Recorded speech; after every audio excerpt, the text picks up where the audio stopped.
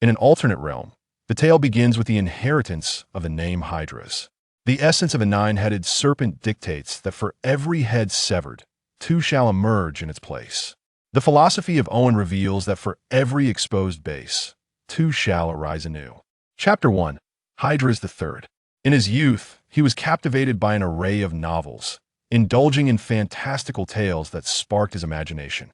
He often envisioned himself traversing worlds, deftly outmaneuvering rivals, commanding the respect of heroes, transforming his humble abode into a palace, and wielding formidable weapons with unmatched prowess amidst a sea of blossoms. However, as he matured, reflections on these youthful fantasies evoked a wry smile.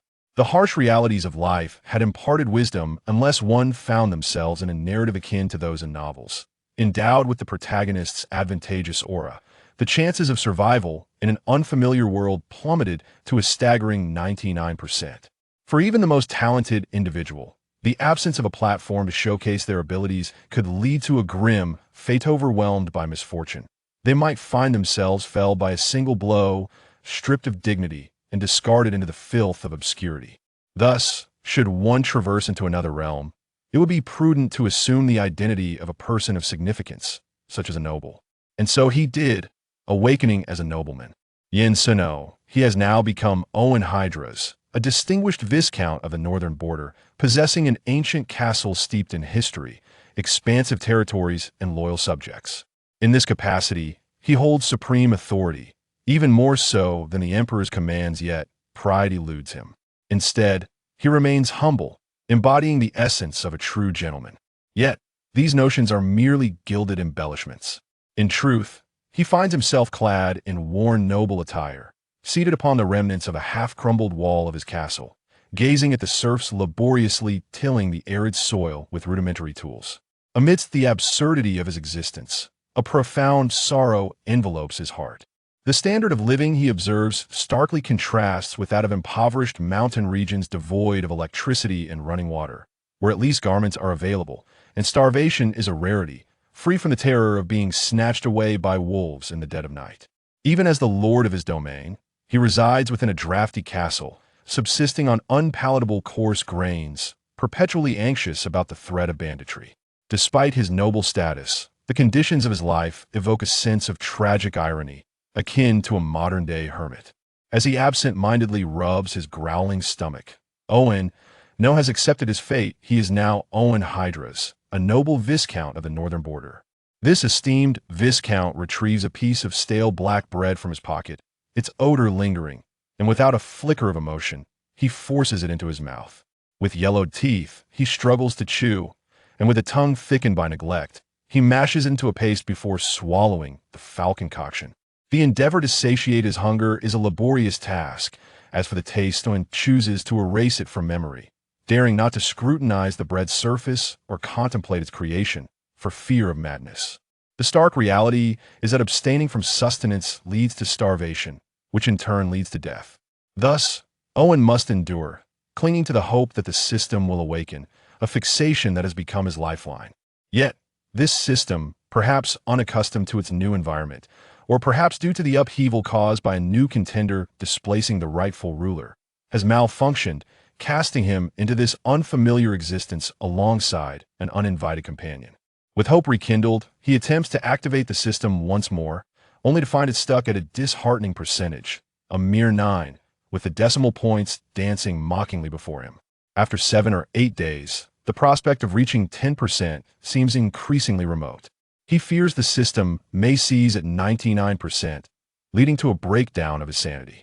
His dismal circumstances stem from the fact that the so-called Hydra's lineage, tracing back 3 generations, was not noble by birthright. His grandfather was a wandering knight, unable to pledge loyalty to any lord. When the empire established a pioneering expedition to explore the northern frontiers, his grandfather donned ancestral armor, grasped an inherited weapon, and rode forth on a time-worn steed to join the perilous endeavor. By a stroke of fortune and valor, he secured this castle, vanquished his comrades, claimed the land, and attained a viscountcy, thus becoming Hydras the first. When northern nobles encountered imperial aristocrats, they bowed in deference, indicating that a viscount of the border bore a status lesser than that of a rural baron in the empire, for the latter was a true gentleman, while the Hydra's family was still stained with the blood of its violent origins. Thus, the newly minted Hydra's family, though elevated to nobility, did not experience a significant improvement in their living conditions. In fact, their plight worsened, for the castle, lands, and subjects all required protection, else they risked losing everything to marauders. The first Hydra's viscount perished in a clash with bandits, leaving his remaining son, the second Hydra's, to ascend the title. Hydras the second, unlike his formidable father and brothers, was frail and thus became a pawn in a political marriage, wedded to the daughter of the head of the Hydra trading company, ensuring his survival without the need for combat. Tragically, after the deaths of his father and brothers, he bore the weight of his lineage alone, ultimately succumbing to a wolf attack.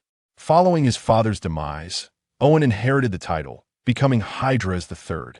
At this juncture, the existence of the Hydra's family, a border noble lineage, has spanned less than 20 years, underscoring the harshness of life in the north. Thus, his mother chose to depart without hesitation, leaving her son to grapple with sorrow and helplessness as he was supplanted by an otherworldly traveler. Chapter 2. A pitiful legacy. Owen meticulously enumerated his priorities. First the dwelling, followed by provisions, soldiers, populace, land, and tools.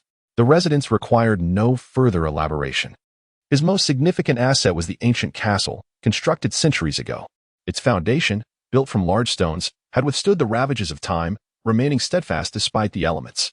However, any thoughts of lavish renovations were futile. The Hydra family had merely added a few rustic wooden furnishings and installed a grand entrance over 3 generations. Now, the castle accommodated no more than a dozen souls, comprised of 8 soldiers and merely 2 servants, who also doubled as gardener, cook, and stable hand.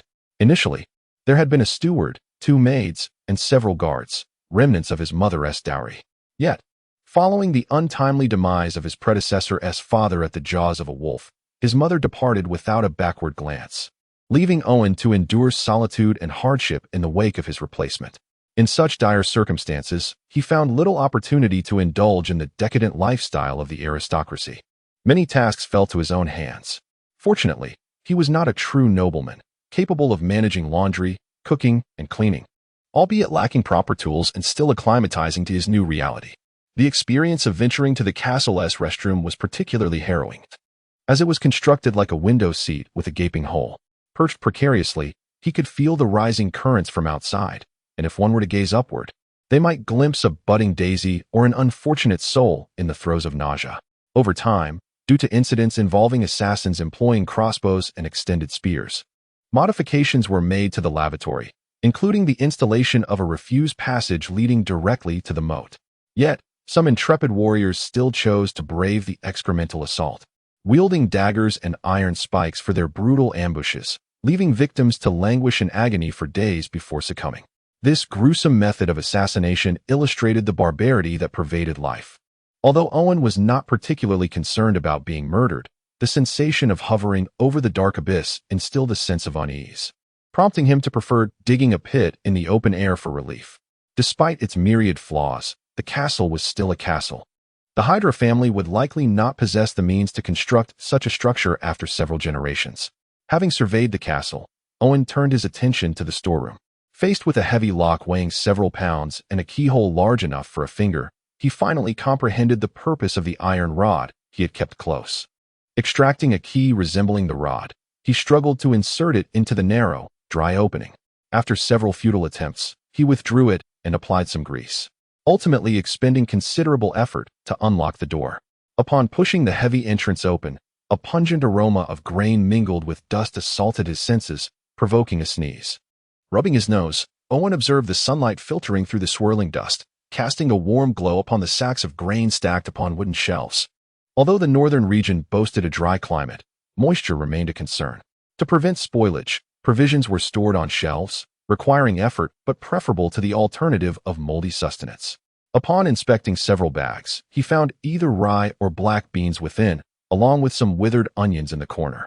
Additionally, a nearby rack held 2 or 3 dozen spears and a stack of leather armor. This constituted the entirety of the Hydra family's possessions. The northern lands were barren, yielding scant crops, compelling the inhabitants to cultivate more prolific varieties like rye, alongside black beans, onions, and cabbages, all in a desperate bid for survival. Nutritional balance and flavor were luxuries beyond their reach, leaving only these meager provisions for sustenance. While there remained a decent supply of rye, Owen was acutely aware it would not suffice. Spring had only just begun, and the harvest was far off. The serfs of the territory possessed little in the way of reserves, to ensure they would not starve and to sustain their strength for planting. Their daily consumption was akin to a running stream, leaving little to save throughout the year. It was no wonder a viscount found himself in such dire straits. In truth, were it not for the annual provisions sent by the Hydra trading company, the Hydra family's plight would be even more dire. The reasons for their misfortunes were rooted in past decisions. The late Hydra II had married the daughter of the trading company's president, a union facilitated by noble status.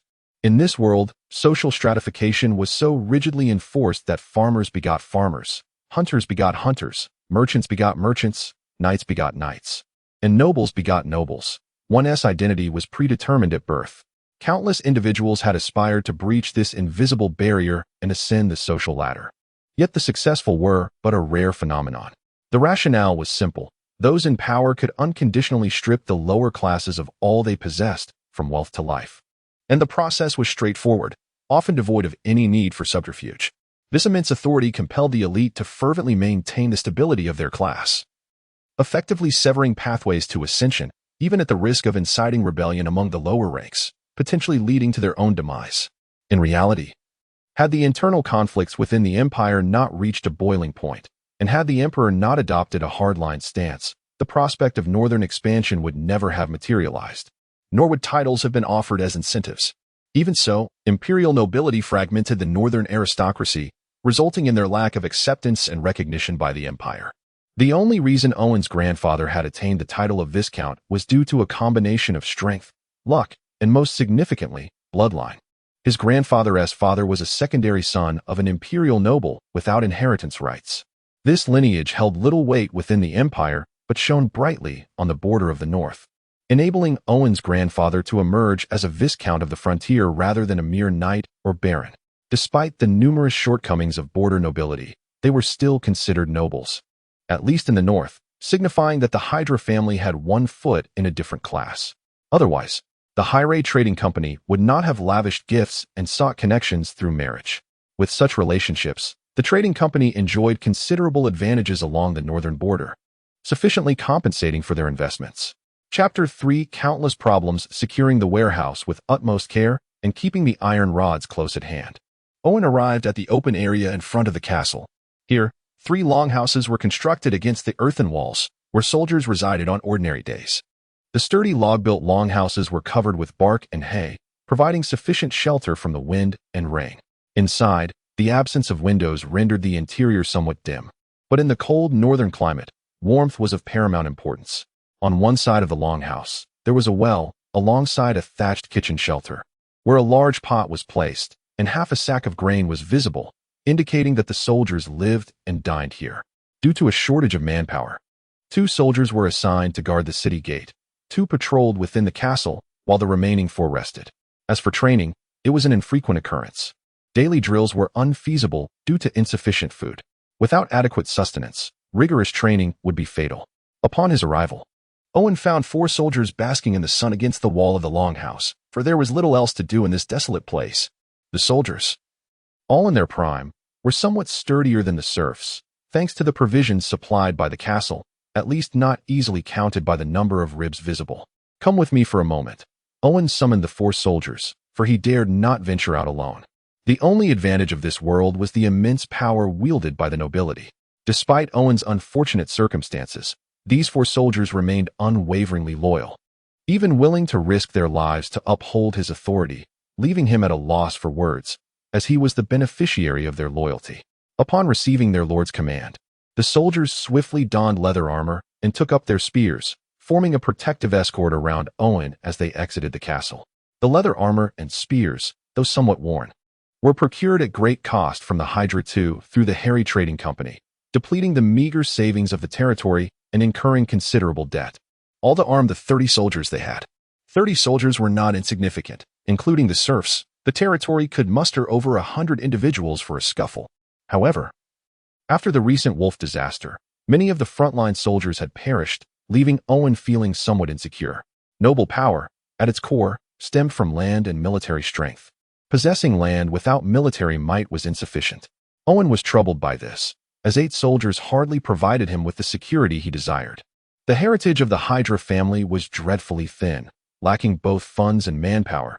The serfs were adequate for labor, but fell short of soldiering. Consequently, Owen found himself unable to replenish his ranks. Not everyone could become a soldier. Typically, free farmers were chosen, for they possessed a degree of freedom and wealth. To preserve these, they would fiercely defend the lord's rights, for a change of lord could mean the loss of everything. However, the Hydra family's domain lacked such free individuals.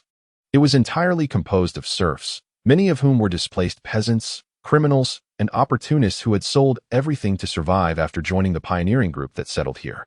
Living a life of perpetual hunger had drained the spirit of these serfs, their eyes reflecting only numbness and fear of their lord and the soldiers. Owen had attempted to communicate with them, but their limited vocabulary left him at a loss for words. Many could only muster 2 or 3 dozen phrases, as their monotonous lives seldom required more.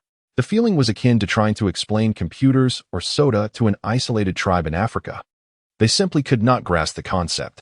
The near-animalistic existence of the serfs, coupled with the obedience of the soldiers, led Owen to abandon any notions of producing glass, gunpowder, or cement, as without a capable assistant, any endeavor would require a 5-year plan to commence. Moreover, he himself lacked the theoretical knowledge and procedural understanding of such tasks. After all, who among the respectable would bother with such rudimentary alchemical endeavors? Lost in these distressing thoughts, Owen continued his inspection, with a particular focus on the farmland. The soil in the northern regions was somewhat barren, with patches of wild grass scattered haphazardly, rarely forming contiguous plots. Thus, even after a year of hard work, the harvest was meager, barely sustaining the territory's inhabitants. In truth, had it not been for the insufficient number of soldiers, they would also have been required to labor in the fields during busy seasons. Only the wealthiest nobles could afford fully deployed soldiers. A minor noble like the Hydra family could not compare. Not far from the castle, Owen encountered numerous issues. Though he had never farmed, he had raised pigs. He certainly knew the taste of pork. The farmland here was unfamiliar, not the neat squares he was accustomed to. Perhaps circular plots were in vogue. Yet there were no ridges or furrows.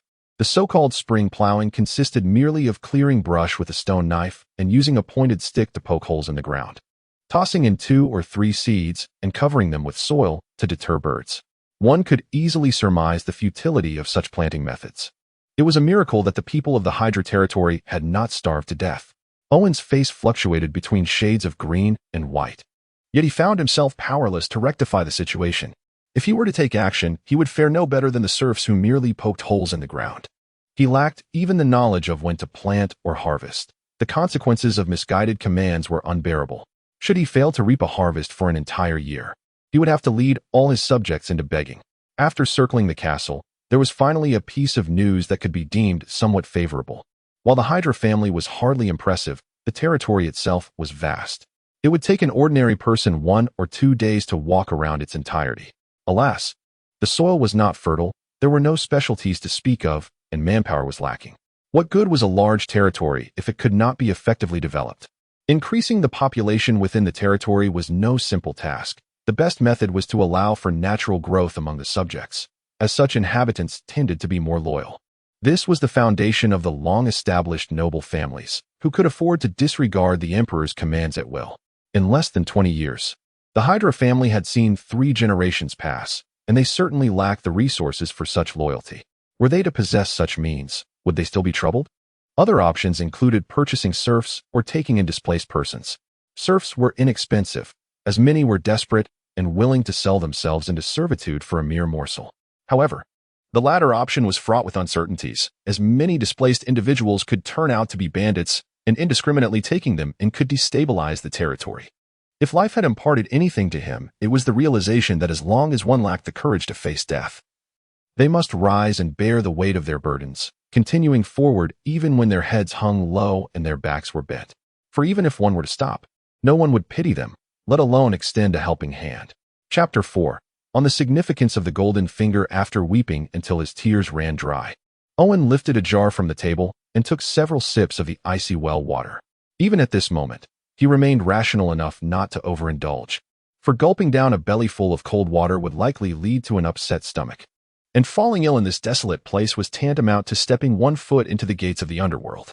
Owen had no desire to meet his demise. He was determined to survive. Unable to find solace in sleep, Owen began to devise a solution to his predicament.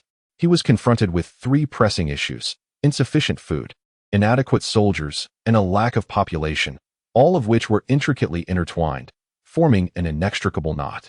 Without adequate food, he could not sustain a larger populace. Without a sufficient population, he could not amass greater wealth, and without enough wealth, he could not train more soldiers. The stark reality was that he felt utterly powerless, and he dared not reveal the true state of his territory. Otherwise, not only wild beasts but also nearby bandits and noble neighbors would converge upon him with weapons drawn.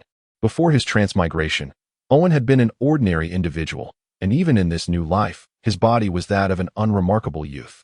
He had only learned a few knightly skills from his father and some literacy from his mother. Beyond that, he possessed nothing.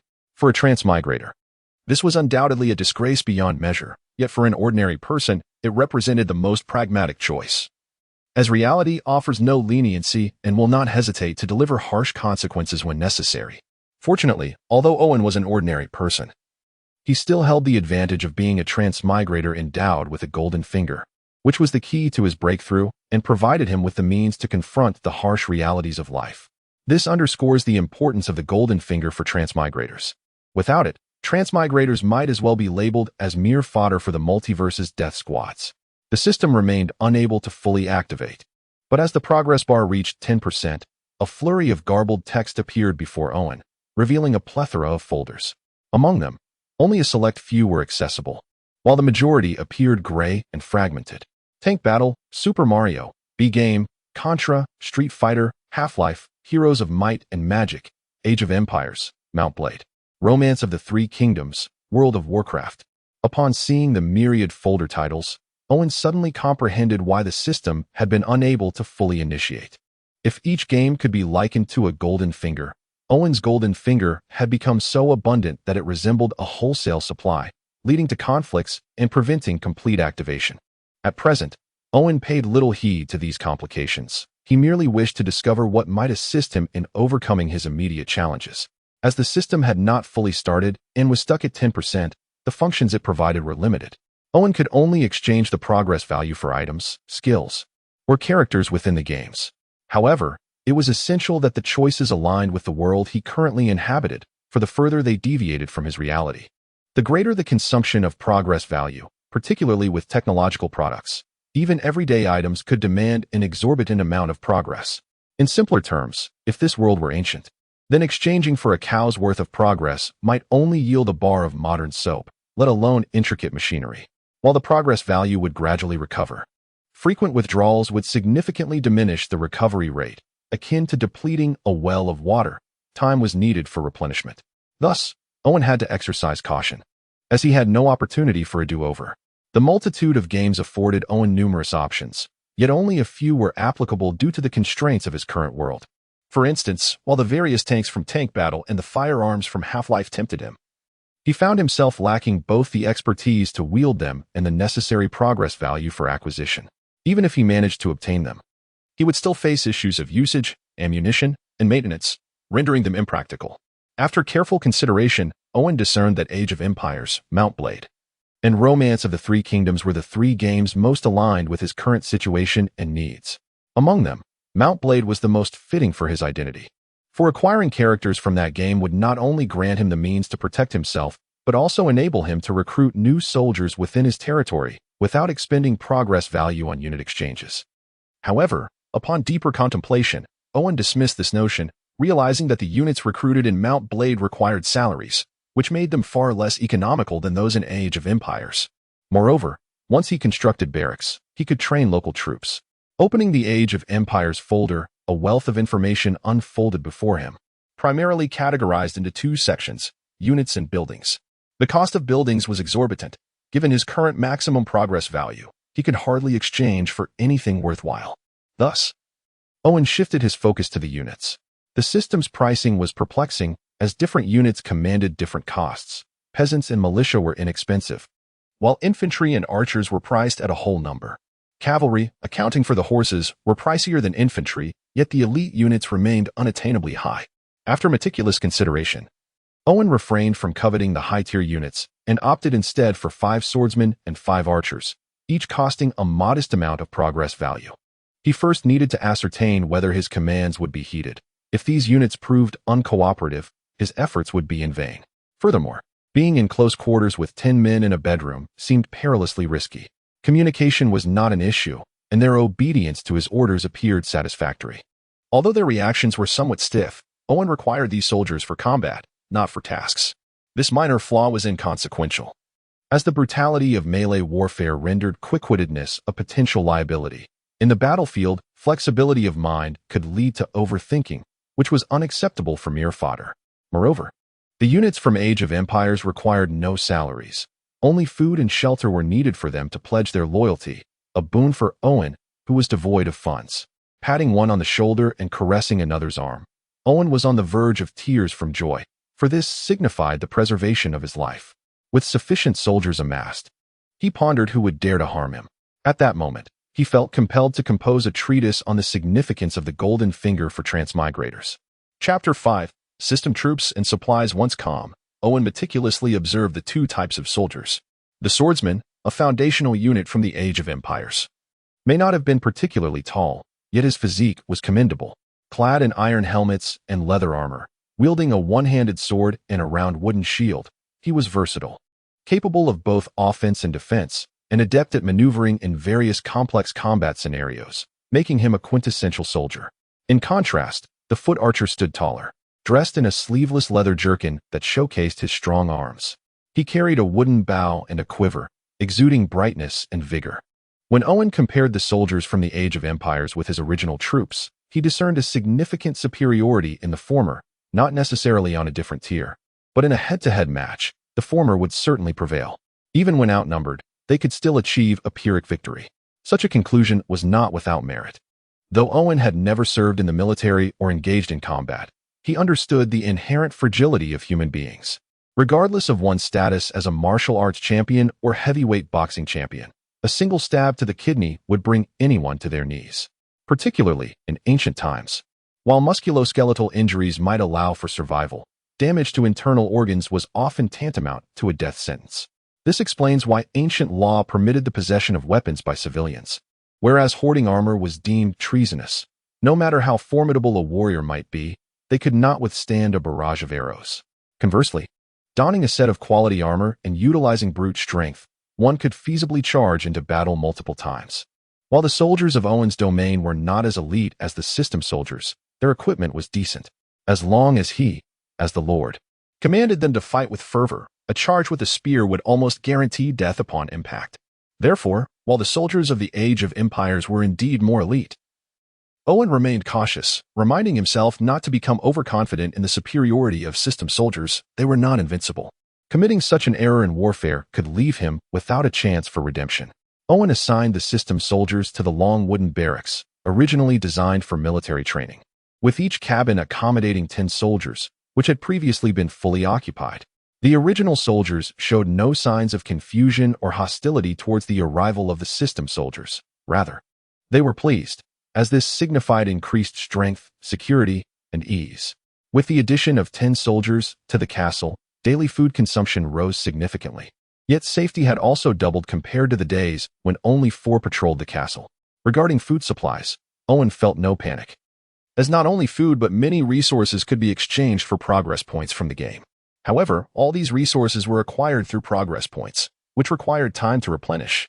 Thus, while resources appeared abundant, Owen still needed to manage them judiciously and plan ahead, for any missteps could lead to significant issues. He first needed to calculate the consumption of both soldiers and serfs to ensure he had sufficient supplies on hand for emergencies, aiming for at least a month's worth of provisions without system resupplies, which was the bare minimum. Upon calculating, he discovered a daunting reality. Due to a lack of animal protein and fats, both soldiers and serfs had substantial food requirements. Soldiers required at least a pound of grain daily, which was a restricted amount. Unrestricted, they could consume 3 to 5 pounds. However, with the limitation of 1 pound of coarse grain, Maintaining normal energy levels, let alone training, would be challenging, necessitating an increase in rations for the soldiers. The situation for the serfs was even more dire. Half a pound of grain reduced to gruel constituted their daily sustenance. It was no wonder that his recollections indicated the territory annually purchased serfs without any population increase. Such a diet would surely lead to fatalities. Additionally, considerations for supplementary foods like salt, vegetables, and meats were paramount, not only for health, but also for morale. Furthermore, consumables such as clothing, shoes, and gear required advanced preparation, resulting in a considerable headache for Owen. A single soldier, excluding combat and intense training, would consume over 1,000 pounds of food annually, along with at least 4 sets of clothing and 8 pairs of shoes, not to mention a spare set of equipment. Serfs required significantly less, yet even so, a daily intake of 1.5 pounds of grain was non-negotiable, and they needed at least 1 warm outfit. Otherwise, half could perish during the winter. The cumulative cost left Owen furrowing his brow. It was no surprise that the Hydra family had only 30 semi-professional soldiers before, not from a lack of desire for more, but due to financial constraints. With a clearer understanding of consumption, he turned his attention to resource replenishment. Although the system allowed for resource exchange, it was not without cost. Each progress point could only be exchanged for 10 units of food, equating to 1,000 pounds of wheat, roughly the annual consumption of a single soldier. This was merely for infantry. Cavalry consumed even more, as feeding a warhorse required more than just grass, grains, legumes, eggs, and salt were part of their diet, which was not only more substantial but also of higher quality. Moreover, while the conversion rate of progress points to food appeared favorable, the 1,000 pounds represented the loyalty of a soldier willing to lay down their life. The more he contemplated this, the more he felt at a loss, prompting him to strike through parts of his previous plans. Civil matters could not be neglected either. Agricultural endeavors needed to be prioritized to swiftly reduce reliance on system provisions, alongside the necessity to stockpile skilled craftsmen, carpenters, stonemasons, and blacksmiths who were crucial not only for daily life but also for military matters. Interestingly, the exchange rate for miscellaneous goods within the system was even more advantageous than that of food. Fabrics, candles, and pottery had exchange values not significantly higher than that of food, yet could yield substantial profits if sold, thus allowing for the purchase of even more food and resources. However, considering his current lack of strength and absence of suitable talent, Owen ultimately decided against this venture, recognizing that he needed to focus on accumulation rather than drawing excessive attention. The advent of the system alleviated Owen's escalating anxieties, leading him to invest some progress points in purchasing items to beautify the castle, moving away from the dreary ambience of a historical relic. The modest purchases included boxes of candles and lamps, alongside various spices and food items, as good cuisine could uplift spirits. Additionally, he procured pig bristle toothbrushes, salt for dental hygiene, and bath beans, refreshing himself with new attire. Beyond these purchases, Owen refrained from further expenditure of progress points. Chapter 6. Unwelcome guests. After several days of contemplation, Owen ultimately resolved to restrict the number of soldiers to approximately 50.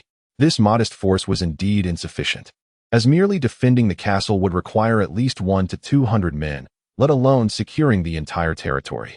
It could be said that 100 or 200 would be hardly excessive, while 300 or 500 would not be deemed too many. The crux of the matter lay in the fragile foundation of the Hydra family. Owen could not afford to overextend. Furthermore, 50 full-time soldiers, albeit a considerable number, would incur significant expenses. Without external reinforcements, he would nearly exhaust 100 points of progress value over the course of a year, all while needing to reserve additional points for the development of his territory. In terms of scouts, Owen chose the cavalry from the Age of Empires, recognizing that while cavalry were costly, each light cavalry scout requiring 3 points of progress value, the flat terrain of the north made mounted scouts far more suitable for the environment. As for medical assistance, although the monks of the Age of Empires were a viable option, akin to a beggar's version of a priest, unfortunately, he could currently only store 10 points of progress value, rendering it impossible to recruit a monk worth 15 points. Thus, Owen was compelled to select companions proficient in healing from the realms of Mount Blade, despite the necessity of paying them wages, which was still preferable to having no assistance at all. Despite their seemingly low cost, the farmers of the Age of Empires were remarkably talented. They not only cultivated crops but also engaged in logging, quarrying, fishing, hunting, butchering, and construction. Though lacking in combat prowess, they could be considered jack-of-all-trades. However, after conducting tests, Owen discovered that the system's farmers did not exhibit the exaggerated abilities portrayed in the game. While they could use a hammer to construct walls and buildings, they could only be regarded as artisans, possessing some skills but lacking mastery, merely assisting true craftsmen. Through his research, Owen found that if he deleted other capabilities before summoning farmers, he could summon more specialized artisans, such as lumberjacks, miners, fishermen, hunters, butchers, and craftsmen, effectively filling the gaps in his territory. Additionally, the abundance of items in Mount Blade promised ample resources for his domain. Once a blacksmith's forge was established, serfs would no longer have to rely on wooden sticks as tools, significantly enhancing production efficiency. These two games had undoubtedly propelled Owen's territory onto the fast track, and once the system officially launched, he would surely soar to new heights. Amidst his busy endeavors, time passed swiftly. Lacking experience, Owen clumsily labored to build up his territory. Yet the gradual recovery of progress value afforded him ample time to ponder, preventing any missteps amidst the chaos. One day, scouts arrived with urgent warnings. After listening to their accounts, Owen came to a realization. The invaders had arrived rather early this year, evidently eager for confrontation. With a cold smile, he noted that he knew precisely who was coming. Gather the soldiers and bring them all into the castle, he commanded, fully prepared for this day. Owen ascended partway up the castle wall, raising a brass telescope to observe. The distant, once indistinct black line materialized as a merchant caravan. Did 5 wagons truly require such a multitude of guards? These were no benign visitors. Owen scoffed as he counted the number of guards accompanying the caravan. While merchant caravans were indeed lucrative, the profits garnered in the north were astonishingly high, yet their costs were equally substantial. Consequently, it was impractical for them to hire an unlimited number of guards. Typically, they would only employ a select few.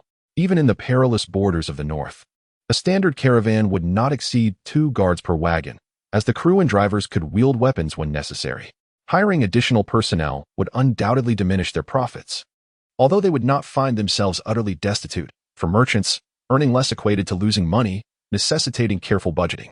Thus, with 5 wagons and approximately 20 guards, accompanied by an equal number of crew members and drivers, claiming to come in peace would require Owen to be exceedingly naive to believe such a tale.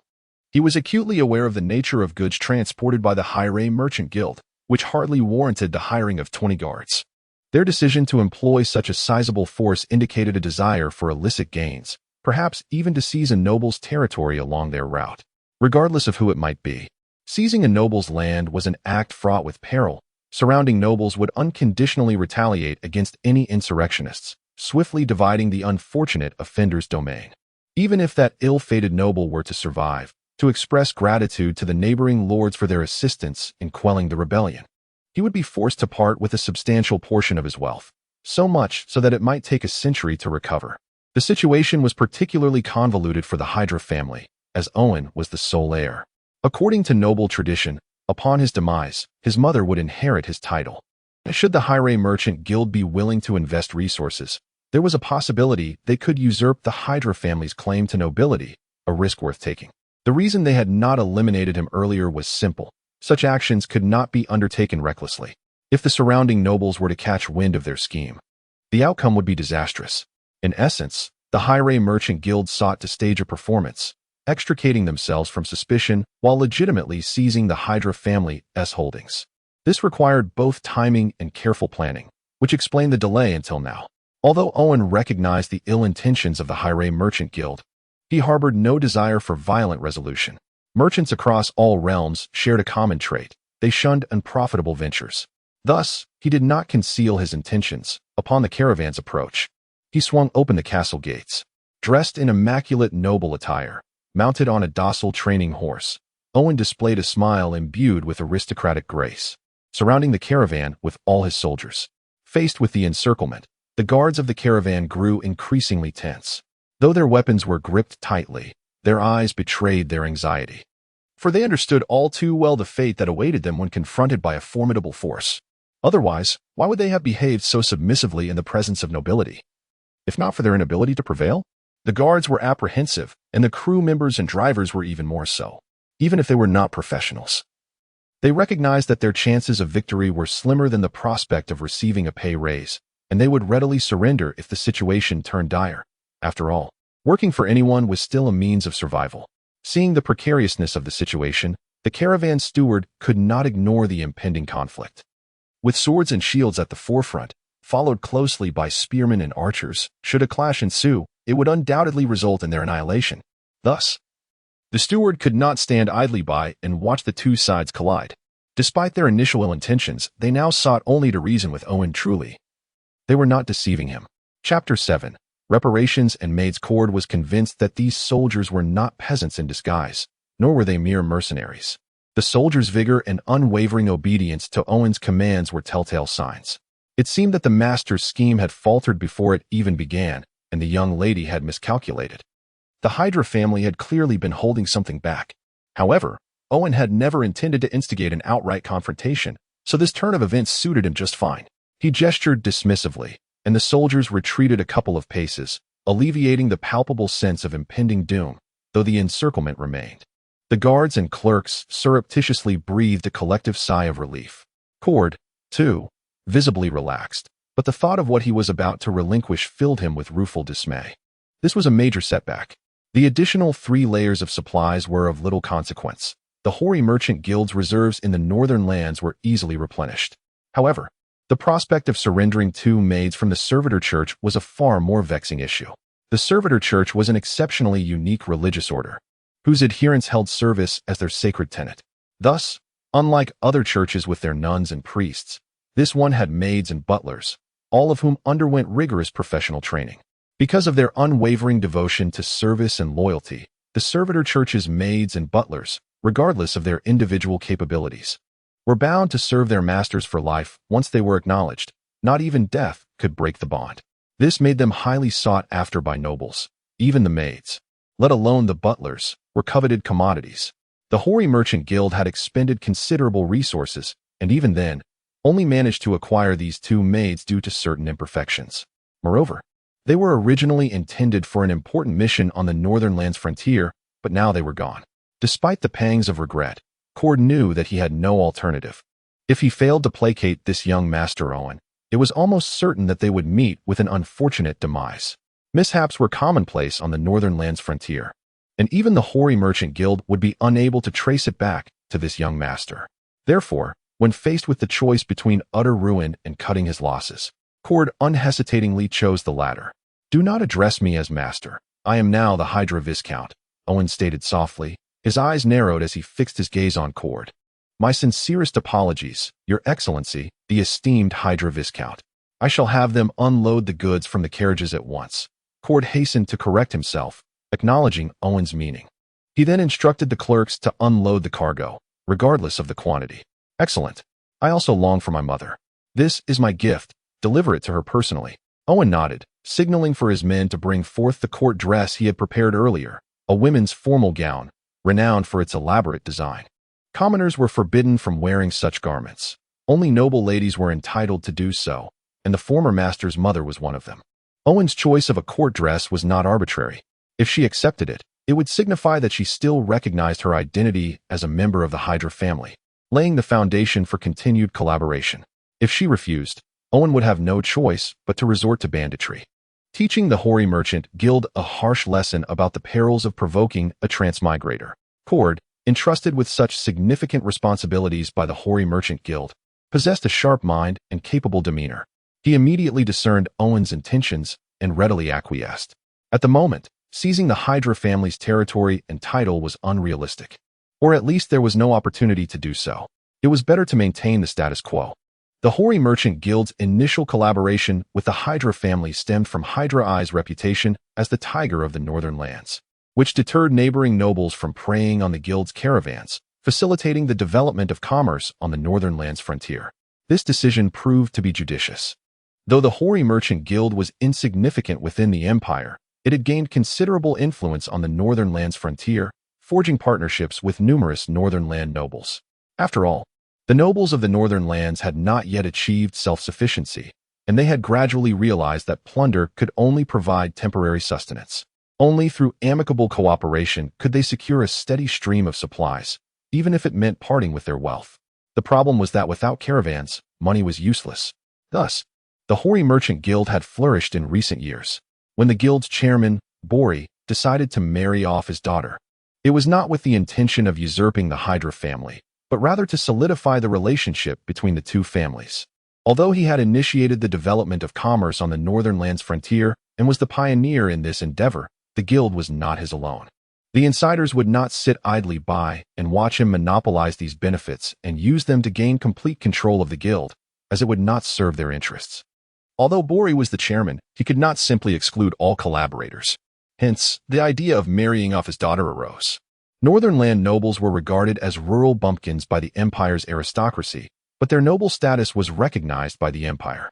This presented an opportunity for Barley, as even the most impoverished empire nobles were unlikely to marry a merchant's daughter, and even if they did, they would impose numerous stringent conditions, far less straightforward than the Hydra family. However, the sudden death of Hydra II and the youth of Hydra III, who inherited the title, tempted Barley to think, "I could do that too." Cord was not an obtuse individual. On the contrary, he was decisive. After understanding the situation, he immediately altered his attitude, leaving Owen with no cause for complaint. Cord could not help but shake his head. The cost of hiring so many guards was a significant expense, as were the supplies that he had not originally intended to expend. The two servitor church maids, acquired at considerable cost by the guild, were even more critical, as they were tied to the guild's future development in the northern lands. Now all of that was gone. Even though he was deeply trusted by the chairman, the guild was not the chairman's alone. Even if he was not dismissed, he would inevitably face censure. Worse still, the guild's members would seize this opportunity to meddle in the affairs of the northern lands, which was the most troubling prospect of all. Chapter 8. Maya and Charles. Without mentioning the troubles that plagued Keed, whose hairline was beginning to recede, Owen commenced the arrangement of transporting supplies after the merchant caravan departed. However, he soon encountered a dilemma, for these two maids were somewhat different from his initial expectations. Initially, Owen had no intention of accepting them due to a lack of trust and the fear of potential risks. Yet, men at times act without the guidance of reason, such as when scrolling through enticing images on their phones or when opening hidden folders on their computers. Especially since Owen was no longer in the youthful phase of his previous life. He had transitioned from a weekly paycheck to the challenging period of monthly payments. Not only was he not financially constrained, but he also had ample resources, to the extent that spotting a mere rat in the castle made him wish to capture it and discern its gender. Thus, he found himself drawn to their allure. Serving the church, these maids were no ordinary commodities, much like the black card from his former life. Without adequate capital and status, money alone could not procure them. This peculiarity puzzled Owen. While the Hydra trading company possessed some wealth and influence in the north, one could hardly claim they wielded significant power. After all, they had married their daughter off to a noble from the northern border. What could they possibly achieve within the empire? Logically, they were unqualified to engage with the church's servants. However, by chance, the president of the Hydra trading company had assisted the local church. And since these two maids bore some flaws and indicated they were to be gifted to a noble in the north rather than for personal use, they were ultimately obtained. Upon reviewing the contracts of these two maids, Owen understood what flaws entailed. In his hand was the contract left by Keed, detailing the names, ages, specialties, experiences, and magical images of the two maids, akin to personal resumes. Upon witnessing the animated magical images, Owen realized that this world was far more intricate than he had anticipated, and he was subsequently captivated by their appearances. The first maid, Maya, was 36 years old, a considerable age for a maid, especially in a world where the average human lifespan barely reached 30, often just over 20. It was evident how awkward it must be for a maid of such age. Nevertheless, her experiences and beauty caught Owen's eye, compelling him to look up. Maya possessed a cascade of wine-red hair, slightly curled, giving it a thick appearance that flowed like waves of red wine behind her. Her features were sculpted, with large eyes, a high nose, and full lips, complemented by a voluptuous figure. Even though she was no longer youthful, she exuded the allure of a mature woman. However, compared to her beauty, Owen valued her capabilities even more. At the age of 16, Maya became the personal maid of an earl's daughter. 10 years later, that daughter ascended to countess, and Maya became the head maid. For Owen, Maya's worth lay not in the present, but in the future. The Hydra family, while nobility, was quite transparent in Owen's eyes. Such a flaw was negligible along the northern border, where birth status was often modest, and the Hydra family could at least claim some noble lineage. Unlike others who ran their territories like bandit dens. Thus, no one was in a position to look down on anyone else. Owen believed he would inevitably interact with imperial nobility, and a maid well-versed in the intricacies of the imperial aristocracy would undoubtedly hold significant value in the future. As for the other maid, Charles, she was fair-skinned and strikingly beautiful, with long, straight black hair. Dressed in a maid's uniform, she possessed an unimaginable allure for domestic creatures. The issue, however, was her remarkable physique. She towered, likely reaching 2 meters in height, with long legs that alone measured over a meter. Even when she attempted to relax, the muscular definition of her arms and thighs was evident, evoking a sense of formidable strength. Despite her astonishing figure, her muscularity rendered her features somewhat rigid. Her prominently rounded and firm posterior created an overwhelming presence that left Owen feeling the strain of reality. Gazing down at Charles' contract, he noted that her maid's skills were merely adequate. Yet it was particularly highlighted that she had completed most of her combat training and excelled in wielding a one-handed axe and hammer. Wasn't this just a barbarian disguised in maid's attire? One was too old, the other too formidable. Thus, despite their service to the church, they bore undeniable imperfections, which likely explained why the Hydra Trading Company acquired them. In truth, had they not been so aesthetically pleasing, Owen would have resolutely declined had they been two older women. Now that they had joined the Hydra family, it was time to work diligently. Owen, inexperienced as a leader, spoke somewhat stiffly, yet both maids remained professional, their smiles unwavering throughout the interaction. Maya, as the head maid of the castle, temporarily assumed the role of housekeeper, while Charles, as the combat maid, was tasked with the castle's security. Owen distributed responsibilities simply, and neither expressed dissent. In fact, even if they had, as maids, they would not voice it, especially given that they had just met. Since the castle had housed only Owen, it often served as a storage space, accumulating numerous items he deemed useful yet had not organized. The arrival of the two maids finally alleviated his burden, for at least those items would be placed where they belonged. After all, men typically focused their aesthetic appreciation on women. As long as the home decor did not interfere with daily life, the particulars of attractiveness were of little concern. A man merely needed to nod in agreement when asked about appearances while comfortably seated on the sofa. It was indeed a considerable challenge. Maya squinted at the castle, which could only be described as a relic, and murmured quietly. Charles, too, wore an expression of surprise, her mouth slightly agape, despite Owen's previous efforts to remedy the situation. The lack of infrastructure infused the place with a palpable sense of historical decay, making it challenging for Maya, accustomed to a life of refinement over the past 2 decades in the opulent castle of a countess, to adapt. Chapter 9. The lavatory and the bathhouse. After Maya's patient explanation, Owen finally comprehended the necessity of restoring the castle. Moreover, through her descriptions, he discerned that it was not this world that was backward, but rather the northern border and the Hydra family. The existence of nobility, if traced back to the elders and priests who wielded power in the tribes, has lasted for 2 to 3 millennia. Through a lengthy accumulation and monopoly, the rights and resources controlled by the nobility have grown increasingly vast, giving rise to an array of luxurious comforts. For instance, the imperial nobility have long adopted flushing toilets, and their bathrooms not only boast brass plumbing but also connect to boilers providing hot water, designed with a sophistication that far surpasses the imagination of the impoverished. In terms of indulgence, the imperial nobility have reached a level of wealth comparable to that of the affluent during the 1970s and 1980s of his previous life, if not exceeding it. The reason for this disparity lies in the absence of electrical appliances in this world, yet the presence of magic, an inexplicable force, fills that void.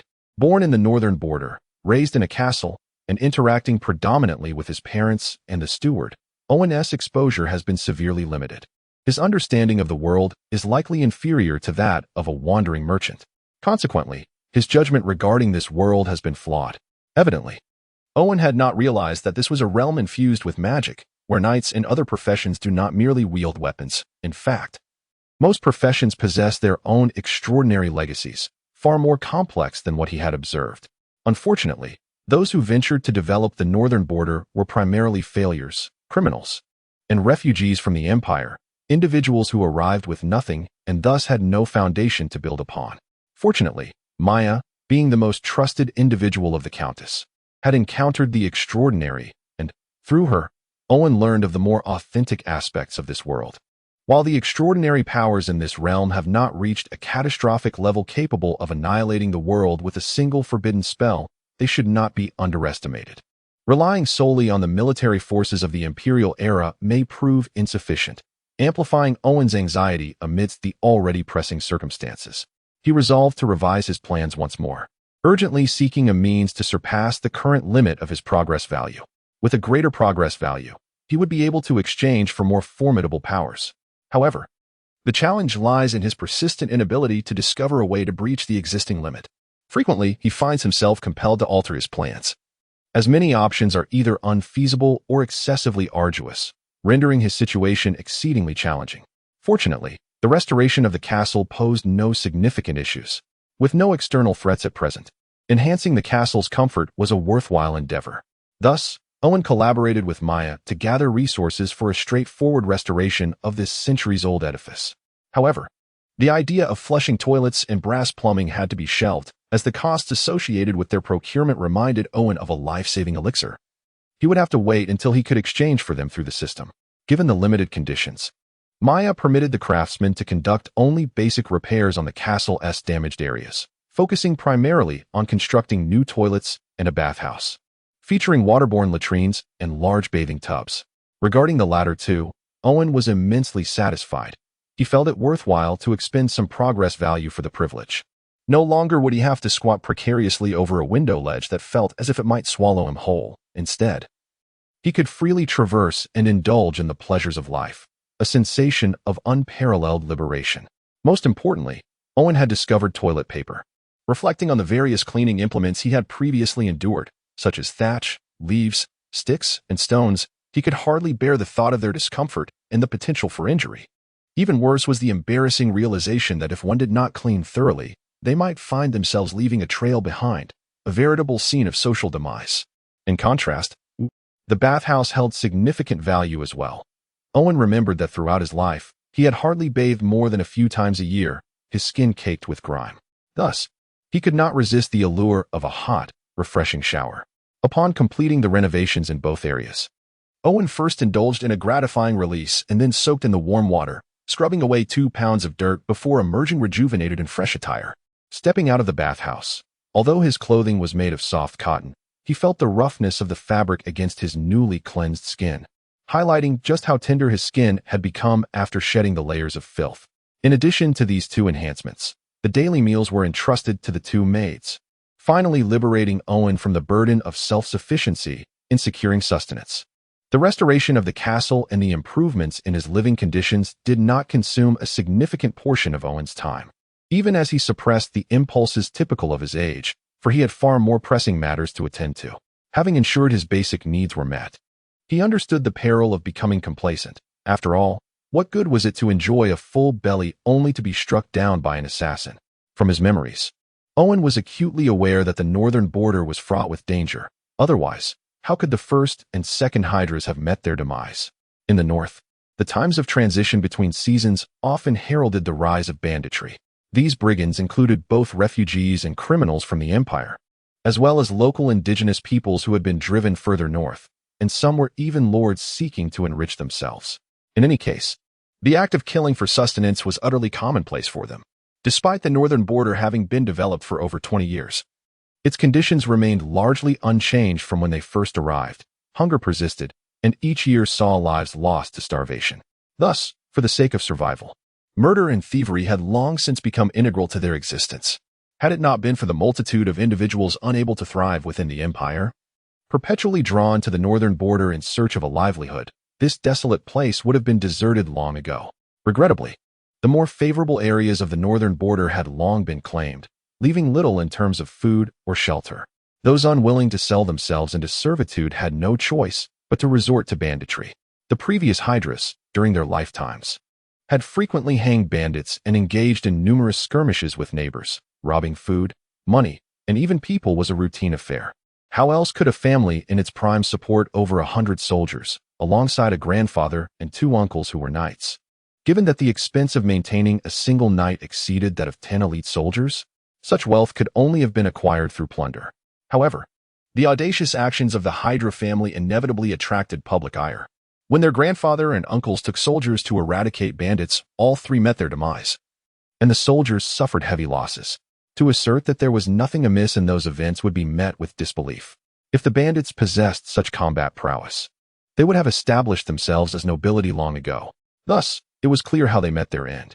This state of affairs had become the norm in the northern border, where everyone wielded their fists. The mightier one's fists, the fuller their belly, leading to greater strength and the ability to seize more. Conversely, the weak had no avenue for survival. Compromise and retreat only led to death, without exception. Owen found such a life intolerable, akin to having immigrated to a seemingly beautiful land.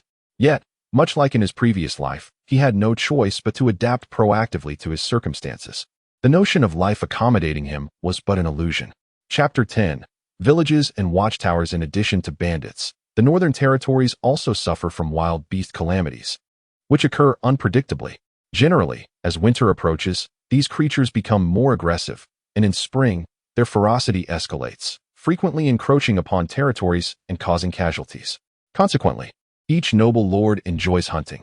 It provides a rare source of meat and mitigates the risks to their lands. Furthermore, every few years, they would form a coalition to raid the northern barbarians for grain, exemplifying the law of the jungle. Such matters necessitate thorough preparation to avoid regrets when crises arise. And thus, Owen remained occupied with these pressing issues. The threat posed by bandits was immediate. They could not breach the towering, soldier-guarded castles, yet the serfs lacked such protections. Once abducted, they could easily trade for food with other nobles, which troubled Owen greatly. Logically, the castle possessed ample space to accommodate all the serfs within the territory. Yet the Hydra family had never permitted such an arrangement, even as serfs perished from the cold in their burrows each winter. Owen found this practice incomprehensible, yet he had no intention of defying tradition. When confronted with uncertainty, it is prudent to refer to the practices of predecessors, for while one may miss numerous opportunities, one can also avoid significant errors. However, Owen could not passively observe as his serfs fell victim to banditry, for they represented his property. After careful consideration, he resolved to gather the serfs and construct a village, thereby facilitating the deployment of soldiers to protect them from harm. Originally, the serfs lived in makeshift burrows, digging a pit in a south-facing location, drying it out, and lining it with a thick layer of hay for warmth during the night. These arrangements were merely temporary, as prolonged habitation in such conditions would surely lead to ailments. Yet, given the typically short lifespan of serfs, many perished before falling ill, leading to a general apathy regarding their plight. Determined to sever reliance on the system's grain supply, Owen recognized the indispensable need for a substantial population of indigenous farmers. Thus, he resolved to take action during the off-season by having craftsmen assist the serfs in constructing thatched shelters, with the addition of earthen walls before winter. These would transform into rudimentary cottages, far superior to burrows, thereby reducing winter fatalities. The construction of these huts required little technical skill. Wooden frames would be erected and layered with woven hay, easily completed within half a day. Before long, a small village emerged not far from the castle. Despite its humble thatched structures, Owen meticulously planned the layout, ensuring all huts faced south to maximize sunlight and prevent moisture accumulation. Ample space was left for future expansion, and drainage ditches were dug, along with the construction of public latrines. He had anticipated and executed all feasible preparations. Next, the serfs constructed a fence around the village to deter wolves from snatching away anyone at night. Perhaps due to the sense of having a home, the serfs exhibited a rare enthusiasm, which greatly pleased Owen. He then arranged for craftsmen to begin constructing a watchtower at the village entrance, a bastion of security for the settlement. As a defensive structure, the watchtower could not be hastily erected from mud. It required sturdy bricks and stones, lest it be easily toppled. This meant establishing a solid foundation and erecting pillars and beams for stability, a task of considerable magnitude. Fortunately, the castle's earthen walls were abundant with stones suitable for the tower's construction, alleviating potential complications. The Hydra family had long contemplated rebuilding the castle walls to enhance defense and aesthetics. Yet, the extensive manpower and time required for such an undertaking had deterred them. Owen, too, was inclined to initiate repairs but ultimately deemed the costs prohibitive, relegating it to a later agenda. These farmers, descendants of the imperial era, retained their construction skills, which had since improved. Initially, they could only assist in building modest structures, but now, as long as the designs were not overly complex, they could adeptly undertake various constructions. Within 3 days, they had completed the foundation, and within 2 weeks, the watchtower was erected. The finished watchtower stood solidly, featuring 2.5 stories supported by wooden pillars and beams.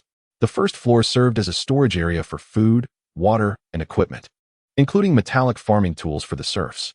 The second floor provided quarters for soldiers, with craftsmen crafting bunk beds to accommodate a greater number of soldiers when necessary. The topmost level was a battlement observation platform, where soldiers could stand guard and shoot arrows at any approaching enemies. The presence of this tall, robust watchtower instilled a profound sense of security, as the serfs' previously apathetic expressions softened upon realizing their safety was now more assured. Following the tower's completion, Owen stationed 15 soldiers there, who patrolled during the day and stood guard at night, rotating weekly with the castle soldiers to maximize the protection of the territory's wealth. Nonetheless, Owen believed the most effective strategy would involve forming a cavalry unit capable of proactive assaults and expanding patrol ranges, thereby deterring neighboring threats. Unfortunately, despite the minimal difference in cost between cavalry and infantry, the price of a single light cavalry soldier was exorbitantly high, requiring 3 points of progress, while their combat effectiveness was disproportionate to their cost, as 3 swordsmen or archers could easily dispatch 1 light cavalryman. Upon careful consideration, Owen concluded that the more formidable armored cavalry would suit the current needs of the territory. This type of cavalry, positioned between light cavalry and knights, was equipped with swords, lances, and shields, allowing for both direct confrontation and opportunistic pursuit, requiring only 5 points of progress for recruitment, presenting a more reasonable cost-value ratio. However, assembling a full squad of armored cavalry necessitated 50 points of progress, and given the rate of recovery for such points, it would likely be impossible to achieve before the autumn harvest. Faced with this predicament, Owen opted to increase the number of swordsmen and archers, allowing him to deploy more soldiers for patrols without compromising the castle's security. The implementation of this strategy yielded positive results, as patrols of 5 effectively deterred most bandits from attempting to take risks, while 4 scout cavalrymen played a significant role in safeguarding the territory from bandit incursions. Chapter 11. The Enchanted Forest. With the watchtower established, Owen felt a temporary sense of relief. The forthcoming plans required him to cultivate patience as he awaited the recovery of progress points, compelling him to find distractions to alleviate the surplus energy stemming from his newfound security. And what could those distractions possibly be? It was quite evident, given his age, what thoughts might occupy his mind. Among the 2 maids, while Charles' appearance was not lacking and aligned with Owen's aesthetic preferences, her muscular physique evoked an ominous premonition that his unwarranted provocation could lead to dire consequences for himself. As for Maya, her beauty was undeniable, even in her natural state. She radiated perfection, reminiscent of the ideal woman from his past life. Concerning their age difference, Owen found himself slightly older than Maya, and for men, age was often a trivial matter. What truly mattered was appearance. After all, where would one find the legendary heroes like Su Hanwon, the undead knight Ning Kaichen, or the celestial being Han Dong-yong without such considerations? The only flaw in Owen's reasoning was his overestimation of his own capabilities. Within a mere 3 days, he was reminded of the burdens that accompany middle age, alongside the weekly offerings that seemed futile. The transition between life and death harbored a profound terror. And even in this second life, the shadows of his past loomed heavily over him. More disturbingly, despite his current plight, his comrades remained undeterred in their aspirations. The echoes of their encouragement, "Help me up, I can still fight," were enough to bring him to tears. Fortunately, owing to his previous experiences, Owen recognized the folly of brute force in every situation. Thus, he sought ways to occupy himself, such as exploring the system for games that might prove beneficial. Indeed, there were numerous valuable items. Previously, he had stumbled upon a pig bristle toothbrush and green salt toothpaste from a martial arts game, along with bath beans and olive oil, the origins of which puzzled him. The toothbrush, crafted from wood and pig bristles, appeared peculiar and was somewhat cumbersome to use. Yet it was better than having nothing at all. With the toothpaste, it effectively cleaned his teeth, banishing any lingering odor. The bath beans served as an ancient version of soap, infused with fragrant spices, leaving him smelling delightful post-bath, a quality Maya appreciated about the castle. After bathing and applying olive oil, he felt an unnecessary philosophical charm, but the results were undeniably pleasant, especially when someone assisted him in applying it. Drawing from his extensive theoretical knowledge from his past life, Owen discovered new uses for olive oil, indulging in this secret pleasure. As days slipped by in a leisurely manner, Owen received troubling news from the scout cavalry. Each year, the northern nobles typically organized patrols to combat the rampant banditry. However, these bandits, facing starvation if they refrained from thievery, had formed alliances to execute a significant heist.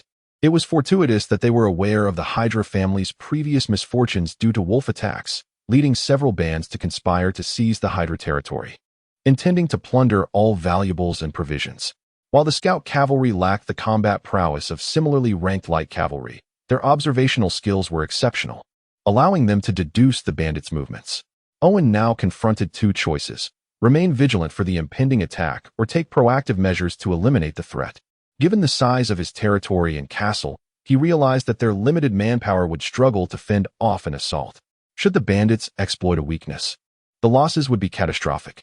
Thus, Owen resolved to take the offensive. The scout cavalry had already pinpointed the general location where the bandits were gathering. With their meager supplies, these bandits could not endure for long. It would be either tonight or tomorrow. Consequently, Owen decided to summon his soldiers immediately. Presently, he commanded 15 swordsmen and archers each, 8 ordinary soldiers, and 4 scout cavalry, an adequate force, albeit insufficient to guard both the castle and the watchtower.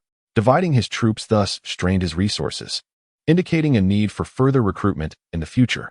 Believing this skirmish would not drag on, Owen chose to leave behind 8 ordinary soldiers armed with spears and venture forth with his more elite system soldiers. Master, Charles possesses commendable strength. You should bring her along, Maya suggested softly as she assisted Owen in donning his armor, prompting Charles to perk up in anticipation. Though she was a maid, her warrior spirit remained unscathed. After reflection, Owen concluded that if he could engage in battle, Charles, a formidable woman capable of besting him, would undoubtedly excel as well. Thus, he nodded in agreement. Previously, when he appointed Charles as a combat maid, he was not jesting. He had prepared a set of equipment for her, which she donned immediately upon receiving his consent.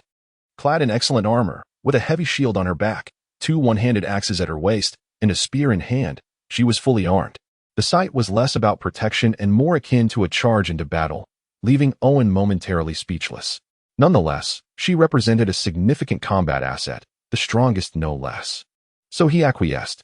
As dusk approached, Owen had no intention of engaging in night combat. He commanded the soldiers to depart immediately after their meal. The scout cavalry raced ahead to meet their counterparts, establishing a tighter surveillance perimeter to prevent the bandits from escaping, a critical part of their duty.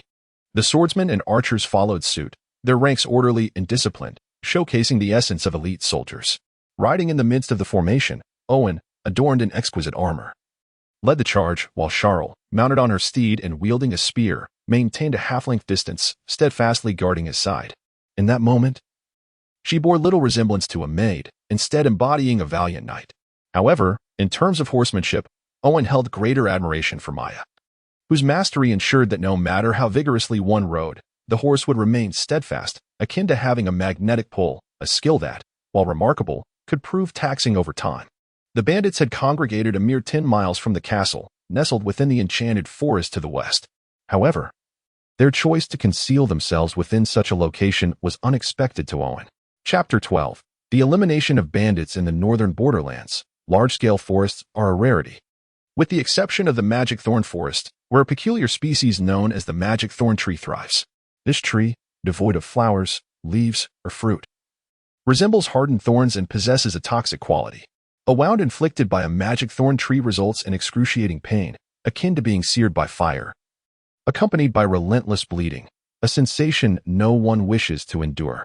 Additionally, the forest is inhabited by a breed of goblins known as magic thorn goblins, distinct from their ordinary counterparts. These goblins have red eyes, dark skin, and sharp fangs, topped with a small horn. They are bloodthirsty carnivores, wielding weapons crafted from the magic thorn tree. Even soldiers dare not approach them carelessly, which is why few venture into the magic thorn forest for wood or game. Consequently, the surrounding environment has flourished, with the ordinary woods expanding significantly, As long as one does not delve too deeply, the dangers are relatively manageable. However, do these bandits truly believe they can enter the magic thorn forest in groups without arousing the goblins' attention? These small creatures relish human presence, for humans lack thick fur and resilient bones, making them a rare delicacy. Perhaps the bandits thought their overnight stay would go unnoticed, but they had already been discovered. 10 miles is not far, and with Owen slowing his pace, the soldiers had just completed their warm-up by the time they reached the edge of the forest. After a brief rest, they plunged directly into the woods. The scout cavalry, having stealthily infiltrated the forest to ascertain the bandits' location, led Owen straight to their destination, where they soon confronted the bandits head-on.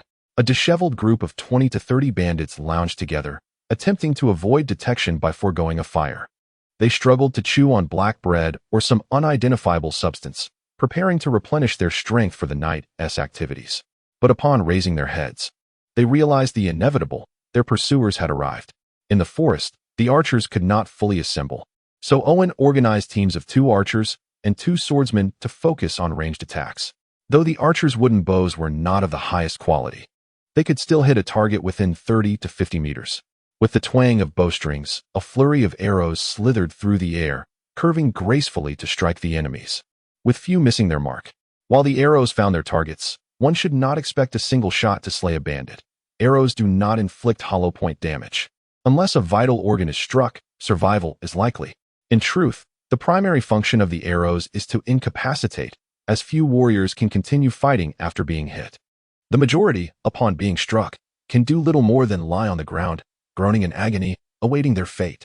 Given the poor medical standards in this wretched place, even the slightest injury could lead to death, let alone bleeding and infection. This is the true purpose of the arrows. After 2 volleys, the bandits, outnumbered by the soldiers, were utterly demoralized. They were not a disciplined army, but rather desperate individuals seeking a meager existence, lacking any sense of resistance. Faced with the assault, they were paralyzed with fear, unsure of where to flee. Most either lay groaning on the ground or knelt in surrender, trembling with their heads cradled in their arms. At this moment, the swordsmen, who had remained inactive, advanced to secure the area. The wounded were granted a swift end, their heads severed with short axes, while those who surrendered were bound with ropes, with any failure to secure themselves leading to their demise.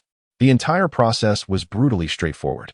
In less than 10 minutes, the battle concluded, leaving Owen, still tense and unyielding, bewildered by the pungent scent of blood. Was this truly how his first battle would unfold? Regardless, this confrontation served as a harsh initiation, a baptism in the realities of combat and death, an experience that would forever season his life. Before Owen's eyes, many perished, some executed after losing the will to resist. Yet, he felt little more than a lingering unease. Nausea was absent. He understood that such occurrences were unavoidable. Although he longed to retreat and cultivate the land in peace, the grim reality was that he could expect no other fate than slaughter at the hands of others. Upon arriving in this world, Owen had accepted the truth. Abstaining from killing was impossible, and killing less was equally unfeasible. Often, unless one instills fear through decisive actions, adversaries will not relent. Thus, Owen resolved to adapt swiftly, to become the wielder of the blade rather than the unfortunate soul pleading for mercy beneath it. Moreover, as a time traveler, Owen felt no sense of belonging to this realm. Taking the lives of these otherworldly beings hardly burdened his conscience. Furthermore, the bandits, with their unkempt beards and hair, tangled and matted like a grotesque carpet, donned ragged scraps of fabric haphazardly stitched together, making it nearly impossible to discern how they were even wearing them. Their exposed skin was encrusted with filth, and their hands and feet bore long, unkempt nails reminiscent of wild beasts, exuding a stench that repelled any decent person. Such repulsive appearances hardly inspired sympathy, allowing Owen to focus on the tasks ahead. The territory already bore a wooden gallows for the bandits, now adorned with over a dozen severed heads, resembling a macabre cluster of grapes. With a gust of wind, a swarm of flies would rise, surely prompting any surviving bandits to turn and flee. The living bandits were caged for public display, while the victorious soldiers reveled in their success. In this age of empires, where one could trade progress points for sheep, 3 had been slaughtered, prepared through boiling and roasting, accompanied by beer consumed amidst the chaos of battle, bringing joy to the soldiers. However, as the lord and noble, Owen would not partake in the same fare as his soldiers. The The choicest cuts from the 3 sheep were reserved for him, meticulously cooked with spices and olive oil, sprinkled with fine salt, complemented by exquisite wine, attended by 2 maidservants. At last, Owen savored the essence of nobility. Feasting heartily, soldiers rested while others patrolled. Yet the celebration was far from over. The simple, hastily cleaned offal of the sheep left much to be desired. Its aroma so pungent that one could hardly stand within 10 paces. Yet, it was meat, and the serfs surrounding the large pot eyed it hungrily, their previously numbed expressions beginning to shift. In Owen's eyes, these serfs resembled mere puppets, their responses nearly absent. It seemed their lives revolved solely around labor, eating, sleeping, and ultimately awaiting death. Yet, upon reflection, he realized that his past life bore a striking resemblance. Work, eat, and await the inevitable. Chapter 13. System rewards. Although the scale of this battle was minuscule and the achievements utterly insignificant, it unexpectedly met the conditions for a breakthrough in the system's progress value. Owen was indifferent to whether it was a fight or an act of murder. In any case, a breakthrough was a good thing, and thus he received additional rewards. The rewards comprised 4 categories: units, professions, skills, and buildings, all drawn at random. However, this evening, he yearned for a warm embrace and tender affection to wash away the sanguine memories, so he decided to postpone the rewards for another time. After a night of labor, Owen, now in a continuous sage state, lay languidly in the study's recliner, ready to draw his rewards. He received a ninja squad, the profession of a Knight Templar, the iron shirt skill, and a blacksmith workshop. The ninja squad, belonging to a certain Eastern-style game, was not particularly suited for this world, so Owen initially overlooked it. Upon further examination, he discovered that the ninja unit had its merits. These ninjas were not from Konoha, thus lacking chakra, and they did not perform hand signs to summon anything. Pursuing stealth and agility, these ninjas possessed lean physiques, lacking bulky muscles, rendering them ineffective in direct combat. However, in terms of infiltration and ambush, they excelled.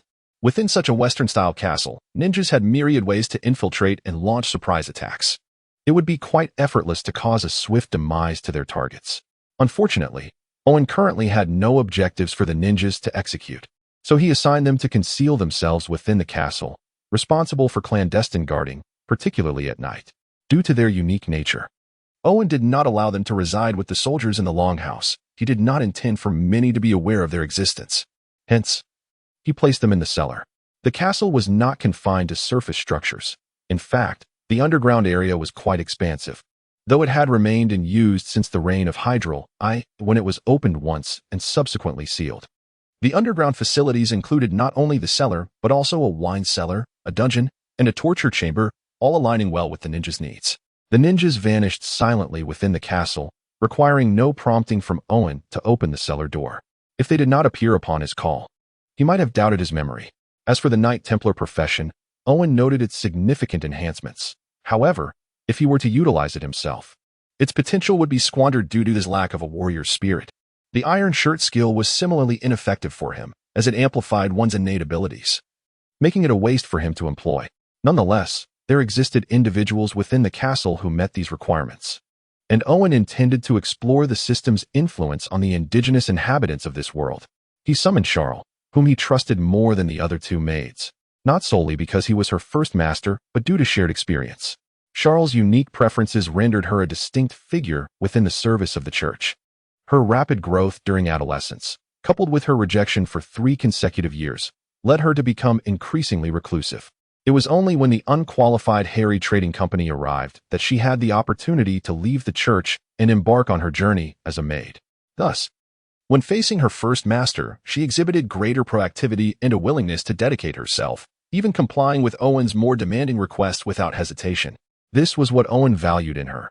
Otherwise, he would have been hesitant to allow her to wield weapons, fearing she might decimate him.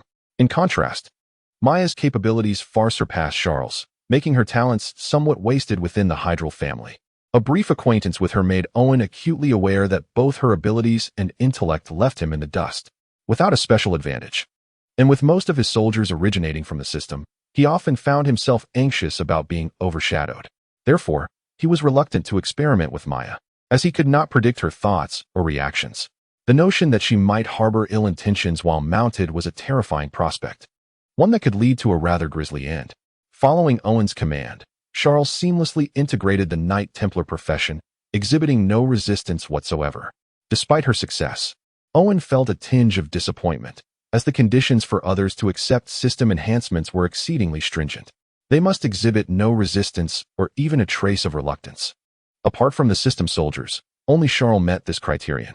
Owen could not ascertain whether he would encounter such individuals again, as human nature was notoriously inscrutable. This made Charles all the more precious, prompting Owen to bestow upon her the iron shirt skill, which, after its integration, transformed her into a more towering and muscular figure. Her oversized maid outfit was torn as her muscles swelled, embodying a formidable physique capable of overpowering a grizzly bear. Owen could not suppress a gulp. He harbored feelings for Charles, yet the practicalities posed considerable challenges. What had begun as a mere concern about injuries now escalated to an insurmountable level of difficulty, akin to a hellish trial. While Owen was lost in thought, the exceptionally talented Charles had already acclimatized to her newfound abilities. Through the iron shirt's control over her muscles, she managed to temper her overly developed physique. Although she still appeared formidable, at least she would not instill immediate terror in others. While Charles was curious about her transformation, Owen instructed her not to inquire or discuss it, and she complied, turning her attention to a shadowy corner of the study, her hand instinctively reaching for the one-handed hammer at her waist. That corner concealed the castle's secret guard, and while Owen was aware of their presence, he was somewhat surprised by Charles' ability to detect the hidden ninjas. It appeared that the ninjas were not as formidable as he had initially presumed. Once a certain level of strength was attained, their presence could be sensed. Thus, while ordinary tasks could be entrusted to the ninjas, special objectives would require a different approach. The establishment of the blacksmith workshop alleviated Owen's pressing concerns, for iron was a crucial element in the advancement of civilization. Previously, there had been no blacksmiths or even carpenters in his territory, and while farmers could become craftsmen, they could not attain the status of blacksmiths. With the creation of a blacksmith workshop, many of Owen's plans could now be realized. Unfortunately, artisans were scarce in the north, and the Hydra family had to seek blacksmiths and carpenters from outside. Now that the blacksmith workshop had been founded, it marked a promising beginning. Owen promptly arranged for artisans to construct the workshop. Although it could be directly manifested, doing so would consume extra progress value. It was more efficient to build it with real materials and then enhance it with attributes bestowed by the system. Given that the blacksmith workshop could be equated with military industry, it was strategically located within the castle rather than the village, facilitating the repair of soldiers' damaged equipment. Chapter 14. An unsettled heart. The transformation of Charles was so profound that Maya could not possibly remain oblivious. Yet, in her shrewdness, she refrained from inquiring or prying. As the seasoned head maid, she understood all too well that knowledge bestowed by the master was a privilege, and if it were withheld, one must feign ignorance even if aware. After all, what good is loyalty when it leads to the demise of those who serve? The fate of many maids had ended tragically, with 80% meeting unnatural deaths, while the remainder either swore lifelong allegiance to the church in penance or became incapacitated, unable to hear, speak, or write. Such was the master's mercy. The underlying cause of this grim reality was their unwavering loyalty, which allowed the master to entrust them with exceedingly secretive matters. However, as secrets accumulated, the burden of knowledge often bred anxiety, leading inevitably to their demise. Maya, unlike her fellow maids, was fortunate in her relationship with the devoted countess. Beyond their master-servant dynamic, they shared a romantic bond. This connection afforded her greater access to secrets and power, to the extent that even the newly ascended countess's son dared not act against her. For how else could she have survived until now? Indeed, as Owen had surmised, Maya's rich life experiences and her own circumstances had transformed her from a mere maid into something more complex. While she adhered to the fundamental rule of not harming her master in any way, she also sought to enhance her own happiness and well-being. What could be wrong with that? Owen, however, was oblivious to Maya's contemplations, occupied as he was with studying the system. Following the removal of restrictions, the maximum progress value reached 20 points, granting him initial insights into the extraordinary realm and affording him a plethora of choices. Yet, after some investigation, Owen soon realized how trivial the 20-point cap was, as any worthwhile extraordinary objective surpassed this limit. The alternatives either offered too little value or led him into a quagmire of indecision, compelling him to focus on immediate concerns instead. With the cap lifted, the rate of progress recovery increased significantly. Owen observed that recovery from 0 to 3 points occurred swiftly, while the pace notably slowed as it approached 5. Beyond 10, the recovery rate dwindled further, making the journey back to 20 points take thrice to 4 times as long as the initial climb from 0 to 10. Thus, the most efficient strategy was to exchange 3 to 5 points for troop types, thereby enabling the formation of cavalry. While swordsmen and archers were undoubtedly useful, cavalry possessed the essential deterrent effect against adversaries. The cavalry available for 3 progress points consisted solely of scout and light cavalry. The former leaned towards reconnaissance, while the latter's combat prowess was insufficient, merely capable of preying on ranged units and unorganized light infantry. Engaging directly in battle would result in excessive casualties, rendering it impractical. Thus, it was more advantageous to exchange for the more cost-effective heavy cavalry. Although the 5-point heavy cavalry required a longer exchange period, those equipped with spears and shields possessed the capacity to charge enemy formations, unlike the fragile light cavalry. Their defensive capabilities against arrows were also bolstered, thus providing a significant deterrent in frontline combat. The mere presence of a small squad of heavy cavalry would make any potential aggressor think twice, for even knights would find it challenging to withstand a charging unit of heavy cavalry. To maintain secrecy, Owen chose not to conduct the exchange within the castle. Instead, he led his soldiers to hunt in the Horned Forest, a noble tradition to prevent winter's ferocious beasts from emerging. Even if one lacked hunting skills, it was essential to at least feign participation and supervise the soldiers. However, Owen's actions were primarily aimed at concealing his intentions from Maya and Truth. He felt outmatched and insecure, thus opting to keep secrets, much like a husband instinctively hiding his savings after marriage, purely a survival instinct of the male. Owen's distrust of Maya was not heavily veiled, for he understood that his level of cunning could not outsmart her. He chose instead to adopt a demeanor that conveyed his lack of trust. This was entirely normal, as the master and a noble. He was inherently suspicious and rarely inclined to trust anyone, which Maya, too, found unremarkable. In reality, Owen's inner thoughts were far more intricate. As a time traveler, he felt an acute sense of loneliness, relying on Maya for both physical and emotional support, yet he could not fully place his trust in her. The reason was simple: experience. A life rich in experiences had forged a complex heart, which was why he could trust Charles yet remained vigilant around Maya. The unknown and fear made it difficult for Owen to place his faith in anyone, even regarding Charles, who could only be considered a partial confidant. As for fully securing his trust, Owen deemed it improbable. Even if someone were willing to sacrifice themselves for him, this was a world imbued with magic, where anything was possible, and death could prove reversible. Thus, he felt it prudent to exercise extreme caution. Therefore, despite some intimate exchanges that transcended boundaries, enjoyable and intoxicating as they were, Owen was not a naive youth easily swayed by love. He would not readily cast aside everything for the sake of affection or mere physical attraction. Life's trials had taught him to remain calm and composed, knowing that impulsiveness often bore exorbitant costs. Given these myriad concerns, Owen instinctively sought to retain some degree of control. The Horned Forest was merely the first step, ideally. He would not need to employ his resources, but should the need arise, his efforts would not be in vain. The choice of the Horned Forest was strategic. Its proximity to the castle and inherent dangers rendered it less frequented. The treacherous horned trees and the cunning, ferocious horned goblins, alongside the beasts that dwelled there, posed a lethal threat to most intruders. Hence, aside from desperate bandits, few would willingly venture into its depths, ensuring a level of secrecy. However, while the outskirts of the Horned Forest remained relatively safe, such safety was relative. Therefore, in addition to exchanging some peasants, Owen sought to acquire additional troop types, strong ones. At that, otherwise, he feared he might not encounter any living soul upon his next visit. Logically, Owen should not squander precious labor on such endeavors before reconstructing the castle walls. Yet, he was not entirely governed by reason. He was, after all, a foolish novice.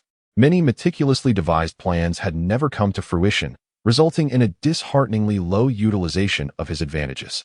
Otherwise, he would not have entrusted a considerable amount of work to Maya, despite his reservations. Efficiency and the avoidance of waste were paramount. Moreover, the arrangements within the Horned Forest served not merely as a contingency, but also as a means of pacifying his own restless spirit. Thus he invested considerable energy into the endeavor. Chapter 15. not here to suffer in Owen's grand design. A robust wooden fortress was to be constructed here, anticipated to accommodate hundreds of individuals alongside numerous horses, the majority being soldiers, while the farmers would merely serve as builders and lumberjacks. Thus, should the castle require reinforcements, this force would swiftly rush to the battlefield, sufficient to alter the course of combat. This was no trivial endeavor, as every aspect demanded careful consideration. Upon the farmers' arrival, each was valued at 2 progress points, and Owen exchanged for 10 to set them to the task of logging and erecting longhouses, which would serve as the very foundation of the future fortress. After all, in his vision, this stronghold was intended for long-term existence. A mere wooden wall and tents would not suffice. Even though these soldiers would never voice their grievances to him, once exchanged, they ceased to be insignificant data in a game and became flesh and blood. While Owen would not relinquish his intention to send them into battle, even to their demise, he resolved to ensure their living standards remained reasonably acceptable, perhaps soothing his conscience somewhat. Beyond the farmers, the focal point was the soldiers. Owen opted for longsword fighters and crossbowmen, each requiring 3 progress points, allowing him to secure only one of each for the time being. However, this should suffice in the early stages. The longsword fighter represented an advanced tier of swordsmen, wielding an elongated one-handed sword as their weapon. The increased length afforded greater striking power, resulting in more intricate techniques, unlike the swords wielded by ordinary swordsmen, which relied solely on thrusting to compensate for their lack of lethality. In addition to heightened attack strength, longsword fighters adeptly utilized their shields, complemented by superior armor, making them more suited for survival on the battlefield, albeit at the cost of some speed. While crossbowmen may not match the firing rate of archers, their bolts traveled in a straighter trajectory over short distances, boasting enhanced armor-piercing capabilities and greater velocity. Even a robust brown bear would find itself in distress if struck by a crossbow bolt. The crossbow's advantage over the bow lay in its mechanism.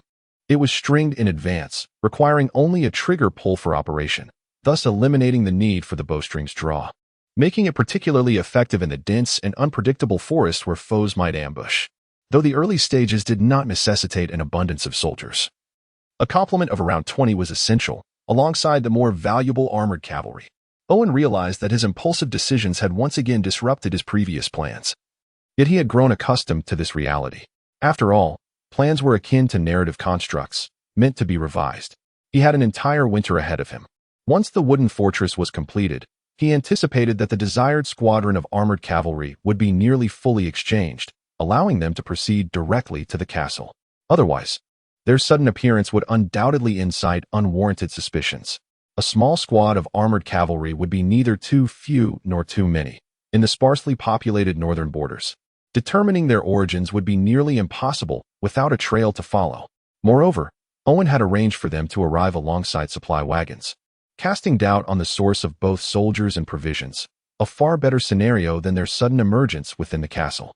As the tension in his muscles eased, fatigue washed over Owen. With Charles' assistance, he lazily removed the heavy armor he had worn, letting it clatter to the ground with a dull thud. This suit of overlapping chainmail, composed of large segments, was not plate armor but a more lightweight and flexible composite, merging the strengths of chainmail, plate, and scale armor.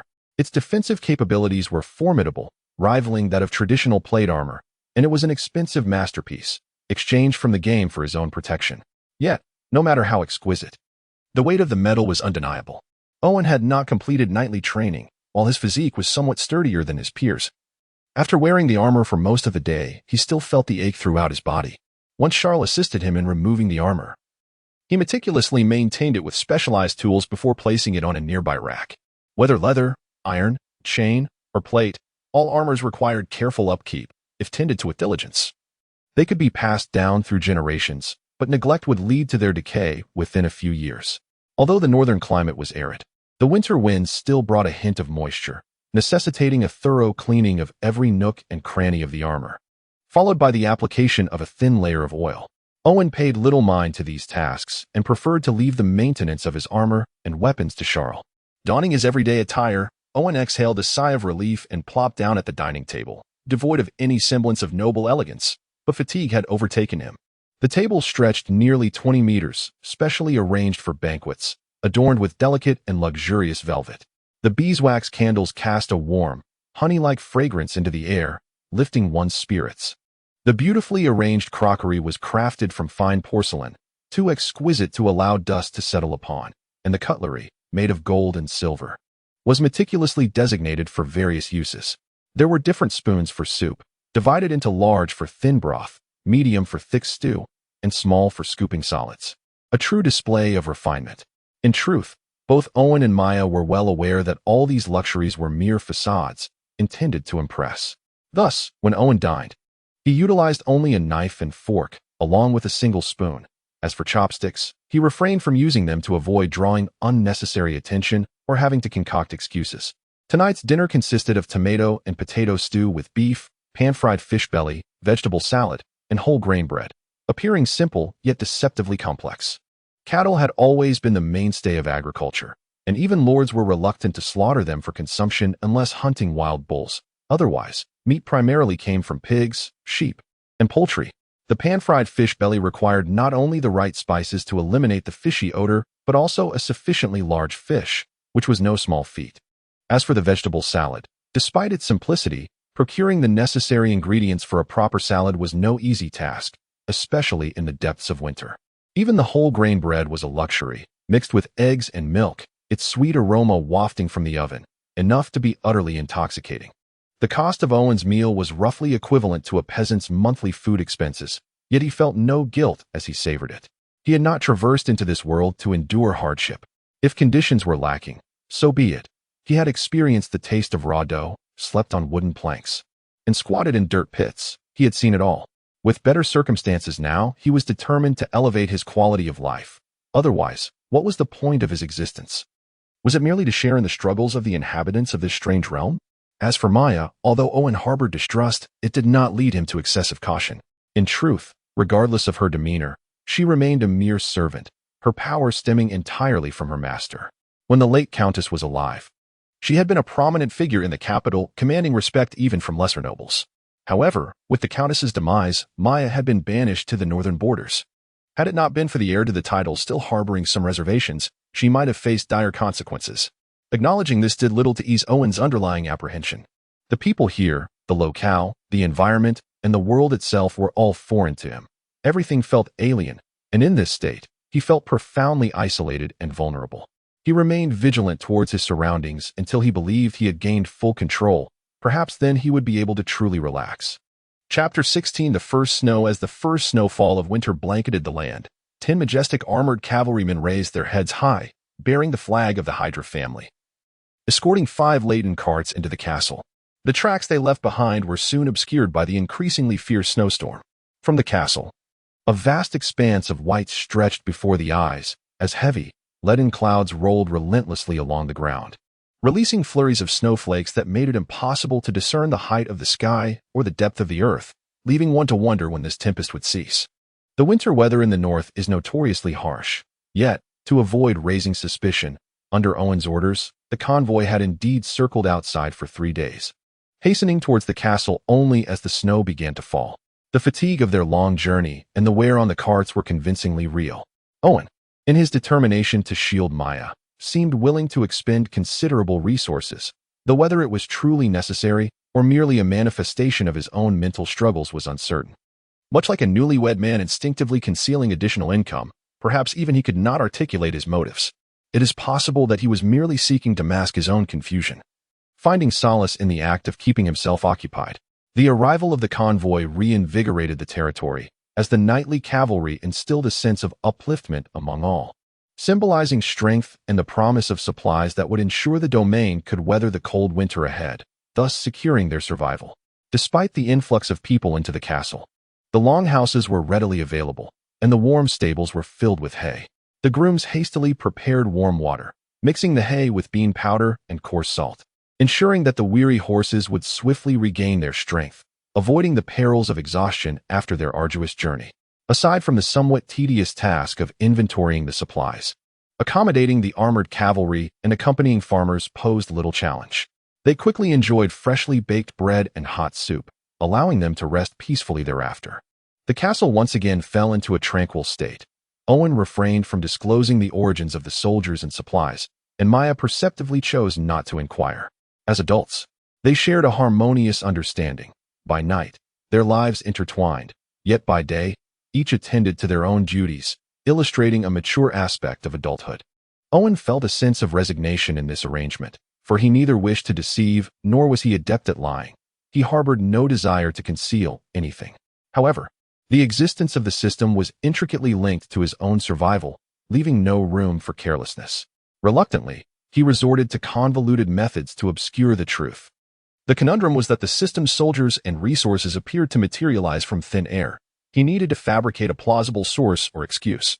Limited by the territory's constraints, his only recourse was to subtly guide perceptions, leading others to believe that the Hydra family had retained numerous contingencies or received covert support from certain factions.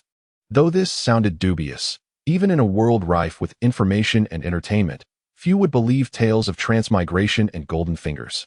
This was especially true for the inhabitants of this world. As long as he left behind a few breadcrumbs of clues, they would readily construct elaborate narratives. Moreover, Owen had not only established temporary strongholds outside, but had also implemented a strategy of segmented management to minimize exposure. Now, within the territory, as the Lord, Owen wielded supreme authority, responsible for determining the direction of development and providing resources and manpower. Maya, as the second-in-command, acted as the project manager, ensuring a more rational and efficient utilization of these resources and labor while curbing Owen's whims regarding shifts in strategic direction. Charles, as Owen's trusted confidant, managed the soldiers within the territory, fulfilling her role effectively. Regarding Charles' status as a maid, the majority of the soldiers were sourced from the system. Owen's commands took precedence above all else, so her appointment posed no issue. This triad of authority, while allowing for Maya's ambitions, made it challenging for her to overstep the boundaries Owen had established for her role. Owen was uncertain about the efficacy of his approach, yet it was the best method he could conceive. However, everything came to a standstill as the snow continued to fall heavily. The world seemingly paused, devoid of any signs of life, not even the faintest trace of birds or beasts. In the grand and powerful imperial capital, each winter, there were fatalities due to the cold. It was even more dire in the frigid north, particularly for the serfs. Their burrows were far from warm havens, and in the absence of clothing and sustenance, at least a third of the serfs failed to emerge come spring, their lives extinguished and buried beneath the earth. In truth, had it not been for the tenacity of the people in this world, a single snowfall could easily result in a complete loss of life. After all, even bears must bulk up before their hibernation. Fortunately, Owen had prepared in advance. The villages had been significantly improved. The formerly rickety straw huts had transformed into simple mud-walled cottages with thatched roofs. Though unappealing and dimly lit, they served their purpose effectively, retaining warmth to the greatest extent possible. The mud walls could withstand the sparse rainfall typical of the north for quite some time, while the thick thatched roofs effectively shielded against the wind and snow. These compact structures were advantageous for insulation, as long as a small fire was lit inside. And one wrapped in ragged clothing nestled within the hay, they would at least not succumb to sleep from which they could not awaken. Moreover, Owen had distributed ample winter provisions and firewood early on. The staple food consisted of rye and crushed black beans, accompanied by onions, round cabbages, and dried wild vegetables, along with a small can of precious lard and salt. While meager, these supplies were sufficient to ensure their survival through the harsh winter, allowing most to endure. This undertaking was no small feat. A mere handful of brigands could scarcely accomplish it. It was primarily due to Owen's exchange for 20 farmers from the Empire era that they constituted the main labor force, compared to the emaciated serfs and reluctant brigands. These Empire farmers were skilled and industrious, and with the aid of metal tools from the blacksmith's forge, their efficiency was indeed commendable. Regrettably, the task was merely one of clearing. To fully construct the walls would require at least 100 men for optimal efficiency, and it would necessitate the warmth of springtime, as the frozen ground would prove disheartening. Although the walls remained unbuilt, the castle underwent significant transformation. The ground had been leveled, with some areas paved with stone. Originally comprising only 3 longhouses, it had expanded to 10, complete with stables and sheepfolds. The blacksmith's forge echoed with the clanging of metal from dawn to dusk, while the adjacent bakery was constantly enveloped in smoke, infusing the area with a sense of vitality. The castle's interior had undergone simple repairs. Carpets, drapes, and decorations imbued the castle with a sense of historical depth, ensuring it no longer resembled an archaeological relic. After a prolonged period of busyness, Owen finally found a moment to breathe. For the past 6 months, he had been tirelessly racking his brain, striving to unearth golden ideas. Yet the wellspring of wisdom remained insufficient. Just as stirring tofu would never yield abalone. He could only rely on scant insights from his past life to plan the territory's development. Ultimately, when the time came for implementation, he discovered that the fruits of his labor were less than satisfactory. Chapter 17. Embarking on a new game amidst the swirling snowflakes and biting cold.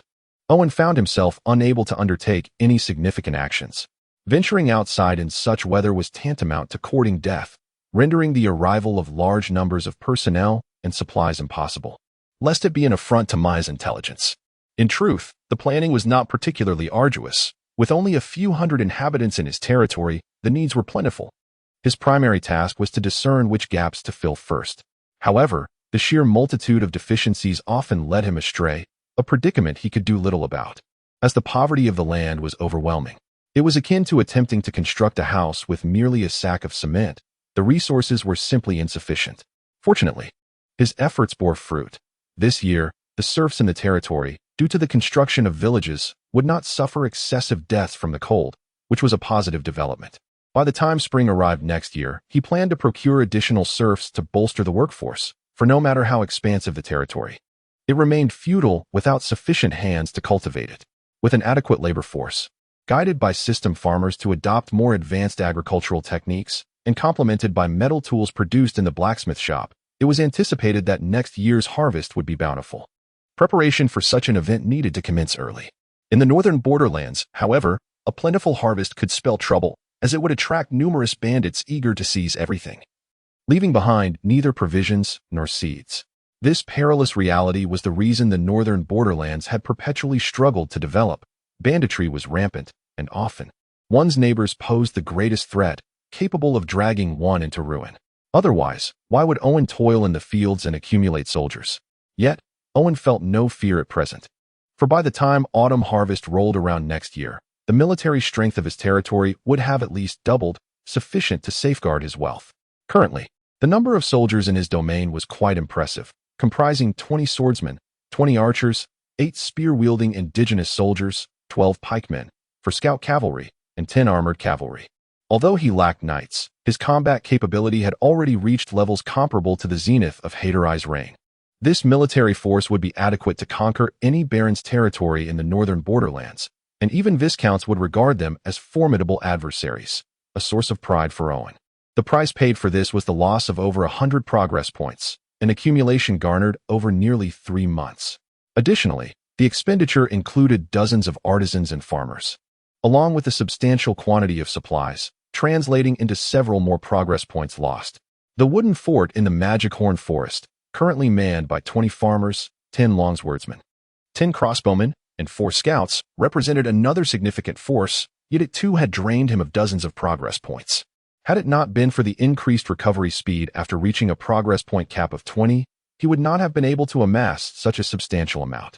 It could be said that Owen's efforts over the past half-year were encapsulated in this moment, serving as his foundation for a secure winter. With thoughts weighing heavily on his mind, Owen resolved not to linger in bed any longer. Despite the howling winds outside his tightly shut windows, he summoned the strength to open his eyes, though the cold was still biting. The entire castle felt like a stone structure devoid of insulation, prompting him to prioritize the repair of doors and windows once conditions permitted. This way, he could at least prevent the frigid air from rushing in through the wide gaps, stealing away the scant warmth. As the lord, Owen's accommodations were naturally superior. Not only were the doors and windows tightly sealed, but heavy curtains also shielded against the cold.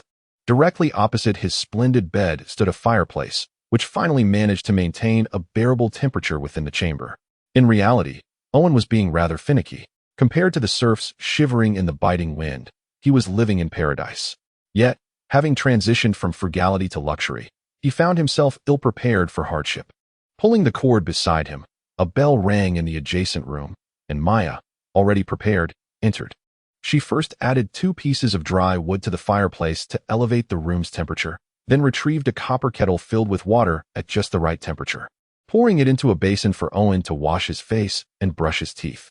After completing his morning routine and changing into fresh clothes, Chael brought in breakfast, steaming oatmeal, freshly baked bread, bacon, and fried eggs. This was Owen's morning repast. After breakfast, Owen engaged in light physical activity, performing a set of calisthenics to warm up before making his way to the study alone. Closing the door behind him, he retrieved a stack of parchment from a hidden compartment. These were notes he had compiled regarding game content, primarily focusing on Mount Blade and Age of Empires. He had meticulously documented everything from troop types to buildings and resources, using Chinese characters to ensure that even those with language comprehension magic would find it difficult to discern any issues. These two games provided Owen with a wealth of options for troops, buildings, and resources if he were to remain solely a lord. The content from these two games would suffice. However, the reality of this world was far from simple. From Maya, Owen learned that this realm was imbued with extraordinary powers. Qi, magic, divine miracles, orcs, elves, and demons all existed. The reason he had never encountered such beings was straightforward. In the grand cities, engineers and programmers were merely ordinary professions, commonplace yet unlikely to seek work in remote villages devoid of even electricity. The northern borderlands represented the fringes of civilization, less developed than the Empire's countryside. It was improbable for those wielding extraordinary powers to venture here. Nevertheless, Owen felt the need for caution.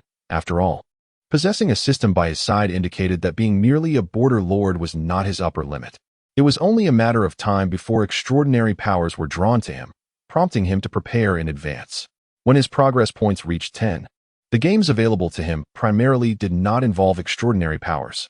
While the monks and relics of Age of Empires touched upon the supernatural, the exchange required for these points exceeded 10. It was only at 20 progress points that the realm of the extraordinary began to unfold before Owen.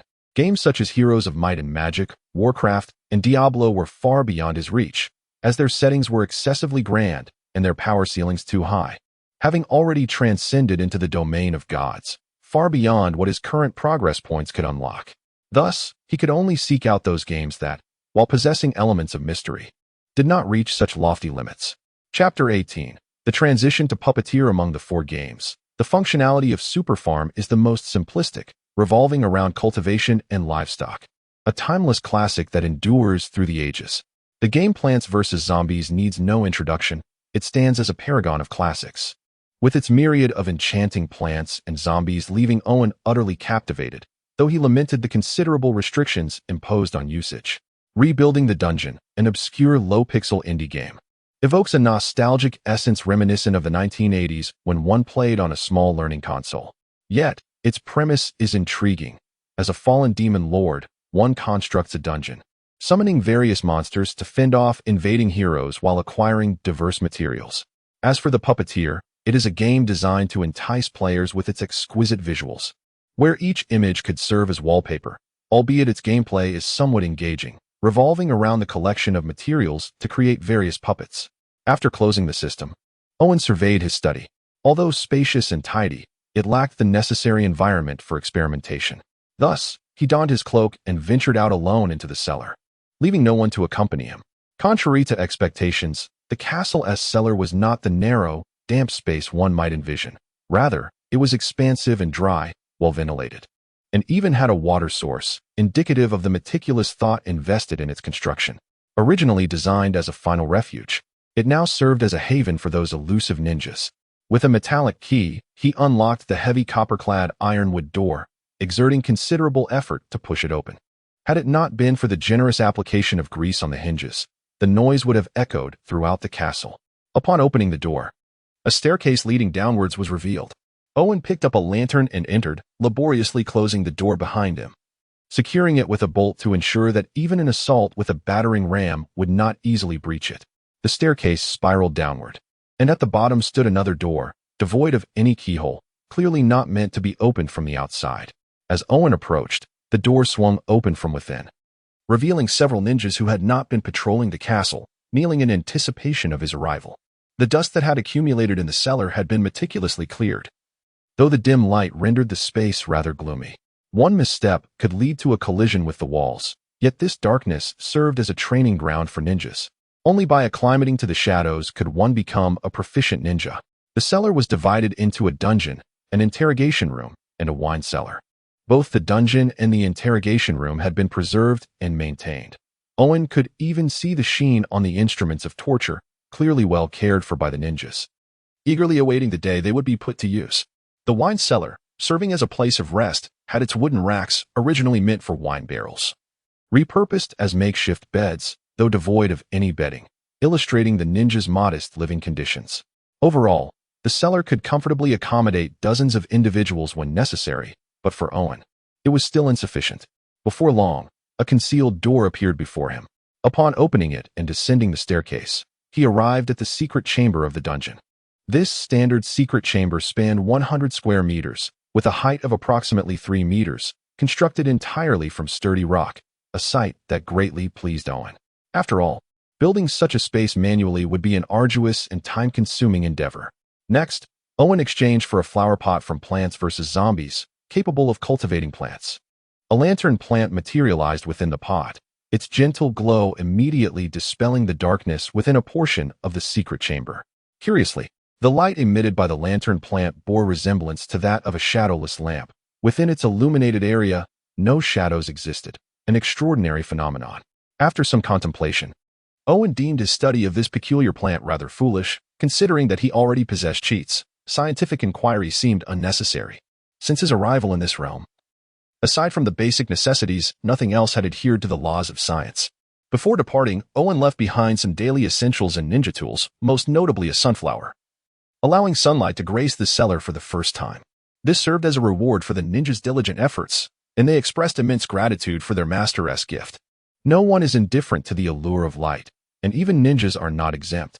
Thus, although the sunflower illuminated only a modest area, it held tremendous value for them. Following this, Owen did not rush to expand the underground space. For the time being, the secret chamber was sufficient. After accumulating some progress points, Owen faced two choices to exchange for the Demon Lord's monster summoning skill or the Puppeteer's puppetry technique. Given that both options were available, he quickly opted for the latter, prioritizing the puppeteer role, as mastering puppetry would require time, and he could await the recovery of his progress points during this period. The puppeteer was not an overwhelmingly powerful, extraordinary profession. After all, the exchange cap was merely 20 progress points, which precluded him from conjuring fireballs or teleporting at will. It resembled more the craftsmanship of a figure maker, yet with sufficient materials, one could often create wonders. However, to become a puppeteer, one must first complete the awakening of spiritual energy. Only after awakening one's mental prowess could he proceed to the next stage of learning. This was the rationale behind Owen's decision to transition into a puppeteer first, as it was evident that summoning skills would undoubtedly be linked to mental strength. Not rushing into the transition, Owen first used his progress points to acquire a mental energy circlet, a beautifully adorned metallic ring that, when worn, facilitated concentration of the mind, thereby enhancing the success rate of awakening significantly. The reason for prioritizing the circlet lay in the fact that, while the game promised a 100% success rate for awakening, this was reality, and Owen wished to take every precaution to ensure absolute certainty. Once prepared, Owen sat cross-legged in the center of the secret chamber, even exchanging for a meditation cushion from a martial arts game to aid his focus. After achieving a thorough state of tranquility, Owen accessed the system and selected the awakening option. The progress points required for awakening were not excessive, merely 10, but describing the sensation felt akin to having one's crown opened, a few drops of menthol oil applied, and a cool breeze blowing through. It was an experience that would be indelibly etched in one's memory. At this moment, Owen felt a clarity he had never experienced before, as if he were transcending, obtaining a unique perspective from which to observe the world. Influenced by the mental energy circlet and the meditation cushion, Owen did not remain lost in this feeling for long. He soon realized his mental state was overly heightened, akin to a nearsighted individual donning glasses for the first time. Though everything was crystal clear, he felt a disorienting imbalance, a clear indication of his inability to wield his suddenly amplified mental strength with ease. Chapter 19. Crafting Puppets. One glance at the tools employed by the puppeteer reveals their exquisite craftsmanship and unique properties that facilitate mental conduction. Consequently, the requisite progress value for their acquisition is considerable, and it took Owen an entire month to amass the necessary amount. However, his diligence and patience proved fruitful. Having gained a preliminary mastery over his mental energy, the dungeon's secret chamber had been transformed into a rudimentary puppeteer's workshop. At this moment, lantern plants adorned each corner of the chamber, their gentle illumination casting clarity upon every detail. In the center stood a grand, and imposing multifunctional workbench. Undeniably the focal point of the space, the profession of puppeteering heavily relies on tools and materials, making such a workbench indispensable. It liberates the puppeteer from the tediousness of manual labor and ushers them into an era of high-precision craftsmanship. Thus, despite the significant expenditure of progress value, Owen deemed it worthwhile. With preparations nearing completion, Owen, suppressing his excitement, settled before the workbench to familiarize himself with its myriad functions. The workbench was remarkably intricate, equipped with various processing capabilities, from the cutting and polishing of wood to the fabrication of gears and bearings. Additionally, it featured two mechanical arms capable of bending steel rods and intricately carving designs. Its sole drawback was the absence of computer control, necessitating that all operations be guided by mental energy. Thus, even the slightest lapse in concentration could result in the ruin of the manufactured components. Nevertheless, the greater the mental energy, the stronger the control, leading to components of enhanced strength and precision, underscoring the necessity of awakening one's mental faculties to become a puppeteer. Now fully equipped, Owen resolved to create his inaugural piece. Rather than a true creation, it would be more accurate to describe it as an assembly. After all, conjuring a puppet from thin air was beyond his current capabilities. Fortunately, the nature of this puppeteering game was not so unforgiving as to exclude novices lacking advanced degrees. In reality, each puppet was composed of various universally applicable components that could be modified upon purchase, allowing Owen to assemble a puppet with relative ease, provided he maintained reasonable expectations. Confronted with numerous choices, Owen first contemplated the materials. Puppets were categorized into natural, mechanical, biological, and hybrid types, each employing distinct materials: plant-based, metal, biological, and composite. The chosen material would significantly influence the puppet's ultimate performance, determining whether the outcome would yield synergistic effects, relying solely on the puppeteer's experience and innate talent. After much deliberation, Owen resolved to take a sensible approach, opting for a conventional design. He began with the spine, which dictated the puppet's overall structure, including height, weight, and responsiveness, serving as the core of the entire framework. Among the available materials, he selected a universal model of silver alloy for the mechanical spine, notable for its heightened sensitivity and superior conduction properties. Once exchanged, the silver mechanical spine lay flat upon the workbench, exuding an air of advanced technology, particularly with the multitude of metal wires on either side, destined to connect all components of the puppet, facilitating neural transmission. This was no mere puppet. It resembled a bionic robot from the future. Yet, regardless of the system or this world's classification, the current puppet remained categorized as extraordinary rather than technological. Otherwise, his meager progress value would not suffice to procure such high-tech items. With a sigh of relief, Owen proceeded to select the skeletal model. He chose a lightweight frame crafted from warm yellow copper alloy. While its strength was moderate, its resilience and versatility made it an ideal choice, easily moldable. Next came the integration of the two components. Under Owen's mental guidance, the spine was deftly grasped by the mechanical arm and placed steadily upon the metallic skeleton. Infusing it with mental energy, the mechanical spine seamlessly adhered to the skeleton, while the dense metal wires were drawn and secured by the mechanical arm at various points on the skeleton, serving their conductive purpose. For a complete puppet, mere metal framing was insufficient. Puppets are intricate constructions. Consequently, Owen successively exchanged various metal parts, fixing them within the skeleton's interior. Although the puppet could function without these components, their complexity was vital for efficiently converting energy into kinetic motion while enhancing the puppet's speed and offensive capabilities. However, the most crucial element remained the puppet's core. Without it, this nascent form would be nothing more than an ornament. The core was not singular, but dual. One was the intelligence core, governing the puppet's cognitive abilities, while the other was the energy core, determining the puppet's energy reserves and power capacity. While Owen could fabricate the metallic skeleton and internal components from blueprints, the cores filled him with despair. Due to their unique functions, the cores were composed of high-purity gemstone crystals and rare alloys, intricately etched, with extraordinarily complex circuitry, details so fine that they rendered him speechless. With his current mental energy, even magnifying it tenfold would not suffice to create such intricacies. Were it not for the option to exchange progress value, he would never have dared to pursue this vocation. The fist-sized intelligence core was gently installed within the metallic cranium by the mechanical arm, while the energy core was positioned at the juncture of the spine and ribs. As Owen activated the cores with his mental energy, the puppet began to tremble. This was not a malfunction, but rather a method of self-activation, essentially invigorating the metallic frame and internal components. Once the intelligence core powered on, it possessed a modicum of energy, yet it was insufficient to invigorate the entire puppet, prompting the immediate activation of the energy core along the circuitry. Stimulated by the influx of energy, the metallic skeleton and internal components trembled in a harmonious manner, until a resounding click signified their integration. The metallic frame and internal mechanisms melded flawlessly, silencing any residual noise. Following this, Owen affixed composite armor to the critical areas of the skeleton for protection. Yet, in its entirety, the puppet bore a striking resemblance to a specialized model of a Terminator. Just as Terminators are cloaked in artificially synthesized flesh, puppets too possess similar constructs, with even more unique options available.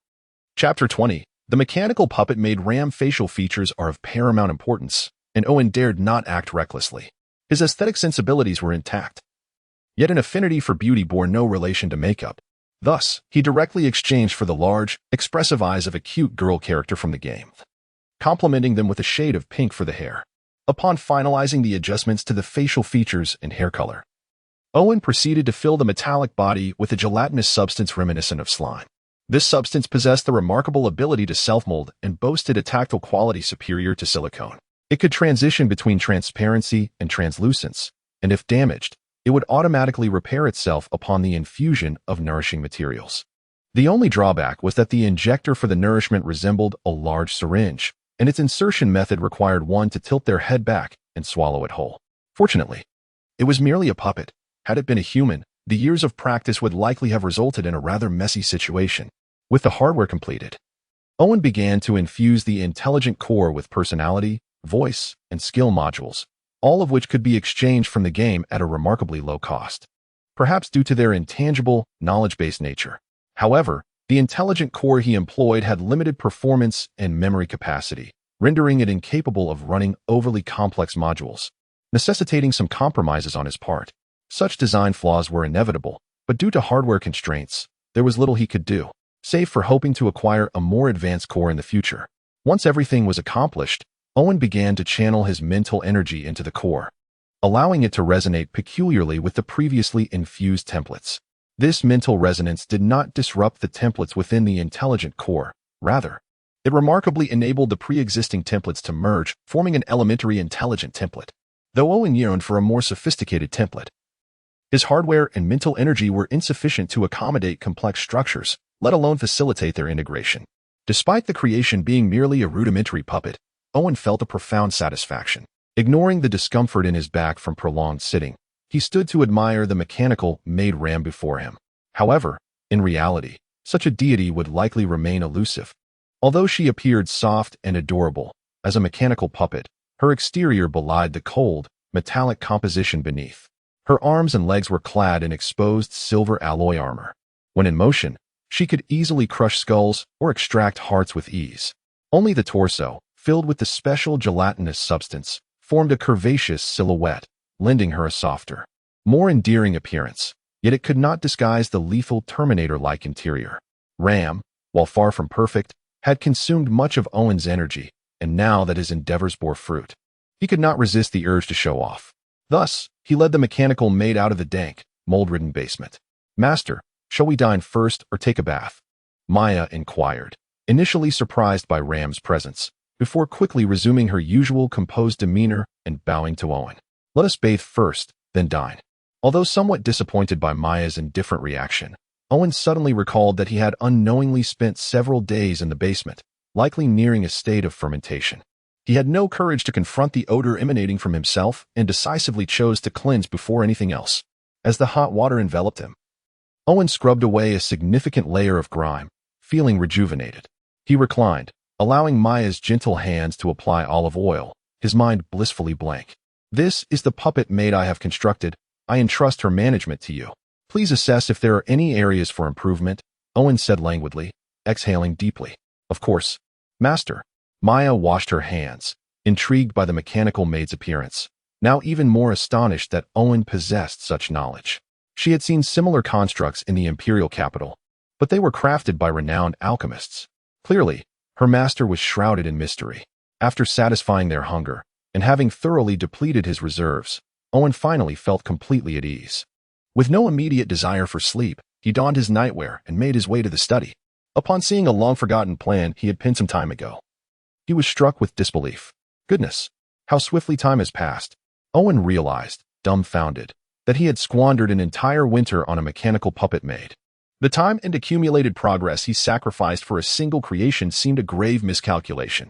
Rubbing his temples, Owen recognized he had fallen into old habits.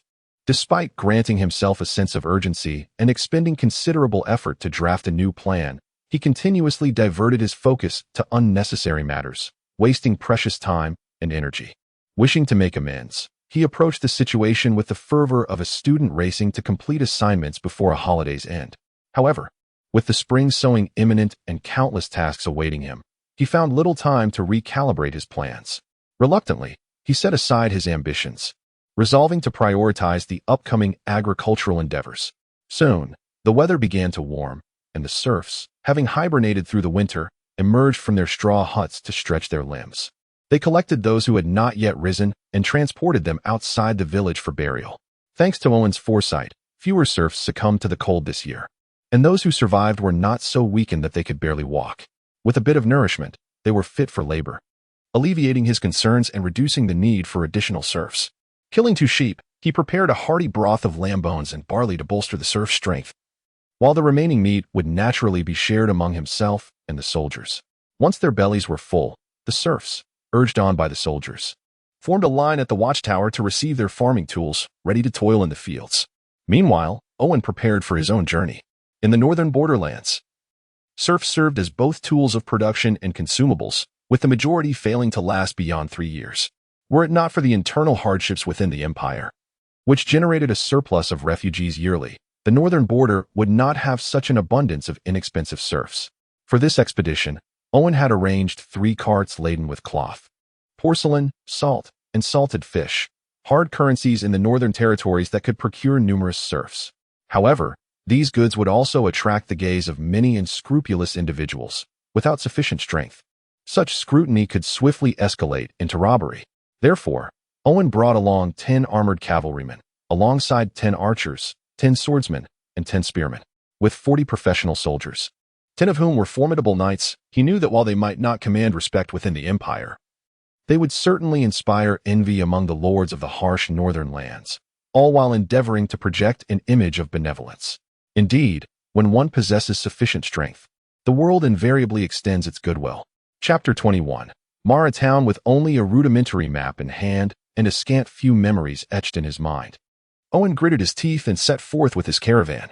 The sole advantage of the northern frontier lay in its unyielding terrain, where the flat landscape rendered road maintenance unnecessary.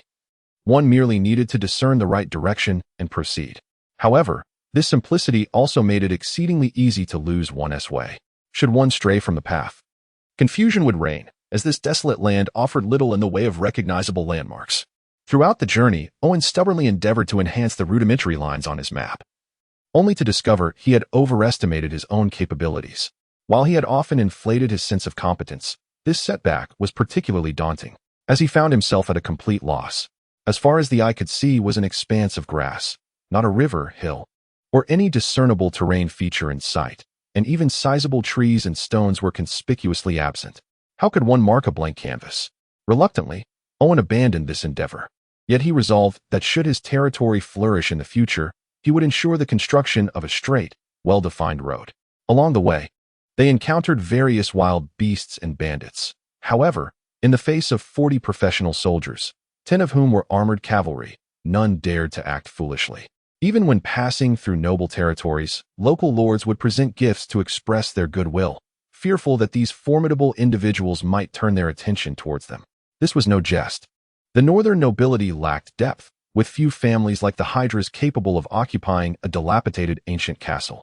Most lords resided in makeshift earthen strongholds, which, upon rainfall, resembled pigsties, compounded by the habit of indiscriminate waste disposal, creating an olfactory nightmare. As for the soldiers, their numbers rarely exceeded 20, and they were not professional fighters, making them no match for Owen's elite troops. Thus, should a confrontation arise, victory would be swift, with no avenue for retreat. In this forsaken land, Losing one's territory meant no refuge to flee to. Otherwise, Owen would have encountered little more than the Harrier Trading Company and a band of starving marauders throughout the year. However, with the appearance of noble territories, Owen gradually discerned the nuances of map reading, gaining confidence as he realized he had not strayed from his intended path.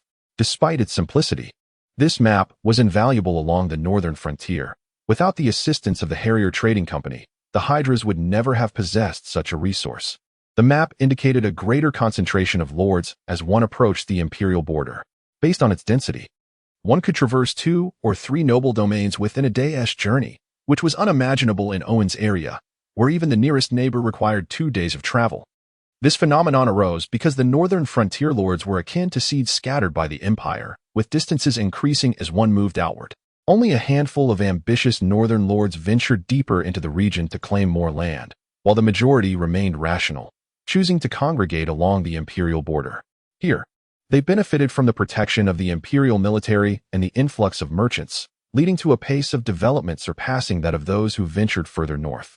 However, the proximity of these lords, coupled with the competition for resources, inevitably bred conflicts and friction. The ensuing struggles for supremacy demanded considerable energy and were fraught with ambiguity. Yet, this was precisely what the empire desired. A fragmented northern nobility was easily manipulable, but once they banded together, they posed a tangible threat. Thus, the empire often stoked the flames of discord among them. For Owen, the implications of this situation were minimal, as his territory lay far from the imperial border. Even with relentless travel, it would take several days to reach that realm, surrounded as he was by desolate land.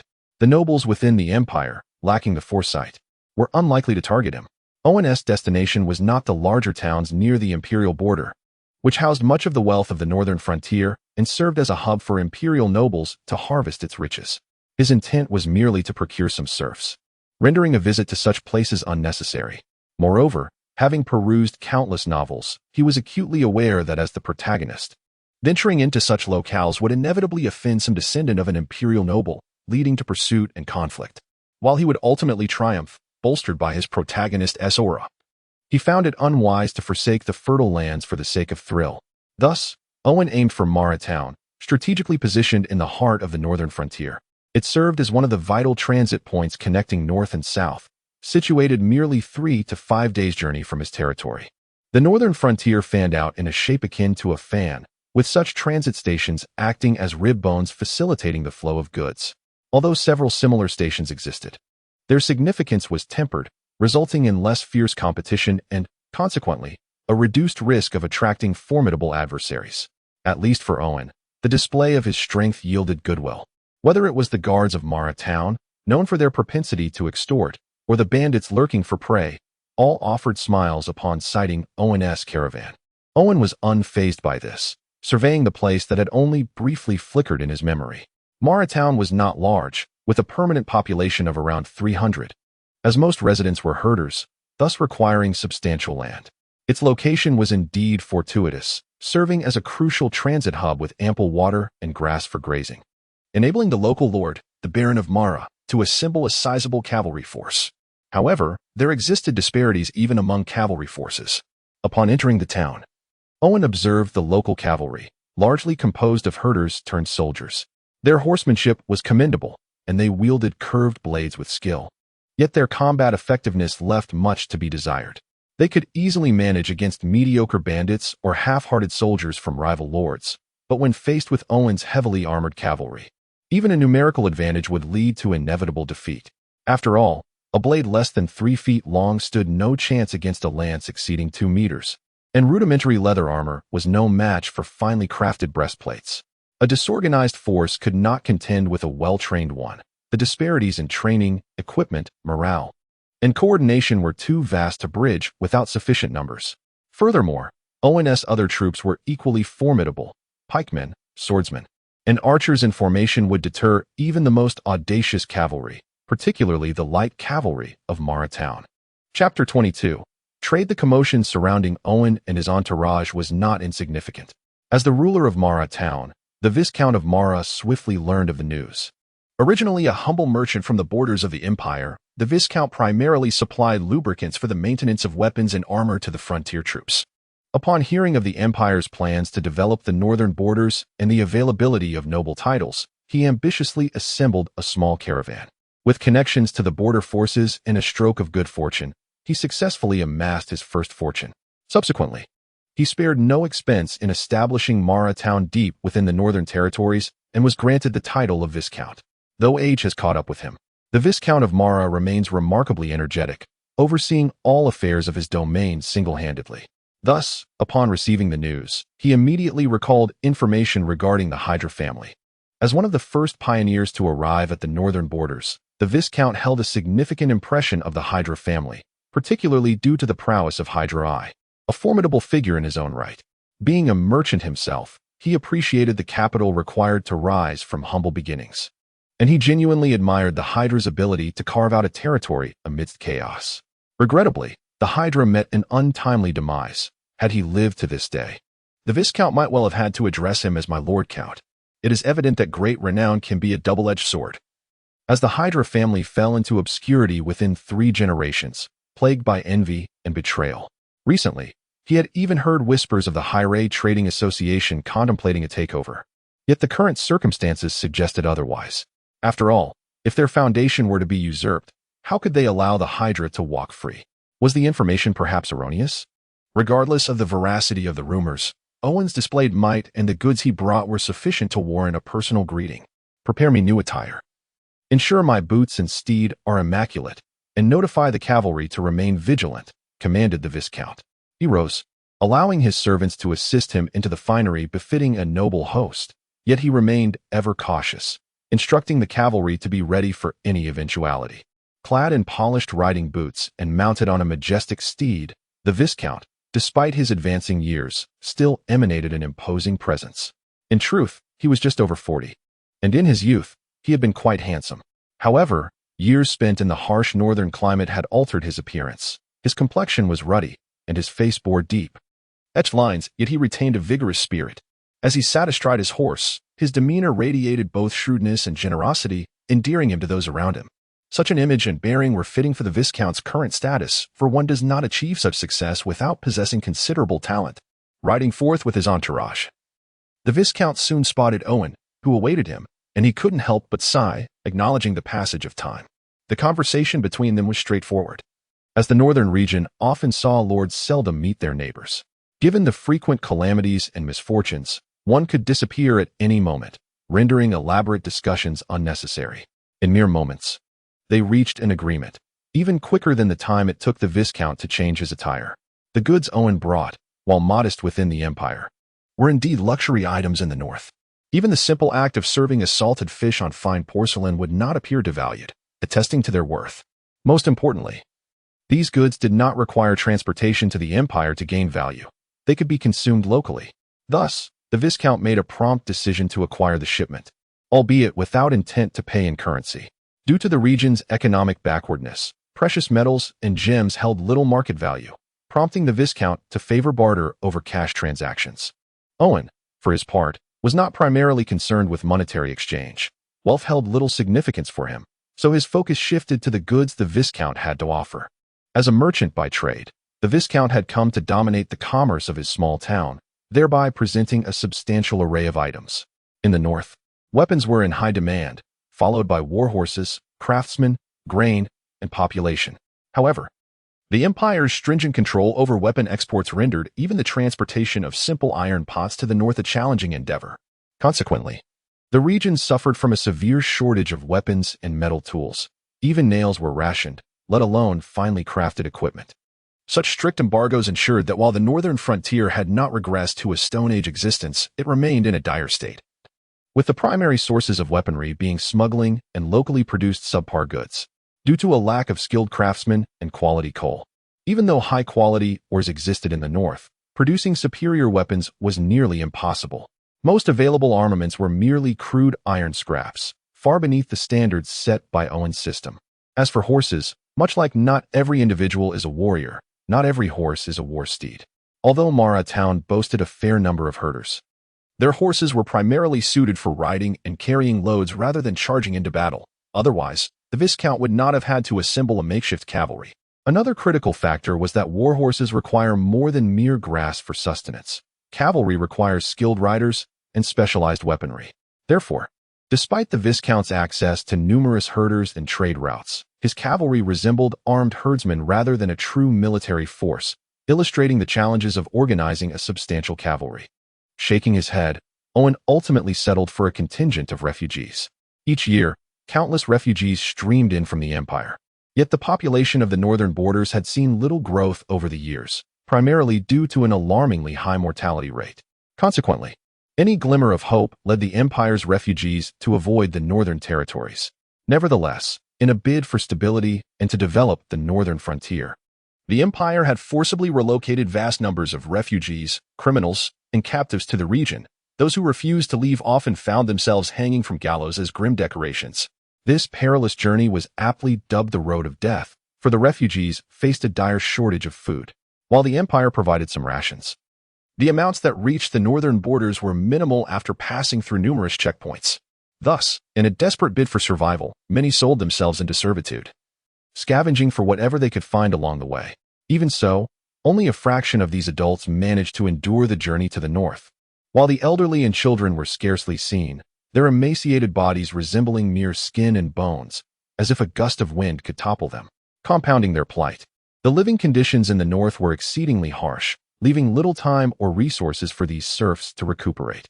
A mere morsel to fill their stomachs necessitated immediate, grueling labor, ultimately leading to a tragically short lifespan, relegating them to the status of disposable commodities. Chapter 23. Serfs. The goods brought by Owen were sufficient to exchange for 150 serfs, thus underscoring their meager worth. This was primarily due to the fact that serfs incurred virtually no cost. Merely arriving alive at the northern border was already deemed a profit. Hence, Lord Marla generously bestowed 300 cakes of grass upon them.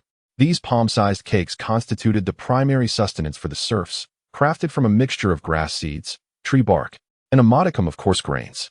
The finished product was as hard as clods of earth, yet it engendered a profound sense of satiety while remaining difficult to digest.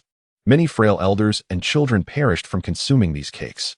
The serfs held a vivid impression of the grass cakes, rife with both resentment and yearning, for they represented a flicker of hope for survival, albeit a false one. The sustenance provided by these cakes was woefully inadequate for human needs. Aside from merely filling their stomachs, their daily exertions relied heavily on their own reserves. Consequently, those in weakened physical condition could scarcely survive the journey to the north, and even if they arrived, their health would likely have deteriorated, leaving them with numerous ailments. Thus, the northern lords regarded serfs as consumables, as the cost of restoring their health was prohibitively high, far more pragmatic to deplete them and subsequently replenish their numbers. As for the issues of cruelty or inhumanity, this was hardly a civilized society. Moreover, whether in the Empire or Owen's previous life, the distinction lay solely in the manner of consumption. One was a bloody struggle, while the other was a processed meal served at the table. The essence remained unchanged, despite the more refined presentation. Pointing directly to 150 serfs, Owen did not linger in Marla town. He drove the serfs away as if herding sheep, estimating his return would be the following year. The serfs' frail bodies hindered the speed of the caravan, and after half a day of travel, they had scarcely progressed. Owen had anticipated this, instructing the accompanying farmers to set up a pot and start a fire. As soon as the water boiled, an entire bag of coarse flour was emptied into the pot, accompanied by a handful of salt, and vigorously stirred with a wooden stick found along the way. All the wild vegetables gathered during the journey were added, transforming the originally monotonous broth into a colorful concoction. Although the appearance was peculiar and the taste difficult to accept, for the serfs, it was a long-awaited delicacy, as they could only partake in such meager food before embarking on their journey. Clutching their wooden bowls, they lined up to receive a bowl of thick soup. Finding a place to sit, at that moment, the bowl of wild vegetable soup represented their entire world. Nothing else existed for them. They consumed it with utmost seriousness and care, thoroughly chewing each bitter vegetable, their expressions revealing a gluttonous fervor that sent a chill down Owen's spine. He understood why the Empire relentlessly drove the displaced citizens toward the north to face their demise. These seemingly lowly serfs, when united, could ignite the decayed empire like sparks, prompting such superficial decisions. It remained uncertain how long this would sustain. However, this was of no concern to Owen. His territory lay a vast distance from the Empire's core, leaving him little time for such matters. After a night's rest, the morning greeted them with another bowl of wild vegetable soup, bringing a slight flush to the faces of the serfs. Owen was not particularly surprised. The vitality of humanity in this world was remarkably robust. After all, how could they migrate hundreds of miles relying solely on grass, enduring a winter in a burrow with scant resources without perishing? He opted for an increase in scout cavalry rather than the more cost-effective armored cavalry, primarily because although the scouts lacked combat prowess, they were invaluable for patrolling and scouting. Given the expanse of his territory and the need to consider the magic horn forest, Owen deliberately expanded the number of scout cavalry, ensuring that 10 scouts sufficed for the daily patrols. As for the plow oxen, they were vital production tools, despite their steep exchange price. Owen still arranged for some to facilitate better spring plowing, delivering the carts to the castle and entrusting them to Maya. Owen commanded the soldiers to escort the newly arrived serfs to the village. When constructing the village, Owen had intentionally made it larger, allowing ample space to accommodate the incoming serfs. Upon witnessing the village and the thatched cottages, the serfs' previously numb expressions brightened with a glimmer of hope, for this signified they would no longer be treated as mere disposable commodities. Although they could not yet attain the status of commoners, at least they glimpsed a semblance of hope, driving them to work diligently. Their first task was to construct thatched shelters in the village's open spaces, ensuring they would possess rudimentary yet cozy dwellings before winter's arrival. The matter of survival left no room for complacency, and thus Owen entrusted the management of the situation to the soldiers, content to oversee their labor. Within the castle, Maya diligently registered the goods Owen had brought and either stored them in the warehouse or distributed them immediately. This was a task Owen found challenging to manage, as he struggled to prioritize effectively. Consequently, he entrusted these responsibilities entirely to Maya, who executed them exceedingly well. After bathing, changing clothes, dining, and resting, Owen once again found himself in a state of idleness, for Maya had completed all the tasks at hand, even planning for the next 3 months. With everything meticulously arranged, Owen hesitated to interfere, unknowingly returning to the cellar. Every man dreams of possessing a secret lair, and Owen was no exception. Thus, when he acquired the means and time, he devoted considerable energy to this space. The first level of the cellar underwent modifications, becoming more suitable for the lifestyle and training of ninjas. Additionally, to facilitate castle patrols, Owen exchanged for some concealed passageways, seamlessly integrating these hidden corridors into the castle, rendering the ninjas more elusive and providing Owen with numerous escape routes. As for the second level of the underground chamber, it had expanded to 3 rooms, covering 300 square meters, illuminated by an abundance of lanterns. This 3-meter-high space felt neither claustrophobic nor stifling. Rather, it appeared quite spacious. Owen divided the entire area into 3 distinct zones: a work area, an experimental zone, and a living quarter. This division accounted for his extended stay throughout the winter.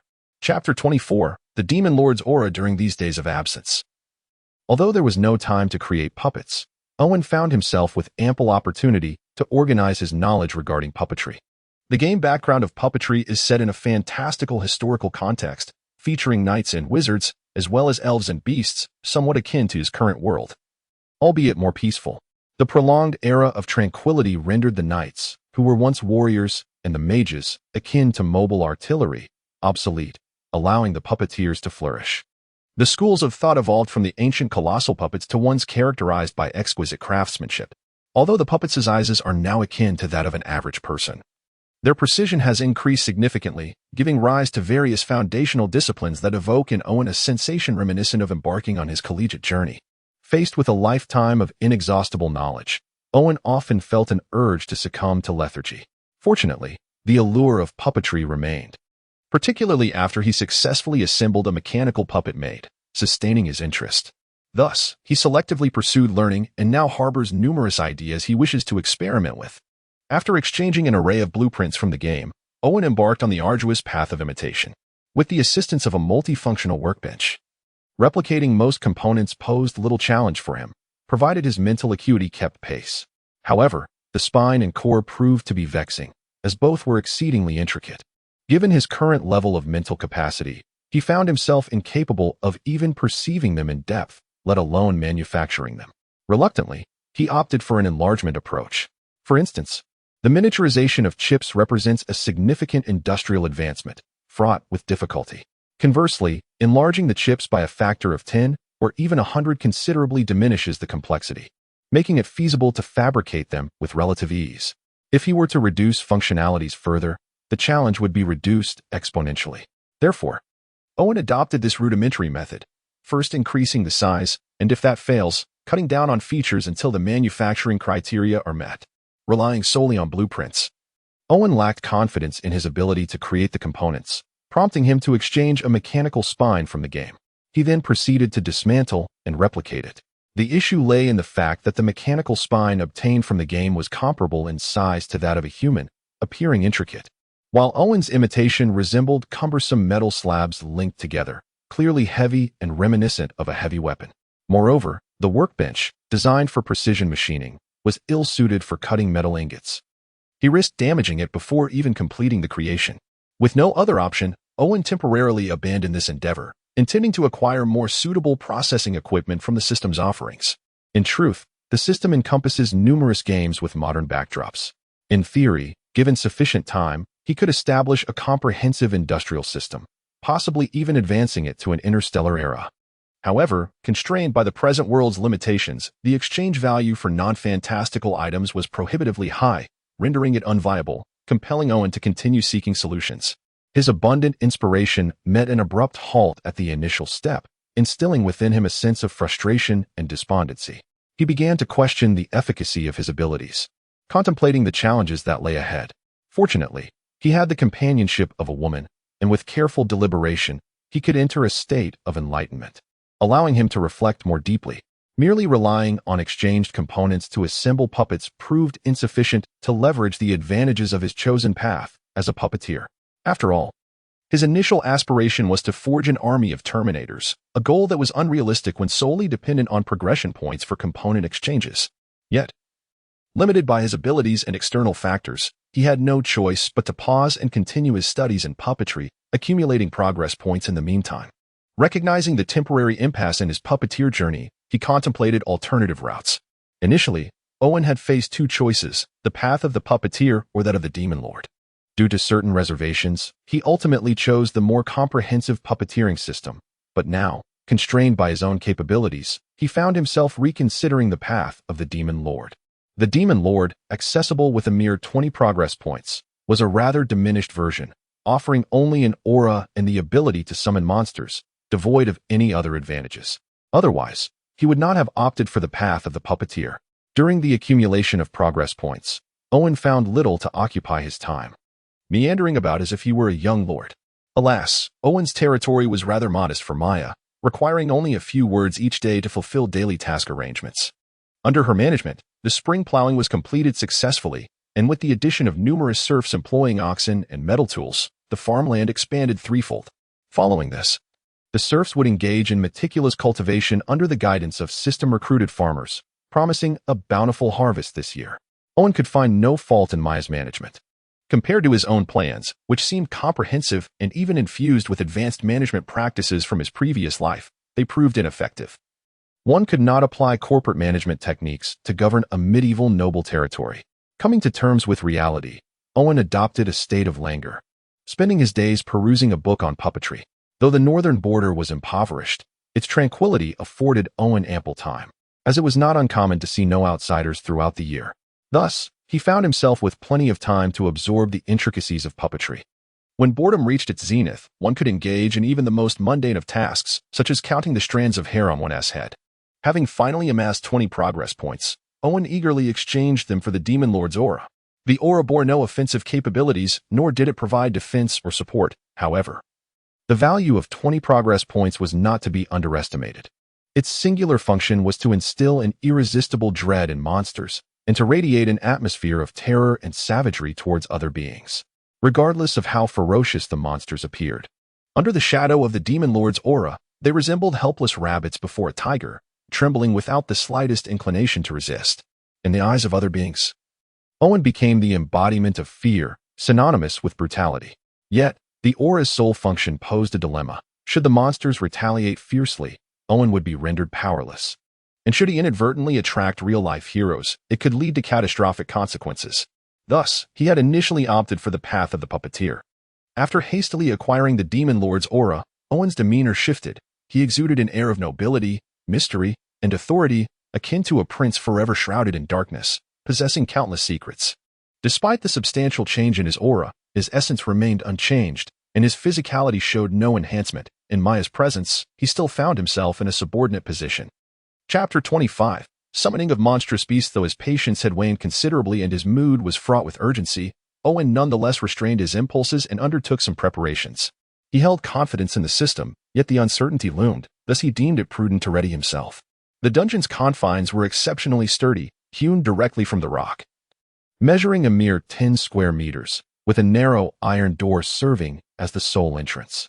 At this moment, Owen stood before the threshold, contemplating that a mere step back to close the door would ensure that any summoned ogre would remain confined within, especially with a vigilant cohort of ninjas poised behind him, ready to buy him precious moments. He had deliberately applied a coating of grease to the iron door to facilitate its closure, inhaling deeply as he activated the summoning of monstrous beasts using his mental energy. Lacking magical power, Owen could only summon once per day for free. Any further attempts or the summoning of more formidable creatures necessitated ritualistic offerings. Naturally, utilizing progress points offered a more straightforward approach. Within the game's framework, the free summoning yielded only goblins, slimes, venomous snakes, and magical goats. By employing offerings, specifically equipment dropped by heroes, he could summon enhanced versions of these 4 creatures.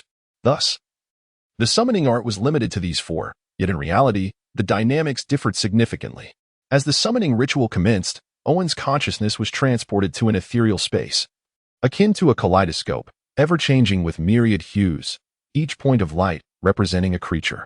Upon establishing a connection, a beast would be summoned. It was evident that the summoning technique had evolved in this reality, for luminous points hovered closest to him, nearly touching his face, unless he deliberately avoided them. Most summons would undoubtedly originate from this cluster, representing the very creatures from the game. Owen had no intention of evading these creatures for the thrill of it. Summoning a powerful beast that spiraled out of control would be tantamount to courting disaster. Thus, he selected one at random from the 4 points, the goblin. Recognizing it at once, he could not suppress a frown. Goblins were inherently cruel and cunning, and upon being summoned, it initially contemplated betrayal. However, the icy glares of the ninjas behind Owen quelled its rebellious spirit, and it quickly adopted a subservient demeanor, eager to ingratiate itself.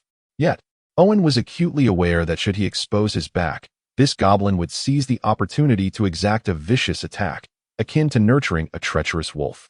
At that moment, Owen flashed a sinister smile, his demeanor shifting dramatically. Under the influence of the Demon King's aura, he radiated an ethereal beauty, cloaked in an intangible shadow, save for his blood-red eyes and stark white teeth forming a chilling grin, reminiscent of the dramatic introductions of demon lords in early anime. Although the visual effects were modest, their impact was profound. Even the timid goblin recoiled in fear, while the ninjas behind him staggered back, some even kneeling, the aura primarily targeting the monstrous entities. What transpired next astonished even Owen. The ninjas, embodiments of Eastern martial prowess, harbored a unique, pathological mindset, the belief that virtuous individuals met untimely ends, while only the most nefarious could be deemed heroes. Simple kindness towards them would inevitably lead to betrayal. Conversely, displaying ruthless ambition would inspire them to lay down their lives for him. Though the ninjas obeyed Owen due to the system's influence, even accepting fatal commands, this psychological shift transformed their loyalty into fervor. Indeed, the more wicked a man, the more he is adored. "Kill it," Owen commanded coldly, stepping back. No sooner had the words left his lips than a flurry of shuriken pierced the goblin, leaving it a lifeless husk amidst a pool of green blood, eliciting no reaction from Owen. The puppeteer class had not bestowed direct power upon Owen, yet it awakened his mental prowess, granting him acute perception.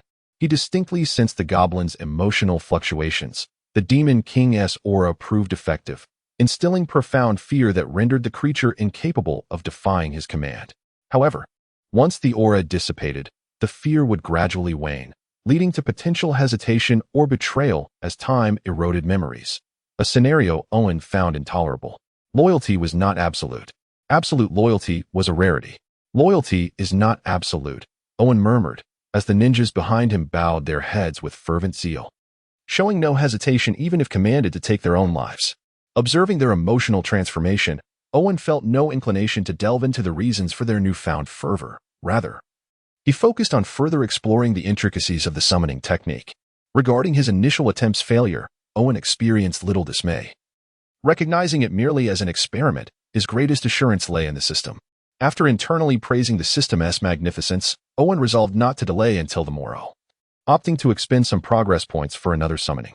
Once again, it was a goblin, yet even without invoking the Demon King's aura, Owen perceived loyalty in its gaze, prompting a satisfied smile.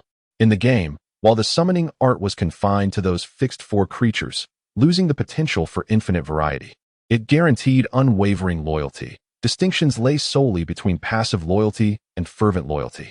Indeed, loyalty was paramount. Owen sighed, feeling relieved. However, the inherent weakness of these low-tier creatures limited their utility to oppressing mere serfs. To summon stronger beasts would require sacrifices, which drew Owen's attention to 2 previously overlooked items, the hero's equipment and the synthesis furnace. The hero's equipment included the knight's sword and armor, enhancing attack and defense, the ranger's bow and cloak, augmenting range and speed, the priestess hammer and scripture, boosting vitality and recovery, and the mage's staff and runes, increasing magical resistance and power. Each piece of hero equipment was valued at 5 progress points, considerably more expensive than ordinary weaponry. Yet Owen deemed it worth the cost. Before him lay the knight's sword, robust and heavy, with its balance shifted towards the rear and an elongated blade resembling that of a short spear. Indeed, the knight's sword was essentially a smaller version of the knight's lance, designed for cavalry charges. However, this did not diminish its effectiveness in foot combat.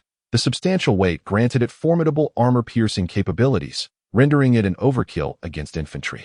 This was merely the foundation. Wielding the knight's sword imbued Owen with a sense of empowerment, as if he had acquired some latent enhancement and automatically mastered the art of knightly swordsmanship.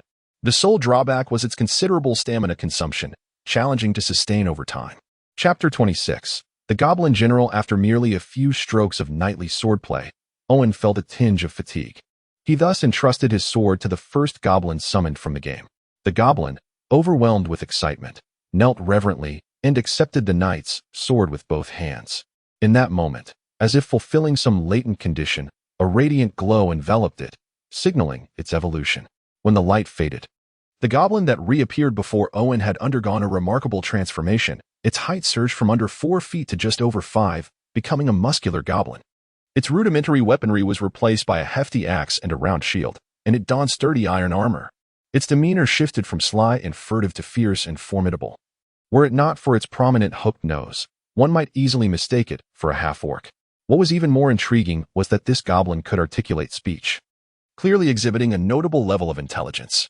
"My lord, the goblin warrior awaits your command," the stout goblin warrior declared, kneeling with head bowed and a tone suffused with reverence. "Do you know where you hail from?" Owen, suddenly curious, inquired, hoping to glean some secrets of the system. "My lord, the goblin warrior originates from the underground realm.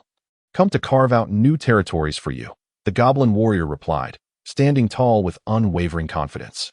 Judging by its appearance, its strength appeared comparable to that of a swordsman with a 3-point progress value, though whether it could reach the level of a 5-point two-handed swordsman remained uncertain, as such distinctions are only discernible in the throes of life and death combat. However, even a fool would not instigate a mortal duel among subordinates. At that moment, a new thought struck Owen. If the knight's sword could facilitate the goblin's evolution into a goblin warrior, might other heroic equipment permit further specialized evolutions? Previously constrained by game limitations, now, having exchanged items, he found he could orchestrate more combinations and transformations within the existing framework.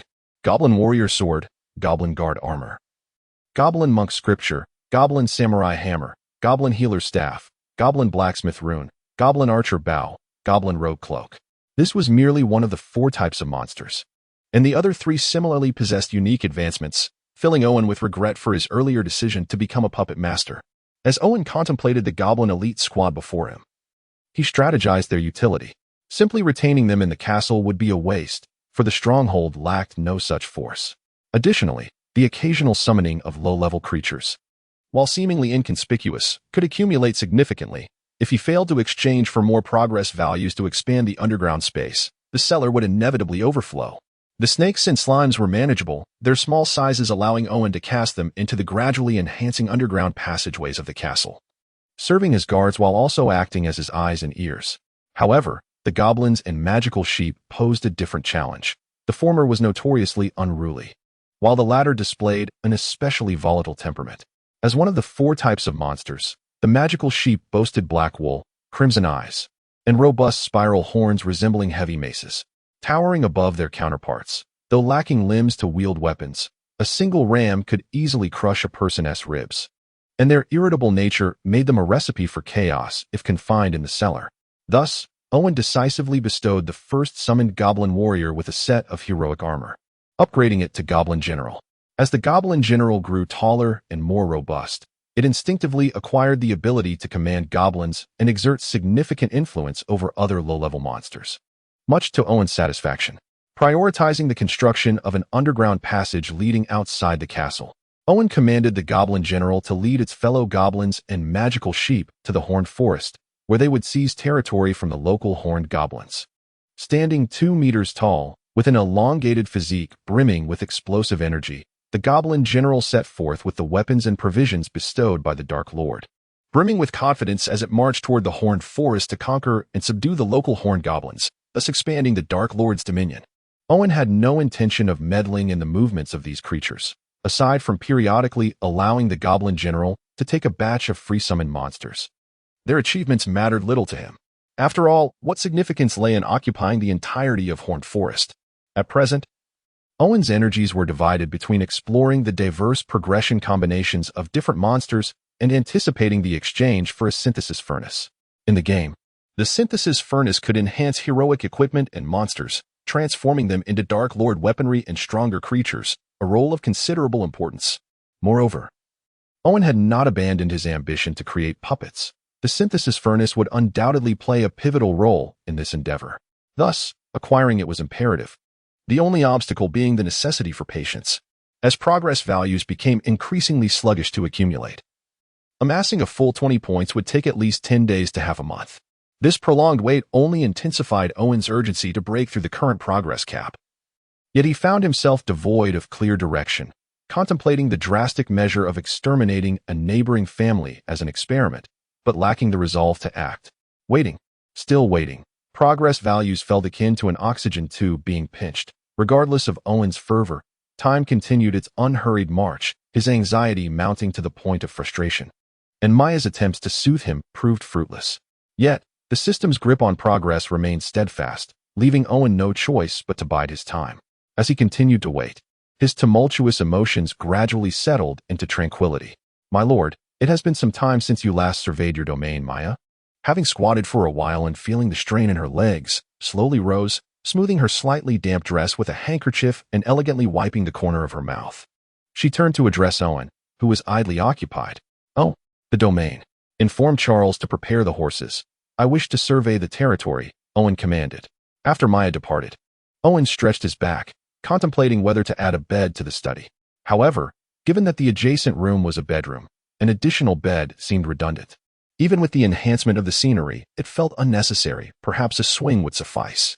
Lost in these thoughts, Owen descended the staircase and arrived at the castle's grand entrance, where Charles, fully armored, awaited with a warhorse, flanked by a regiment of well-prepared cavalry. Chapter 27. Changes in territory unbeknownst to him. Summer had slipped away, and though the sun still shone brightly, the temperatures had become more temperate.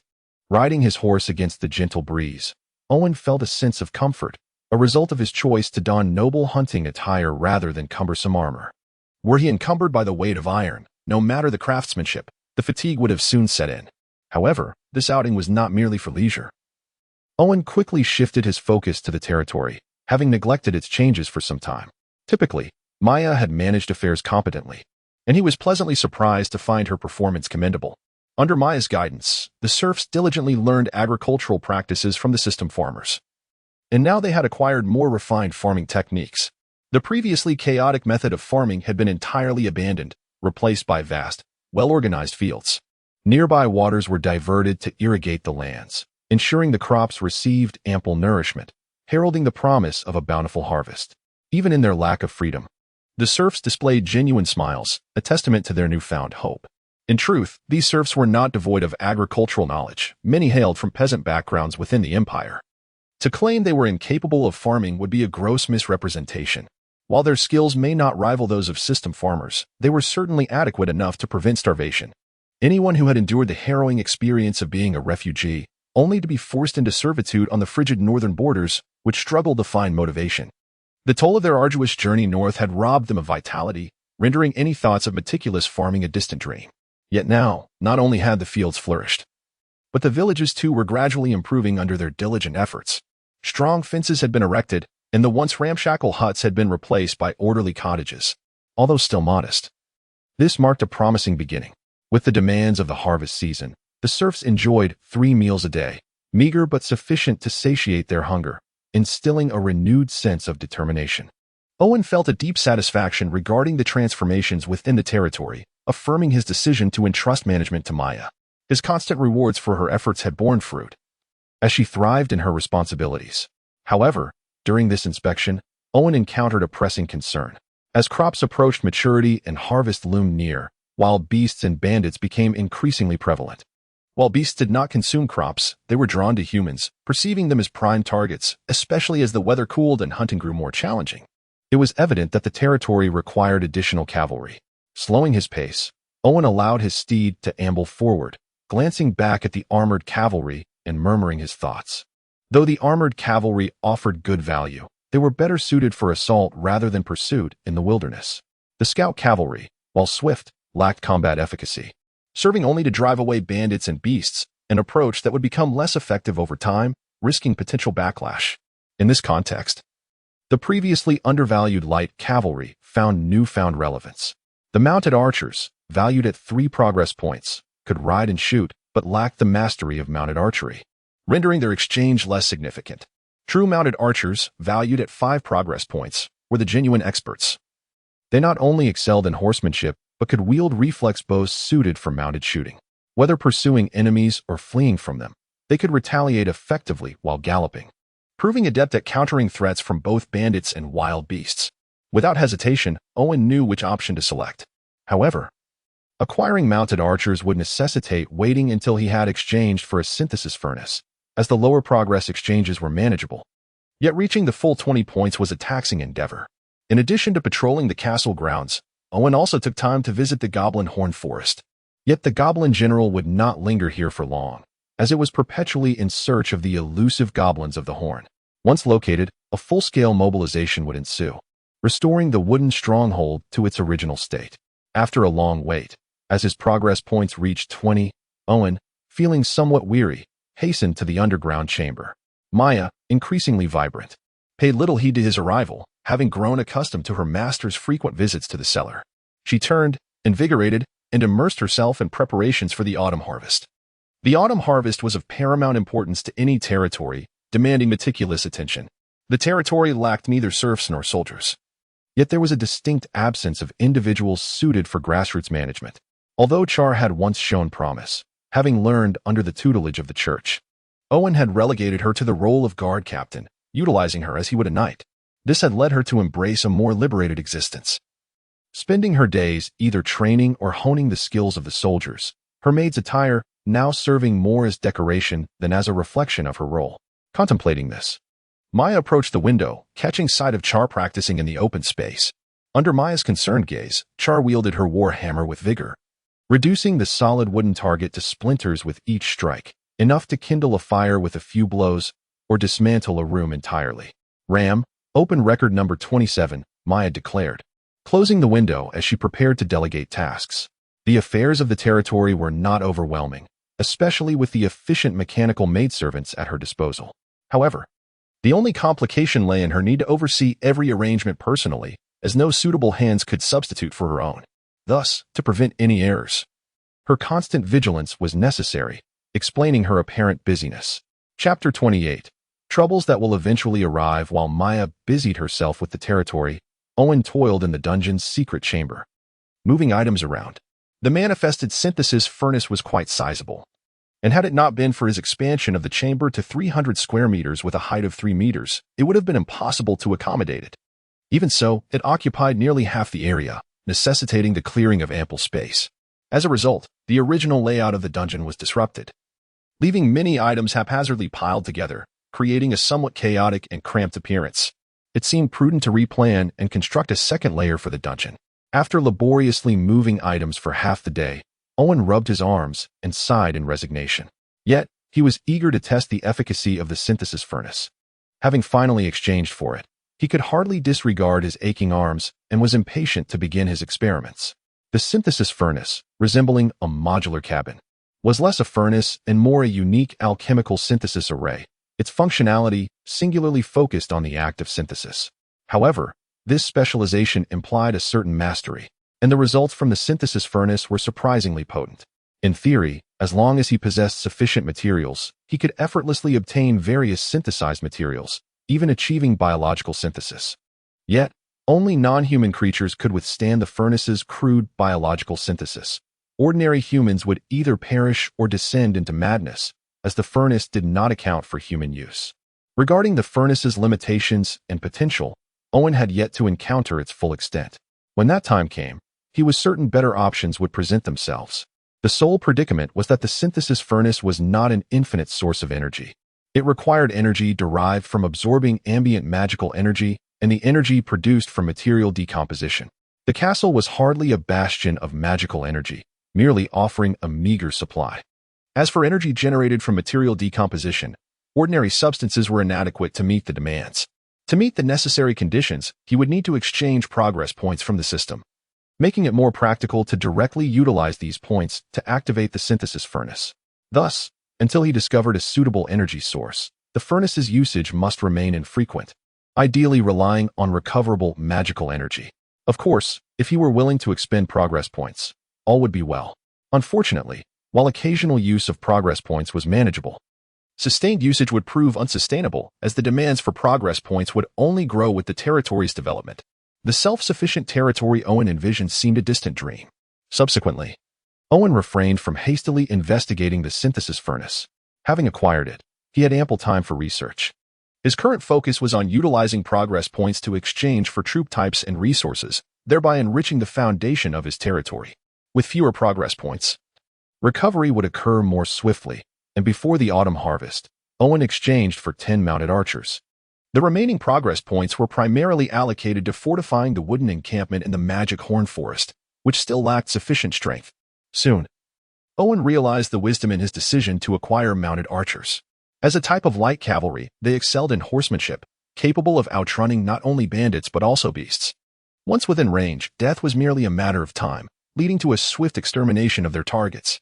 The decayed heads that had languished on the gallows from the previous year were quickly replaced, and the territory gained some free laborers. Owen could only hope that this time they would endure longer than the last group, who had perished shortly after winter's onset. Owen felt compassion for the serfs, striving to improve their living conditions and ensuring they could survive the harsh winter. He would never compel them to labor during this frigid season. However, he held no mercy for bandits, regardless of their reasons for choosing a life of crime. Those who opted for it had already prepared to seize the wealth and lives of others through violence.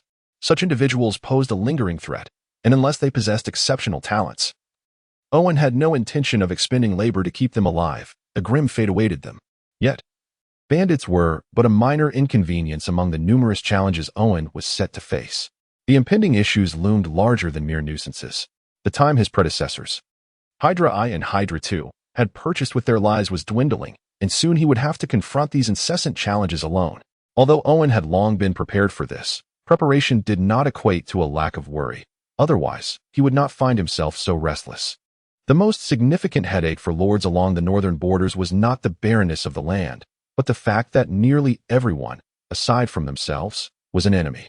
The ceaseless onslaught of bandits and ill-intentioned neighbors was a source of constant vexation. However, the true menace lay in the northern barbarians and the beast tide.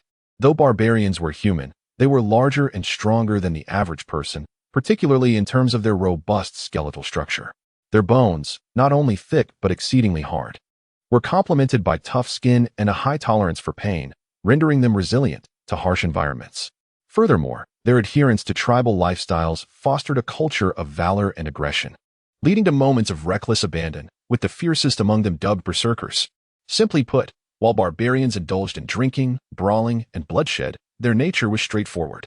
They had made significant contributions to humanity as well. During humanity's struggle for survival against various alien races, The barbarians stood as humanity's staunchest allies and closest brethren, shedding blood and tears in the process. However, when the spoils of victory were within reach, and the barbarian brethren suffered grievously, humanity's betrayal was inevitable. Driven northward by the relentless human army, the battered barbarians, alongside the defeated aliens, faced unimaginable hardships. Had it not been for the barbarians' formidable strength and the sacrifices of their strongest warriors, their kind would not have emerged in the northern lands. Yet, centuries later, when issues arose within the empire, the first impulse was to shift the blame to the north, further entrenching the barbarians in their plight. The northern climate grew increasingly inhospitable, and survival became ever more precarious. Even the bravest and most battle-hardened barbarian could not thrive solely on wind and snow. Thus, the northern border nobles frequently faced invasions from these formidable barbarians. Hydra gained his renown through the slaughter of northern barbarians. He was one of the few capable of dispatching them with the same ease as ordinary men. Unfortunately, the northern barbarians were no pushovers. Despite appearing unscathed, Hydra bore significant injuries, which ultimately led to his untimely demise. Hydra established a vast territory for the Hydra family and left a formidable legacy. Hydra II, Owen's father, though far inferior to his father and brother, nonetheless sacrificed his life to eliminate a nearby wolf pack. It was the sacrifices of these two figures from the Hydra family that afforded Owen several years of stable development. However, the inevitable was bound to arrive. The vengeful northern barbarians, the migrating wolf packs, and the sinister neighbors meant that Owen's days ahead would be anything but tranquil. Chapter 29. A path to self-destruction. Trouble arrived swiftly. Following a bountiful harvest, news spread rapidly. After all, the neighboring lords were not oblivious. It was customary for them to dispatch scouts to observe what their neighbors consumed and whether they had acquired wealth. They were particularly attentive to the significant changes that had transpired within the Hydra family's territory over the past year. They would not passively witness the resurgence of the Hydra lineage, especially since they were indirectly culpable in the demise of Hydra. Thus, they could not afford to be lenient, and preemptive measures became their course of action. Those daring enough to claim lordship in the northern territories were invariably reckless, and expecting them to act with restraint was futile. Hydra had once wielded military might to bully them, and upon learning of the Hydra family's prosperous harvest and signs of revival, an alliance of 3 barons and a viscount materialized in merely half a month. Although the scouting cavalry lacked formidable combat prowess, they excelled in tracking and swiftly reported any anomalies to their lord. Upon receiving this intelligence, Owen remained unperturbed, for he had anticipated such developments. He never expected the changes in his territory to remain concealed indefinitely. Thus, he ordered the scouts to intensify their surveillance while concurrently bolstering his own forces. He possessed a knowledge of the 4 neighboring lords, Viscount Dragon, Baron White Wolf, Baron Buffalo, and Baron Swan. This was characteristic of the northern border nobility, who often adopted names derived from magical beasts and animals. Initially, the Hydra family was known as the 9-headed serpent, but upon learning that the latter was also referred to as Hydra, they opted for the more melodious and elegant name. Among these 4 nobles, Viscount Dragon was the most formidable, having ties, albeit convoluted, to a noble family within the empire, which bestowed upon him a slight edge over the other northern lords, a distinction that delineated the ranks of Viscount from Baron. Regrettably, Viscount Dragon encountered Hydra, who thoroughly vanquished him. Following the loss of a treasured artifact, the young Viscount Dragon succumbed to rage and died. Hence, the enmity between the Hydra and Dragon families was deeply rooted. The initiative now lay with Dragon II, who possessed both the capability and the right to retaliate. The 3 barons were not mere fillers. Baron White Wolf, with a mercenary background, commanded a small yet formidable force. However, years had passed, and the original veterans had either perished or diminished in strength, leaving their current capabilities uncertain. Baron Buffalo, bearing traces of northern barbarian blood, had a few northern tribesmen under his command and maintained connections with the tribes. Baron Swan, of the most esteemed lineage from a minor noble family within the empire, unfortunately faced a decline in fortune and incurred the ire of the aristocracy, forcing him to seek refuge in the north. Consequently, he arrived last but managed to establish a commendable presence, albeit Owen knew the least about him. Collectively, they could muster around 100 to 200 soldiers, supplemented by a considerable number of militia. Owen categorized the soldiers based on the System S classification. Ordinary soldiers were valued at 1 progression point, veterans at 3, elite troops at 5, and knights at 10. Given the resources of these 4 lords, most soldiers would likely be ordinary, with a scant few veterans. The elite forces, aside from the few northern tribesmen under Baron Buffalo, were likely scarce, and Owen remained uncertain about the number of knights. Initially, Owen believed that knights merely required physical prowess and martial skill, alongside some capacity for leadership and governance. However, the reality was far more complex.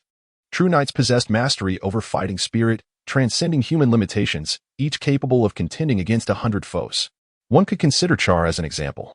Although she had not trained in fighting spirit, her extraordinary talent, combined with the blessings of the Temple Knight template and Iron Cloak, allowed her to surpass human boundaries, albeit through physical means rather than fighting spirit.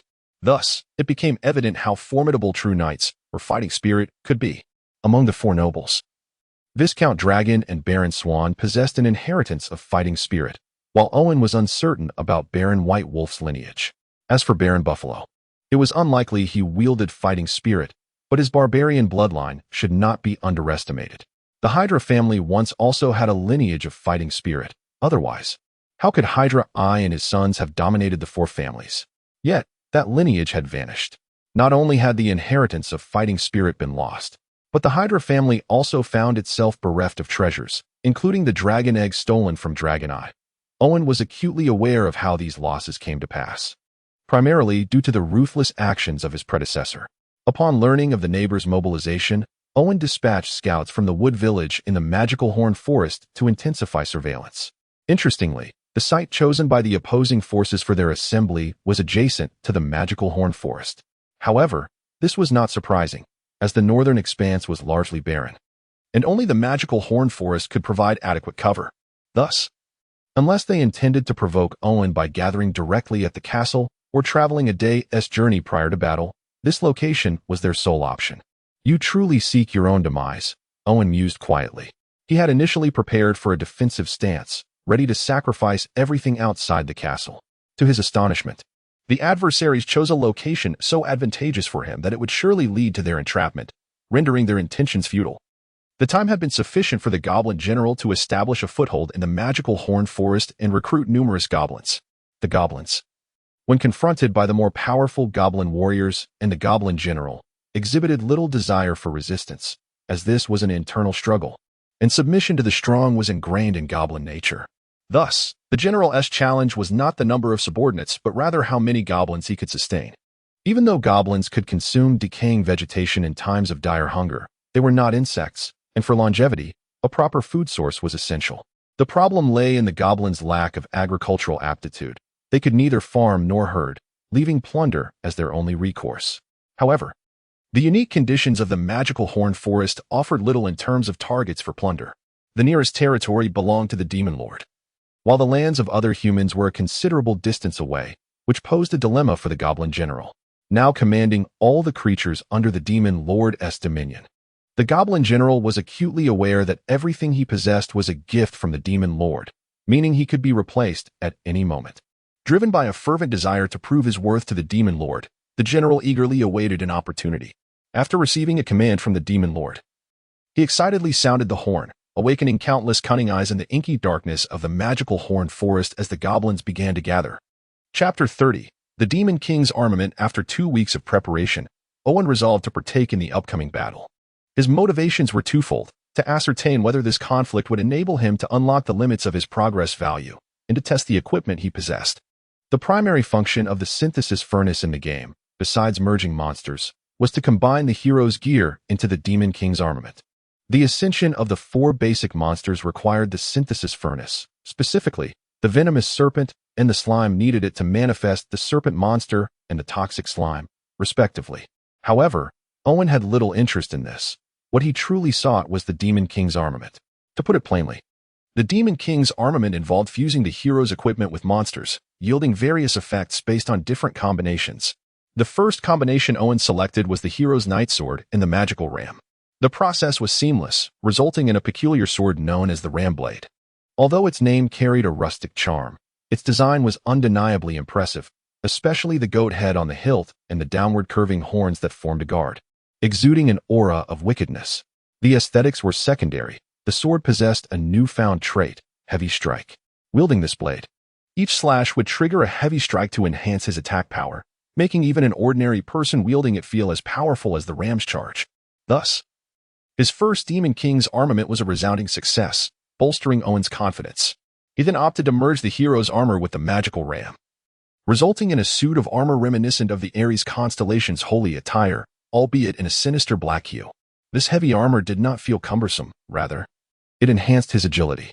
The ram armor granted Owen the power to charge, making his movements swifter and his charges more potent. In an intriguing twist, Owen took the opposite approach, using the magical ram as the base and merging it with the hero's armor, thereby creating a new creature, the heavily armored magical ram. This formidable beast was significantly larger and more robust than its predecessor, draped in armor that not only allowed for riding but also made it suitable for fierce charges. Notably, when the ram blade, the ram armor, and the ram steed were combined, a resonance occurred, especially when Owen activated the Demon King's aura, merging the three elements completely. A dark magical ram would manifest around him, significantly amplifying his prowess as the Ram Knight, particularly during charges, instilling in him an irresistible sense of invincibility, which was precisely why he dared to venture onto the battlefield. Dinner that evening was lavish. Owen indulged to his heart's content. After wiping his mouth, he took Charles into the basement. Maya, observing from the side, was filled with curiosity, yet Owen had never permitted her entry into the basement. Thus, though intrigued, she refrained from inquiring, instead quietly tidying the dining table and enhancing the patrols, sensing that the night would not unfold peacefully. This was Charles' first venture into the basement. She merely glanced at the ninjas concealed in the shadows before following closely behind her master. Aware of these hidden guardians and having established a certain rapport, she was responsible for surface-level security while they managed the covert protection. Thus, despite the absence of direct communication, their cooperation was remarkably harmonious. Upon reaching the crypt within the underground castle, Owen stood before a peculiar metallic statue.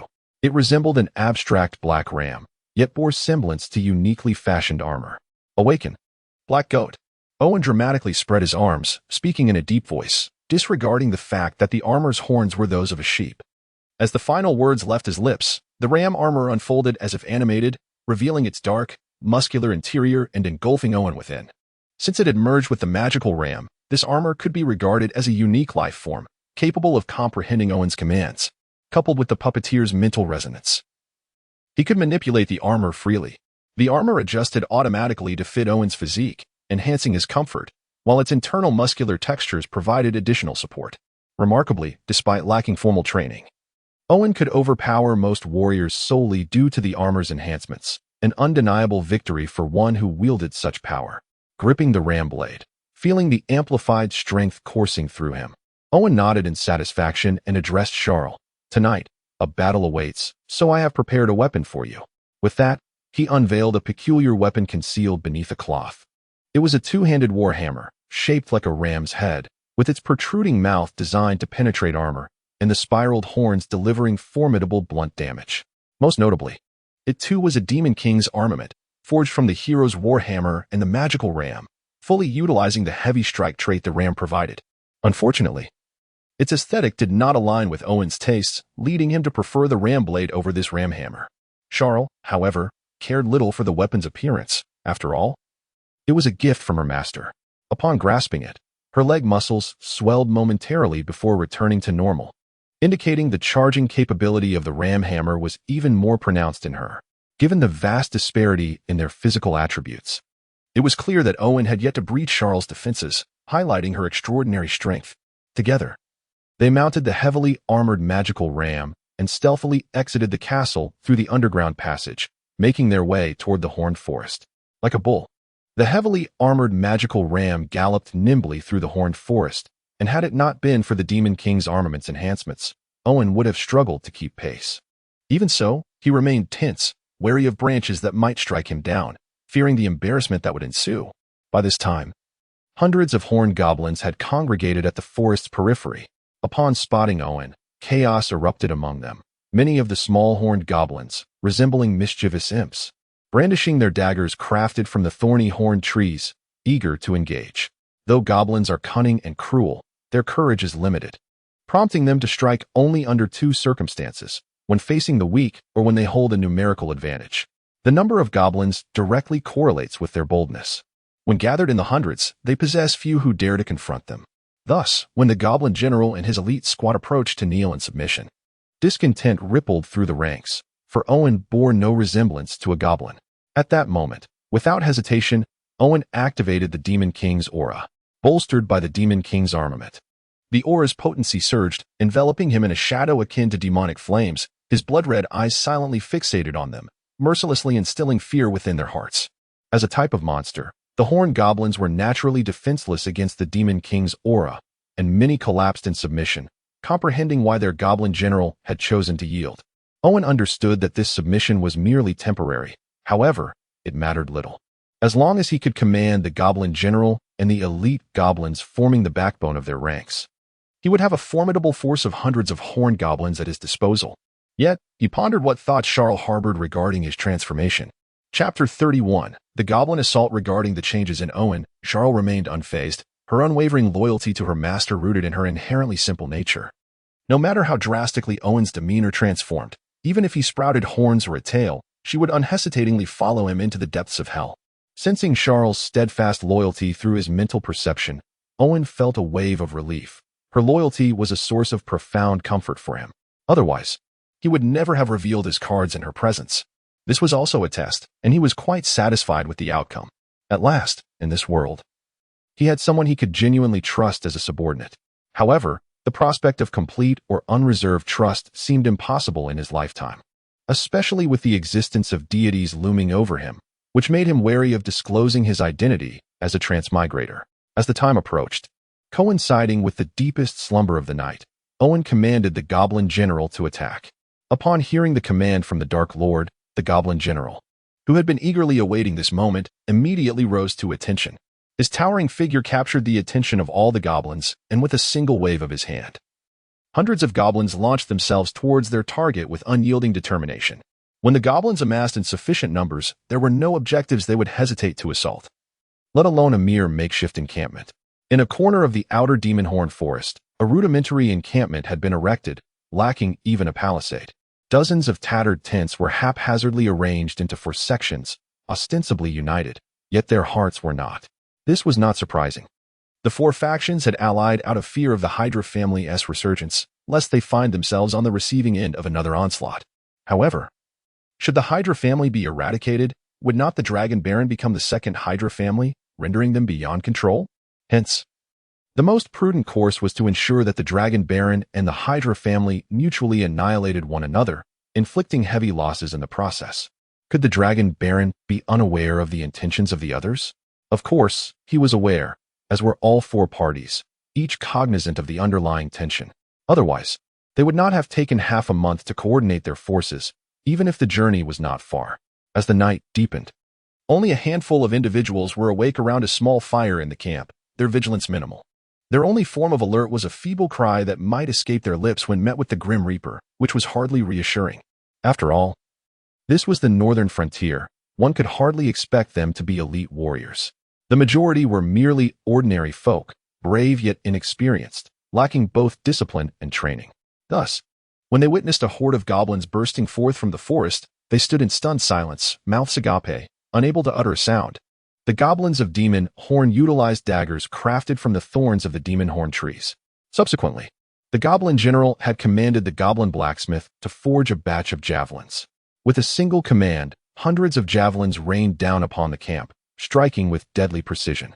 Several of the night watchmen were pierced, their cries echoing as they lay bleeding on the ground, while the surrounding tents were also impaled, unleashing a cacophony of anguished wails. Although caught off guard, the initial wave of attacks resulted in no fatalities. Even the wounded night watchmen, if able to staunch their bleeding, would survive. After all, the goblins lacked immense strength, and the javelins, measuring just over 2 feet long, possessed limited lethality. The true danger of the Demon Horn javelins lay not in their physical impact, but rather in their toxicity. Why did the Demon Horn Forest harbor an abundance of rare northern wood, yet remained overlooked? Aside from the goblins, it was primarily due to the presence of the Demon Horn trees. These trees were akin to thorns, festooned with sharp spikes and toxic properties.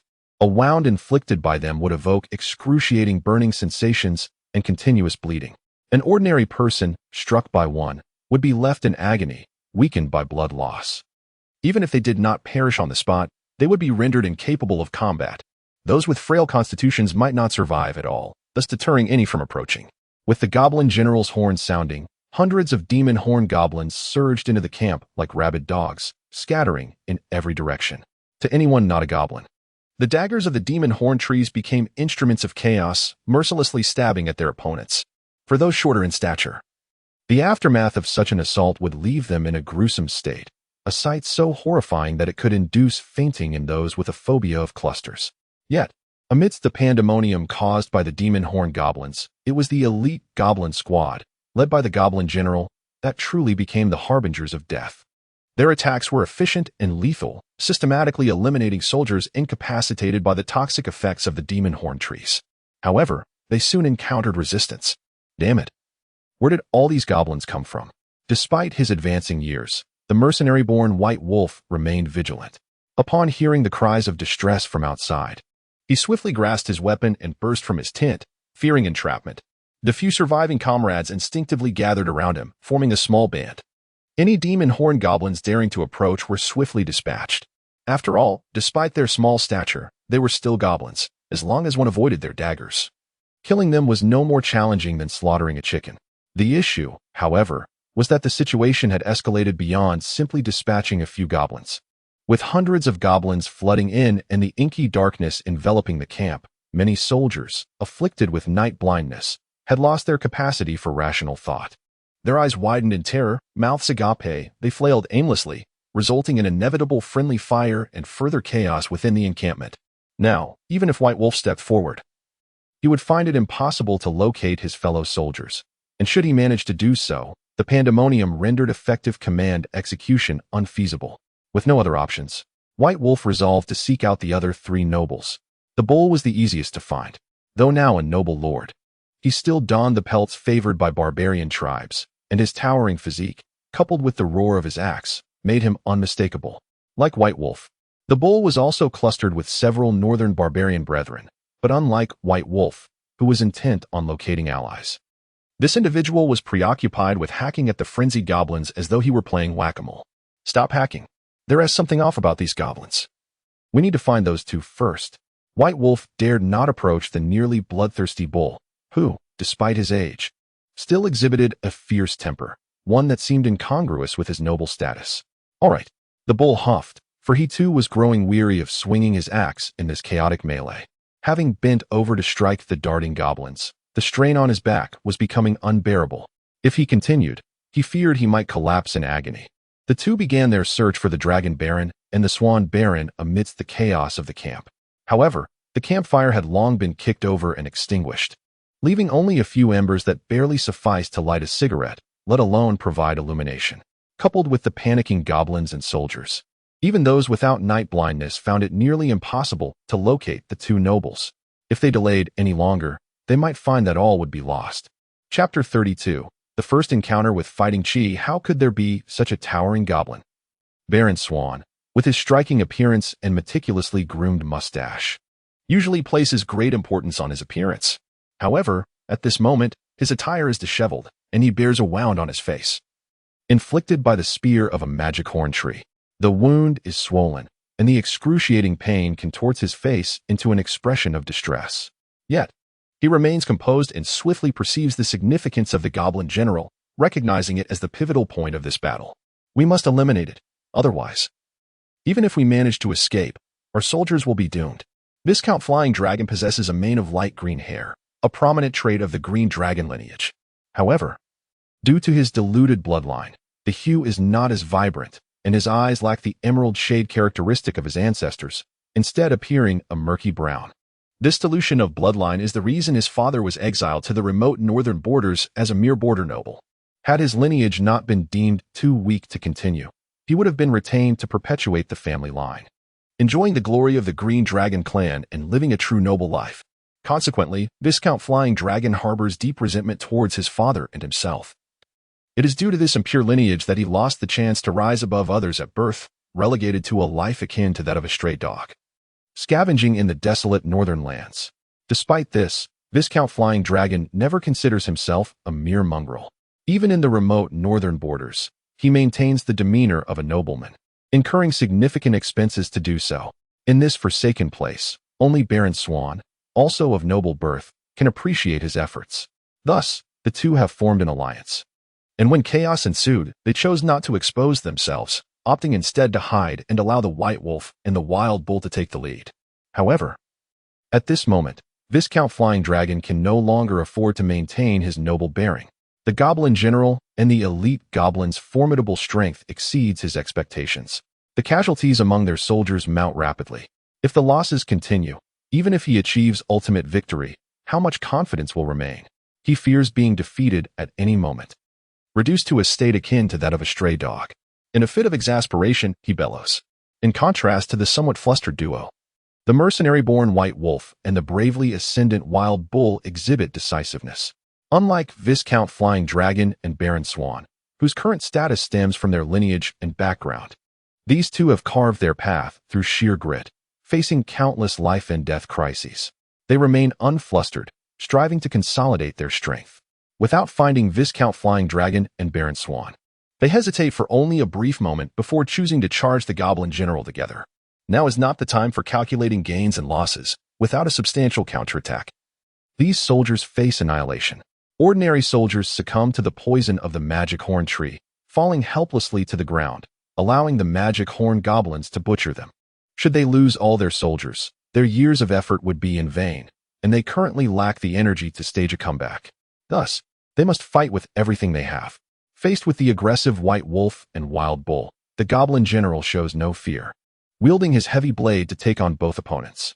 As for the mercenaries and northern barbarians accompanying the duo, the elite goblins are no pushovers either.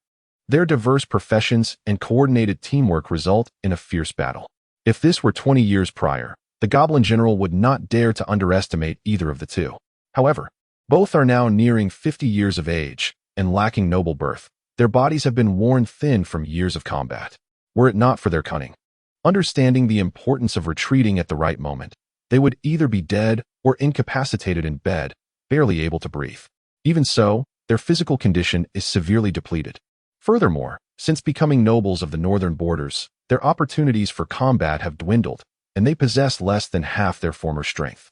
Had it not been for a few older mercenaries and barbarians assisting them, they would likely have been slain by the Goblin General long ago.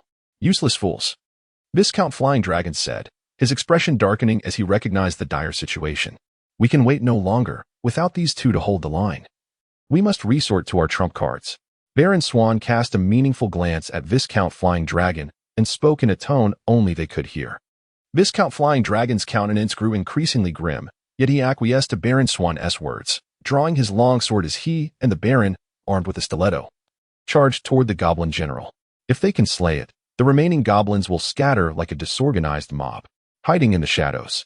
Owen witnessed fighting Chi for the first time. In contrast to the nearly incapacitated White Wolf and Wild Bull, Viscount Flying Dragon and Baron Swan, both in their 30s, are in their prime. As nobles of the Empire, although they did not inherit much from their families, they possess a basic understanding of fighting Chi. Owen had little knowledge of fighting Chi from his past life, as Hydra too passed away early, and his mother, evidently with ulterior motives, squandered the family legacy. Thus, he learned primarily from Maya. Initially, fighting Chi originated from knights who honed their bodies to the utmost limit. As reserve nobles, knights had the time, energy, resources, and conditions to perfect their physical forms, awakening fighting Chi in the process. Hence, the original fighting Chi was known as the knight's breathing technique, a rigorous training method demanding high physical standards. Over time, the knight's breathing technique spread and was adapted by other professions, lowering the difficulty of cultivation and reducing the physical demands since not everyone possessed such favorable conditions. However, correspondingly, the power of fighting Chi diminished, leading to the emergence of fighting techniques to compensate for its deficiencies. Both Viscount Flying Dragon and Baron Swan employ swordsman fighting Chi, a discipline emphasizing attack and agility, requiring lower physical standards to activate. It boasts numerous elegant techniques, making it particularly favored among the nobility. However, despite both utilizing swordsman fighting Chi, notable differences exist between their styles. Viscount Flying Dragon concentrates his fighting Chi in his shoulders and back, forming a triangular area. When infused with Chi, the muscles in this region bulge as if concealing a pair of retracted wings. When he unleashes his power, the chi ignites his shoulder muscles like a booster, propelling his long sword through the air at astonishing speed, accompanied by a piercing shriek. Before an elite goblin can react, it is slain in an instant, blood gushing over a meter high from the severed neck, a testament to the devastating force of his strike. However, such explosive power places immense strain on his muscles, preventing Viscount Flying Dragon from sustaining this technique for long. Chapter 33. I surrender. According to Maya's classification of fighting spirit, both individuals were at the elementary level, meaning their energy was insufficient to permeate their entire beings and could only be sustained in specific areas. The advantage of this was minimal consumption, requiring only targeted training of specific parts, significantly easing the difficulty of cultivation.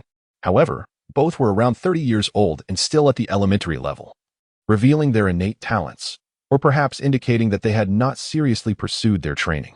Had it been the white wolf and the wild bull, they would likely have already ascended to the intermediate level. Nonetheless, the fighting techniques mastered by the two should not be underestimated. The goblin general would not find himself at a disadvantage against either, and it was merely a matter of time before he would eliminate his opponents. Yet, facing two seasoned veterans, he certainly could not hold his ground. Fortunately, the elite goblins fought valiantly, buying precious time for the general and allowing Owen the opportunity to intervene. Siar, eliminate them. Owen had suppressed his excess sympathy and compassion, no longer shaken by the anguished cries of the camp soldiers. Deep down, he understood that had he not sensed the impending danger and acted preemptively, the arrival of the 4 allied forces in his territory would have resulted in unimaginable consequences. Thus, he issued his orders without mercy.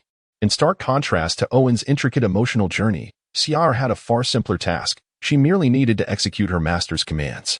With a heavy armored magic ram beneath her, wielding the magic ram warhammer, she charged forward. The magic ram was naturally adept at charging, and after evolving into a heavy armored variant, it was even more formidable.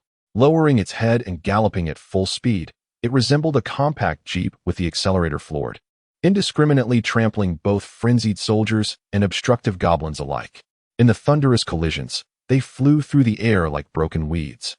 And even more terrifying was that the speed of the heavy armored magic ram did not wane, showcasing the terrifying synergy between it and the warhammer. Had it been Owen, equipped with superior gear and the aura of a demon lord, he would have surpassed Siar in prowess, but he was unwilling to take such risks. If humans were to encounter a master who could not distinguish friend from foe, their morale would plummet, possibly resulting in treachery. However, for the goblins, this was hardly a concern. Faced with Siar's ferocious charge, Baron Flying Dragon and Baron Swan instinctively retreated, inadvertently revealing the white wolf and wild bull. Siar, despite her limited combat experience, possessed remarkable instincts. She immediately discerned that the Baron Flying Dragon and Baron Swan were not foes she could easily vanquish due to their agility. While the charge of the heavy armored magic ram was unstoppable, it was too straightforward, making it easy for her opponents to evade. Therefore, she wisely reserved her first strike for the wild bull, who was already on the verge of collapse. What should have been a two-handed warhammer felt as light as a single-handed weapon in Siar's grasp. Utilizing the momentum of the heavy armored magic ram, her swing came with a howling gale, causing the wild bull's heart to constrict in fear. Yet, it was futile. His aging body and the exhaustion from his prolonged battle with the goblin general left him no chance to mount a comeback. It would be inaccurate to say he awaited death. The toll on his body was too great, and the intensity of the previous combat was overwhelming. Thus, before Siar's warhammer could deliver the fatal blow, the wild bull succumbed to cardiac arrest.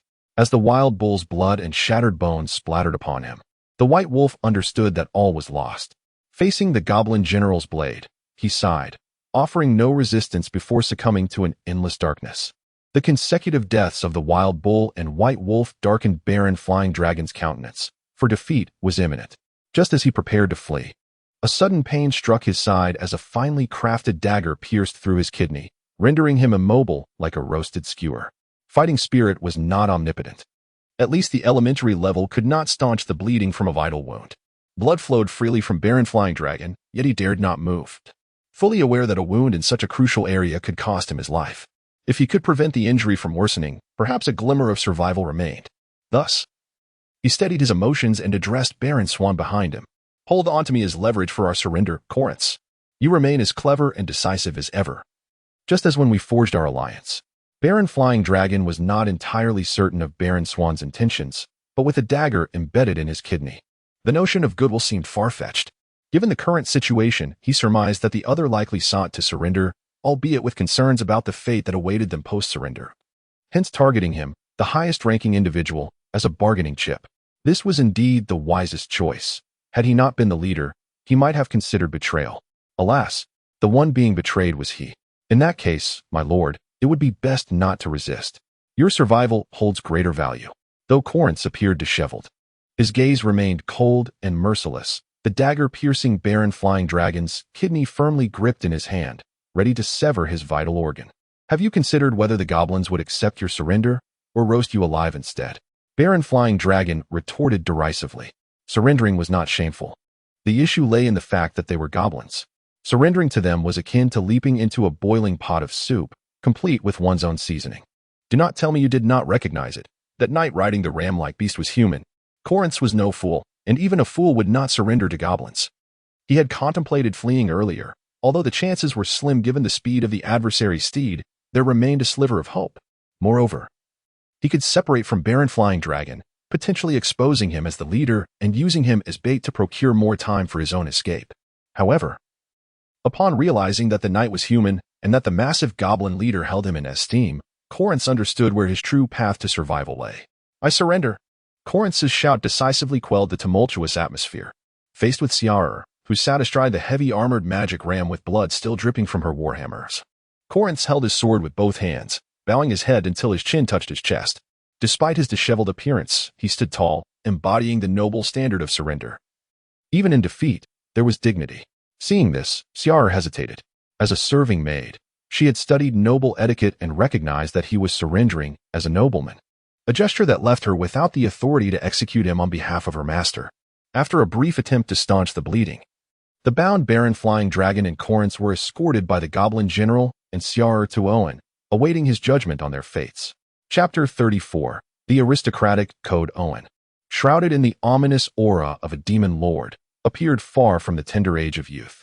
Enveloped in shadows, he exuded an air of cruelty and terror that rendered both the Dragon Count and Corinth trembling uncontrollably, their reactions purely instinctive, devoid of will.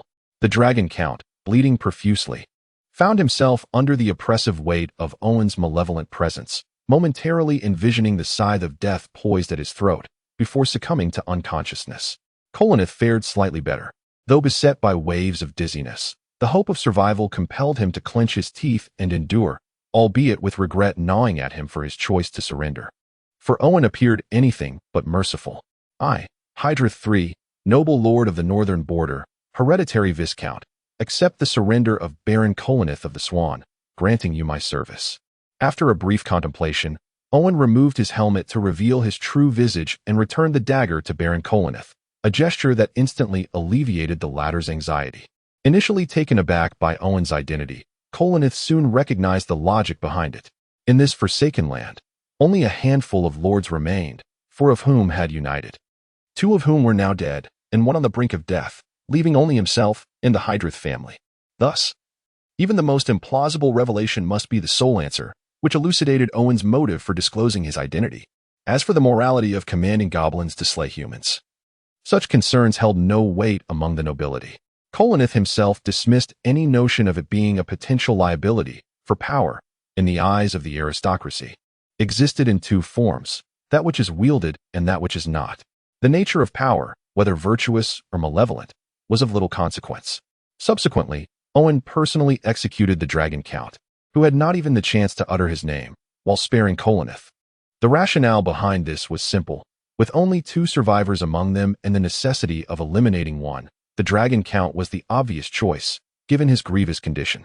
Owen's actions were also motivated by a desire to ascertain how to enhance the progress of his system, hence the decision to slay one and spare the other. For Corinth, however, this meant survival and a favorable outcome. Fortunately, Corinth's noble lineage aligned with that of the Empire. Had he encountered other northern border nobles, he feared he might have met a swift demise. This distinction arose primarily from the long-established rules among imperial nobility, which had evolved over time. Although conflicts among nobles were once brutal and direct, marked by poisonings, assassinations, treachery, In warfare, the stability and entrenchment of the aristocratic class had led to the development of a more refined set of rules designed to contain disputes and protect collective interests. Strength, even in abundance, mattered little against the countless formidable foes of the empire. Likewise, possessing elite soldiers was of little advantage against the imperial army. Thus, the regulations governing the noble class grew increasingly entrenched. However, while one could kill the dragon count, the family of the vanquished was off-limits unless they renounced their vengeance. Within the empire, defeated nobles who did not forsake their desire for retribution could be slain by their conquerors. Yet, should they vow to abandon revenge, the victor was bound to spare their kin. This principle was equally applicable to Kolonith. Upon choosing to surrender, he relinquished his sovereignty. Given the disparity in their noble ranks, Owen's act of returning Kolonith's sword signified his acceptance of the latter's fealty, carrying the weight of an oath. With the battle concluded, Owen instructed the goblin shaman to treat Kolonith's wounds inflicted by the poisonous thorn. Then, he heard the sounds of biting and the raucous excitement of goblins emanating from a nearby camp. Goblins were not herbivorous, they relished human flesh. And the spoils of the camp, arms, provisions, tents, clothing, even a simple spoon, were treasures fiercely contested among them. These goblins were not those summoned through Owen's system and bore no allegiance to him.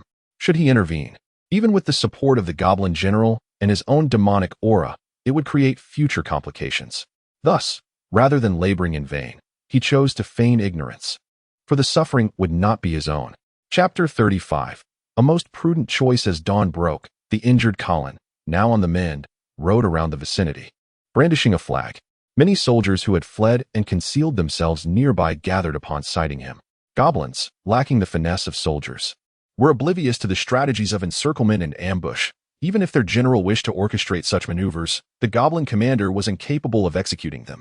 Consequently, several soldiers had successfully evaded capture. Though numerous soldiers had deserted the camp, most had not ventured far and remained hidden in the vicinity. However, upon the appearance of Baron Colin, these soldiers, regardless of their former allegiances, congregated around him as if they had found a beacon of hope. Without noble leadership, they were akin to a scattered flock, vulnerable not only to the goblins, but also to the wolves prowling the wilderness. Thus, their best course of action was to band together. Yet, mere solidarity was insufficient. A leader was imperative. The question of who would take the helm arose, for they were all mere foot soldiers, lacking the authority to command one another. Therefore, when Baron Colin appeared, regardless of the possibility of a trap, the soldiers instinctively gravitated towards him. It was not difficult to rally these soldiers, especially with the corpses of the likes of Viscount Dragon in plain sight. No one objected and all followed Colin obediently to the wooden encampment in the Goblin Forest. The garrison had already been bolstered to 50 men by Owen, all of whom were of a caliber rated at 3 progress points, making them more than a match for the 100 or so remaining soldiers. Moreover, these soldiers had long since lost their fighting spirit. After consuming a morsel of bread and sipping some warm water, they retreated into their thatched shelters to rest. Although the walls had yet to be constructed, the village outside and the elite soldiers within it invigorated Colin, for they affirmed the worth of his allegiance. Thus, when Owen commanded him and Charles to seize the territories of Viscount Dragon and others, the fervor and enthusiasm that erupted from Colin astonished Owen. Owen, well-fed and oblivious to the plight of the starving, could not fathom the devotion of someone like Colin, a nobleman of the empire forced to scrape by on the northern frontier. For Colin, the ultimate aspiration was to be a true noble, and he cared not for whom he served, as long as he could glimpse a glimmer of hope and was willing to dedicate himself to the cause. My lord, if you wish to relocate the populace from other territories, we must undertake considerable preparations, and they must be completed before winter arrives. Hence, I require additional manpower. Maya earnestly articulated after contemplating Owen's plans and calculating the necessary resources and time. There are not many skilled farmers left in the wooden encampment. We shall summon them all, and I will devise a solution for the rest. Owen chose not to withhold the existence of the encampment any longer. Such cards were meant to be played. Persistent secrecy served no purpose. Moreover, should one base be exposed, he could construct 2 more. Owen's primary concern was whether he could once again raise the cap on progress points. To expedite his plans, he allocated all available progress points towards recruiting farmers, thereby accelerating the development of his territory. The system farmers were sturdier than serfs and possessed a plethora of skills, adept in tasks such as farming, fishing, construction, logging. and quarrying, with Maya finding no fault in their capabilities. With the arrival of these versatile farmers and a surplus of idle serfs post-harvest, the territory transformed almost overnight. Colin executed his role as a guide splendidly, leading Owen's soldiers to the domain of the dragon family. The dragon family, however, did not share the same fortune nor the martial prowess of Hydra. Hence, despite arriving at the northern frontier, they resided in their rudimentary wooden encampment. The scarcity of timber in the northern territories, compounded by a lack of sufficient manpower, rendered their encampment quite rudimentary and defenseless. When news of Viscount Dragon's demise reached them, and Baron Colin's allegiance to the victor became known, they surrendered without hesitation. "My lady, a most sagacious choice," Colin remarked to the sole remaining member of the dragon family, the widow of Viscount Dragon, while he scrutinized her from head to toe. The Viscount, who held lineage and noble status in high regard, would never have taken a commoner as a wife. His spouse hailed from noble blood as well, albeit a younger daughter of a lesser noble family, and had been his best option, one for which he had expended considerable effort to win her hand. Yet, it was all worthwhile. The widow of Viscount Dragon not only possessed a commendable lineage but also boasted an exquisite appearance and figure. Despite her golden hair and azure eyes lending her an innocent visage, she possessed a physique reminiscent of a bombshell, momentarily distracting Colin, though he quickly regained his composure. Colin, however, favored power over beauty, and he would not act irrationally due to her allure, especially considering that this lady was the spoils of war for Viscount Hydra. The widow, in her 20s, maintained a serene demeanor upon learning of her husband's death. She met Colin's assessing gaze with composure, fully aware that this was the price of defeat. Furthermore, she had no alternative. Had they not come, her fate, bereft of male protection, would likely have been more dire than death itself. "Very well. Prepare for relocation to the domain of Lord Hydra 3. I shall leave a contingent of soldiers to assist you in this endeavor." Colin steadied himself, having made his decision. He refrained from lingering. After informing Charles, he left a small detachment of cavalry and proceeded to the territories of the other two nobles. The domain of Baron White Wolf was easily resolved. Whether he was disinterested in women or had been scarred by earlier battles, he had no heirs. And when he and his old comrades fell, there was no one left to converse with. Thus, Colin smoothly enveloped the entirety of that territory and escorted it to the domain of the Hydra family. Chapter 36. Teutonic Knights and the Arcane Arts. Colunthus meticulously adhered to Irvin's commands, relocating the entirety of his populace, including those within his own domain. An act of utter commitment that left no room for retreat. Although Colunthus had pledged his allegiance to Hydra 3, this did not necessitate the relinquishment of all he possessed. Beyond loyalty, he was not required to offer even a ransom. The crux of the matter lay in Colunthus's grand ambitions and his keen intellect, which led him to recognize this as potentially his sole opportunity in life. Thus, he resolutely staked everything he had. This may appear reckless, yet it epitomizes Colunthus's astuteness. What did he sacrifice? His so-called loyalty, his own capabilities, and the remnants of his territory's few hundred serfs and soldiers. The first two were devoid of any investment, and the latter, even if acquired by the Empire, would not garner a glance from a mere knight. Hence, while it seemed that Colunthus had surrendered all, the actual commitment was minimal, and he was gambling on a grand scale. Thanks to Colunthus's endeavors, the population of Irvin's territory swiftly exceeded 1,000. And it was at this juncture that the system's progress limit was finally elevated. With a resonant chime, Irvin exhaled a profound sigh of relief, his excitement evident as he clenched his fists and thrust them backward in jubilation, his hips swaying rhythmically akin to a springtime male dog, a testament to his elation. After some time, Irvin managed to temper his exuberance, sinking into a chair while attempting to relax as he perused the rewards bestowed by the system. The reward for achieving a progress value of 30 points was substantial, a far cry from the meager offerings at 20 points.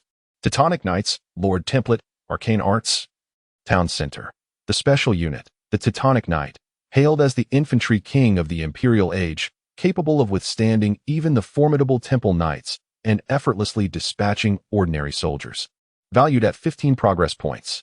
Knights, valued at 10 progress points, represented the pinnacle achievable by mortals. Thus, it was perplexing that armored cavalry could not best the infantry Teutonic Knights. Only the Temple Knights, as a special unit mounted on horseback, could rival them. A scenario that defied common logic.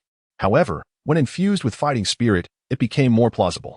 Evidently, the system had adapted the Teutonic Knights to align with the prevailing world context, endowing them not only with exceptional physical prowess, but also with the power of fighting spirit. Irvin, brimming with anticipation, summoned the Teutonic Knights and instantly felt ensconced within a siege, awestruck by their imposing presence. The distinctive barrel helmets, formidable plate armor, and striking blue cloaks left an indelible impression, yet it was their terrifying physical attributes that truly astonished him. The Teutonic Knights towered over 2 meters, their muscular frames bulging with sinewy power, an aesthetic that was not conventionally pleasing but imbued with an overwhelming strength and inhuman resilience. Coupled with their remarkable fighting spirit, each knight could bear nearly an inch-thick heavy plate armor and wield a massive sword with a cross-section akin to a diamond shape, epitomizing the zenith of offensive and defensive capabilities. However, a significant drawback was the scarcity of warhorses capable of bearing their weight, and their mobility was inevitably hindered by their armor, rendering the Teutonic Knights more suited as mobile fortresses to withstand enemy assaults or disrupt enemy formations, rather than pursuing foes, as they could scarcely outrun even goblins. For Irvin, this was not a pressing concern. The system bestowed upon him limitless potential, allowing him to forge a perfect unit based on the Teutonic Knights. The next reward, the Lord Template, was something Irvin had eagerly anticipated. After all, who could resist the allure of leveling up through combat, especially when it pertained to a Lord Template conducive to agriculture and troop production? The sole apprehension was that this Lord Template originated from the romance of the Three Kingdoms, which made Irvin wary of potential cultural dissonance. Given the stark differences in stylistic presentation, leadership 20, martial power 15, intelligence 12, politics 25, charisma 30. The Lord Template was remarkably straightforward, devoid of skills or superfluous features. Yet its efficacy was unexpectedly commendable. The leadership attribute enabled Irvin to command soldiers nearly flawlessly, particularly the system soldiers, as if an automatic error correction mechanism were in place. Even if his directives were inadequately articulated, the system soldiers would execute his commands with unwavering precision. The solitary issue was Irvin's limited leadership attribute, which constrained the number of soldiers he could command, rendering it ineffective for large-scale warfare, even in the present context. The implications of martial and intelligence attributes require no elaboration. With his current values, he could easily face defeat against ordinary individuals, necessitating enhancement. Yet, Irvin was not taken aback, though a transmigrator with a system. He possessed a keen self-awareness, never perceiving himself as a genius nor expecting to turn the tide in dire situations. Thus, his prudent strategy was to maintain a low profile, sparing his subordinates from undue worry. The political attribute served dual purposes. It taught him to be shrewd and unscrupulous while also equipping him with the acumen for internal governance, making it well-suited to his current identity and circumstances. As for his highest attribute, charisma, it was largely attributed to his appearance, affirming that he possessed a modicum of handsomeness. The only regret Irvin harbored was that this Lord Template lacked levels. To enhance attributes, he would need to engage in corresponding activities such as warfare, martial training, study, and governance. Although cumbersome, the advantage lay in the fact that effort yielded tangible results, and progress was readily observable, with perseverance. Attaining maximum attributes was merely a matter of time. Additionally, Irvin discovered that by observing for extended periods, he could acquire certain attributes from others. For instance, he gleaned some attributes from the Teutonic Knights, Profession Knight, Martial Power 50, Intelligence 10, Charisma 30. He had no qualms regarding the martial power, but he questioned how one could possess 30 points of charisma while donning a barrel helmet. Shaking his head, Irvin continued to scrutinize the next reward. The third reward was the arcane arts, derived from his favorite game, Heroes of Might and Magic. The world of Heroes of Might and Magic bore some resemblance to Irvin's current environment, with a notably high-level cap. Thus, the arcane arts did not disappoint. Upon activation, it was as though a new perspective had been unveiled, revealing the arcane side of the world, bestowing upon him esoteric knowledge. Although the arcane arts transformed Irvin's mental energy into magical power and granted him additional resistances, he had no intention of utilizing this ability long-term. His psyche, his will, and his worldview could hardly withstand the weight of the world's secrets for prolonged periods. He was not yet powerful enough, and thus the cost of this ability felt particularly burdensome. Fortunately, with the system's guidance, he did not lose himself in the labyrinth of arcane knowledge, reaping numerous benefits. Yet Irvin resolved to seal away the arcane arts, vowing never to employ it unless in dire straits. Chapter 37. The town center. Though the arcane arts had instilled a considerable fright in Owen, The eventual revelation of the town center afforded him a measure of solace. The town center held significant value. Even with the progress value reaching 30, games such as Age of Empires and Mount Blade had fully unlocked, allowing him to exchange for any units and buildings. However, the daunting 30-point progress value required for the town center's exchange remained a formidable obstacle. It is crucial to remember that as time progresses, the recovery rate of progress values diminishes, making the wait for recovery to 30 points a lengthy endeavor. The silver lining lay in the rapid recovery speed of progress values from 0 to 10, enabling him to seamlessly upgrade the units within his domain. Yet, there was no immediate urgency. Should his attempts prove successful, he would find himself bereft of unit shortages. With a burgeoning population, the original village could no longer satisfy demand. Following Maya's counsel, Owen formally signed a document mobilizing substantial manpower and resources to commence the construction of a town. This endeavor was fraught with risk, as labor would be suspended during the building phase. Even with the autumn harvest complete, vigorous work would exacerbate grain consumption, and should they fail to sustain until the next harvest, the entire territory could collapse. When Maya presented Owen with the projected grain expenditure, his nonchalance provided her with reassurance. It was evident that her master possessed alternative resources. Despite her confidence, Maya refrained from launching into construction recklessly. Instead, she devoted considerable time assessing the terrain, meticulously drafting plans, and coordinating the transport of provisions and materials from the territory, ensuring thorough preparations before commencing work. This undertaking was no small feat, but fortunately, Maya had a capable assistant in Ram. In truth, Owen had yet to fully grasp Ram's purpose. He had merely assembled it following the manual. Initially, his excitement stemmed from the creation of a high-end figurine, but he later deemed its responses insufficiently realistic, thereby relegating it to Maya's care, embodying a rather negligent disposition. It was through Maya's diligent research that Ram's capabilities gradually unfolded, though not in combat, but in computation. From Owen's perspective, Ram's intelligence core seemed rudimentary, incapable of simulating emotions. However, this did not detract from its functional prowess, just as one would not disparage a computer's abilities due to its lack of sentience. Ram's computational speed surpassed that of 1,000 astute merchants, amply supporting a territory of over 1,000 inhabitants. Maya dictated the design, and Ram executed precise drawings, distributing the plans and directives after thorough revisions. Presently, perfection was not the objective. Surviving the winter was paramount. Having preemptively delineated the town into several zones, Maya's preparations did not hinder Owen's plans. The challenge lay in how to elucidate the sudden emergence of the town center. Unlike the previously rewarded blacksmith shop, the town center granted by the system manifested without the need for construction appearing fully formed. However, the sudden appearance of such a large edifice could not be credibly attributed to a hurried overnight effort. After much contemplation, Owen failed to devise a plausible explanation and ultimately decided against offering any justification.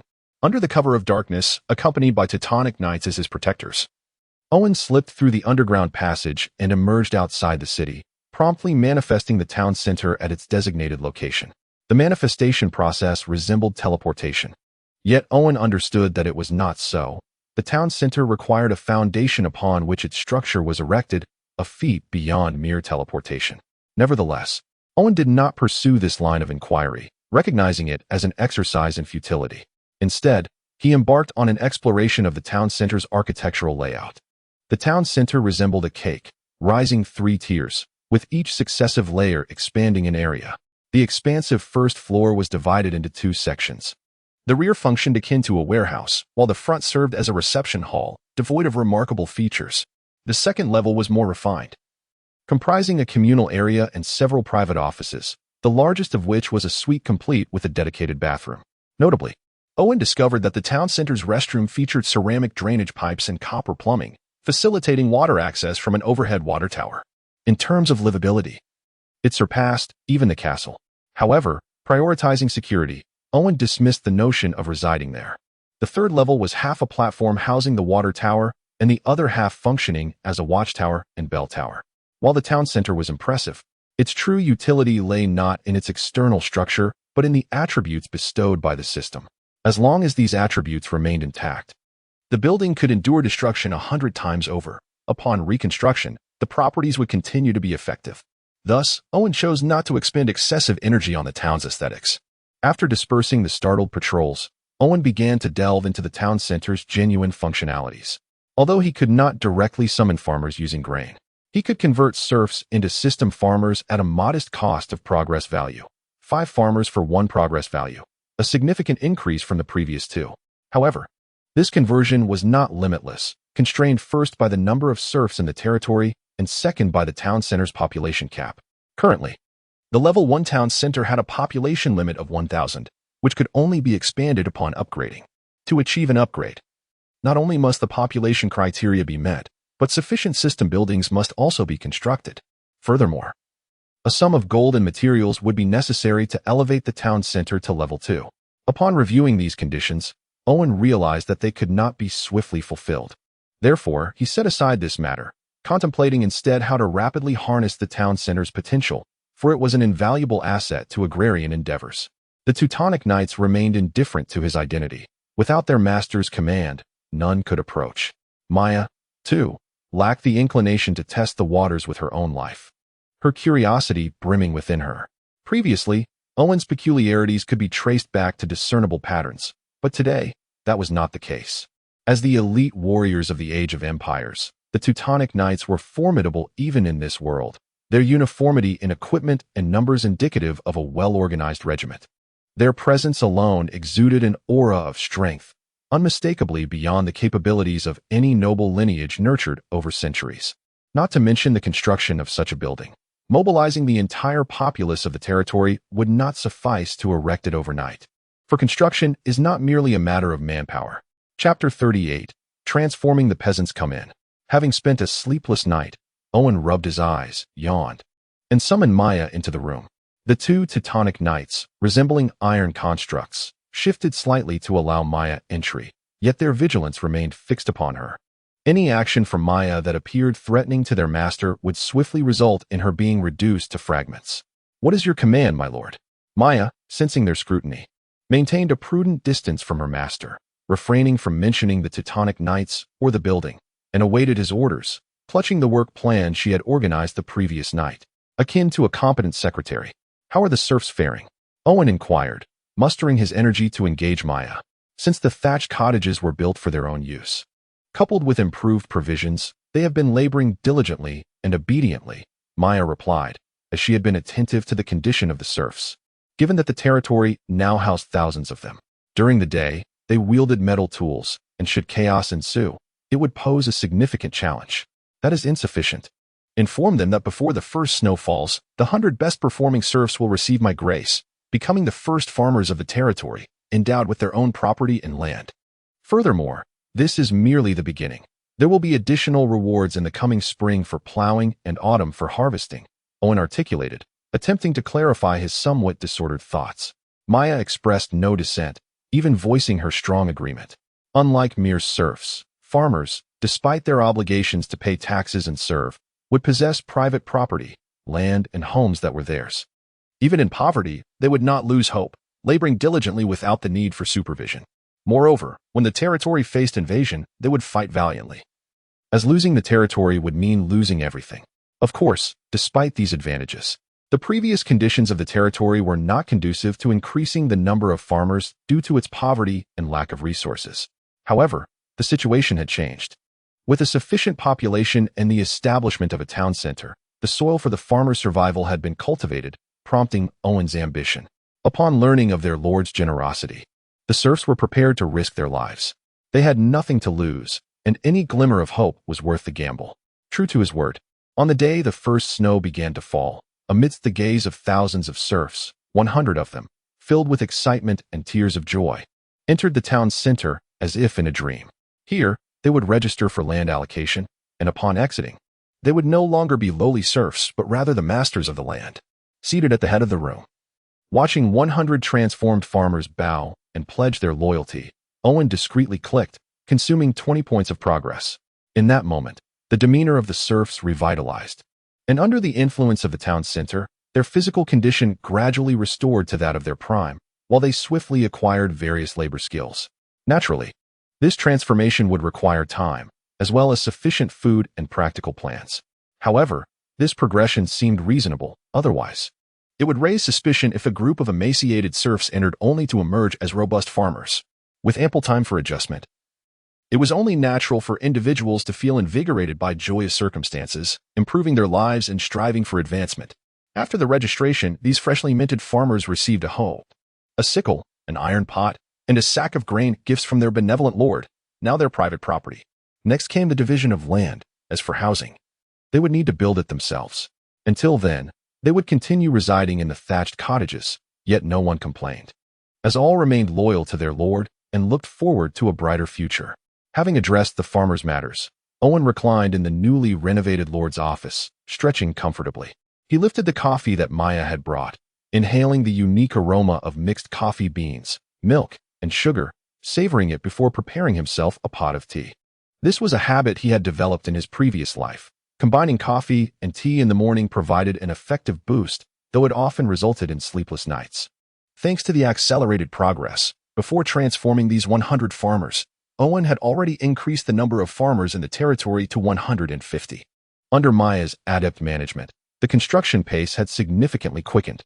The buildings that could be erected at the town center had nearly all been completed, with several additional structures added.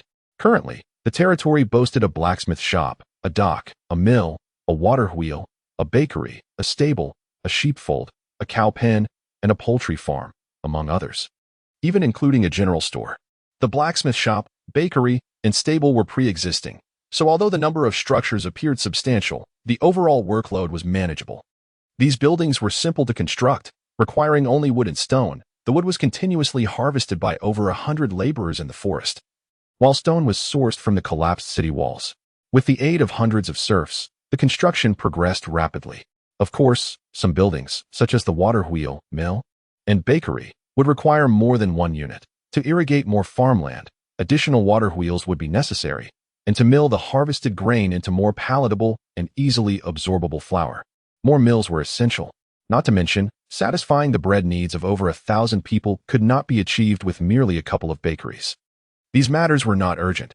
Owen planned to gather more hands for continued construction in the spring. His primary focus remained on the barracks and shooting range. Just like the town center, the barracks and shooting range possessed transformation capabilities. Besides training system farmers into militia, they could also, over an extended period, train militia into units valued at 1 progress point, all without requiring additional progress expenditure. Regrettably, this represented the upper limit for farmers and for the first-level town center. Additionally, it was possible to train ordinary soldiers into system soldiers. Owen had already tested this with the laborers, discovering that 1 progress point could convert 2 ordinary soldiers into system soldiers. Although they were merely valued at 1 progress point, this significantly reduced the overall consumption of progress. Chapter 39. The Witchdale. Of course, Owen was rather democratic. Should anyone voice dissent, he could readily step forward, for the gallows remained unoccupied. After indulging in a moment of self-amusement, Owen sipped his tea, seizing the opportunity while his spirits were still high to continue attending to his affairs.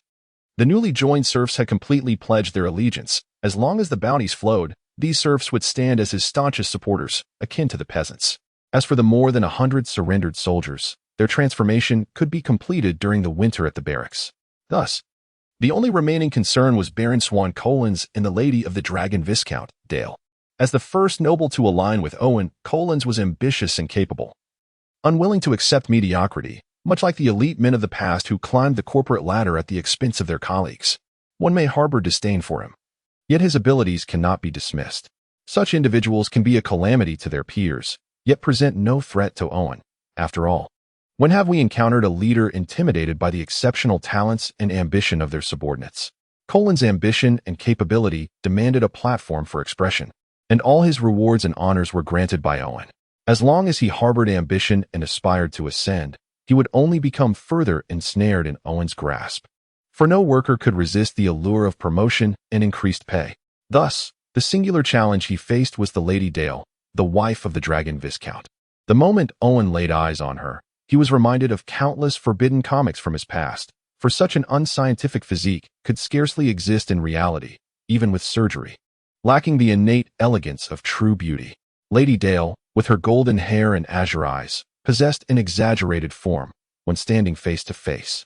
Their lips remained a foot apart, and when back to back, The space between them was ample enough for a dog to leap through. For the first time, Owen felt a twinge of fear about revealing his own inadequacies, as he was merely an ordinary human, a humble donkey lacking the essential donkey trait. However, the issue did not stem from Owen's petty insecurities, nor was it a matter of his limited capabilities. Rather, Maya had ascertained that the lady possessed the bloodline of a witch. As the head maidservant of a countess with a peculiar fondness for unique women, Maya had encountered no fewer than 800 women of various ages, races, shapes, and colors. Her extensive experience allowed her to readily identify witches. After all, this world harbored a plethora of spellcasters. Although wizards were the prevailing force, they were not the sole practitioners of magic. The predominance of wizards arose from their accessibility. With sufficient intelligence and diligent study over a decade or two, one could certainly perform a few tricks. Even if lacking practicality, possessing a clever mind and accumulated knowledge could enable one to serve as a noble advisor. Not to mention the formidable power wielded by a select few archmages capable of devastating entire cities. Thus, the status of wizards remained firmly established. Following wizards, there existed sorcerers and witches, whose magical abilities did not arise from mastering esoteric knowledge, but rather stemmed from their extraordinary bloodlines. Essentially, they thrived on innate talent. Although both sorcerers and witches relied on their bloodlines, they differed significantly. The most notable distinction lay in the overt nature of sorcerers' bloodlines. The primary advantage of an overt bloodline was its ease of activation. Perhaps a single impulsive encounter during adolescence could trigger a surge of magical energy, awakening the individual as a sorcerer. While such awakenings might appear trivial, they represented a precious elevation from mere mortal to spellcaster. The challenge, however, was that sorcerers' magic was highly volatile and susceptible to emotional influences, which in turn could be affected by their magic, leading to boisterous personalities and impulsive behavior. A sorcerer could easily erupt into chaos, even over something as trivial as enjoying barbecue on the roadside. In contrast, witches were more reserved and subdued, for their bloodlines were latent, rendering their magic difficult to detect and wield. Yet they harbored unique traits that made them often unaccepted by ordinary folk, frequently enduring ostracism and malice. Once ensnared by extreme emotions, their previously dormant magic could violently erupt, which was far from a blessing, as negative emotions only birthed negative energy, thus tainting their inherent magical essence, leading to an increasingly radical and distorted nature. This was especially true for witches, who were more prone to persecution and extreme emotional states, resulting in a tarnished reputation, compounded by their lack of self-defense capabilities, culminating in countless tragedies. Regrettably, Lady Dale, the wife of the Dragon Viscount, was indeed a witch, currently at a pivotal moment of magical awakening. Thus, her emotions could not experience significant fluctuations, nor could she harbor excessive negativity. Otherwise, should her magic become tainted, she would transform into an extreme version of herself, making it exceedingly difficult for Owen, who bore a vendetta against her, to find favor. Merely cursing her would be ample cause for him to face dire consequences. Fortunately, this situation meant that despite her marriage to the Dragon Viscount, their physical intimacy was non-existent. The Viscount sought perfection, believing that only when Dale stabilized her magic could their offspring achieve greater excellence. This was paramount for a man whose bloodline had faced degradation and expulsion. Thus, any man would struggle to resist the allure of a beauty such as Dale. The Viscount, however, endured great hardship in his restraint, often choosing to avoid her company altogether, let alone engage in intimate actions. Consequently, Dale's feelings for the Viscount were rather scant. They functioned more as nominal spouses. For reasons unknown, upon learning this, Owen secretly reveled for an extended period. Perhaps he was not as ignoble as he had perceived. Yet, Dale's predicament remained a looming threat. For many individuals suffering from depression could appear entirely unremarkable on the surface. Should she be one to harbor her troubles in silence? The day of her transformation could arrive without warning. Sorcerers possessed highly active magic, renowned for their explosive capabilities and destructive potential, ardent supporters of the Five Fireball sect. For them, nothing was insurmountable that a fireball could not resolve. If there was, it was merely a matter of the fireball's insufficient magnitude. Witches, on the other hand, wielded more subtle magic that often required intricate rituals and various materials to manifest. Thus, witches typically excelled in potion-making, shape-shifting, and curses. Be it poisoning, metamorphosis, or cursing, Owen could accept none of these fates. Hence, he opened the system and sought out a particular game. Chapter 40. The Magic of Hogwarts. Thanks to the extraordinary popularity of the Harry Potter series in his previous life, an array of games has emerged alongside the films. In Owen's view, the wizards of the Harry Potter universe align well with the world's definition of a wizard. Although their potential may not be exceedingly high, their breadth is commendable, making them quite suitable for agricultural endeavors. For instance, transforming a castle into a magical fortress akin to Hogwarts would undoubtedly be an intriguing venture. Furthermore, due to the nature of mysticism, Owen possesses magical power and a foundational ability to learn magic. However, with an intelligence attribute of 12, he has only 120 points of magical energy. Whether this value is high or low remains unclear to him, but it did not deter him from immediately exchanging for the textbooks of Hogwarts from 1st to 7th year, along with a work robe, pointed hat, protective gloves, cloak, a cauldron, a set of crystal vials, a telescope, a brass scale, and most importantly, a wand. Owen chose not the wand wielded by the protagonist nor the formidable Elder Wand, but rather a standard wand meant for students. This wand possesses no special attributes. Its sole feature is the stability of its output. Yet, for a novice, stability is paramount. Moreover, a standard wand devoid of special attributes allows Owen to observe and learn various spells without bias introduced by the wand's characteristics. Additionally, Owen's choice of Hogwarts' magical system as an entry point for his magical career stems from its simplicity.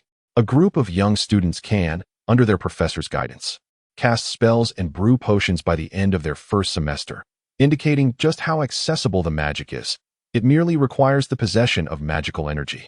Owen may not consider himself intelligent, but he at least possesses a normal intellect, complemented by the formidable mental strength granted by his puppeteer profession and the stable magical energy from mysticism. The only thing he lacks is a means to channel his magical energy, which is fortuitously met by Hogwarts' famously simple conditions for spellcasting. With a wand in hand, Owen gently raised it, and a delicate stream of water flowed forth from its tip, the process smooth and unbroken. The rounded and powerful stream gracefully arced before landing steadily, creating a small indentation in the ground. Perfect. As he ceased the output of magic, the wand dripped the last few drops of water, and Owen inhaled deeply, exhaling slowly. Feeling a swell of pride for successfully casting magic for the first time, at least he had not soaked his feet. Regardless of the outcome, he had successfully and consistently released magic without any errors, which was commendable, especially given he had no guidance from a professor. Of course, achieving this success was not solely due to his own efforts. The standard wand played an indispensable role. Designed specifically for students, its primary requirement is stability. As students' magical energy can be unpredictable during their growth phase. Often, emotions can lead to uncontrolled outbursts, and without proper constraints, Hogwarts might witness the unfortunate demise of a few students each year. Due to the continual use of standard wands, many students do not opt to switch wands upon reaching adulthood, as the stability and durability of the standard wand prove exceedingly convenient in daily life without the fear of damage. Besides standard wands, there are also enhanced wands and dark wands, the former being powerful wands for aurors, and the latter designed to amplify dark magic for dark wizards.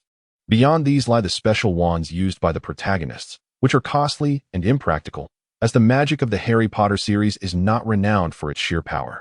Thus, high quality does not necessarily equate to great potency. Truthfully, magic is immensely fascinating. Were it not for his reluctance to abandon the captivating prospects of being a puppeteer, Owen would have considered devoting all his energy to magic. Nevertheless, the puppeteer profession is not without its merits. It provides Owen with significant advantages, particularly in terms of mental strength, almost as if he were playing on easy mode. In Harry Potter, wizards often rely on emotions to fuel their magic. Spells and wands serve merely to channel magical energy, largely due to insufficient mental strength. Only a select few wizards master wandless and silent casting, owing to their superior mental acuity and familiarity with magic. Owen, however, experiences none of these concerns, as his puppeteer's formidable mental strength allows for operations at a nano-level. Even if he does not currently possess such overwhelming mental power, its application in magical studies yields disproportionately fruitful results. Thus, studying puppetry is far from a waste of time and energy for him. Hogwarts potions are indeed quite remarkable. Ailments such as colds and fevers are trivial, and injuries that might otherwise be deemed serious can be healed as if they were mere inconveniences.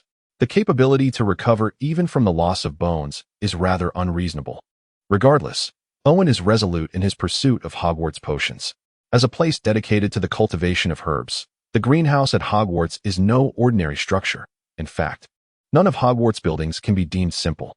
The herb greenhouse, in particular, poses greater dangers, comparable to the Forbidden Forest. Some magical herbs can be lethal merely due to their scent, not to mention the terrifying mandrake, whose scream can be fatal to those nearby. As a result, Owen has not exchanged for a complete herb greenhouse, nor can he afford to do so.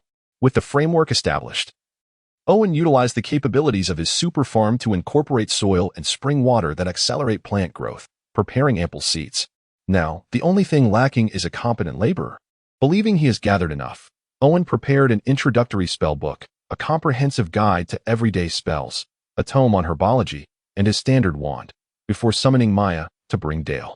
Unlike Collins, who toils daily in town, Dale has resided in the castle since her arrival. Neither Collins nor Maya perceives any issue with this arrangement. Evidently, in their eyes, Dale is not an independent individual, but rather a trophy belonging to Owen. The manner in which this trophy is displayed or utilized is entirely at the Lord's discretion. Unfortunately, upon learning from Maya that Dale possesses witch blood, Owen must adopt a more honorable stance, and it seems he must continue this pretense for the foreseeable future. After all, the instability of witch blood is a known factor, and he has no desire to be the cause of animosity. Thus, while Dale is not permitted to leave the castle, her treatment remains far from unfavorable. Chapter 41. Learn Magic with Me. The castle, despite undergoing relentless renovations, retains an aura of antiquity. While its interiors gradually evolve to become more habitable, the installation of independent bathrooms in the main rooms has significantly enhanced comfort. Not to mention the exquisite furnishings and items that Owen has exchanged from the game, elevating the living standards to rival those of any ordinary noble in the Empire, surpassing even those of lesser aristocrats. Thus, residing here is by no means a deprivation. Every morning, upon rising from her luxurious silk and goose-down bed, Dale indulges in a warm bath, diligently caring for her skin. She often opts for jasmine essential oil, then embraces the day with vibrant energy. Due to her noble lineage, Dale is naturally beautiful. However, she understands that her looks and figure are her only assets at present, demanding her utmost attention and care. Fortunately, the generosity of her host provides her with an abundance of precious skincare products. With her already splendid foundation, meticulous grooming renders her radiant, her golden hair shimmering, her skin as flawless as porcelain, emanating a luminous glow. Adorned in a shoulder-bearing white gown, she resembles a goddess descended to earth, stirring an irresistible impulse in any man who beholds her, a longing to shatter her perfect fade. In simpler terms, it evokes a desire to kneel and sing of conquest. For such is the nature of men. As Dale concludes her day of pampering and reaches for a book to pass the time, a knock sounds at the door. Upon recognizing Maya as the visitor, she senses that the moment of her destiny has arrived. The granting of freedom is a notion Dale scarcely dares to contemplate. She refrains from yearning for it, fully aware that liberation signifies the total loss of protection, leading to a fate far more brutal than death. In her youth, her father had taken her to witness the torment endured by female slaves, a life she never wished to experience, hence her reluctance to seek what is deemed freedom. Even after having been married once, she never considered leveraging her beauty for ascendance. Now, she is willing to use herself as a bargaining chip, merely to secure a tranquil existence, even if it means living as a caged canary. For a canary, although the outside world offers sunlight and forests, along with the freedom to soar, it also harbors eagles and hunters. After fleeting moments of joy, one must confront the merciless forces of nature. Having been well protected, Dale desires neither risk nor adventure. Her sole hope is to live a life as serene as her mother's. To achieve this, she must secure a man capable of providing her with shelter, for which she need only offer her body and loyalty. Maya is acutely aware of Dale's mindset. A classic product of the education bestowed upon lesser nobility, cultivating compliant canaries to be presented for the admiration of higher-ranking aristocrats, thus garnering recognition and benefits. To ensure no unforeseen complications arise, it is imperative that the cultivated canaries remain devoid of ambition and aggression, embodying gentleness and submission. After all, while one may not wield weapons at times, human teeth can be lethal under certain circumstances. Dale is evidently a meticulously nurtured canary, and thus Maya refrains from dissuading Owen from some of his thoughts, deeming them entirely normal. If not for the harsh conditions of the north, she would have already begun training additional attendants for her master. Lady Dale, the master summons you. Please follow me, Maya announces, maintaining her address of Dale as lady, having keenly sensed her master's particular fondness for this title. Very well, Dale replies, having been adequately prepared. She merely adjusts her straps to enhance her curves, then follows Maya with a graceful sway. Maya herself possesses a figure that is undeniably splendid, yet Dale's physique surpasses hers to an extraordinary degree, a testament to the unique qualities of her witch lineage. This enhancement merely heightens her allure to the opposite sex, and as long as she remains under the protection of a man, she is unlikely to meet a fate as a mere object of desire. Lady Dale, from this day forth, you shall learn how to become a competent witch, Owen proclaims, feigning expertise as he showcases a simple spell of luminescence. Dale, having met her instructor, obediently raises her skirt and bows, even before the light manifests. Owen is momentarily taken aback by the sight before him. While he has encountered various wonders, this is a spectacle he had not anticipated. Relax, there's no need to be anxious. Let us sit over there to commence today's lesson, he suggests, striving to appear at ease as he gestures towards a nearby sofa. The couch is spacious, longer than a single bed, cushioned with thick, soft padding that offers exceptional comfort. Owen has personally tested its impact-absorbing qualities. Presently, he sits upon it, flanked by Dale and Maya, and begins the lesson with a clear mind. Owen does not request Maya to leave, fearing potential complications should he and Dale be alone, while also believing that Maya possesses an extraordinary lineage, albeit one that may be either too diluted or deeply concealed, making her abilities less discernible. Thus, he intends to instruct them together. However, the three of them seated together feel somewhat cramped, soft, and bouncy. Owen subtly adjusts the book he holds, placing it on a support and to divert attention. He simultaneously reads while observing their attributes. Name, Maya. Age, 38. Occupation, headmaid. Leadership, 40. Strength, 40. Intelligence, 65. Politics, 60. Charm, 70. Special skills, management. Adept at organizing chaotic affairs with precision. Name, Dale. Age, 22. Occupation, witch. Leadership, 5. Strength, 5. Intelligence, 20. Politics, 5. Charm, 80. Special skills, witch bloodline, 10. Potions, 5. Transformation, 3. Curses, 1. Summoning, 1. Though not the first time he has examined their attributes, Owen remains astounded. Perhaps he alone is the normal one. He understands Maya's high scores in intelligence, politics, and charm, having witnessed her capabilities firsthand, yet he questions why her leadership and strength scores are also at 40. Does this imply that when she decides to engage in combat, she plays with her opponents, explaining why she often finds herself defeated and sore afterward? However, if intelligence equates to magical prowess, Dale's future magical potential appears grim. Regrettably, Maya does not seem to possess the exceptional lineage Owen had anticipated, squandering her impressive intelligence attributes. Yet, Owen feels that something remains amiss. Unfortunately, his lordship template seems ill-suited for this environment, revealing only a limited array of attributes. Chapter 42, The Herb Greenhouse. Before long, Owen found himself unable to concentrate, as the basketball kept jostling against him, distracting his thoughts. The bookshelf stood too rigid, and the book felt too unwieldy, rendering his reading experience quite uncomfortable. Thus, he crossed his legs and instructed Dale to retrieve the items he had prepared for her from the desk, while he asked Ram to escort her to the greenhouse, the place where she would soon commence her work. As Dale stepped outside, Owen eagerly seized Maya to test the resilience of the sofa. Dale, now aware of what was about to unfold, hesitated at the thought of joining them, yearning for a stable source of sustenance. Yet the wand in her possession was equally alluring. Madam Dale, please follow me to the greenhouse, Ram said, tilting her head slightly to remind Dale, who had been lost in thought. All right, lead the way, Dale replied, a hint of nervousness evident as she tucked away her wand and followed the exquisitely crafted puppet. Having encountered puppets during her family's gatherings, Dale was struck by the stark contrast between those clumsy, ironwood figures and the lifelike puppet before her. While the castle had undergone meticulous renovations, the exterior had remained relatively unchanged. Yet, the once desolate backyard had undergone a remarkable transformation. What was once a barren expanse had been replaced by a structure resembling crystal, leaving Dale speechless with astonishment. Even though many alchemists specialized in creating various glass products, which, although costly, were still accessible to most nobles, the sheer scale and clarity of the glass used to construct such a dreamlike greenhouse was undeniably extravagant. Even among some nobles who might build glass-enclosed gardens, the size would hardly compare. It was akin to a palace of crystal. The thought of working within such an enchanting space filled Dale with excitement, and her initial resistance to the gardening task began to wane. "Madam Dale, these are the guardians of the greenhouse. Please remember to water and fertilize them. It will improve their spirits," Ram instructed, pointing to several peculiar plants at the entrance. "What strange plants?"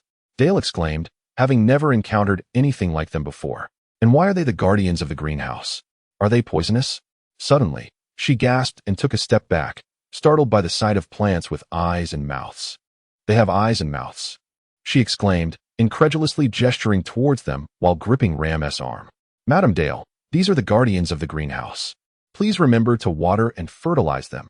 It will improve their spirits," Ram repeated, her artificial intelligence evidently limited, opting to reiterate her previous statement in response to Dale's queries.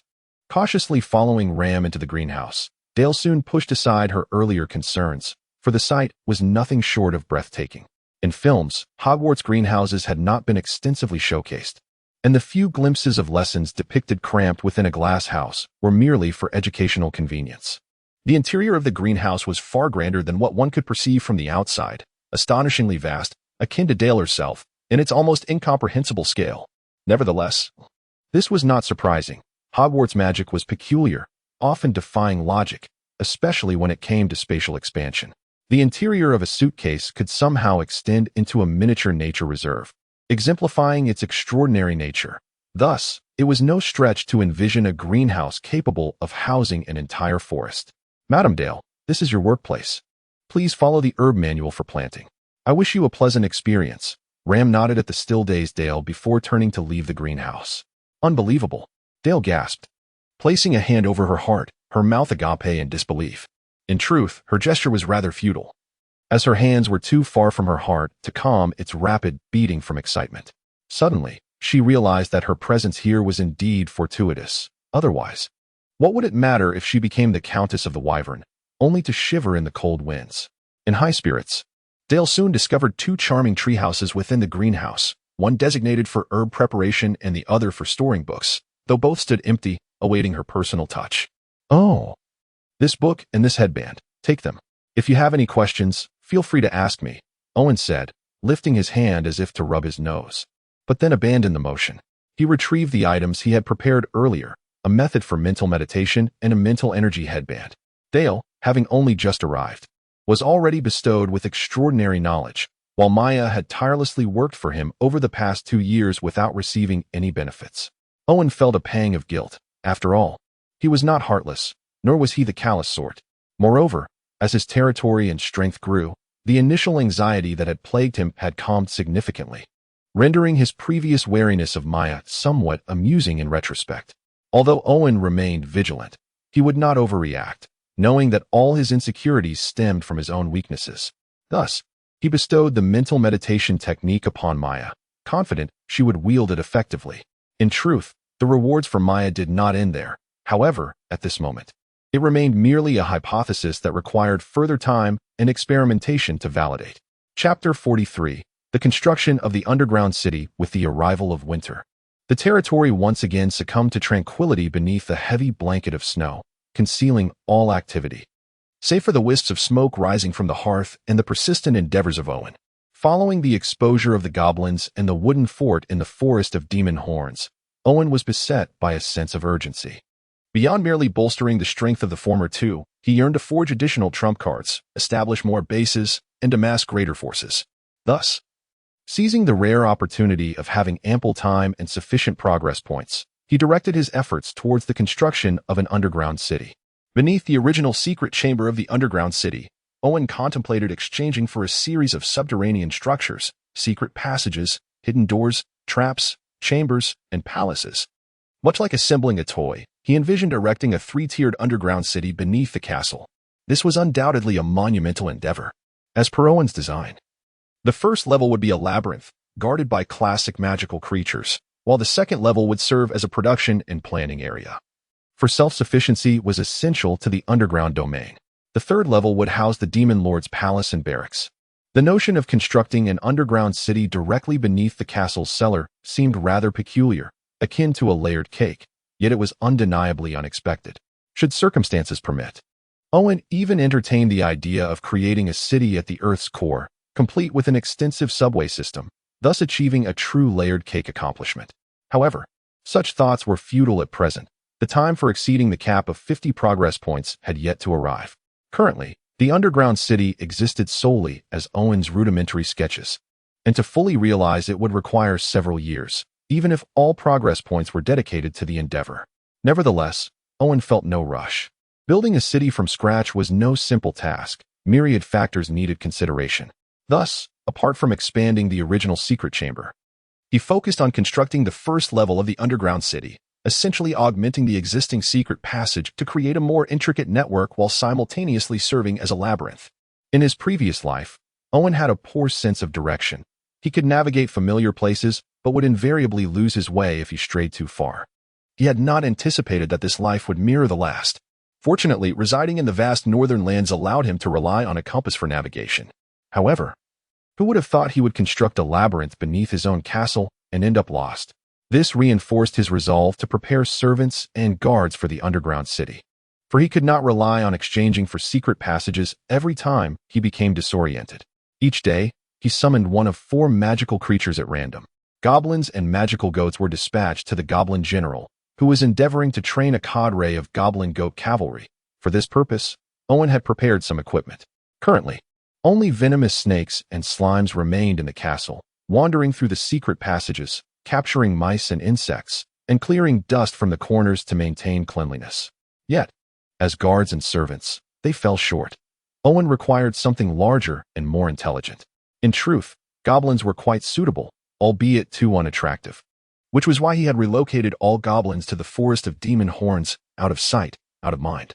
After returning to the secret chamber of the underground city, Owen bathed in the living quarters and changed into fresh attire, placing the kettle atop a torch stump to await boiling.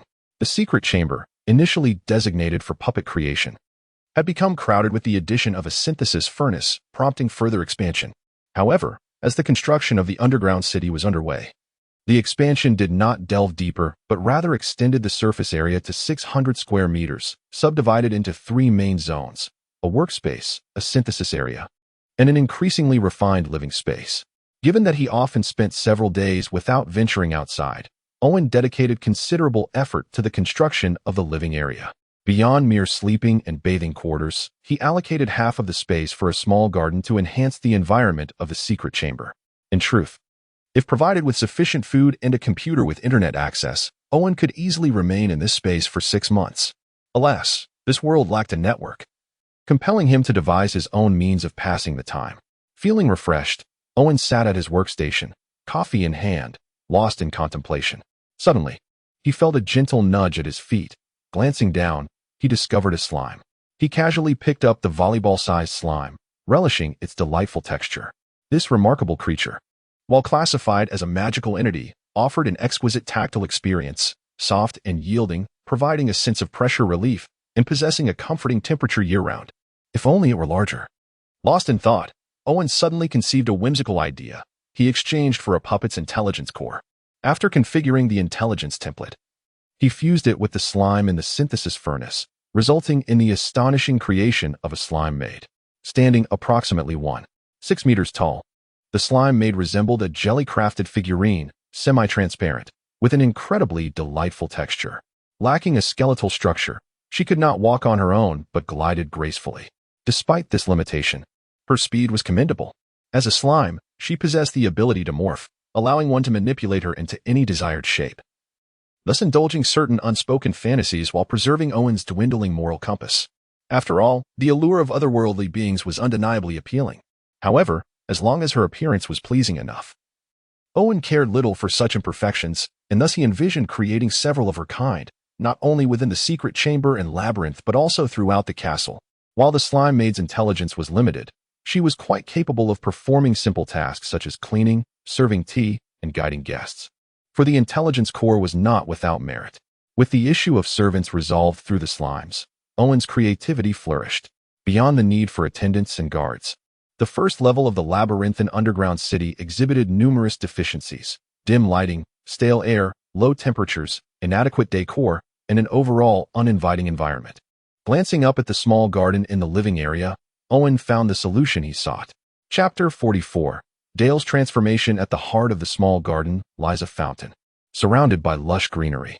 Thanks to the sunflowers that generate sunlight and the sunshine mushrooms that release it, there is no need to worry about the plant's growth. However, due to an obsession carried over from a previous life, Owen felt it a pity to see any patch of land merely covered in grass. Thus, he decided to exchange for numerous seeds from the super farm, planning to plant one type of fruit or vegetable in each garden. This would serve as a marker to prevent getting lost while also satisfying the castle's needs throughout the year. For defense, he temporarily replaced the guards with pea shooters. Although immobile, plants excel in trench warfare, and given the current lack of enemies in the dungeon, this arrangement sufficed. As Owen strolled through the castle with his slime maid, he admired the beautiful porcelain and oil paintings lining the corridors, alongside exquisite weapons, shields, and the magnificent full armor of knights. The newly expanded windows were fitted with large panes of glass, allowing the dim winter sunlight to filter in, cloaking the decorations in a veil of time and imparting a deeper sense of historical richness. These items were meticulously selected by Owen from the game, each capable of holding its own even in the Empire.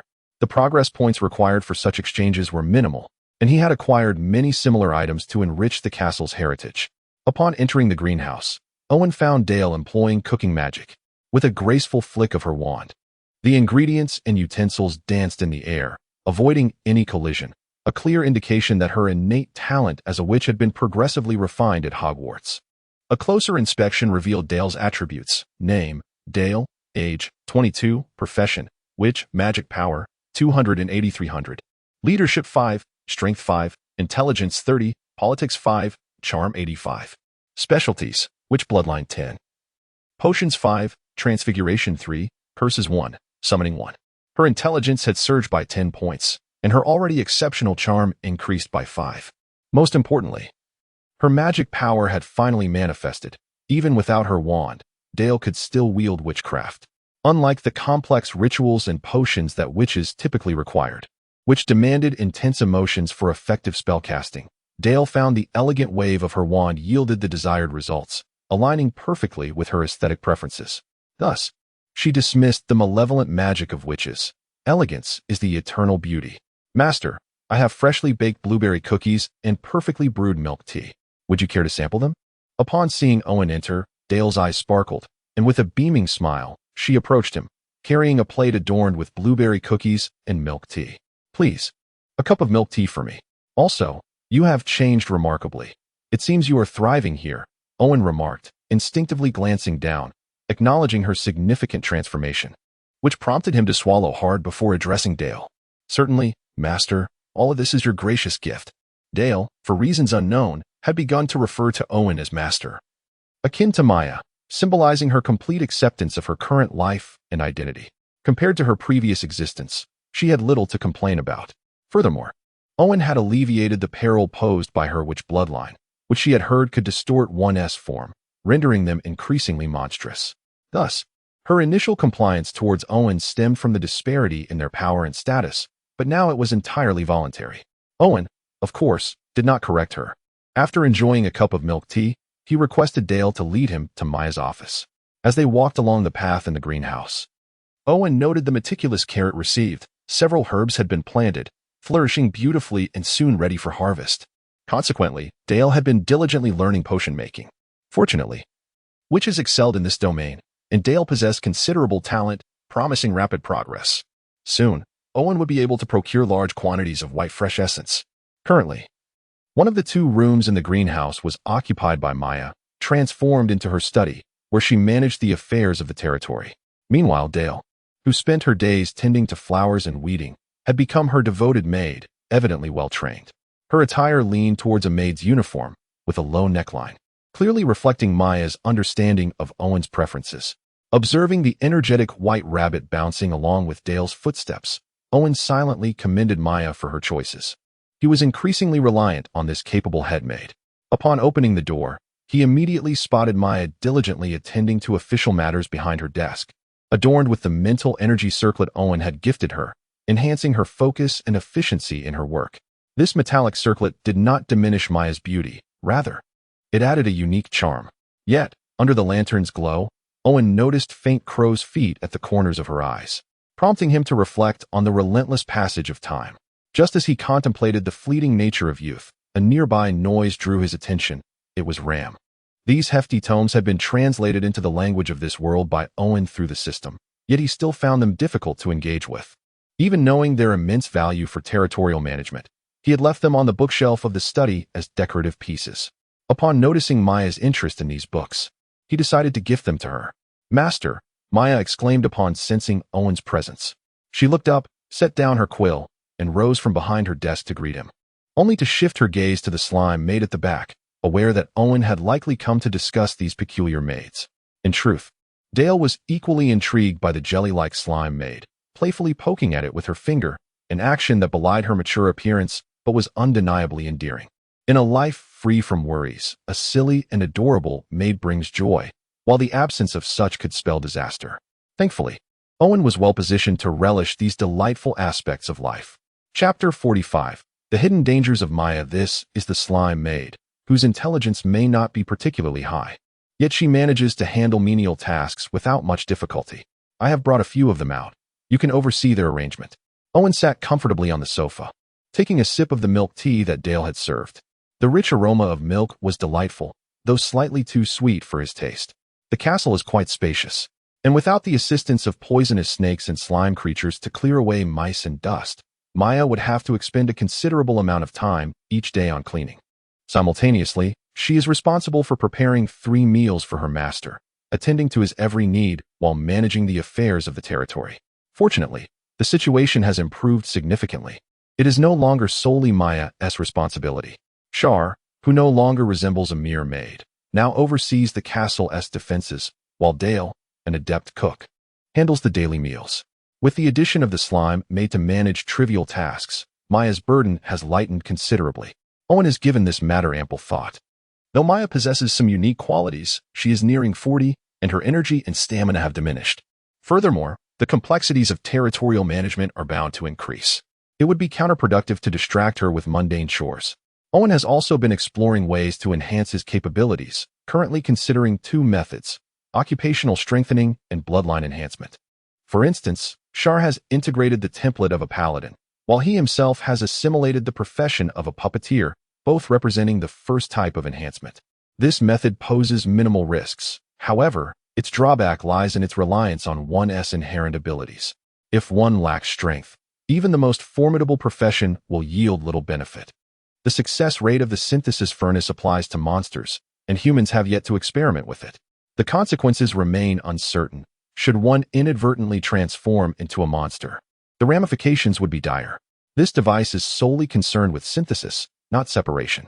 Nevertheless, Owen has managed to temper his impulses, as he remains uncertain whether the system's enhancements possess infinite potential and are compatible with all entities. This consideration is crucial. Should he enhance a bloodline that is initially powerful but becomes ineffective later, it could result in a significant loss. For example, Wolverine is undeniably a potent bloodline in its early stages, yet it becomes a mere target in later phases. If bloodline conflicts arise, rendering him unable to enhance a lineage akin to Superman, the cost would be substantial. Even if he were to force a fusion, the possibility of mutation looms. Not all mutations yield favorable outcomes, nor are all evolutions advantageous. Thus, Owen approaches his own enhancement with great caution. His preference for the puppeteer class stems from its primary enhancement attribute, mental fortitude.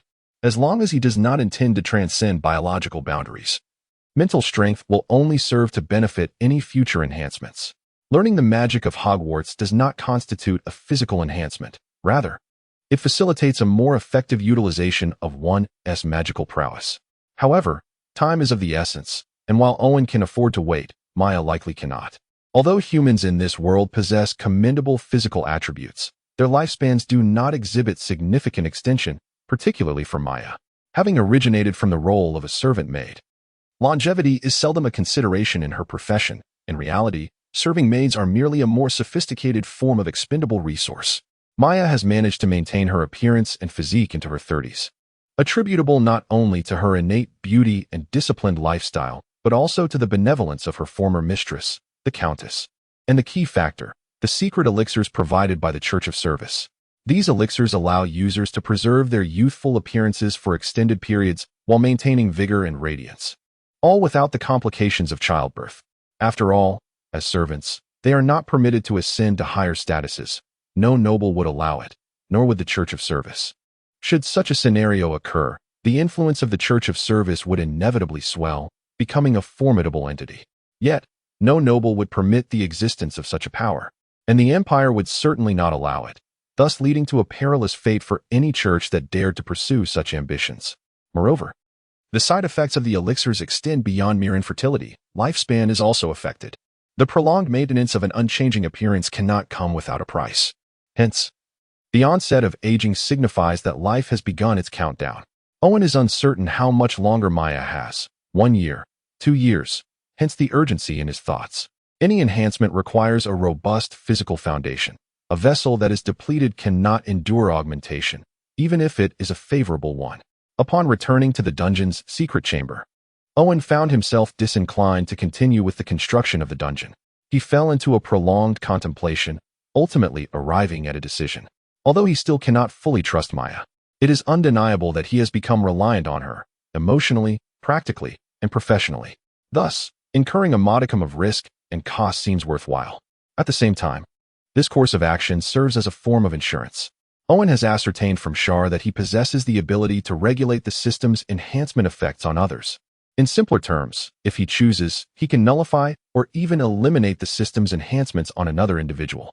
To bestow life and strength upon one whose vitality is nearly exhausted raises certain conjectures regarding the implications of canceling such enhancements. It is not a matter of his inner darkness, whether as a perpetually lonely and anxious traveler or a lord of a savage frontier. He cannot afford any excess of compassion or goodwill, for it may lead to his own demise and the downfall of many.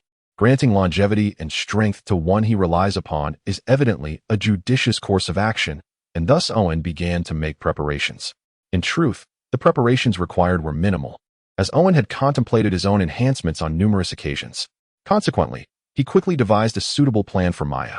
It is undeniable that this enhancement method takes effect rapidly. Provided one can adapt, it significantly augments the user's endurance and vitality while also unlocking telekinetic abilities, ideal for Maya. Owen had been tempted by this prospect. Yet the nature of this enhancement involves genetic alteration, which makes him hesitant to proceed recklessly. Chapter 46. The T-Virus and the Gorgon. As spring approached, Owen finally felt prepared. Having postponed numerous tasks in his belief that the wait would yield worthwhile results.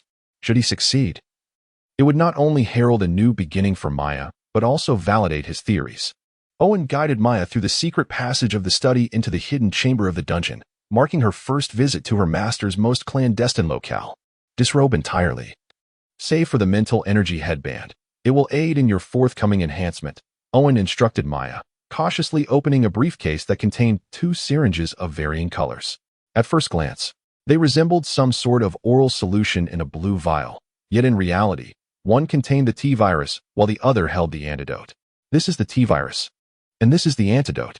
First, inject the virus into the soles of your feet and maintain consciousness to keenly observe your body's transformations. If the mutations begin to ascend to your head, promptly administer the antidote at your neck, Owen meticulously advised. Although he was uncertain of the method's efficacy, he reasoned that introducing the virus through the feet would be a slower process than injecting it into the neck. As for the possibility of the virus coursing through her bloodstream to affect her entire body, he had resigned himself to the lack of expertise, having prepared for the worst. Maya accepted the T-Virus and the antidote without hesitation, stepping into the synthesis furnace, a place that clearly harbored ill intentions, alongside a coffin that might have been intended for her. After the T-Virus injection, Owen could discern no internal changes in Maya, only the subtle shifts in her expression. Yet, her demeanor remained inscrutable. Although serving maids are not typically regarded as agents, their rigorous training exceeded expectations. Maintaining noble composure and emotional control was paramount. For revealing one's emotions could spell the difference between life and death. Thus, Owen's attempts to glean insights from Maya's expression were futile. Just as Owen began to question whether the T-virus was incompatible with her, the mental energy headband adorning Maya's forehead began to emit a soft glow and vibrate, indicating that her mental capacity had reached its limit. Clearly, the T-virus had taken effect, and astonishingly so, it had rapidly enhanced Maya's mental energy. As the headband began to fracture, Maya decisively injected the antidote into her neck, undeterred by the overwhelming surge of power, for she had never pursued strength for its own sake. Following her administration of the antidote, Owen felt an increase in tension. Transformation was not a mere process that could be halted at will. Should she surpass a critical threshold, he would need to enact his contingency plan before Maya succumbed to madness, a consequence that was impossible to predict. Fortunately, Maya did not disappoint him. Throughout the observation period, she exhibited no anomalies, maintaining her rationality while her physical condition restored to its peak. Her skin regained its tautness and luster, indicative of rejuvenated cellular vitality. Yet, this was merely the beginning. Owen had prepared for far more than a singular enhancement with the T-virus. In truth, the T-virus served only as a foundation for a new wave of enhancements, and the true augmentation was just commencing. As the synthesis furnace activated, Owen felt a familiar anxiety, his palms sweating despite having witnessed the process countless times. He was confident in the success of the T-virus enhancement, but he had only a 50% assurance regarding the second enhancement. Were it not for his personal ambitions, Maya's condition would not necessitate a second enhancement. Thus, should Maya's enhancement fail, the responsibility would rest squarely on his shoulders, which only heightened his trepidation. When the furnace door swung open, Owen involuntarily swallowed hard. Observing Maya emerge with a unique grace, her serpentine form accentuated by flowing red hair that seemed to sway enticingly. "How do you feel?" he inquired, offering her a garment with genuine concern. "I have never felt better," Maya replied, her gaze fixed on Owen with an intensity that unnerved him. She resembled a serpent eyeing a bird's egg, her tongue, perhaps a touch too elongated, flicked out, almost serpentine in its allure. In that moment, Owen regretted selecting a gorgon as the synthesis material. The T-virus enhancement was merely a precursor, fortifying Maya's cellular strength and vitality while unlocking her psychic abilities, thereby enabling her to withstand the intense transformations associated with merging with a magical creature, allowing her to retain her identity and assert dominance over her consciousness. The second enhancement was the Pi-Seida, or assistance that Owen had prepared for Maya, a gorgon. The evolution of a serpent culminates in the gorgon. This advanced entity ranks alongside the Goblin General in the hierarchy of formidable magical beings. However, unlike the Goblin General, the gorgon chosen as Maya's synthesis material was a superior version, having incorporated an additional piece of heroic armament. While her strength might not have reached the level of a super monster fused with the heart of a hero, she surpassed the Goblin General, attaining a critical threshold akin to elite warrior classes. Nevertheless, the Gorgon's abilities lie not in brute force but in petrification and magic.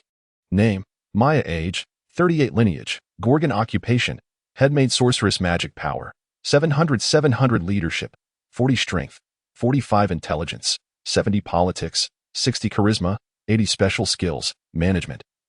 Adept at organizing chaotic affairs. Gorgon abilities: 15 Petrification, 8 Transformation, 3 Curse, 3 Summoning, 1 Skills: Petrifying Ray, Serpent Bind, Cursed Kiss, Venomous Serpent Summon. These are Maya's current attributes, which would make her a formidable strategist even in the Three Kingdoms, not to mention her magical skills like the Petrifying Ray, allowing her to contend with even mediocre warriors. However, Owen had not anticipated that Maya would harness her Gorgon lineage to become a sorceress, clearly indicating that the synthesis furnace's influence surpassed mere conversion metrics. With the onset of spring plowing, Owen found himself beset by a multitude of responsibilities. After an exhilarating experience, he lay exhausted in the chamber, while Maya, with her serpentine grace, attended to her tasks. Owen, devoid of vitality, reclined on the bed, too fatigued even to lift a finger. Previously, Maya had been insatiable. Now, she had learned to actively extract from him.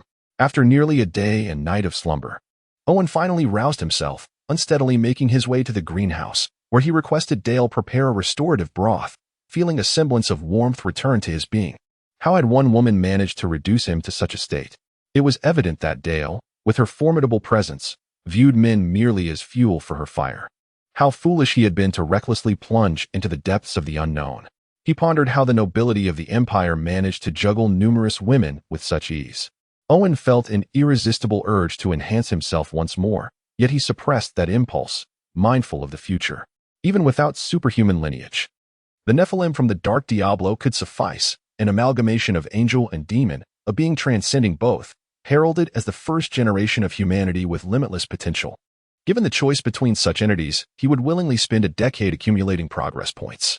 Alas, such options were not available. Chapter 47. The imbalanced gender ratio. Upon returning to his study, Owen retrieved his notebook and began to jot down his thoughts. A sharp memory is no substitute for a poor pen. Owen was not a genius with an eidetic memory, and without supervision, he often misplaced important details. Thus, he understood the necessity of documenting significant information, as he had no way of knowing when he might recall it otherwise. His current notes pertained to Maya's enhancements. While the fortification of his adventures had granted him a formidable and resilient assistant, it was insufficient for personal application.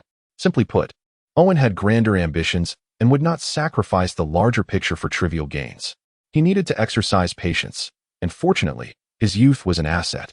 With a sigh, Owen acknowledged his good fortune. At just under 20, he had time to spare.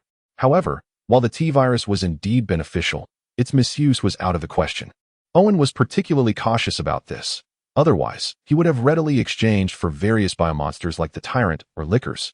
His reluctance stemmed from a fear of attracting the attention of the mages or sorcerers of this world. The last thing he wanted was to unwittingly unleash a fantastical version of a biohazard scenario. One should not underestimate the mages. They were no different from the reckless scientists of the past, willing to gamble the fate of the world for their insatiable curiosity. Owen was certain that should the T-virus come to their attention, it would inevitably lead to chaos. Despite the synthetic furnace being a magical construct, it possessed the terrifying capability to synthesize at the level of material, genes, and soul. Its singular function was formidable enough that a mere virus hardly intimidated Owen. Otherwise, he would have hesitated to exchange for the T-virus. At present, it was a critical period for spring sowing, and even Owen could not abandon his responsibilities to retreat into the underground chambers. Thus, under Maya's coercion, he became equally industrious, adjusting the exchange supplies daily based on her reports from the town center. He often found himself acting as a means to expend Maya's exuberant energy after her enhancements, leaving him overwhelmed and fatigued. Were it not for Dell's culinary prowess, providing him with a nourishing bowl of soup each day, Owen would have doubted his own survival. Fortunately, the development of the territory was progressing well, soothing his wounded spirit. Despite Owen's penchant for engaging in various chaotic endeavors throughout the year, the territory continued to develop in an orderly fashion, yielding results befitting a fortunate and capable lord. Maya's presence served as the most rational explanation for this success. Her background was not easily concealed. She was a trusted confidant of a powerful female countess within the empire, holding the title of head maid, effectively the chief steward. Even when relegated to the remote northern borders, a mere flicker of the countess's legacy could elevate her authority to rival that of a typical count. Unwilling to see himself as a mere cog in the exchange machinery, Owen diligently endeavored to learn the intricacies of governance. Thankfully, as the number of territorial constructions increased, the pressure of exchanges lessened considerably. However, he soon confronted a plethora of new challenges. With the territory's expansion, the issues he faced multiplied rather than diminished. Previously, it sufficed to cultivate crops for sustenance. Now, in addition to establishing a town, expanding farmland, and developing irrigation, he also needed to stimulate the local economy and maintain a balance in the gender ratio of his territory. Each of these matters required his careful consideration and resolution. The first three challenges were manageable. Thanks to last autumn's bountiful harvest, the serfs worked tirelessly, and with an increasing number of farmers, labor was not in short supply. Particularly, with the timber reserves from the Horned Forest and the freestone acquired from dismantling the city walls, the construction of the territory would maintain a commendably rapid pace until resources were exhausted. The latter two issues, however, posed difficulties. The northern region suffered from a sparse population, with free citizens just beginning to emerge, leaving little room for economic development. The general store established last year remained merely ornamental. Furthermore, the disparity in the gender ratio was alarming, with an exaggerated 9-to-1, 9 men for every woman. This imbalance was untenable. Already, troubling signs had begun to surface. and Owen was determined to prevent the revival of one of humanity's oldest professions within his domain, not to mention the formation of a Theban sacred band. Moreover, Owen faced additional headaches, such as the lack of minerals and coal. Currently, he could only perform basic repairs on tools. Relying heavily on his exchanges, this was not a sustainable solution. Regarding minerals, Baron Bison's territory housed an iron mine. While the reserve levels remained uncertain, the quality was commendable. Owen had observed it firsthand, noting the low impurity levels and an iron content of at least 70 to 80%, with minimal refinement. It could be classified as raw iron, evidenced by the subpar weapons produced from Baron Bison's crude processing methods. However, the Baron's descendants had fled, increasing the likelihood of retaliation from the barbarian tribes of the north. Thus, merely sending miners to extract resources would not suffice. Adequate military protection was imperative. Insufficient forces would be ineffective, while excessive troops could prove counterproductive. Therefore, Owen had yet to send anyone to commence mining, but the time to act was fast approaching. As for coal, he could explore the Horned Forest. The Horned Goblins had little to occupy their time and could be enlisted by their lord. Locating Corlance would be simple. He was also in the town center, albeit without a specific role, serving primarily as Maya's assistant in managing territorial affairs. However, he functioned more as a messenger and overseer, often finding himself waiting for Maya's orders due to her overwhelming competence and intimidating presence. After all, even during her prime, earls and barons were bound to obey her, let alone a downcast noble scion like himself. Yet, Corlance felt a growing impatience, for this was not the role he envisioned for himself. With the territory's rapid development, his eagerness intensified, and at last, an opportunity awaited him. Chapter 48. The Corinthus family. Corinthus meticulously arranged his appearance and steadied his breath before knocking on the Lord's chamber door under the watchful gaze of the two Teutonic knights. Upon entering, he greeted with impeccable poise, "Salutations to you, my lord." "Good afternoon, Baron Corinthus. Please take a seat." Owen gestured towards a nearby chair, lifting his gaze. Although Corinthus had been taught to stand erect with his chin slightly lowered as a mark of respect when addressing someone of higher rank, it was imperative to heed the superior's invitation to sit before voicing any further concerns, no matter the discomfort he might endure.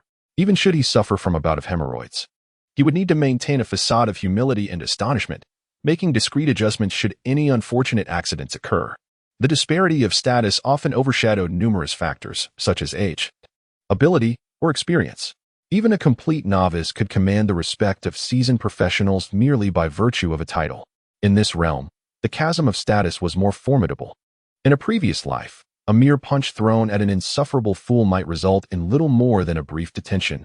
Yet here, to insult a superior carried the gravest of consequences, endangering the lives of one's entire family and inciting class enmity. Corinthus had long since grown accustomed to this stark social hierarchy, harboring both reverence and anticipation for the day he might ascend to a position of respect. Thus, he refrained from disrupting the order and instead chose to comply. This was precisely why Owen dared to trust him. Clearly, Corinthus was a keen thinker and opportunist. Quickly discerning Owen's underlying intentions, his earlier despair over the trade responsibilities dissipating, the nobility of the northern border were impoverished, preferring to seize what they desired rather than engage in commerce. Owen's veiled reference was to the northern barbarians. In truth, trading with the northern tribes was no secret. The finest furs invariably originated from their clans, not to mention gold nuggets and gemstones, symbols of wealth. The North, in many respects, was not as destitute as it appeared. Its vast, untamed lands were rich in resources, leading to occasional discoveries of substantial gold and precious stones. However, the challenge lay in the concentration and development of these riches due to geographical remoteness and high costs. Nonetheless, influenced by the preferences of imperial merchants, the northern tribes had begun to consciously gather gold and gems, defying the assumption that their tattered attire indicated poverty. Even in a previous life, one could encounter professional beggars who nonchalantly brandished BMW keys after work. Soon, Owen bestowed upon Corinthus several exquisite noble garments and a fine white steed as tokens of appreciation. For he was destined to be the face of the territory in external affairs, and it was essential that he be well attired. Owen understood the value of talent, especially as Corinthus was not only gifted but also the first noble to ally with him. To ensure his worth was recognized, Owen promptly arranged for the construction of a villa rather than allowing him to reside in a longhouse, even exchanging considerable resources for the necessary materials. The villa, a two-story structure with an attic and balcony, served as the master's residence. Behind it lay two long houses of brick and tile, accommodating both servants and essential facilities, kitchen, storeroom, and stables, all tucked away behind a fence, leaving an open space in front suitable for a lawn or garden. While modest by imperial standards in the north, it was decidedly upscale, and Corinthus's wife had tirelessly adorned their home since their arrival. Corinthus's wife, Katie, the daughter of a country squire, possessed a pleasing appearance but lacked composure, often startled by trivial matters. Yet, Corinthus cherished her spirited nature, finding her emotions transparent and easy to read. Their relationship flourished, blessed with a son and a daughter. Kylo and Kemi, Corinthus kissed his wife before handing her the garments he had carried, instructing a servant to lead the white horse to the stables, where it would be fed with warm water and quality fodder. Kylo was practicing her swordsmanship in the back, while Kemi, their 3-year-old son, remained blissfully asleep. Katie joyfully entered the room, admiring the intricate patterns of the garments, her wide eyes shining with expectation as she turned to Corinthus. "Are these clothes truly a gift from my lord?" A wave of melancholy washed over Corinthus. Perhaps he had provided too little for his wife and children. "The Lord is indeed very kind." Katie beamed, her innocent smile reminiscent of the early days of their acquaintance. In that moment, Corinthus pondered whether he alone had changed over the years, gazing at his wife's familiar smile, a poignant reminder of their shared past. Yet, her words rang true. The Lord was undeniably benevolent, a quality Corinthus had never witnessed before. Chapter 49. Scarcity of talent. In the beginning, Collins made a resolute decision, leaving no room for retreat, dedicating everything he had worked for over the years to the Lord, hoping to secure a promising future. He had prepared his family for the hardships that lay ahead. However, the Lord soon bestowed upon him a beautifully appointed villa, complete with furniture and essentials, and arranged for the delivery of precious spices and rare ingredients from the north, all provided on a regular monthly basis. As Lady Maya explained, this was the remuneration set by the Lord. For Collins, this was an unprecedented experience. Though he had lost his land and serfs, he now enjoyed a fixed salary, with occasional bonuses and rewards, which ultimately enhanced the quality of life for his family. Moreover, Collins discovered a new purpose in his endeavors. His wife could now adorn herself beautifully while tending to their children, no longer burdened by the mundane task of transforming monotonous ingredients into palatable meals, nor worrying about whether it was more economical to heat water for bathing, or fearing the sudden appearance of wild beasts that might endanger their children. Observing his wife coaxing their daughter, who was reluctant to try on dresses, to practice swordsmanship in the backyard, Collins felt an even stronger conviction that his initial choice was correct. He resolved to seize every opportunity and strive to showcase his capabilities to the fullest. While Collins was rallying himself, Owen was busy preparing goods in the inner warehouse. The territory's storage facilities were divided into a public granary, which held grains, seeds, farming tools, and some weaponry, resources that Maya could access freely. In contrast, the inner warehouse operated under stricter regulations. Without Owen's authorization, nothing could be removed, and all entries and exits were managed by system soldiers. In reality, the inner warehouse served as a facade for Owen's covert operations. Regardless of Maya's suspicions, the existence of the inner warehouse and secret passages rendered her unable to ascertain the source of the territory's supplies, as Owen often displayed an air of mystery.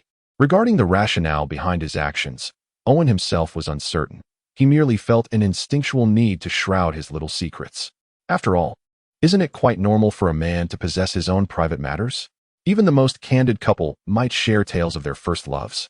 Yet have you ever encountered a man who shares seeds with his girlfriend, or a woman who discusses lengths with her partner? A substantial quantity of goods was being extracted from the depths of the inner warehouse, packed into boxes, and loaded onto carts. Those same items, textiles, porcelain, salted fish, and iron pots. Though seemingly inconspicuous, these commodities were highly valued in the north, more practical than gold or gemstones.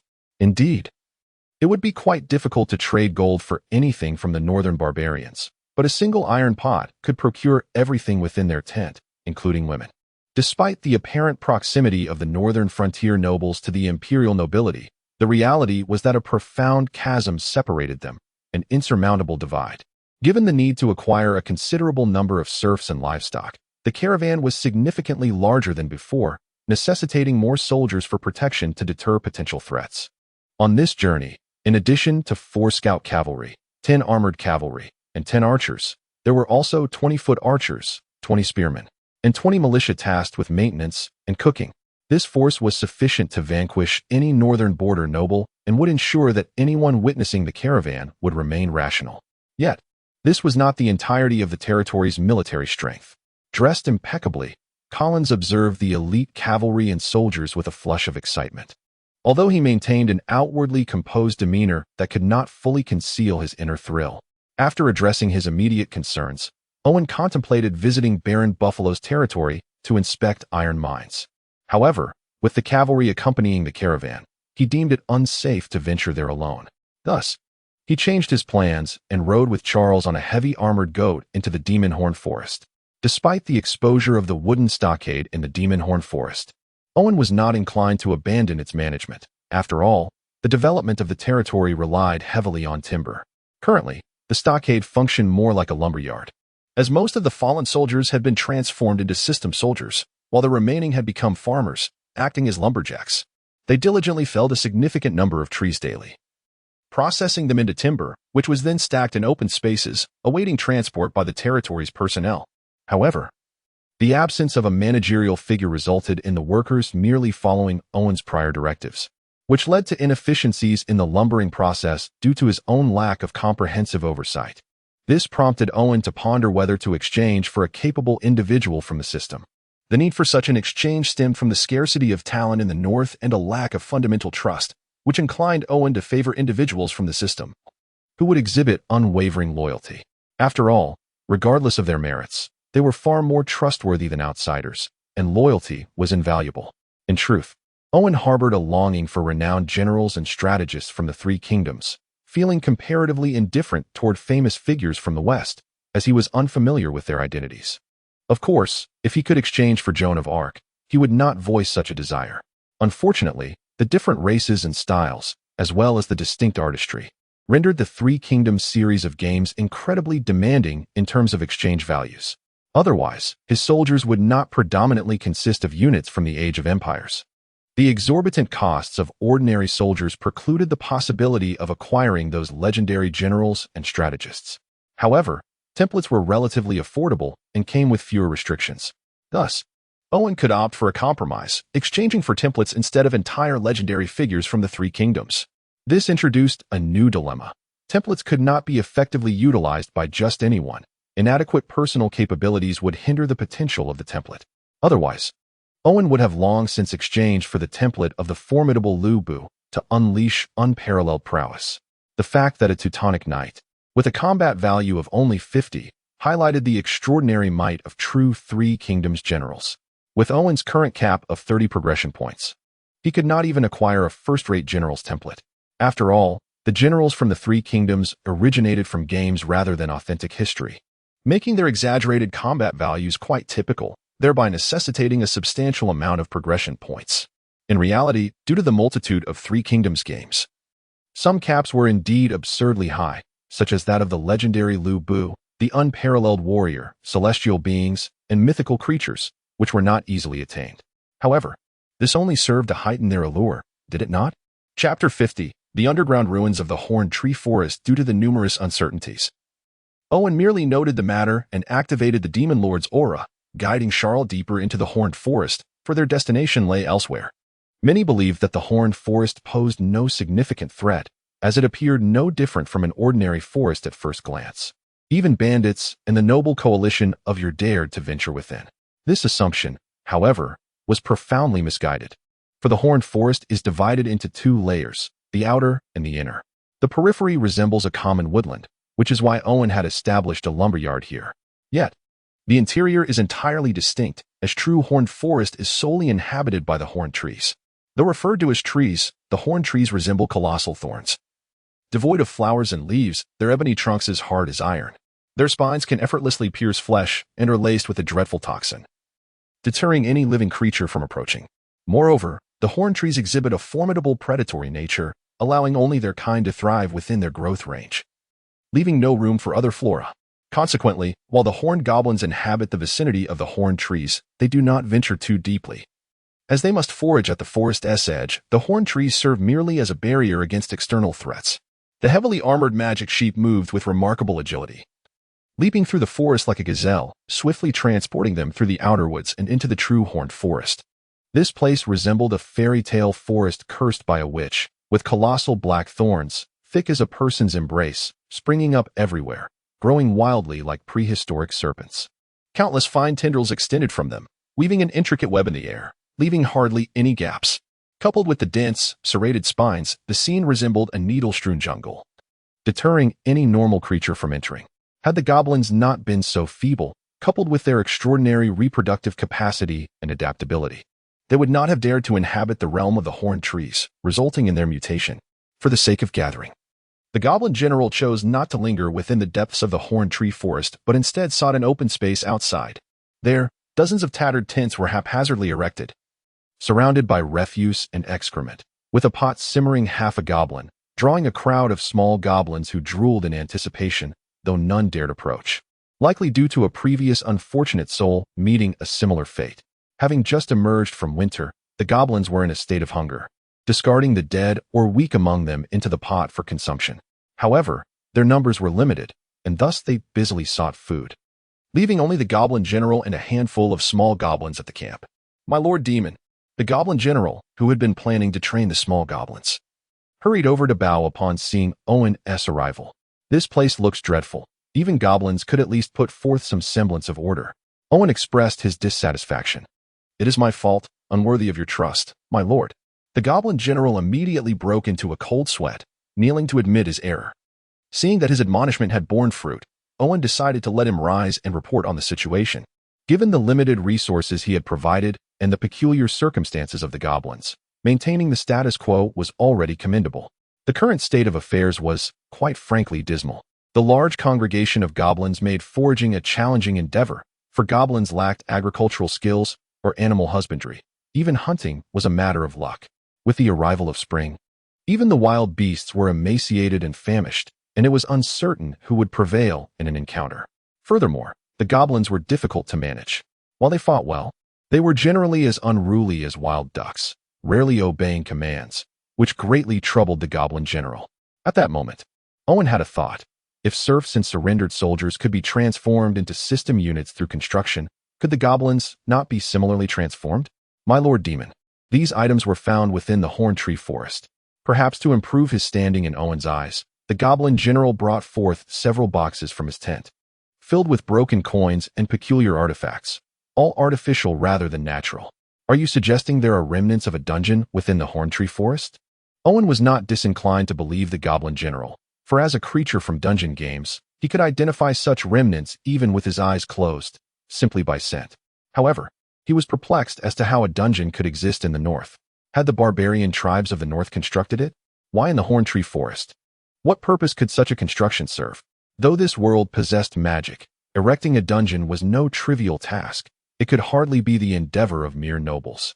Such significant expenditure could not merely be for future archaeological pursuits. A crucial reason must exist. In truth, Owen would prefer the site to be an ordinary ruin, as this would imply minimal danger. If it were meant to seal a demon lord, he would need to contemplate his escape. Fortunately, the ruins had endured for many years. He was not overly concerned about immediate issues arising. Owen decided to first explore the matter of goblin transformation. As for personally venturing into the underground ruins with Charles, he found that notion quite unwise. He had invested considerable effort in cultivating his territory and developing his subordinates solely to ensure his safety without risk. Why would he seek danger? In the dead of night, the goblin general led a group of goblins to the territory.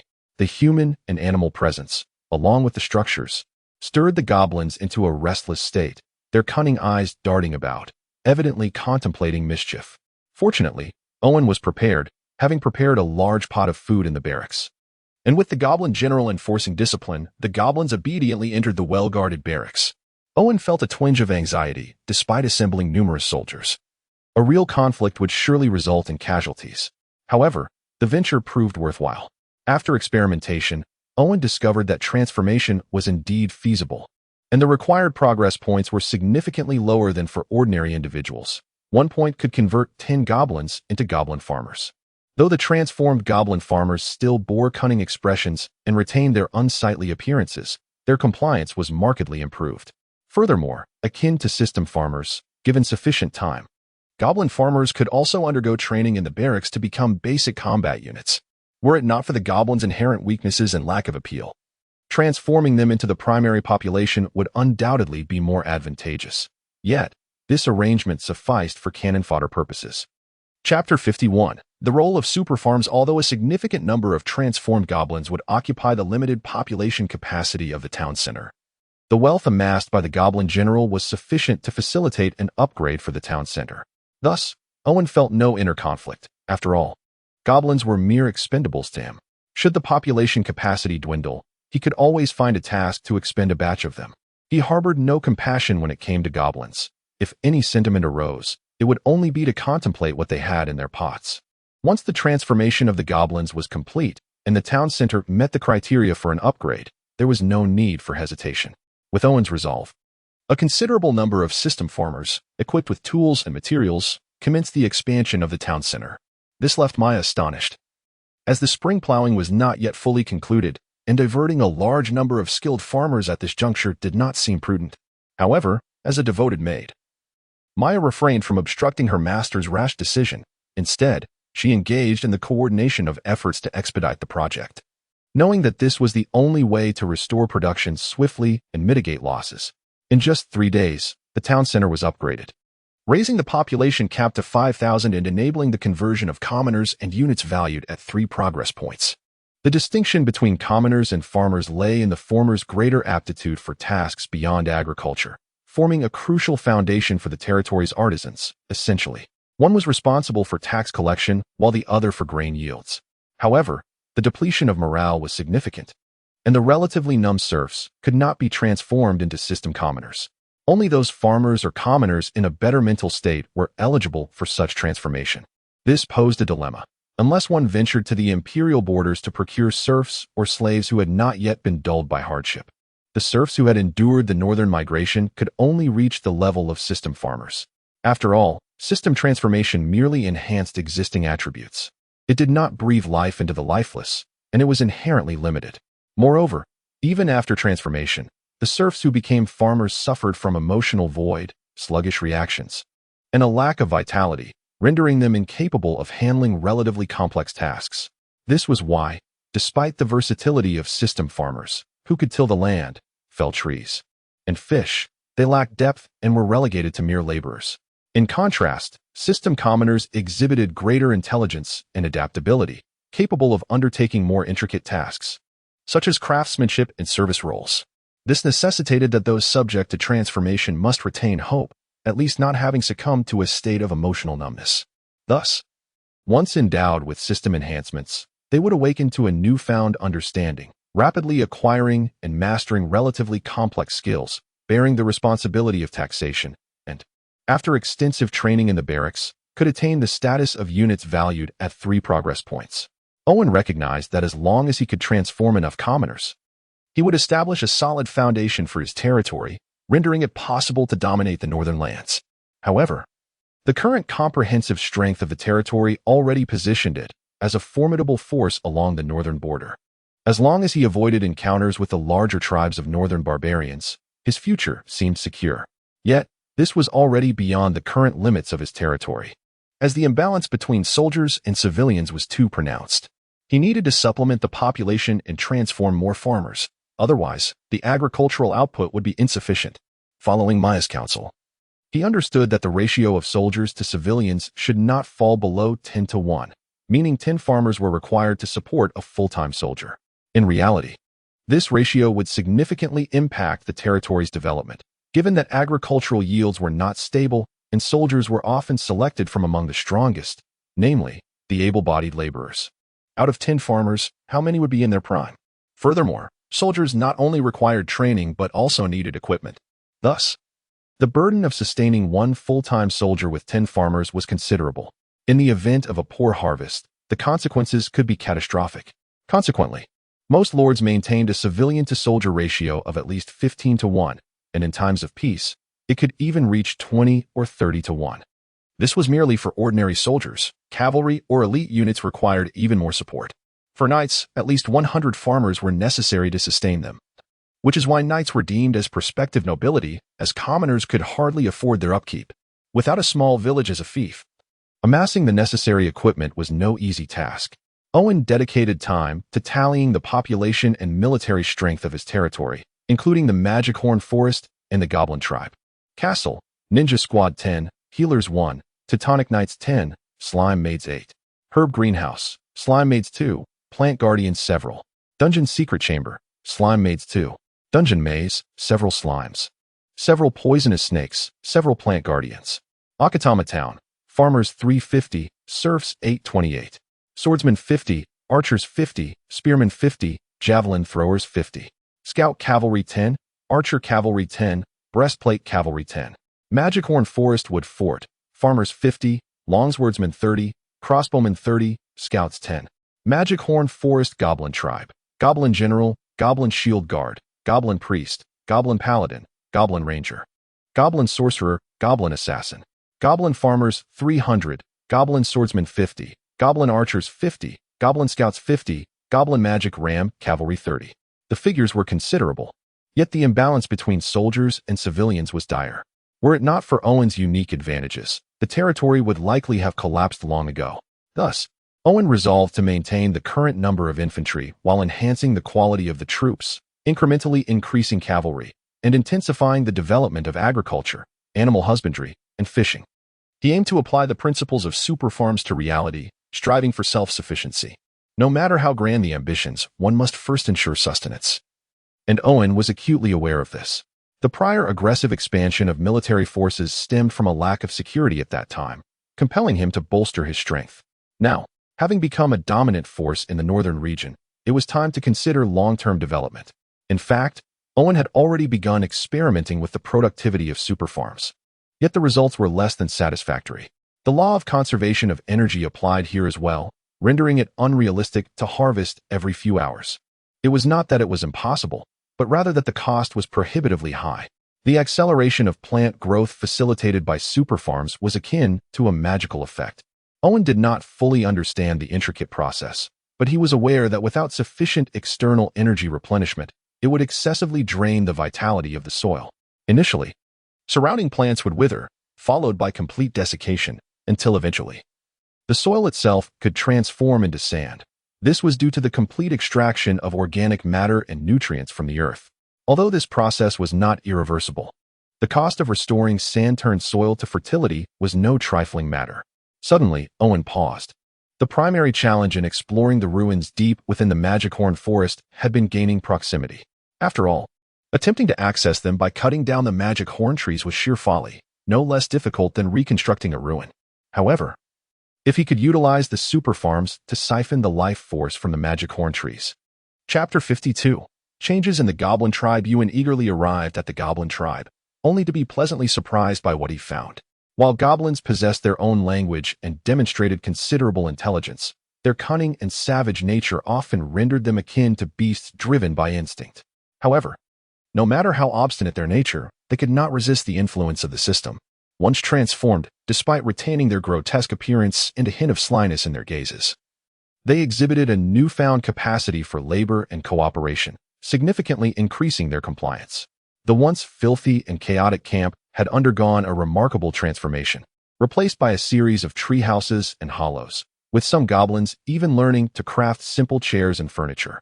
Though still rudimentary, it was undeniable that these goblins had begun to exhibit the early signs of civilization, much to Ewan's delight. As for concerns about the goblins becoming uncontrollable, Owen felt little apprehension. Their abilities stemmed from the system's alteration of their nature, binding them to a farmer's template. Even in its simplest form, it was not something that mere goblins could easily escape from. Should they break free, they would revert to their original savage instincts, and the notion of civilization would vanish. "You have not disappointed my expectations," Owen said, patting the goblin general on the shoulder, causing the latter to tremble with excitement.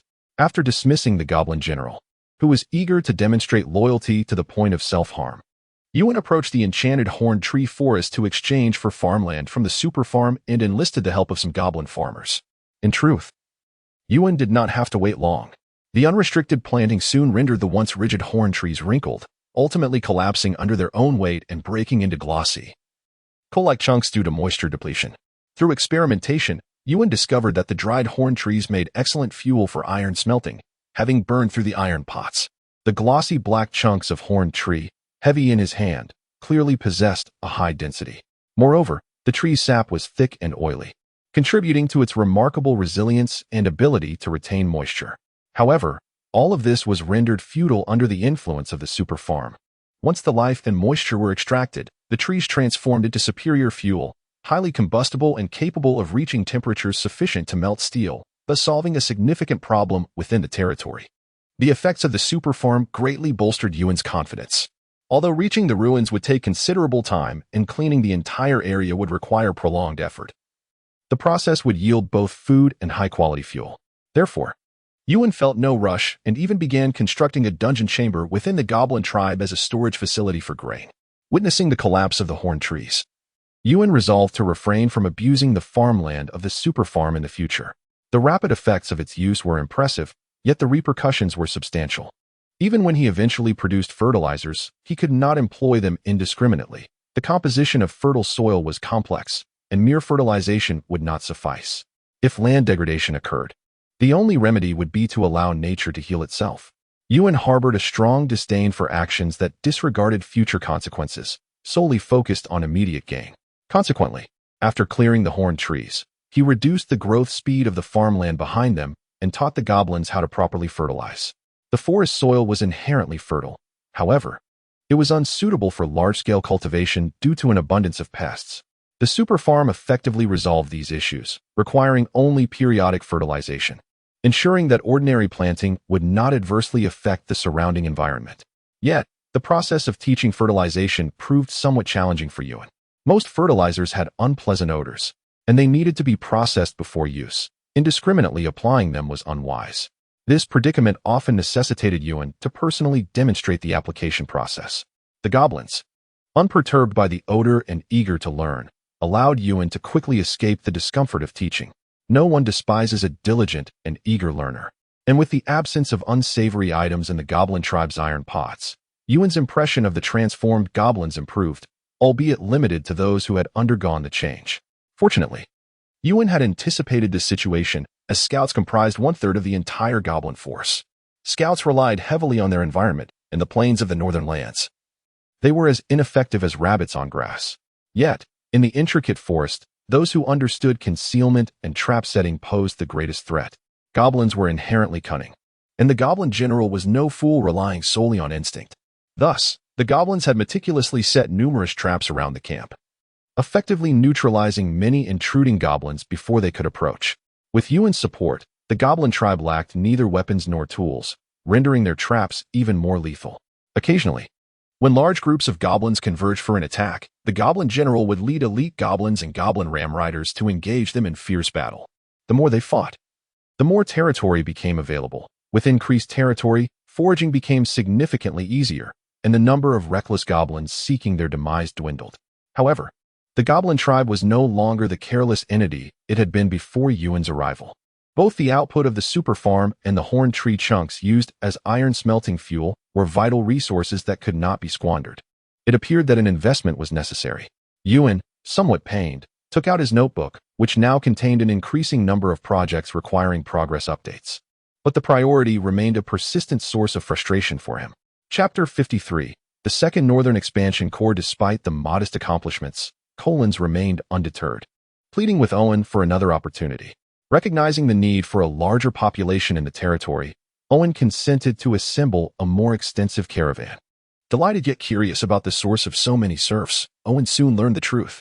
Collins had relied on the ample provisions and numerous troops provided by Owen. Yet the journey had taken its toll, leaving the men visibly worn. The inaugural Northern Expansion Corps spanned several years, with tens of thousands venturing northward, engaging in skirmishes with barbarians, battling wild beasts, and clashing with fellow explorers. Ultimately, only a fraction survived, and those who managed to establish a foothold were exceedingly rare. Over the subsequent decade, a steady influx of gold seekers, involuntary exiles, and a continuous stream of refugees swelled the numbers to nearly hundreds of thousands. It was through their toil and sacrifice that the Empire's borders thrived. However, as this land, once a graveyard of souls, began to yield wealth, some grew impatient and sought to intervene. Essentially, the harvesters had arrived. According to Colin's inquiries, this new expedition was no longer a band of criminals and refugees, but rather comprised younger sons of nobles without inheritance, fallen gentry, wandering knights, and mercenary groups, an assemblage of marauders with dubious intentions. Sitting in his study, Owen sighed, recognizing that these were not the early days when land was to be fiercely contested against the northern tribes. Survival now demanded sufficient military strength. The north had become relatively peaceful, with conflicts existing yet seldom escalating to lethal violence. Had it been otherwise, Owen would not have remained unscathed, save for the moment when his actions provoked his neighbors. This tranquility stemmed from the vastness of the north coupled with its sparse population, leaving little room for substantial conflict. Moreover, internal strife would lead to mutual destruction, thus making agriculture more advantageous than warfare in the current climate. Given this context, was there truly a need to form an armed expansion corps? The answer was evident. This militarized group was not there to assist in building a community, and Owen could already foresee their intentions, having been forewarned by Maya. They would seize land, instigate discord, and ultimately, the victor would claim all. Though aware of their motives, Owen felt powerless to alter the course of events. The essence of nobility lay in insatiable greed. Their thirst for power and land knew no bounds. Initially, the northern frontier had been merely a dumping ground for the elite, insignificant and overlooked. Yet, as the refuse decomposed and enriched the soil, this once discarded land transformed into something of value. Nonetheless, the north still lacked the allure to entice the great nobles, who viewed it with disdain. These highborn lords, elevated above their lesser counterparts, wielded extensive histories and resources, their vast estates resembling independent realms. Indeed, duchies and marquisates reflected their power and influence, supported by lesser nobles. Each prominent figure held significant sway within the empire, akin to apex predators thriving upon the vast entity of the empire, uninterested in trifles that might tarnish their stature. The challenge, however, lay in the sheer number of nobles within the empire. Even with the emperor and the high nobility's earlier attempts to curtail the granting of titles, the accumulated legacy over centuries had resulted in an unmanageable figure. Thus emerged the concept of titular nobility titles without land. Although these titles could be hereditary, their status paled in comparison to the landed gentry, who had initially propelled the Northern Expansion Act forward, driven by an almost obsessive desire for land. Some lesser nobles supported this initiative, motivated by an unquenchable thirst for territory and the realization that only one heir could inherit the title, leaving others to seek alternative paths. In the long run, the development of the North was advantageous for them. Yet, the harsh climate and the presence of the northern tribes posed significant challenges. Any substantial development would necessitate a workforce and resources numbering in the millions, an expense the empire could ill afford. After all, such monumental investments would require decades to yield returns, deterring any such endeavors. Ultimately, the Northern Expansion Act morphed into the Northern Expansion Corps, channeling civilian efforts to develop the region, with the intent of reaping the rewards once the groundwork had been laid. This was a straightforward strategy, and while astute individuals recognized the underlying motives, few could resist the allure of land, even aware of the perils. The flow of individuals drawn to the north remained unceasing, especially once the imperial titles of northern nobility were wielded as a potent incentive, propelling the expansion to new heights. Otherwise, the staggering mortality rates would have long since dissuaded potential settlers. Now, 2 decades later, while the north had yet to reach a harvestable maturity, some could no longer contain their eagerness, knowing that once the land truly flourished, it would be too late for their intervention. This was a small consolation for Owen, as those initiating action were predominantly the empire's lesser nobles, often lacking the backing of their families, akin to a mere pawn in a larger game, thus alleviating concerns of overwhelming opposition. Moreover, Owen's territory lay at a considerable distance from the empire's border, meaning the Second Northern Expansion Corps would likely not pose an immediate threat. However, as his realm prospered, it would inevitably attract the attention of hungry wolves, heralding an era of incessant troubles. Chapter 54. The Demon King Armament Series. Upon clarifying the implications of the matter, Owen found himself at a loss for effective solutions. Even the emperor struggled to suppress the avarice of the nobility. What could he do, other than expedite the development of his territory and bolster military forces. However, this was merely the facade. In truth, Owen harbored ulterior motives, for he was a man of extraordinary capabilities, having inherited the name of Hydra. Though the Hydra is often portrayed as a minor boss for protagonists to conquer in various tales, its tenacity is undeniably formidable. Even the mightiest heroes find it challenging to vanquish it in a single blow. The Marvel version of Hydra epitomizes survival, managing to re-emerge from the shadows despite relentless assaults from superheroes and righteous organizations. Moreover, Owen was not without his trump cards. If cornered, he could unleash a vial of T-virus and make a hasty retreat, allowing him to endure the ensuing chaos and emerge decades later to reclaim the remnants. Nevertheless, unless utterly desperate, Owen would not resort to such extremes. The ramifications of the scientific T-virus in this fantastical realm were too unpredictable. Ultimately, whether he would take such a drastic step remained uncertain even to Owen himself. Perhaps in his past life, he would not have, but in this existence, he found himself questioning the extent of his attachments in this world. Owen's heart was a tempest, akin to a balloon yearning to release its pent-up pressure, with no better outlet than the company of women. Behind him, Dale bore a rosy complexion and a gentle smile, reminiscent of a parent bidding farewell to a mischievous child. Yet, Owen, emerging from the greenhouse, wore a conflicted expression. For the first time, he felt an impulse not driven by strength, but rather to enhance a certain aspect of himself, a source of profound embarrassment that, were it not for his middle-aged pride, might have caused him to crumble in shame. Feeling somewhat sheepish, he made his way to the underground chamber. Preoccupied with organizing a plethora of manuscripts on puppet mastery he had accumulated, it must be acknowledged that the sage state indeed facilitated a man's capacity for calm contemplation. Through the process of sorting through his notes, Owen realized that over the past year, his self-study had yielded commendable progress in puppet mastery. While he could not claim full mastery, he had at least grasped the fundamentals, akin to understanding that a vehicle comprises not only a steering wheel and accelerator, but also a chassis, engine, clutch, air conditioning, fuel supply, and lubrication system. If graded, he would surely start with a respectable 30 points. After reviewing his still-flawed imitation plans, Owen possessed enough self-awareness to recognize that with his current skills, aspirations of imitation were impractical, merely a waste of time and energy. Clearly, he needed to accumulate further knowledge, which aligned with his intellectual attributes. Thankfully, through his continuous reading and management of his territory, his intelligence and political prowess had each risen by 3 points, offering a glimmer of hope for the future.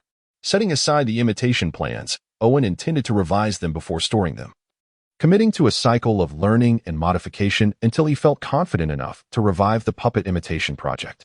Although the project faced yet another delay, Owen drew considerable inspiration from it. His previous success in synthesizing the magic ram armor sparked thoughts of Iron Man's suit. The magic ram armor bestowed upon its wearer enhanced strength and explosive power, while the magic ram sword conferred exceptional swordsmanship and skill. The combination could transform an ordinary individual into a battle-hardened elite warrior.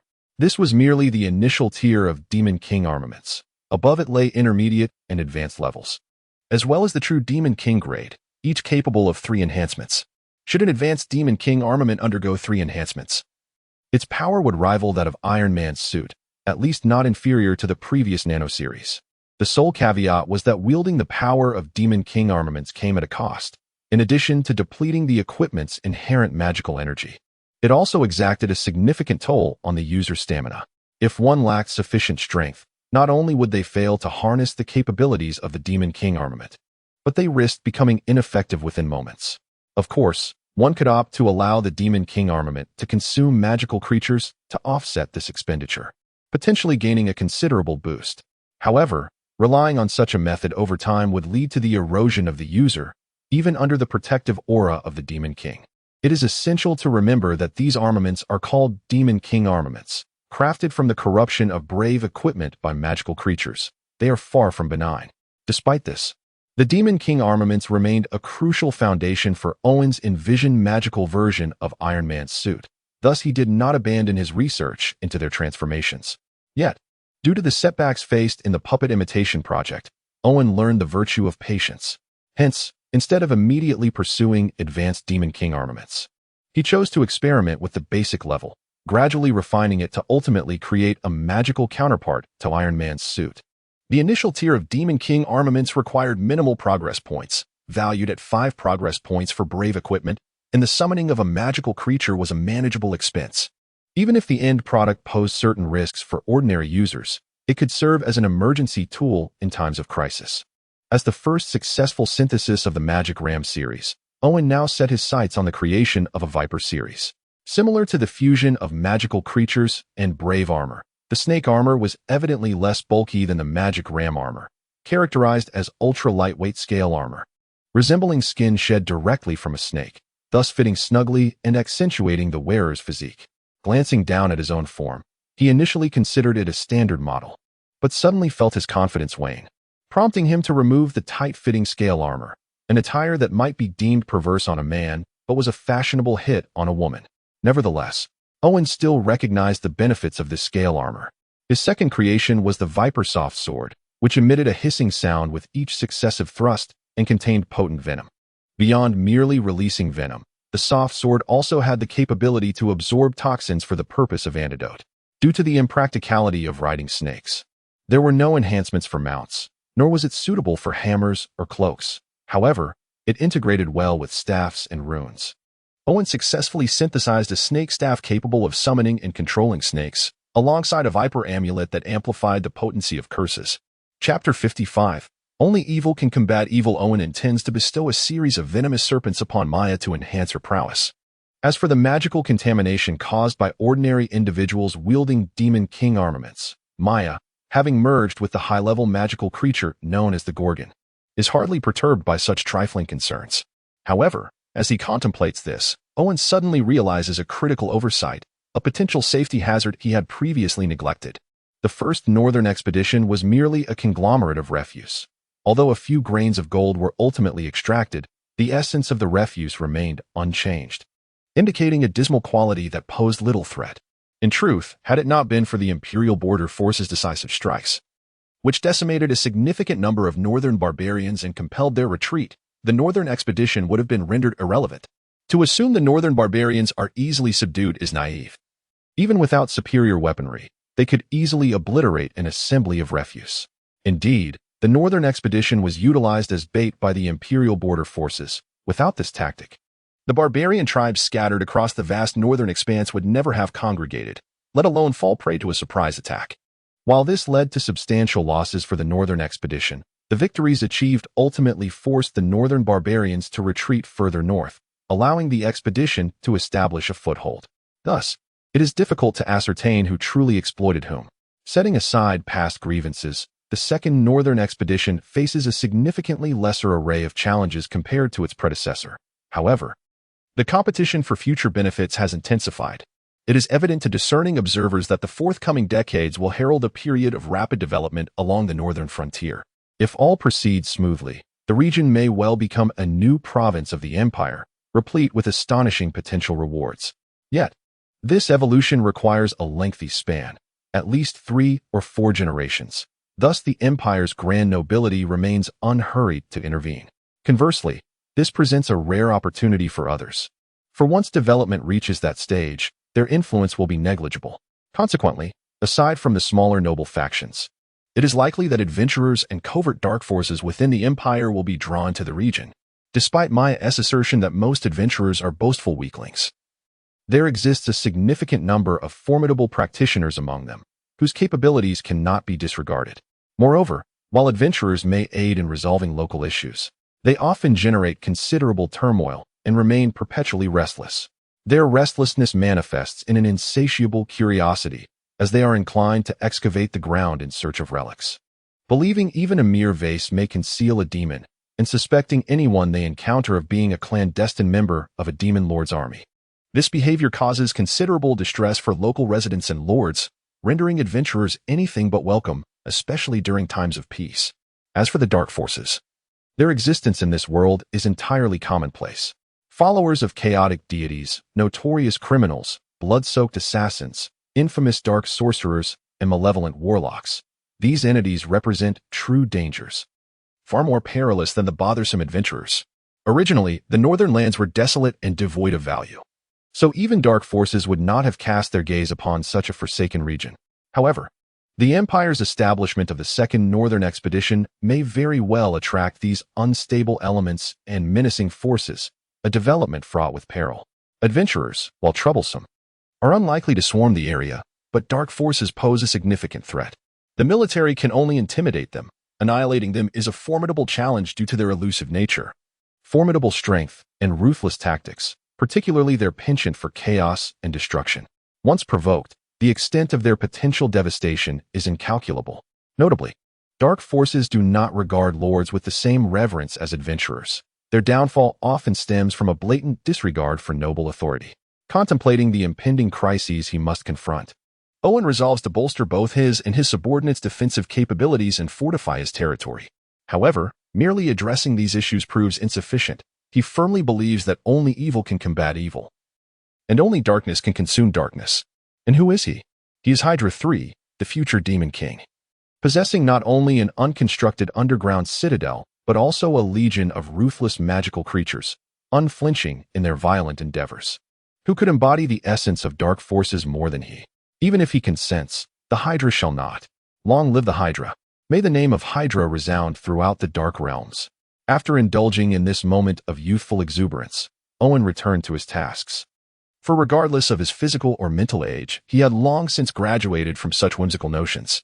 Following the magical ram and venomous serpents, Owen's attention turned to the slime, which immediately presented a headache. The slime possesses poor compatibility with all heroic equipment due to its gelatinous nature, which spells disaster for weapons and armor alike. Owen attempted to fuse the slime with a staff and talisman, resulting in an acid-liquid staff and an acid-liquid talisman of minimal efficacy. Thus, he resolved to retain the slime for the purpose of creating a slime made to assist in the castle. Among the 4 primary magical creatures, only the goblin remains. Yet, whether considering the synthesis of the Green Goblin Equipment series or the lewd variant of the Goblin Maid, Owen finds himself unable to acquiesce. Even the prospect of a beautiful goblin maid pales when recalling their true form, with their hooked noses and jagged fangs, swiftly extinguishing any fleeting thoughts of allure. The goblins shall continue to serve as enforcers in the Demon Horn Forest. Though they are also magical creatures, the disparity in appearance results in vastly different treatment, underscoring the significance of beauty. Indeed, it can dictate one's fate. The synthesis of the initial Demon King armaments is nearing completion. Although numerous combinations remain, further pursuit is unnecessary. Owen requires additional progress points to attempt the synthesis of more advanced armaments. The synthesis of intermediate Demon King armaments necessitates the fusion of 2 heroic equipment items as primary materials, along with an advanced magical creature, effectively doubling the resource expenditure. For practical reasons, Owen selects the most cost-effective heroic armor and the evolved magical ram, the Ram Man. The enhanced heroic armor requires no elaboration. Attention shifts to the Ram Man's evolution, which transforms it into a bipedal half-sheep. However, the Ram Man does not possess the formidable strength of demons. Although its power and agility surpass those of ordinary beings, it primarily relies on instinctual combat, akin to a boxer charging forward to unleash frenzied assaults. Thus, in Owen's estimation, it holds a maximum value of 3 progress points. Nevertheless, the Ram Man serves merely as a precursor to the magical armor, rendering its combat style inconsequential. Chapter 56. The Malevolent Demon Armor. The synthesized Demon Goatman armor far surpasses its predecessor, the Goat Armor, not merely in strength, but in its internal amplification. While the Goat Armor serves as a mere protective shell, the amplification resembles a form of magical enhancement, performing optimally as the intrinsic attributes elevate. In stark contrast, the Goatman armor pulsates with life. It is entwined with verdant veins and crimson muscle fibers, accompanied by organ-like glands that writhe incessantly, secreting a translucent, colorless slime. The blood-red eyes of the helmet exude an aura of malevolence, rendering it almost otherworldly. Indeed, it feels alive. Owen can sense the Goatman armor's insatiable thirst for flesh and slaughter. To don this armor feels akin to crawling into the belly of a beast. Even in the absence of an unpleasant odor, he has no desire to attempt wearing it. Furthermore, the external appearance of the Goatman armor is overwhelmingly sinister.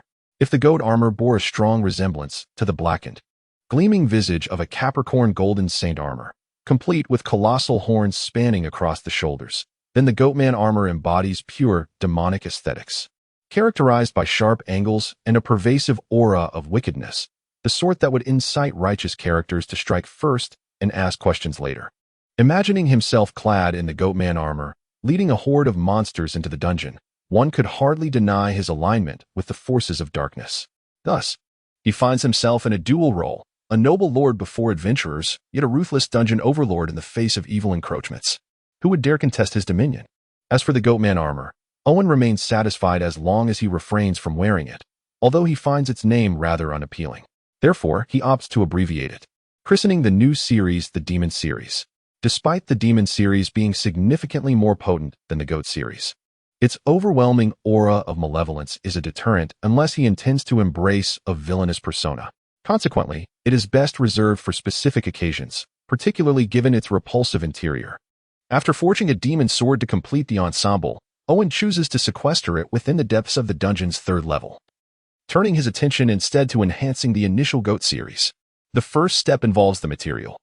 The uniqueness of the hero equipment lies not in its hardness, but in its capacity for defense, comparable only to that of refined plate armor. In a mundane world, such strength would suffice. However, this is no ordinary realm, thus necessitating augmentation. The enhancement of the hero equipment is straightforward. Fusion with similar types of gear is all that is required, allowing for a maximum of 3 fusions. Previously, Owen refrained from exchanging for the hero's heart, as its cost of 20 progress points was prohibitive, and he was uncertain of its precise utility. Now, intending to elevate the Goat armor to its utmost potential, the hero's heart becomes indispensable, and he is also curious to ascertain the limits of the synthesis furnace. In truth, the limits of the synthesis furnace are not as elusive as one might presume. As a product redeemable for 20 progress points, its formidable capabilities are primarily geared toward the hero equipment and monsters originating from the same game. Nevertheless, transcending the limits still necessitates the hero's heart as a catalyst. Moreover, while the synthesis furnace exhibits remarkable efficacy with ordinary materials, its upper limits are not as expansive as one might imagine, a factor that undoubtedly constrains Owen's future endeavors.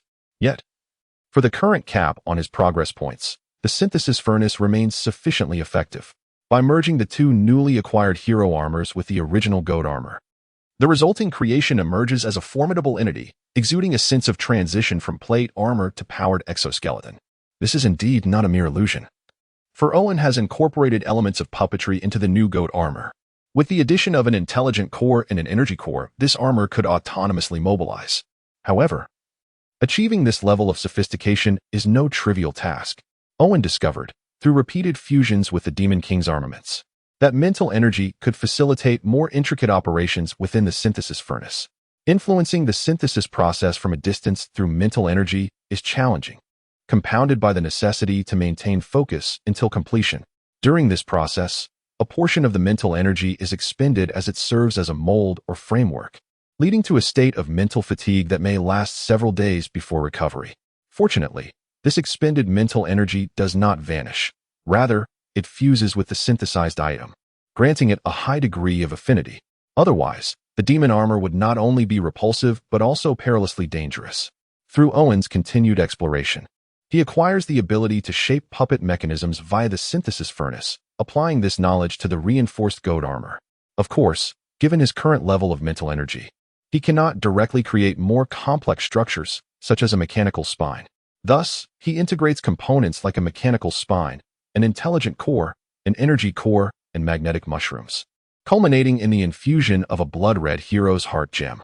It is at this moment that Owen realizes the true nature of the hero's heart. Akin to a simplified philosopher's stone, it unifies all items and functionalities, while also mitigating the emotional influences of the Demon King's armaments to some extent.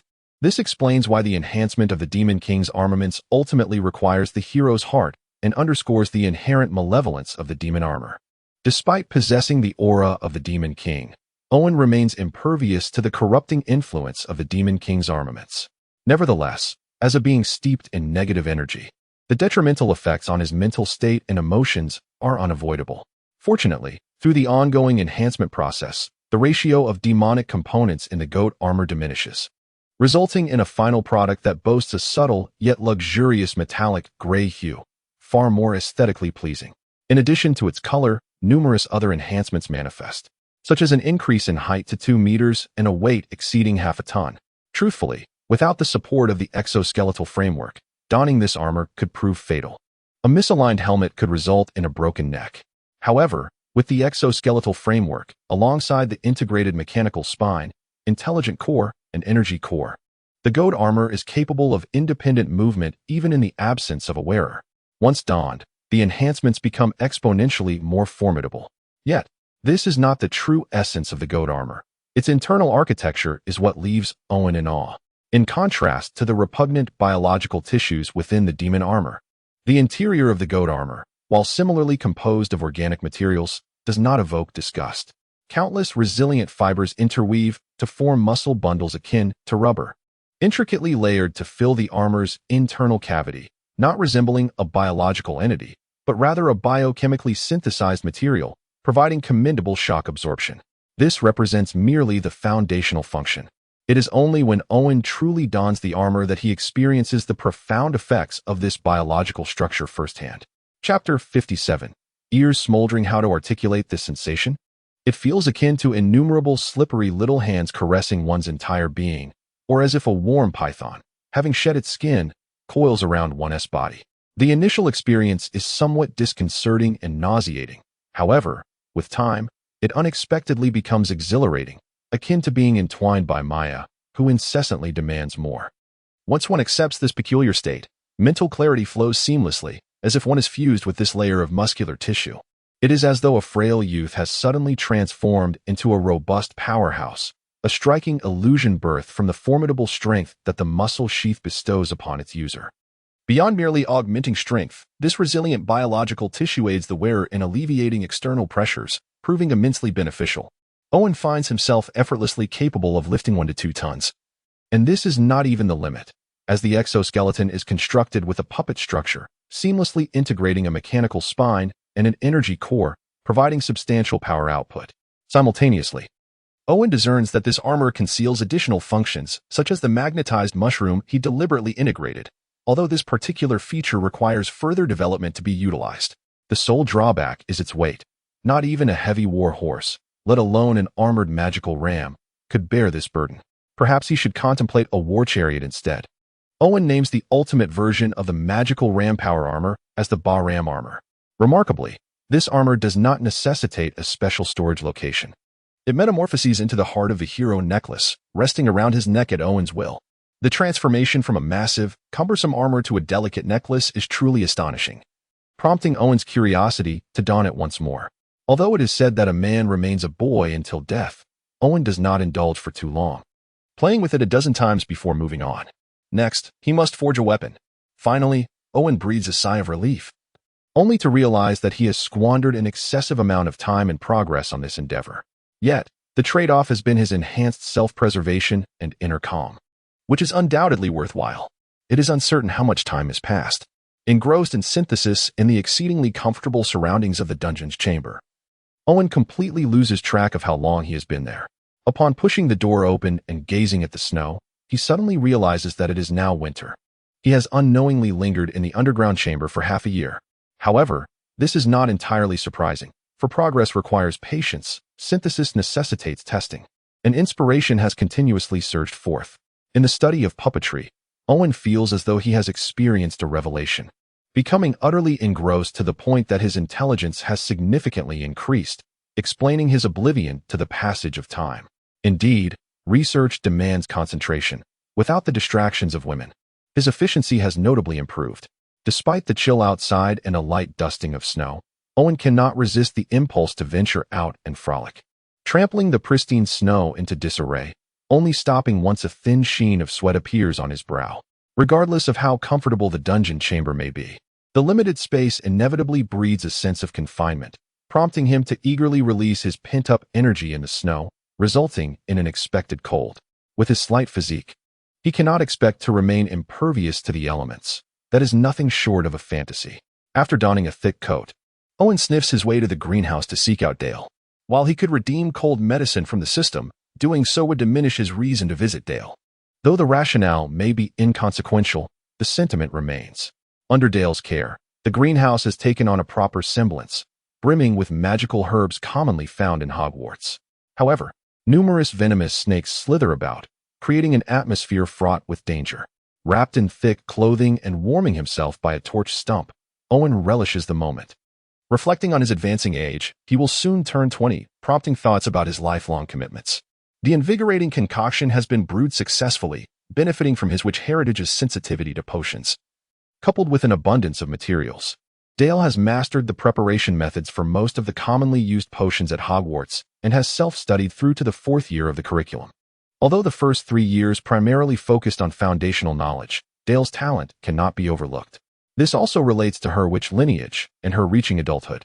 At this pace, in a year or two, she will have completed her studies and become a certified witch. In contrast, Owen appears somewhat lacking, as he has only self-studied to the 2nd year, clearly distracted by too many pursuits.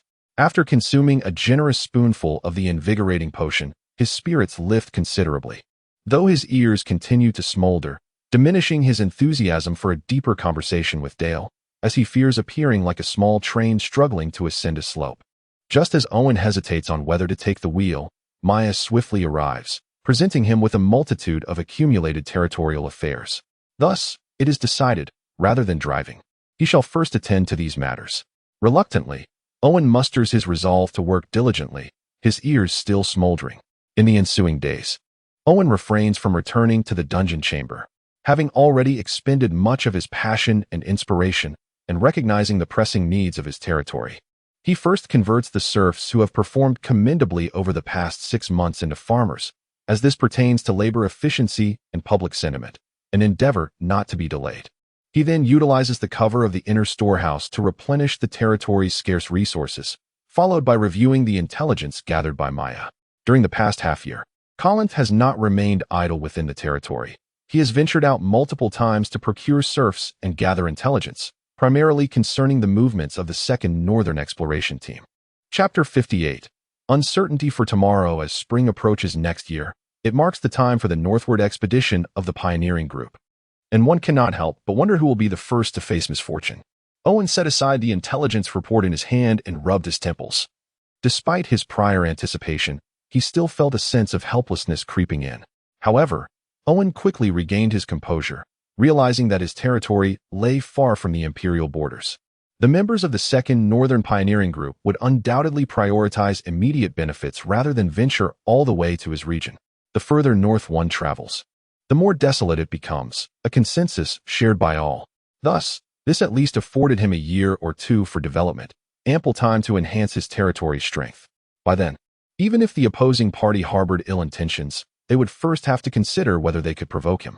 Just as a smile began to form on Owen's face, he suddenly froze, having forgotten about the adventurers. If adventurers were to accompany the group, they would certainly not remain complacent near the imperial borders, but would inevitably explore further afield. Consequently, the time he had was not as abundant as he had imagined. Cursed adventurers. Owen cursed vehemently, akin to a villainous antagonist, having lived in the safest and most stable nation in his previous life. He had a profound disdain for those who acted recklessly and without regard for the law, especially when it concerned his own interests. Although he could, when necessary, abandon everything and flee, the development of his territory had consumed a tremendous amount of his effort and progress points. Abandoning it all was feasible, yet it would undoubtedly cause him a heartache profound enough to incite thoughts of vengeance. Simultaneously, the number of ninjas needed to increase. Despite the higher exchange cost due to racial differences, ninjas adept at operating in the shadows were perfectly suited for clandestine tasks. Whether it involved confronting foes head-on or lurking in the most unexpected places, they would dutifully carry out their missions, especially when it came to eliminating overly curious adventurers or nefarious factions.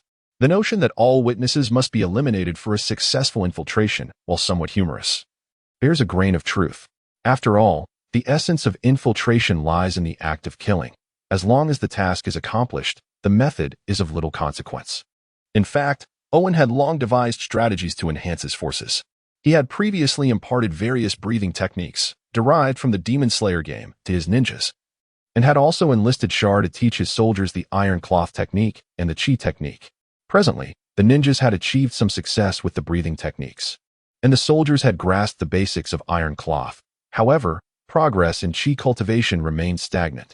This stagnation was not due to the fact that ninjas and soldiers belonged to the same system class, nor was it because the breathing techniques and iron cloth stemmed from the same source. Rather, the challenge lay in the necessity of physically conditioning oneself to a certain threshold to cultivate chi. One either required someone to infuse them with a chi seed for gradual development or needed to push their body to its limits to awaken it autonomously. There were no alternative methods.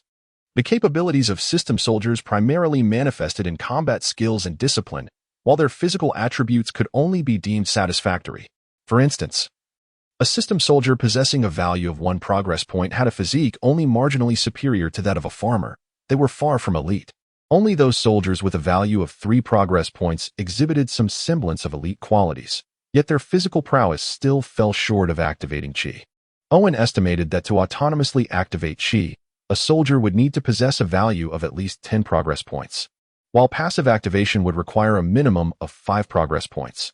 Currently, most of the soldiers in his territory were low-tier units valued at 1 progress point.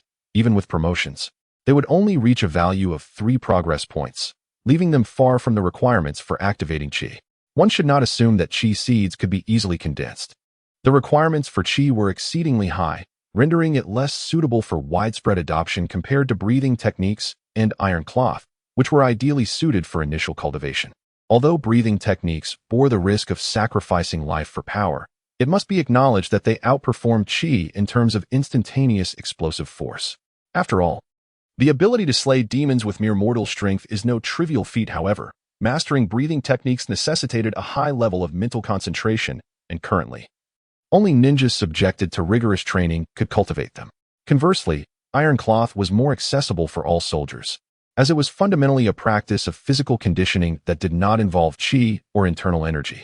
Its essence lay in honing the physical body, and the subsequent focus on vitality merely utilized the body's own blood circulation, making it a rare martial art in this world that faced few restrictions. Initially, iron cloth could not achieve the level of being impervious to blades or spears, yet it significantly enhanced physical constitution, which was immensely vital for soldiers. An increase in physical attributes allowed soldiers to wield heavier armor and weaponry, signifying greater defense and lethality. Simultaneously, enhancements in constitution granted soldiers superior explosive power and endurance, factors that could decisively influence the outcome on the battlefield. Nevertheless, the training of iron cloth was not without its challenges. The fortification of the body required substantial energy, which could only be derived from food, and it had to be of high quality, preferably consisting of ample meat and fish on a daily basis. This was merely the initial phase. The subsequent stages involving medicinal cuisine and baths would demand even more resources. In truth, Owen found himself troubled even at the outset. The territory's pastoral and fishing endeavors had only just commenced, and it would take at least another 6 months to adequately meet the soldiers' needs, assuming their food consumption did not increase. Were it not for the goblin tribe's substantial food reserves, which continued to grow, Owen would have hesitated to allow his soldiers to train freely. Chapter 59. Enchanting creatures after completing a considerable amount of work. Owen decided it was time to indulge in some relaxation. This was neither an act of laziness nor a sign of a lack of urgency. Rather, he understood that a suitable respite could effectively alleviate the anxiety caused by overly tense nerves. In other words, he felt entitled to rest. As he was the master of his own fate, if he wished to refrain from labor, he would do so. In his previous life, he lived a rather mundane existence. Even during extended hours of overtime, he would merely spend time scrolling through social media or watching films, experiencing an ephemeral sense of emptiness while simultaneously decrying the indiscretions of certain celebrities. The true nature of his thoughts remained known only to him. After all, he dared not visit dubious establishments or engage in scandalous escapades. Now, equipped with better circumstances, he could afford to genuinely enjoy life, a satisfaction he kept to himself for fear of derision. Although he felt a tinge of vulnerability in exposing his sentiments, Owen nonetheless chose the gentle and considerate Dale as his companion for the winter night. That evening, the castle lacked flowers, candlelit dinners, and any semblance of romance. But Owen was indifferent, and Dale felt no need to concern herself. Her current life was already immensely fulfilling. Moreover, Owen was neither old, unattractive, nor perverse. He was youthful, charming, and empathetic, leaving little room for discontent. In fact, her happiness surpassed that of her mother, making her willingness to offer tenderness all the more worthwhile. Dale, the canary, was thoroughly content with her present circumstances, having encountered a commendable master who resolved her issues related to her witch lineage, thus ensuring her magical powers remained stable and her physical form untainted by grotesqueness. She could also pursue her passion for potion making. While Owen's minor predicaments were easily remedied through simple spells, such as an expansion charm. Among the magical creatures was the cat raccoon, an extraordinary being known for its intelligence, capable of providing companionship while also assisting in the capture of rodents within the greenhouse. Owen handed a basket to Dale, who was tending to the herbs. The cat raccoon, a unique creature from the Hogwarts realm, bore a resemblance to a cat, but with larger ears, a variety of spots, and a lion-like tail. Despite its somewhat unappealing appearance, its value as a magical creature extended beyond mere cuteness. The cat raccoon's remarkable ability to discern trustworthiness made it an excellent pet, prompting Owen to adopt one. He had initially contemplated gifting one to Maya and Charles, but upon reflection, he deemed their personalities ill-suited for such furry companions, deciding to postpone that idea. "How adorable!" exclaimed Dale as she laid down her watering can and accepted the basket. Upon seeing the delightful little creature inside, her eyes sparkled with joy. Few could resist the allure of fluffy animals, especially women. The current weather was unkind to the little creature, so Dale thoughtfully constructed a warm nest for it beside a torch stump and offered it some milk. After settling the cat raccoon, Dale produced a lengthy list of materials required for her potion-making endeavors. Collecting these on her own or relying solely on the territory was impractical. Thus, she depended on Owen for assistance. Potions at Hogwarts were intricate, encompassing not only herbs but also the limbs and organs of magical and mundane creatures, reminiscent of the witches and fairy tales who concocted brews with bat livers, lizard tails, and mouse whiskers. Despite the macabre nature of these ingredients, Owen was reluctant to forego the powerful effects of Hogwarts potions. Therefore, once his herb cultivation proved successful, he planned to cultivate commonly used magical creatures based on Dale's provided list in the real world. Magical creatures were categorized into various levels, with most being affordable, though some, like fire dragons and thunderbirds, were quite expensive.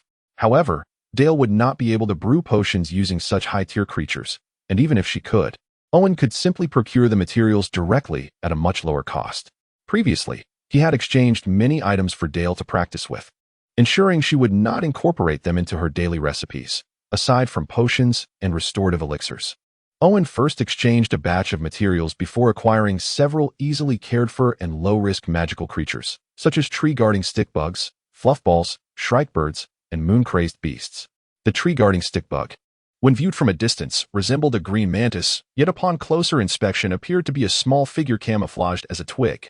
It thrived in trees, preying on insects for sustenance, and would defend its habitat by targeting the eyes of intruders, ultimately benefiting the flora. Due to their affordability, Owen procured a considerable number of these creatures, which would not only help in pest control but also assist in clearing away dead branches, thereby lightening Dale's workload. The fluffball was acquired solely for its aesthetic appeal. Resembling a bun, this adorable creature would serve as a delightful decoration in the greenhouse, while also being a scavenger, effectively cleaning up the space. The shrikebird was yet another visually striking magical creature, pleasing to behold, with feathers suitable for crafting fine quills in the magical realm. However, the beauty of this creature was accompanied by the peril of its enchanting song, which could drive listeners to madness, necessitating careful handling and the frequent use of silencing charms. Despite the risk, Owen chose to acquire only one, as it could serve as a formidable weapon against foes when necessary. As for the moon-crazed beast, this creature bore an uncanny resemblance to a llama, possessing an unusually long and thick neck that rendered it top-heavy. Its disproportionately large eyes, akin to crystal orbs, dominated its head, lending it a comically naive appearance that raised questions about the state of its intellect. Nevertheless, its droppings served as an excellent fertilizer, particularly for herbs, prompting Owen to acquire two in hopes of breeding them. Having obtained the moon-crazed beasts, Owen suddenly realized he had overlooked the fertilizer issue. The thought of having a beautiful companion handle such matters was intolerable for him. His previous experience teaching goblin farmers about manure had left a lasting impression. Thus, despite his initial resolve not to squander progress points, he found himself assembling a new mechanical maid using plant and creature materials after acquiring numerous magical beings. Chapter 60. The The biochemical maid, Greenvine the new maid, named Greenvine by Owen, is slightly shorter than Ram, constructed entirely from plant and biological materials. Her weight is closer to that of a human, and her movements are more graceful, though her appearance remains equally peculiar. With her pale cyan skin and cascading green waves of hair, she possesses large, lustrous emerald eyes and petal-like rosy lips that evoke a sense of longing. Her delicate frame resembles that of a forest sprite, exuding an aura of nature. In contrast to the cyberpunk aesthetic of Ram, Greenvine embodies a more vibrant essence. Her gaze imbued with life. This is attributed to her unique intelligent core and energy core, which are neither mechanical systems focused on computational enhancement nor high-energy power sources. Instead, they are crafted from natural products, representing a core of innate magical power. To Owen, Ram aligns more closely with the conventional definition of a robot, while Greenvine epitomizes the enchanting nature of a magical doll, even though both are essentially puppets. Dale is intrigued by the elfin Greenvine, as she appears more approachable and gentler than Ram, whom she had previously encountered alongside Maya. Although Dale remains silent regarding her thoughts on the new maid, she feels a profound satisfaction within. This signifies that while her identity may not have changed, her standing in the Master's heart has shifted from the past, becoming more secure, even if she cannot be compared to Maya. As a canary, Dale is not driven by a desire for fame or the ambition to ascend to the primary position. However, this does not preclude her from striving to solidify her status in the Master's affections. After all, a canary cherished by its master and not discarded is a good canary. Otherwise, being easily cast aside when boredom sets in results in a dire fate, with being gifted to subordinates being the most favorable outcome. Without delving into Dale's joyful disposition, who plans to brew a potion akin to a localized expansion agent to boost the Master's confidence in certain areas where he is lacking, Owen busies himself with work after delivering gifts. He refrains from frivolously spending progress points. As they gradually replenish, he utilizes them solely to enhance the quality of his soldiers. This is a slow process, as the daily recovery of progress points is limited. In the interim, he makes a trip to the Goblin tribe, for he cannot find peace until he comprehends the ruins there. Furthermore, the super farmland is unaffected by the weather, allowing for continuous harvests even in winter, which has resulted in the storage chambers becoming insufficient for the surplus grain. Thus, he takes the opportunity to expand them while also checking how many magical horned goblins the Goblin General has gathered. Most of the magical horned goblins have joined the tribe, but it is still not enough. At least 1,000 are needed to satisfy Owen's forthcoming plans. The Goblin General cannot afford to be negligent in this matter and has already gathered 200 to 300 magical horned goblins. However, he has excluded them from the tribe, providing them with makeshift winter accommodations using discarded tents, planning to occasionally toss them some food, ensuring they do not starve excessively. For the Goblin General, these magical horned goblins must undergo a transformation ritual to genuinely join the tribe. Only those with sufficient loyalty qualify to serve the Dark Lord. Currently, they are merely a foul-smelling pile of fertilizer. Having grown accustomed to the clean and orderly tribe, the Goblin General scorns the filthy and savage primitive magical horned goblins. Were it not for the Dark Lord's need for more cannon fodder, he would prefer to eliminate them entirely, using their remains as fertilizer. Upon Owen's arrival at the Goblin tribe, he observes a marked improvement. The transformed goblin farmers have become more obedient and instinctively understand the principles of home building and maintaining a clean environment, even without much direction from the Goblin General. The previously chaotic tribe has become neat and orderly. In high spirits, Owen exchanges for a fountain in the center of the tribe, serving as both a water source and an ornamental feature, a reward for the Goblin tribe. To the Goblin General, a fountain holds little significance, but as a gift from the Dark Lord, it carries a different weight. He promptly assigns an elite goblin to oversee it, while drawing water is permitted. Bathing is strictly forbidden, especially for the restless young goblins, who must not be allowed to urinate in the fountain. The most prominent feature of the Goblin tribe is a straight avenue leading deep into the magical horn tree forest, with the super farmland acting as a verdant median, dividing the path spectacularly. Even in winter, the super farmland remains lush and vibrant, with goblin farmers occasionally smiling joyfully as they transport harvested grains in handmade wheelbarrows, creating an orderly scene. Reflecting on the previously cunning and cruel goblins, Owen cannot help but feel a chill. For what he witnesses is not merely brainwashing but a distortion of their very essence. At this moment, he gains a more profound and intuitive understanding of the system's transformation. Shaking his head, Owen dispels the chill within, as his complete reliance on the system renders any suspicion or wariness towards it unnecessary. Much like a wealthy heir who, after inheriting vast fortunes, opens a few establishments and earns in a year what an ordinary person cannot amass in a lifetime. Could one claim this is due to their own abilities? Would they be wary of their inherited wealth? Throughout, Owen has never allowed himself to be misled by his present achievements. Whether it be the rapidly growing territory, the nascent underground city, loyal subordinates, elite soldiers, or formidable armor, he is acutely aware that all of this originates from the system. One could argue that he has contributed not even 1%, and in fact, may have been a burden, had another been in his place. With the same system and time, they might have already been contemplating a counteroffensive against the Empire.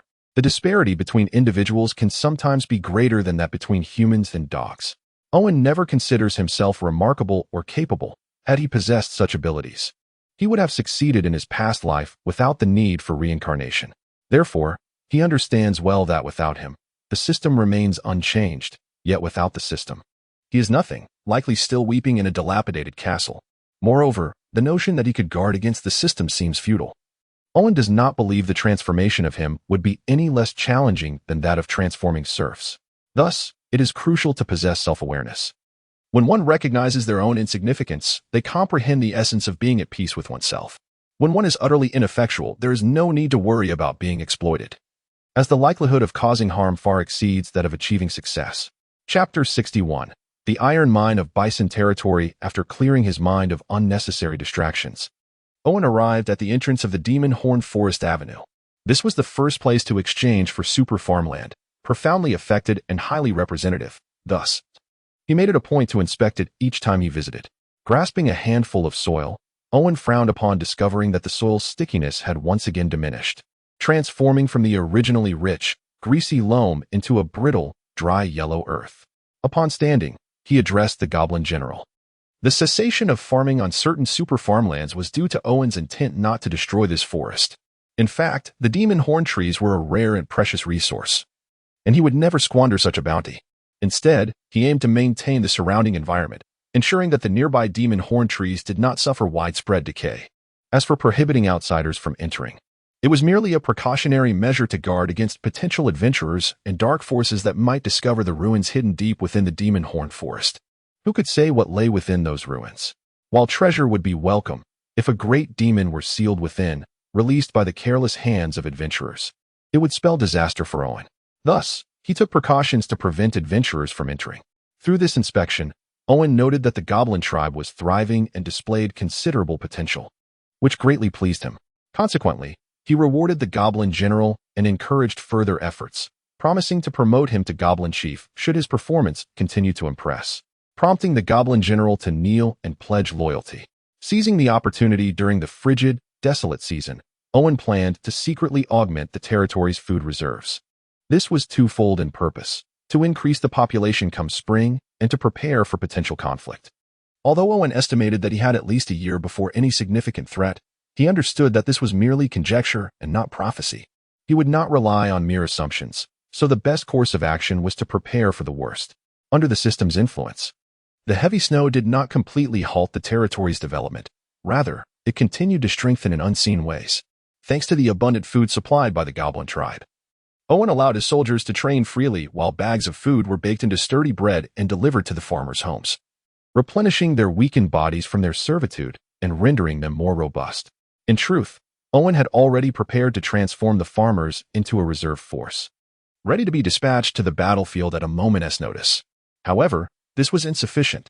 Beyond soldiers, he needed to stockpile more weapons, equipment, and production tools, making the iron mine of Bison Territory essential to his plans. As soon as the ice and snow melted, Owen eagerly led his men along the North Boundary River toward Bison Territory. The North Boundary River was said to be formed from the melting glaciers of the far north, spanning much of the northern lands and curving eastward near the border, creating a natural boundary.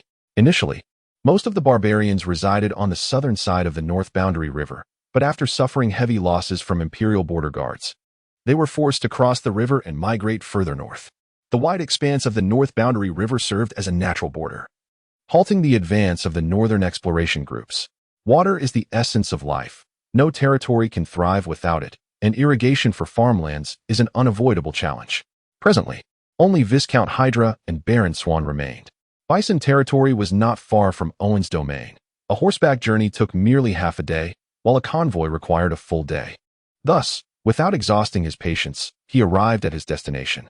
To facilitate irrigation, all territories were built alongside rivers, and Bison territory was no exception. However, its terrain was somewhat unique. Amidst the predominantly flat northern lands, Bison territory featured a prominent hillock that resembled a pair of bull horns. Its center rising high and tapering downwards at both ends.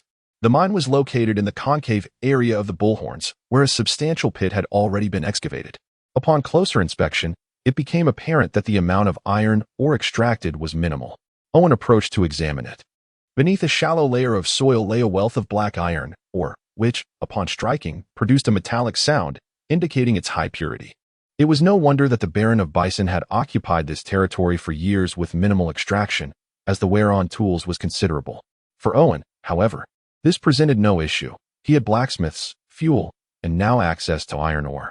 Recognizing the value of the mine, he resolved to claim it. Initially, Owen intended to construct defensive structures here, but suitable locations were conspicuously absent.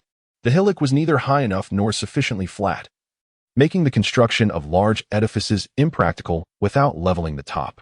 Unfortunately, the earth atop the hill was only about a foot thick, underlain by rubble, making foundation work labor-intensive. Owen opted for a more ingenious solution. He sought a concealed location behind the bullhorn to exchange for an underground passage, delving deep to locate the vein of ore. He then exchanged for an underground chamber, crafting a subterranean living space, and dispatched a contingent of farmers to oversee the mining operations. This arrangement proved not only convenient but also discreet.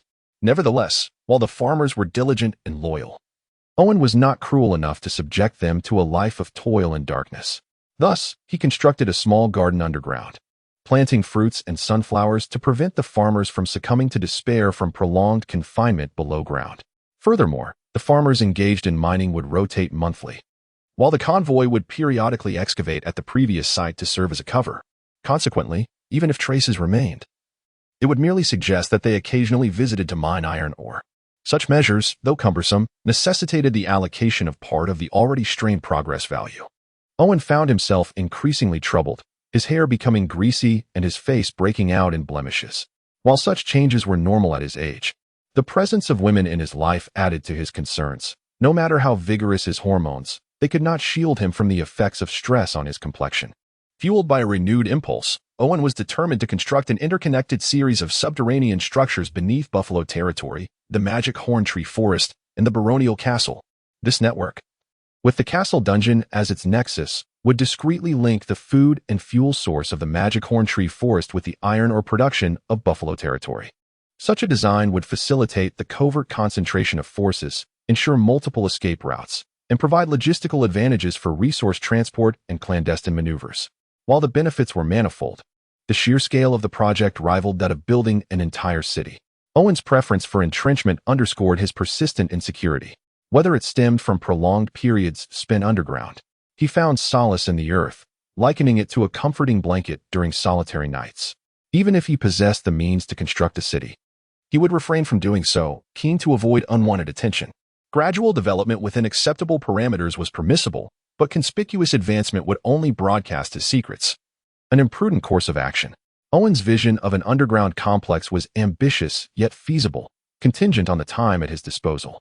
After a thorough reconnaissance by scouts revealed no foreign presence in Buffalo territory, Owen knew he still had time. The flight of the Buffalo Baron's descendants posed a latent threat, but one that Owen deemed manageable. Even if they were to incite the barbarians, he was confident in his ability to potentially unlock further progress. Owen's assurance was rooted in the insights imparted by Maya's explanations. The northern barbarians, once a formidable adversary of the Empire, had stagnated and even regressed, transforming from a major menace to a mere border nuisance. The initial northern expedition cunningly exploited the barbarians, forcing them to retreat northward in a desperate bid for survival and continuity. Despite their diminished state, the barbarians were not without options. Even if they retained the capacity to annihilate the northern expedition, the Empire could readily assemble subsequent expeditions. The Empire had abundant manpower and resources to expend. Consequently, The barbarians' wise men recognized that their only hope lay in the north, which led to the Great Migration. However, while this path offered a chance of survival, the harsh conditions of the far north presented even greater challenges. Maintaining the status quo would be an achievement in itself, let alone any significant advancement. Even in their weakened state, the northern barbarians were not to be underestimated. Owen, with his modest barony, could not confront them head-on, even with his advantages. The barbarians' nomadic lifestyle, centered on herding and hunting, precluded large-scale gatherings. The land's capacity to sustain life was finite, and the pursuit of game necessitated constant migration, preventing the formation of large settlements. For generations, the northern barbarians had maintained a precarious balance through conflict and compromise. Despite lingering animosities, tribes generally respected each other's territories and migratory routes, maintaining a semblance of peaceful coexistence. Without cooperation, a single barbarian tribe posed little threat to Owen. Tribal populations typically range from 300 to 500 individuals, with smaller groups of around 100 being more common. Barbarians were known for their voracious appetites. Nomadic peoples of the past did not subsist solely on meat. Their diet consisted primarily of dairy products and grains obtained through trade with agricultural societies. However, dairy products alone could not satiate the barbarians' hunger, and trading with agricultural societies was complicated by the presence of the empire's border guards. Consequently, barbarian tribes relied primarily on hunting and herding. But the availability of game was unpredictable, and grazing was limited by the availability of pasture land and the threat of predators. As a result, livestock slaughter was minimized, leading to periods of feast and famine. Their prodigious appetites limited the population size of barbarian tribes. Unless the survival of the entire northern barbarian population was at stake, tribes rarely interacted with each other, except for exchanging unmarried individuals every few years to maintain genetic diversity. The Buffalo Baron was only half barbarian, and his descendants were only a quarter barbarian, even if they managed to establish contact with a barbarian tribe through the sale of ironware. It was unlikely that they could persuade them to risk their own destruction for the sake of revenge. Barbarians, while fierce, were not foolish. The paramount concern of any tribe was its survival, not settling scores. Tribes that prioritized vengeance over survival would not have lasted. Understanding this, Owen did not consider the Buffalo Baron's descendants a serious threat, which was one reason he had not devoted all his resources to building a city. While the prospect of crossing the North Boundary River again seemed remote, the northern barbarians were acutely aware of the existential threat posed by the empire's construction of a city along the border. However, such considerations were premature. The construction of city walls alone would be a daunting task, let alone the creation of a fully functioning city. As the iron ore extraction in Buffalo Territory gained momentum, 10 carts of high-quality ore were transported to the barony each month. After being smelted with magic horn tree blocks, the ore was transformed into refined iron, which was then forged into tools and weapons by Barley blacksmiths. As a result, Owen was compelled to increase the number of blacksmith workshops in the barony. Even with Maya managing most of the barony's affairs, Owen still needed to stay informed about the barony's progress and chart its future course, particularly its direction of development, a decision that Maya could not make for him. Amidst the bustle, only Dale and the expansion agent could soothe Owen's troubled mind. Dale's inventive prowess in this domain surpassed even Owen's. Her mastery of shape-shifting, coupled with her creations of animal ears, tails, and furry appendages, as well as her application of the soft bone curse, were eye-opening. In his previous life, she would have been a legendary figure in the world of erotic artistry. Chapter 63, a series of unfortunate news. Initially, it was presumed that developments would proceed in an orderly fashion. However, after the onset of spring, Owen received a cascade of disheartening news. Confronted by the odious facade of apology exhibited by the Marquis of Marla, Collins remained unperturbed, feigning curiosity as he engaged in conversation, ostentatiously dismissing the matter of the unattainable serfs and livestock, leaving the Marquis somewhat perplexed. Yet, in the realm of commerce, enmity is rarely desired, especially when the opposing party possesses considerable strength. Thus, the Marquis did not conceal the rationale behind his actions. Collins, naturally skeptical of the Marquis's words, sought out several merchants from the south, confirming that the Marquis had indeed spoken the truth. According to the intelligence gleaned by Collins from both the Marquis and passing traders, a significant number of serfs had been intercepted before they could even cross the empire's borders, and those who managed to enter the north were swiftly divided among the local lords, leaving no surplus as in the past. As for livestock, they had become a coveted commodity, with the Marquis refraining from exorbitant pricing, as there were many unscrupulous sellers in the market. Upon realizing this, Owen smacked his forehead, suddenly recalling that the Second Northern Expansion Group also required a substantial workforce for land cultivation, with serfs being the most economical labor source. The Northern Lords, clearly sensing the threat posed by the Second Northern Expansion Group, were seizing as many serfs as possible, thereby diminishing the opposing party's manpower. This was a struggle for survival, allowing no room for mercy. This predicament placed Owen in a precarious situation. The once affordable serfs had vanished, and relying solely on the system for population growth would prove to be a heavy burden, representing the least cost-effective method. Moreover, the territory's pastoral industry was merely in its infancy, rendering it incapable of self-sufficiency in the short term, presenting yet another complication.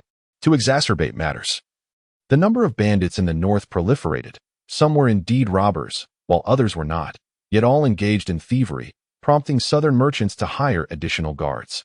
Consequently, to ensure sufficient profit, the prices of all goods surged. Go to Maya to withdraw some gold and silver, and immediately proceed to the imperial borders to gather more intelligence. Owen instructed Collins earnestly, disregarding his headache.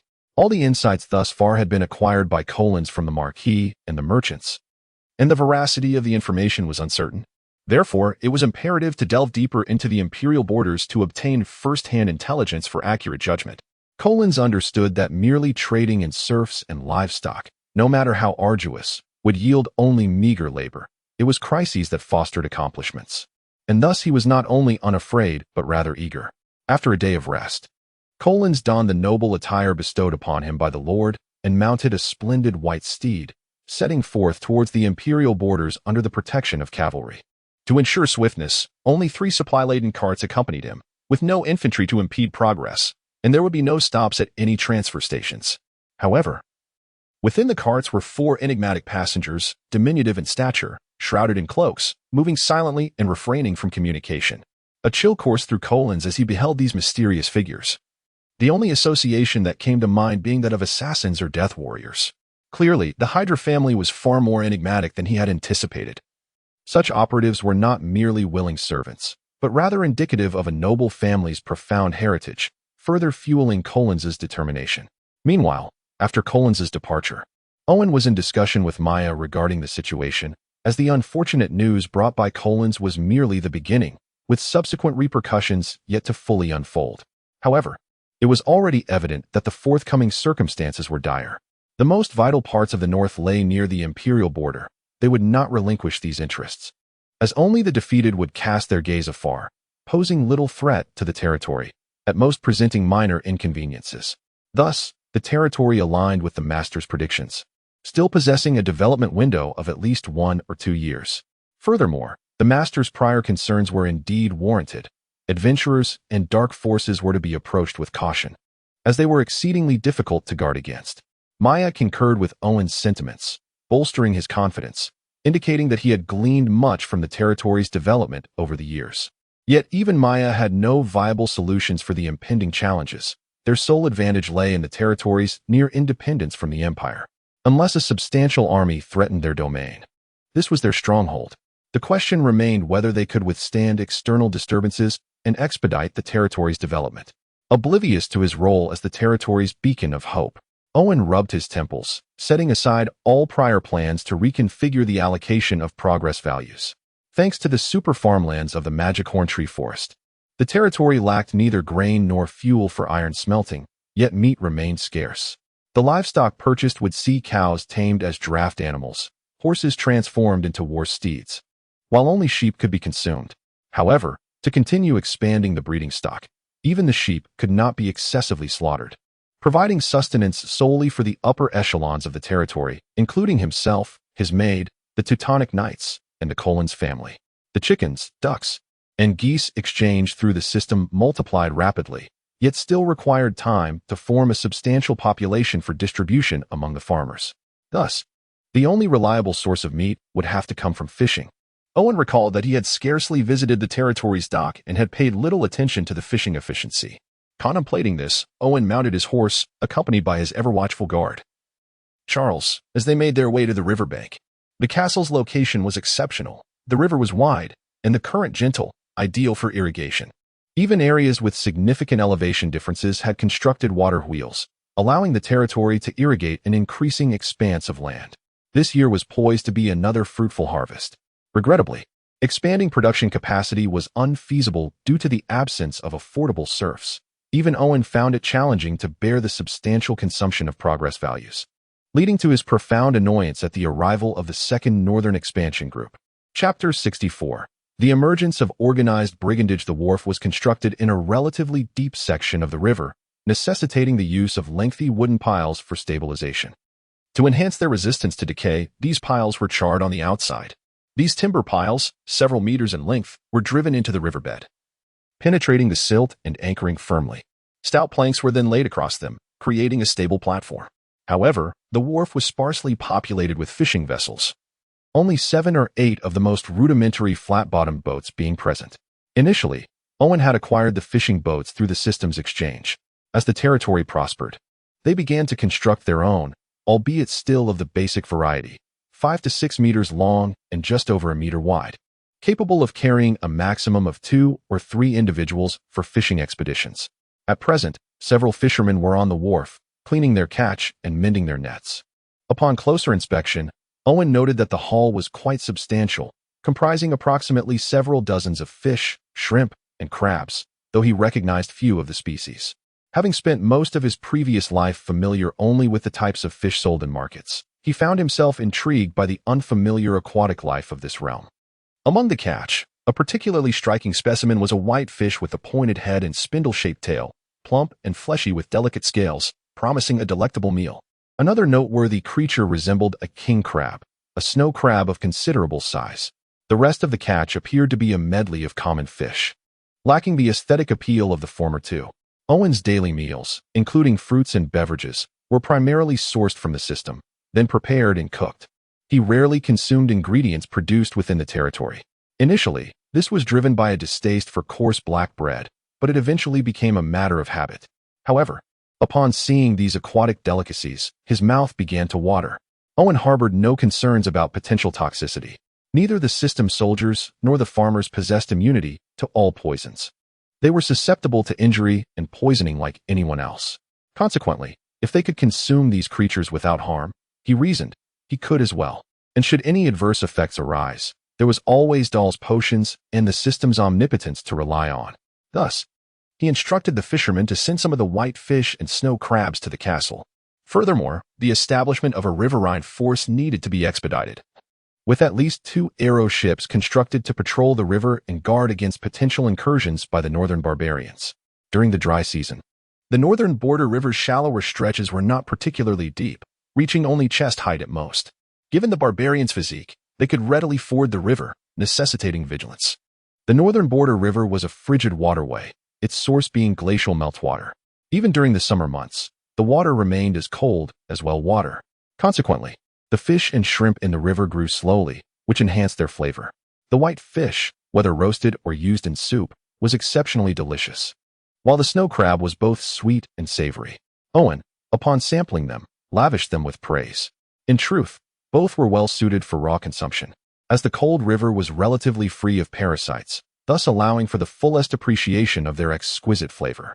However, Owen was unaccustomed to eating raw food, so while he added both to the castle's menu, they were always prepared after cooking. As Owen savored these delicacies at the castle's long table, Corrins was enduring the hardships of travel. The journey had been far from peaceful, with both wild beasts and bandits emerging as frequently as weeds in a field, causing significant delays. As an example, they were currently facing some trouble. The cuirassiers had lowered their helmet visors, poised to unleash a devastating charge. The horse archers, with arrows nocked, were positioned on either flank, prepared to encircle the enemy.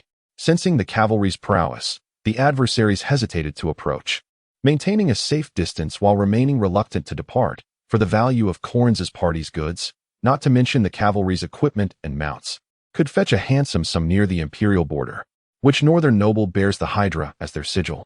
The brigand leader, not entirely consumed by greed, was more interested in the identity of the cavalry's master than in the immediate spoils. Though there were only 20 cavalrymen, their equipment, horses, training, and morale rivaled that of the Imperial Border Army's elite cavalry. This was not something a minor noble could typically afford. The only family in the north to use the Hydra as its emblem was the Hydra family, one of the most prominent figures in the initial Northern Reclamation Corps. The Hydra family? How intriguing. To call themselves a family after a mere decade or two. The brigand leader sneered with disdain. His true identity clearly more complex than that of a mere brigand. Let's go. Now is not the time to deplete our strength. With a wave of his hand, the brigand leader led his several dozen followers away. Watching the bandits retreat into the distance with caution, Corrins's palms were drenched in sweat.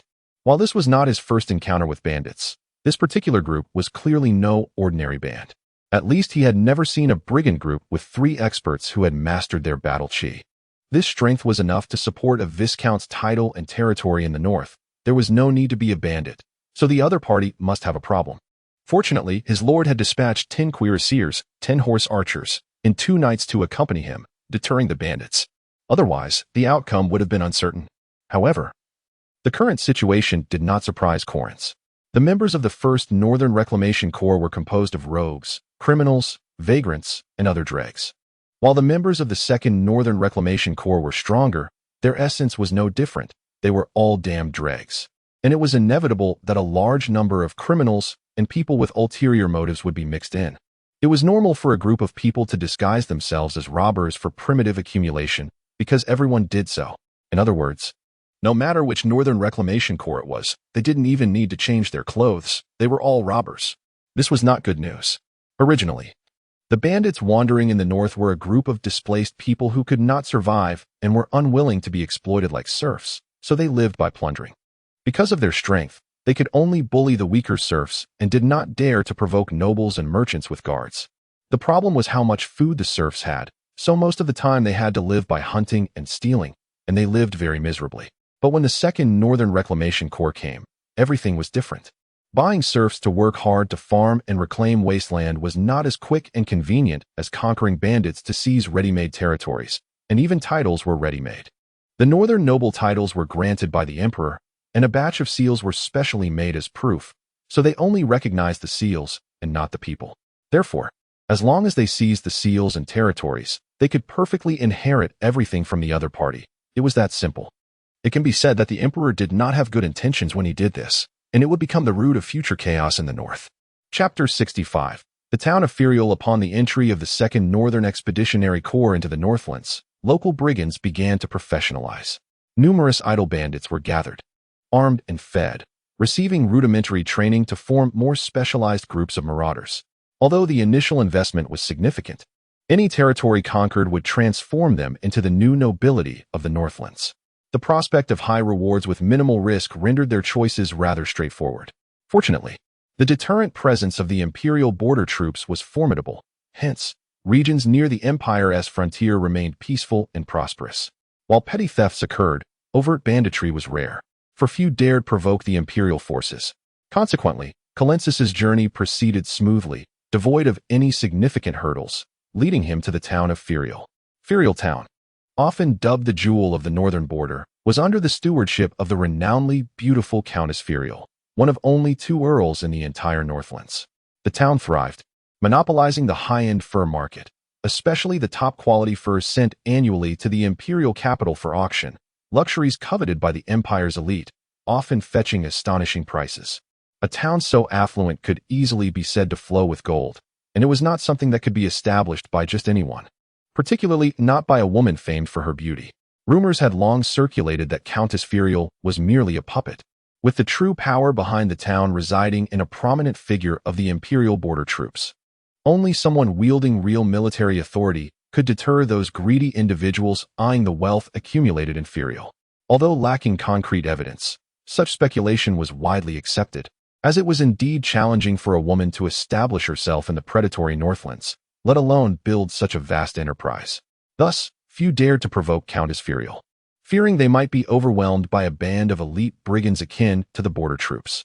Upon Calensis's arrival, he noted that perhaps due to its proximity to the imperial border or its inherent confidence, Ferial town's walls were not particularly imposing, standing only 2 meters high and half a meter thick, adequate against brigands, but woefully inadequate in the face of war. Nevertheless, this did not detract from its vibrancy. As the outskirts of the town buzzed with activity, in a nearby river bend, a multitude of tents and encampments sprouted like mushrooms after rain, creating a somewhat congested atmosphere. With the quality of life hardly worth mentioning, the locals had grown accustomed to the less than pleasant conditions of upstream sanitation and downstream water collection. As everyone busied themselves with the pursuit of profit, this area served as a marketplace for ordinary furs and a hub for trade between southern and northern merchants. The taxes collected from daily transactions rivaled the annual yields of small noble estates, not to mention the consumption and goods brought in during this peak trading season, which, despite lasting only a month each year, enriched the border town immensely. Colensus arrived at an opportune moment, with spring approaching. The high-quality furs obtained from winter hunts in the Northlands were being sent here, where local furriers priced them based on quality. The finest furs would be sent to masters for appraisal and grading, with the most exquisite destined for auction in the imperial capital, often leading the fortunate suppliers to sudden wealth, though their fate thereafter was of little concern to anyone.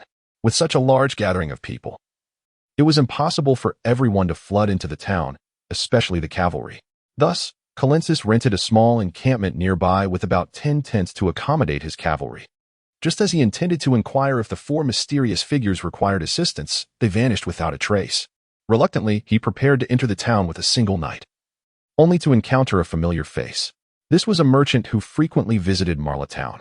Colensus had done business with him a few times, prompting him to stop and engage in conversation, hoping to glean some insights about Ferial Town.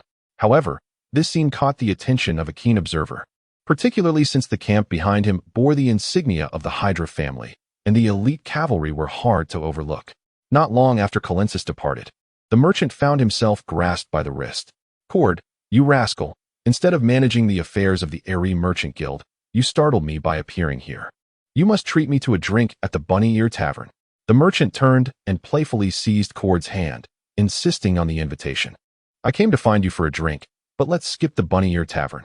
My tent not only has fine wine, but also exquisite smoked meats gifted to me. Come, let us indulge." Cord chuckled, attempting to lead the merchant away, but the merchant was reluctant to depart. "Your wine is hardly palatable. Speak plainly, what do you need my help with?"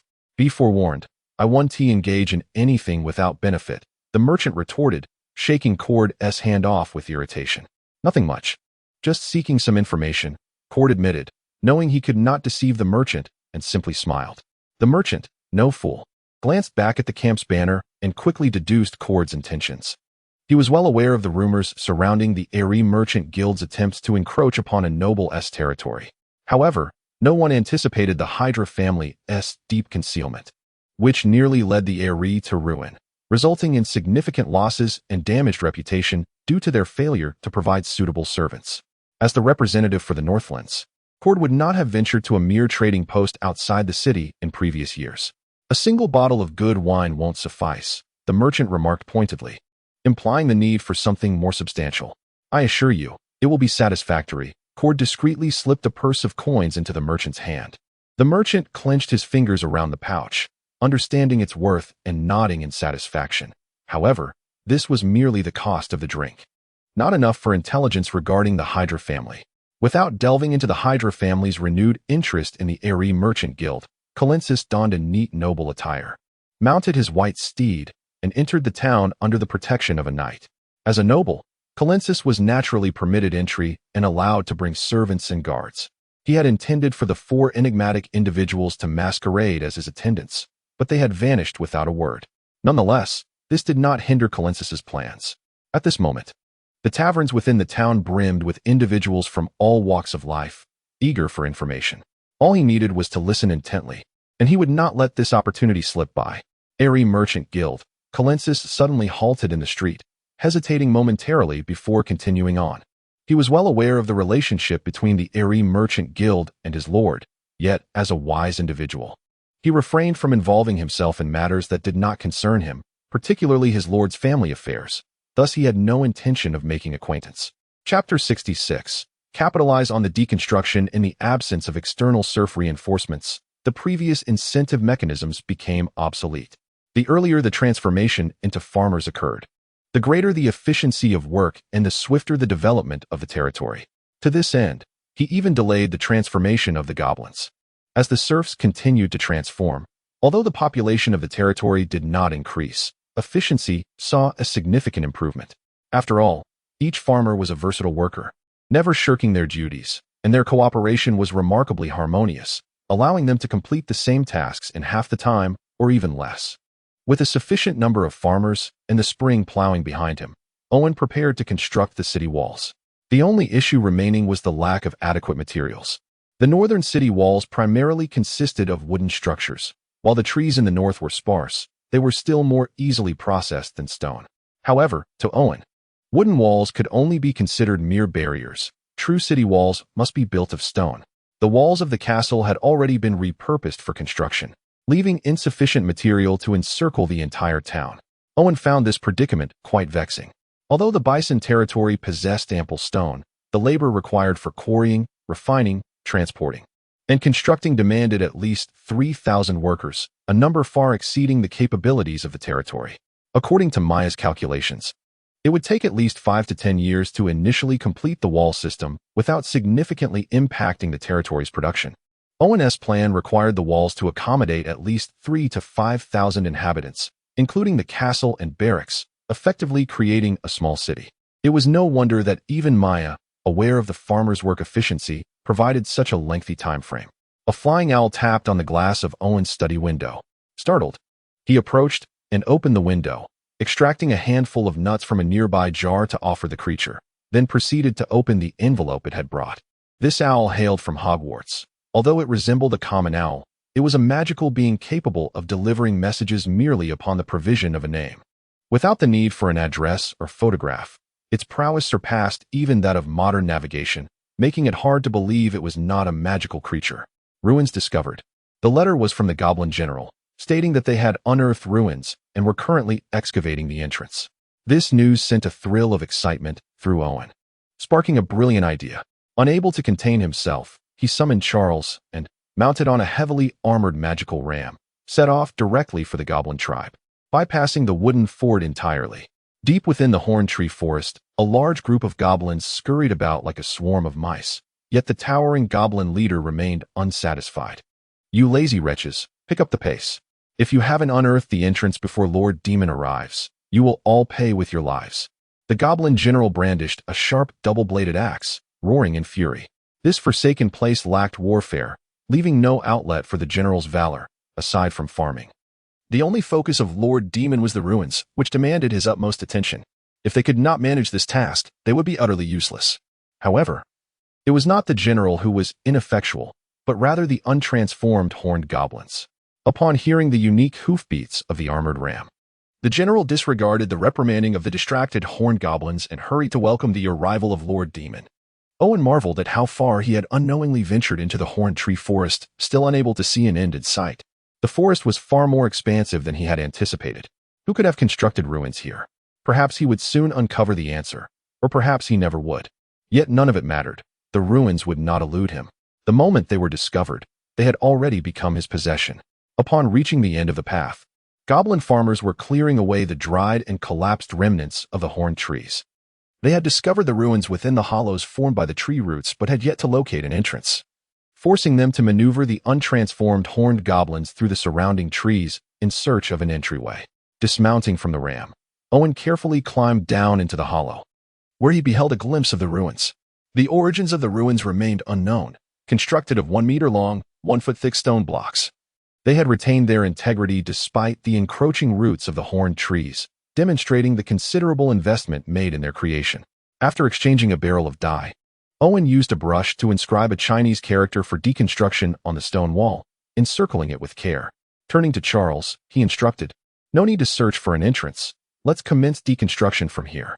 Did Owen intend to patiently wait for the goblins to find the entrance, then venture inside with a few maids, battling countless trials to ultimately reach the heart of the ruins and depart with a chest full of treasures? Absolutely not. Owen was neither an archaeologist nor a treasure hunter. Even as a treasure hunter, he was an expert in the art of deconstruction. His plan was straightforward. He would not enter the ruins himself. Instead, he intended to clear away the horned trees above the ruins and dispatch more goblin farmers to excavate the earth. Whatever the ruins revealed, they would dismantle, transporting the stone blocks to construct the city walls. Thus, Even if there were myriad traps within, it would be of no consequence. Once the roof and foundation were dismantled, the bricks removed, there would be no need for concern. Unless there was an explosion on site, even self-destruction would yield usable materials. Charles had no reservations about Owen's orders. Gripping the upgraded ram's hammer, he raised it high with the ram's head pointing downward. At Charles's thunderous command, his immensely developed muscles ballooned like airbags, sending his long black hair cascading upward as he unleashed a powerful swing. The magical ram's hammer struck the ruin's stone wall with ferocity, akin to a direct hit from a rocket launcher. Terrifying shards of stone erupted, soaring into the air, and anyone standing nearby would surely need immediate medical attention. Chapter 67. A moment of self-reflection. Standing at a distance from the tree pit, Owen watched as a rain of stones descended from the heavens, causing a group of goblins to scatter in panic. He could not help but marvel at Charles' growing strength. Although this strike was bolstered by charging and equipment, her innate prowess was equally formidable. Perhaps it was time to exchange for a superior template, as the Paladin template utterly failed to unleash her full potential. While the Paladin was indeed a unique class, comparable to the Teutonic Knights, it was fundamentally distinct, especially since the Paladin's power diminished significantly without a mount, reducing her effectiveness by at least a third. This limitation meant that the Paladin, who could otherwise rival the Teutonic Knights, faltered when dismounted, thereby capping Charles' capabilities in ground combat. Owen speculated that Charles' potential combat prowess exceeded 60, and given her age, she was at a stage of rapid growth. Coupled with her unwavering loyalty to him, she was a worthy investment.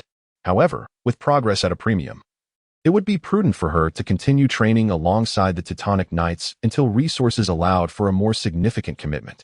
With this thought, Owen gestured, and the Goblin General promptly organized over 100 goblin farmers, armed with tools, to commence dismantling the walls from the breach in the ruins. The walls were formidable, constructed from hard, heavy stones, and if the craftsmanship was exceptional, the seams were so finely polished that even a blade could not penetrate. Without siege equipment, they could do little, yet, once a breach was created, the task became as simple as peeling an onion. A throng of goblin farmers surged forward. Though their strength was modest, they adeptly utilized tools, first binding the exposed stones with ropes, and then pulling with all their might. For the more resilient sections, they propped the stones with wooden stakes and hammered them, loosening the stones without compromising their integrity. Additionally, goblin farmers were creating earthen ramps to facilitate the transport of stones to the ground, with even the tribe's elite goat knights taking on the role of transport drivers. They aimed to widen the previously narrow path used for delivering supplies to the wooden fort, constructing a stone road from the materials of the ruins to allow the goats to pull carts. Owen prioritized converting goblins into laborers, for it was vital to transport a sufficient quantity of stones to the wooden fort before the cold set in. After exchanging a few blocks of super farmland to clear the surrounding demon horn trees, he conveyed his orders to the Goblin General, regardless of the reasonableness of the command. The Goblin General had no authority to refuse, and thus accepted it without hesitation, already planning to capture more demon horn goblins for labor. The tribe had an abundance of food, sufficient to sustain a larger number of demon horn goblins, and the deceased goblins could serve as sustenance for the living. With a sinister grin, the Goblin General swiftly decided their fate. As for the question of cruelty, he was a cadre of the Demon Lord's army, and cruelty was his very essence. Owen, aware of the Goblin General's likely actions, understood that his orders inherently conveyed a harsh reality.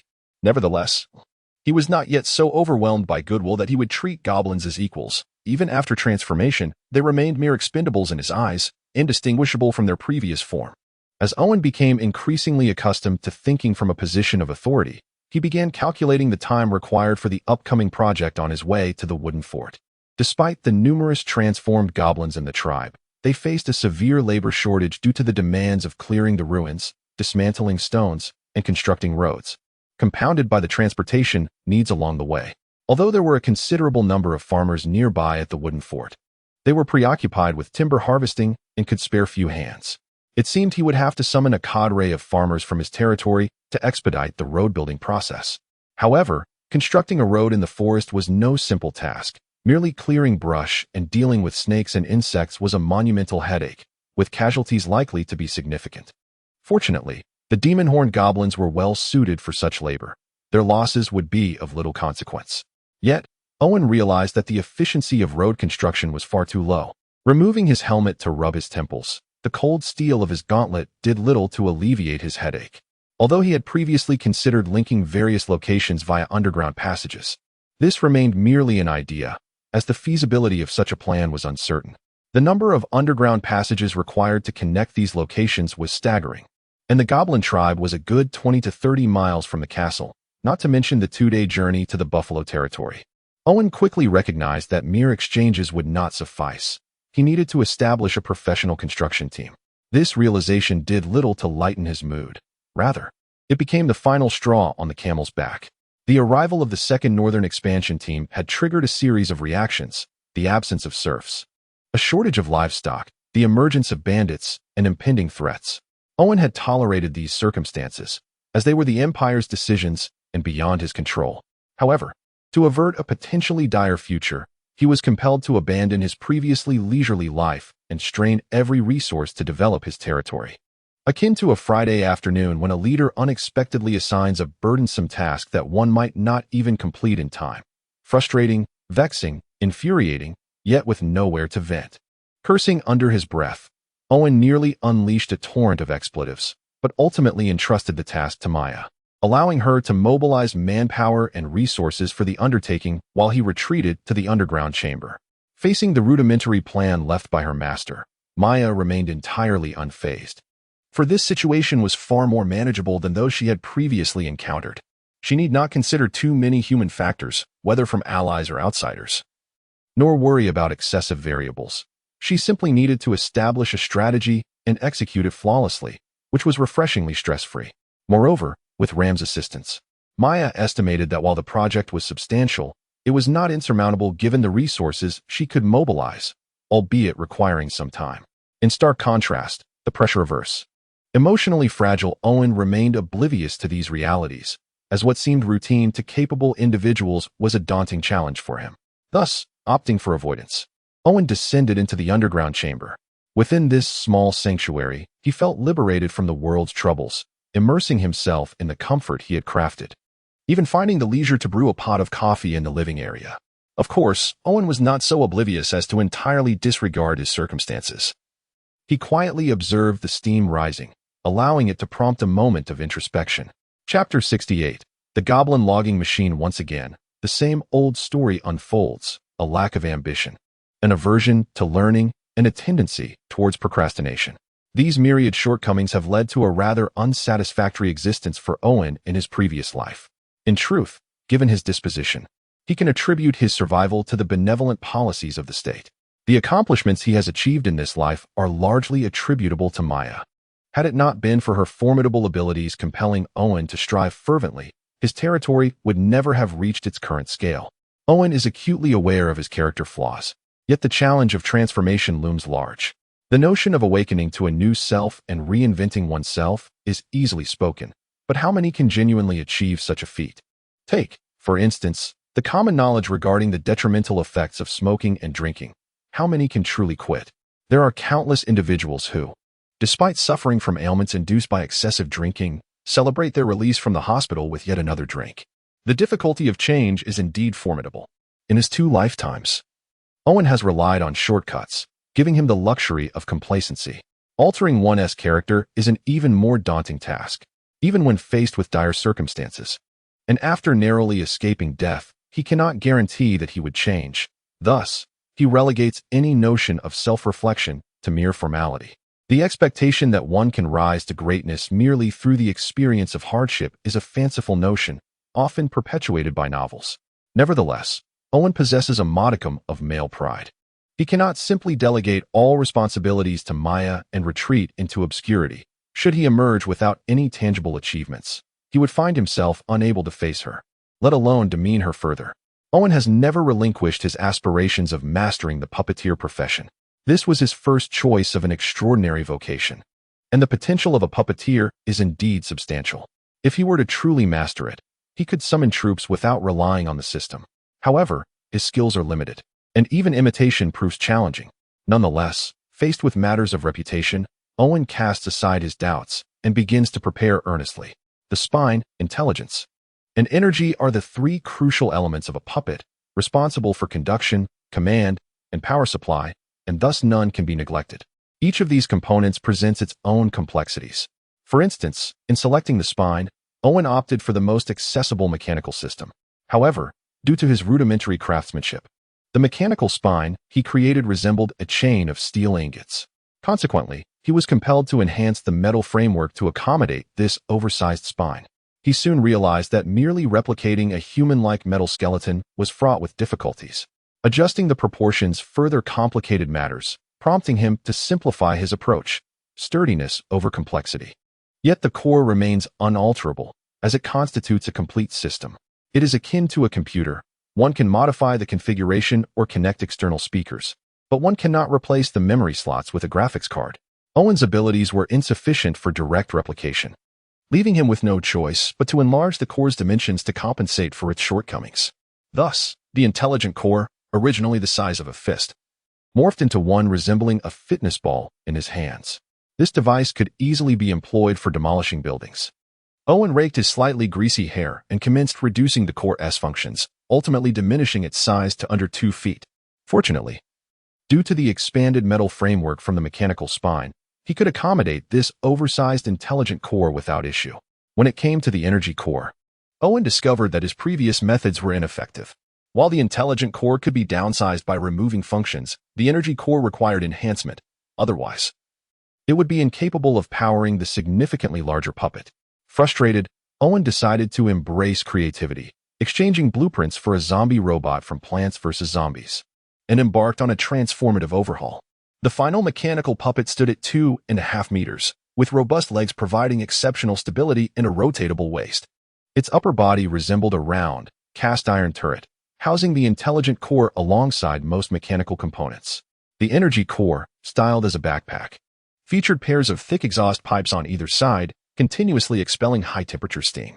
The energy core obtained from the system prioritized stability and endurance, ideal for delicate puppets. However, Owen's creation was far from delicate and inherently designed for labor.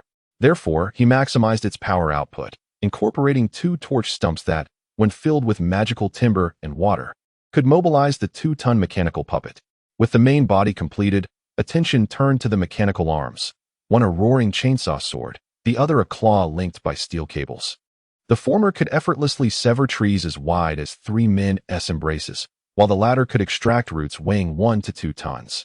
The sole drawback was that the subpar intelligent core necessitated an additional operator, hence Owen's decision to use the zombie robot blueprints. However, due to the puppet's size, the cockpit was rather cramped, leaving no option for any driver other than a goblin. Fortunately, the operation was straightforward enough for even a goblin to manage. The successful completion of logging machine number 1 significantly boosted Owen's confidence, yet it drained his creative inspiration. He emerged from the underground chamber with 2 goblin-operated logging machines to showcase before Maya. Upon witnessing the 2 machines, particularly the distinctively functional mechanical arms, Maya's eyes sparkled with inspiration. She could already envision the myriad applications of modified puppets in the development of their territory. Owen, filled with pride, had indeed contemplated this. The logging machines could easily be adapted with interchangeable arms and legs to function as cranes, bulldozers, excavators, and various construction machinery, ushering their territory into an era of mechanization. While replicating the engineering vehicles of his past life was within his capabilities, the escalating costs of power would be prohibitive. It was far more practical to construct versatile heavy puppets that could adapt with minor modifications. At present, for road construction and wall building, these heavy puppets were adequately equipped. By the time larger projects arose, Owen was confident that his puppeteering skills would have evolved. However, despite his display of the logging machines before Maya, he felt a twinge of uncertainty. The machines had undergone minimal testing. He was unsure of their capabilities, how thick a tree they could saw through, their power limits, operational longevity, and adaptability to complex terrains.